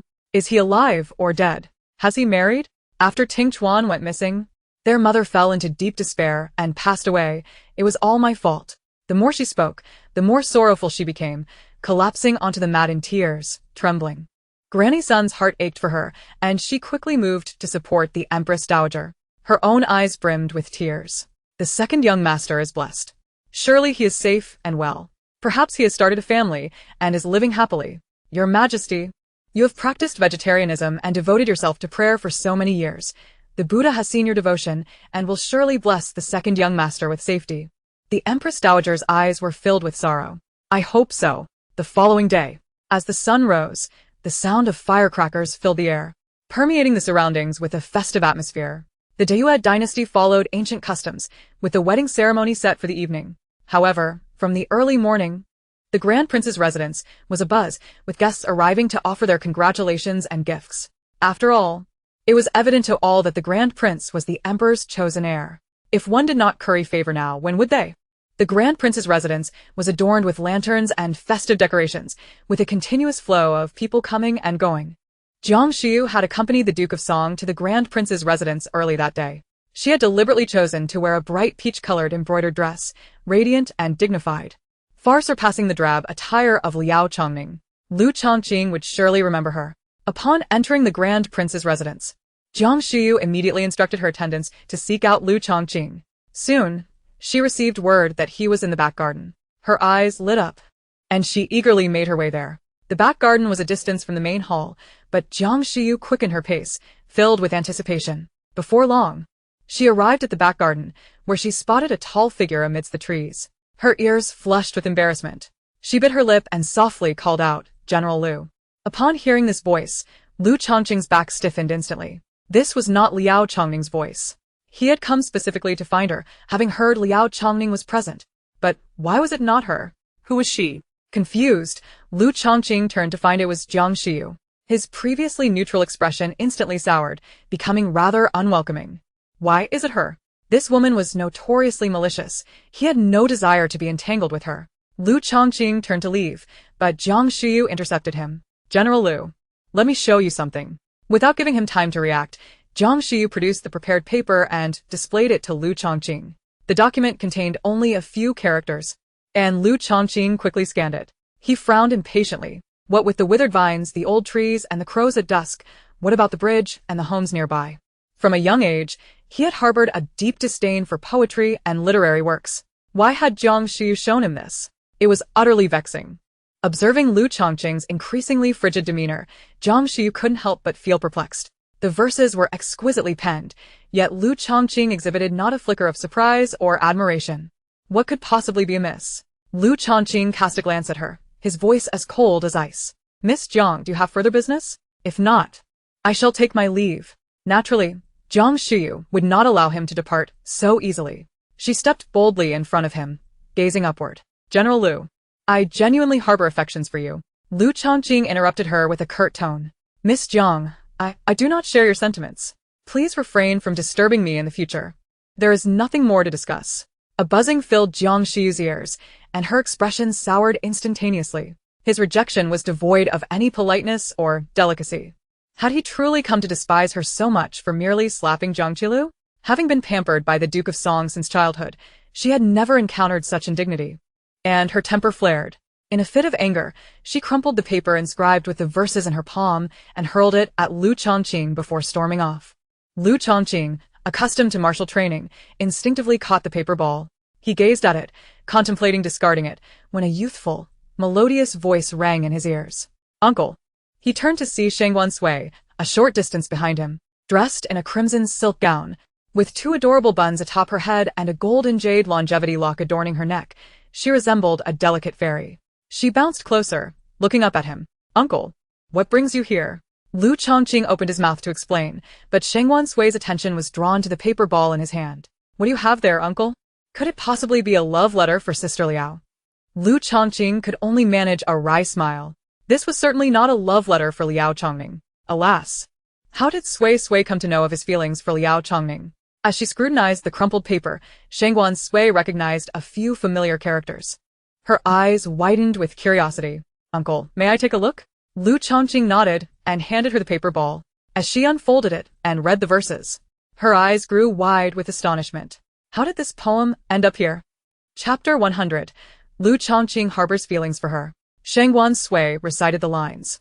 Withered vines, old trees, crows at dusk, a little bridge, flowing water, and homes. Isn't this Tian Jingsha, Jiu Sibai Ma Ziyuan of the Yuan dynasty? Isn't this novel set in an alternate universe? How did this poem appear? Am I the only one, or are there other transmigrators? Lu Chongqing listened quietly to Shangguan Sui's thoughts, yet he remained bewildered. What was this about the Yuan dynasty? What did alternate universe mean? And what book? Before he could ponder further, he heard Shangguan Sui's eager inquiry. Uncle, who gave you this paper ball? Even a simpleton like me can deduce that this poem is certainly not penned by Uncle. It was given to me by Jiang Shiyu, Lu Chongqing replied promptly. Shangguan Sui's brows furrowed. What? It was Jiang Shiyu? I never anticipated it would be her. Where did Jiang Shiyu go? She asked, urgency lacing her tone. Lu Chongqing pointed in the direction Jiang Shiyu had departed.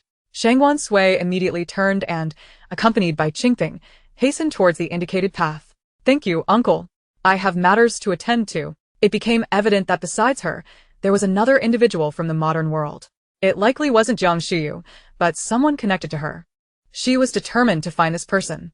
Meanwhile, Jiang Shiyu, still seething from Lu Chongqing's cold dismissal, kicked at the flowers and grass along the roadside in frustration. What is so impressive about him? He is just a mere general. How dare he treat me this way? And these flowers? Crush them all. Xiao Duo, her handmaiden, looked around nervously. Miss, this is the Grand Prince's residence. What if the Grand Prince discovers we are trampling his flowers? Jiang Shiyu turned, shooting her a disdainful glare. You foolish girl, how can you be so dim-witted? These are all our people and no one is watching. Who would know it was me? Everyone is occupied in the front yard with guests, who would come here without reason. Xiao Duo swallowed her words, falling silent.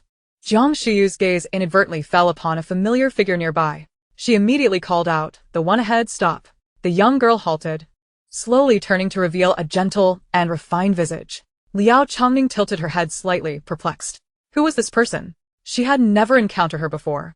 Jiang Shiyu regarded Liao Chongning, a cold smirk escaping her lips. What a twist of fate, to encounter Liao Chongning here. Casting a glance sideways, she signaled to the three maids trailing behind her, who promptly advanced. Realizing the impending danger, Liao Chongning attempted to flee, but two maids swiftly seized her, pinning her to the ground. Another maid deftly pried open Liao Chongning's mouth, stuffing a cloth into it. Unable to utter a sound, Liao Chongning could only produce muffled whimpers. Jiang Shiyu surveyed her surroundings and spotted a secluded corner shielded by stones. She signaled to the maids, who promptly dragged Liao Chongning in that direction. Jiang Shiyu removed a hairpin from her coiffure and approached Liao Chongning with deliberate steps. Liao Chongning gazed at her in disbelief. This was the Grand Prince's residence. Surely, she wouldn't dare to harm her here. Jiang Shiyu met Liao Chongning's gaze with a mocking smile. Don't look at me like that. Do you think I wouldn't dare to kill you? Believe me, even if I were to kill you here, no one would suspect me. After all, today is a wedding banquet, with so many people around. Who would know who did it? Who would suspect me? Liao Chongning shook her head in a panic, utterly confused. She didn't even know this person. Why was she treating her this way? Jiang Shiyu stepped closer, lifting Liao Chongning's chin. What a natural seductress you are. No wonder Lu Chongqing is so enamored with you. Liao Chongning's eyes widened in shock. Lu Chongqing liked her? A venomous glint flickered in Jiang Shiyu's eyes. Tell me, if I were to ruin your face, would he still harbor feelings for you? Liao Chongning's pupils constricted in terror. Yet before she could react, Jiang Shiyu had already raised her hand. The sharp point of the hairpin drew perilously close to her face. Liao Chongning instinctively tried to struggle, but found herself utterly immobilized. Her eyes brimmed with fear. Just then, a childish voice rang out from behind Jiang Shiyu. Stop. What are you doing? Jiang Shiyu froze at the sound. Was that not the fifth princess's voice? What was she doing here? Jiang Shiyu turned, and in the next instant, she was rendered speechless, dropping to her knees. This humble servant pays her respects to the Empress Dowager and the fifth princess. Cold sweat trickled down her forehead as she trembled uncontrollably. The Empress Dowager was here too? The Empress Dowager surveyed the chaotic scene with a furrowed brow. What is happening here? Jiang Shiyu instinctively sought to defend herself. Your Majesty, it was I who, in my ignorance, provoked this girl. I merely intended to teach her a lesson. Shangguan Sui scoffed. What a ridiculous excuse. It is abundantly clear that you have fallen into your old habits once more, seeking to bully others. The elderly matrons, terrified, have already released Liao Chongning. Liao Chongning collapsed onto the ground, her hair disheveled, and as soon as she freed herself from her restraints, she hastily tore away the coarse cloth from her mouth. She immediately cried out, I beseech your Majesty, The Empress Dowager, please let the fifth princess advocate for me. Upon hearing the somewhat familiar voice, Shangguan Sui's eyes widened in astonishment. Sister Liao, is it truly you? Originally, Shangguan Sui had been following the direction pointed out by Lu Chongqing to seek out Jiang Xiu, but unexpectedly encountered the Empress Dowager, who had come to the rear courtyard to rest. Subsequently, they both stumbled upon Jiang Xiu perpetrating an act of bullying. Liao Chongning, tidying her disheveled hair, revealed a delicate and graceful visage stained with tears. She slightly bowed her head, her voice quivering as she replied, "It is indeed I, the humble maiden, responding to the fifth princess." Shangguan Sui hastily reassured her, "Do not be afraid. Please tell me everything. Both the Empress Dowager and I shall stand for you." The Empress Dowager nodded earnestly. "Rest assured, I shall certainly assist you." The sight of this young girl in such distress must indicate she has endured great injustice. With a trembling voice and reddened eyes, Liao Chongning recounted, "Just a moment ago, I was walking along quite peacefully when this Jiang Xiu suddenly blocked my path, attempting to use her hairpin to slash my face. At that moment, Jiang Xiu trembled, instinctively trying to conceal the hairpin in her hand. However, Shangguan Sui, with keen perception, exclaimed, "What do you hold in your hand?" Qingping promptly stepped forward, prying Jiang Xiu's fingers apart and retrieving the hairpin from her grasp. Upon seeing the hairpin, Liao Chongning recoiled in terror. The Empress Dowager's expression turned even colder upon witnessing this. Shangguan Sui, filled with righteous anger, huffed indignantly, "I am truly exasperated. This Jiang Xiu is truly a nefarious individual. Previously, she brutalized her half-sister, nearly beating Jiang Qilu to death. Even now, Jiang Qilu still bears the scars of her cruelty. The whip marks on her body have yet to heal, and now she remains unrepentant, daring to bully others once more." The Empress Dowager's eyes widened in shock at Shangguan Sui's words. "What? There are more grievances?" Her gaze toward Jiang Xiu instantly transformed into one of palpable disdain.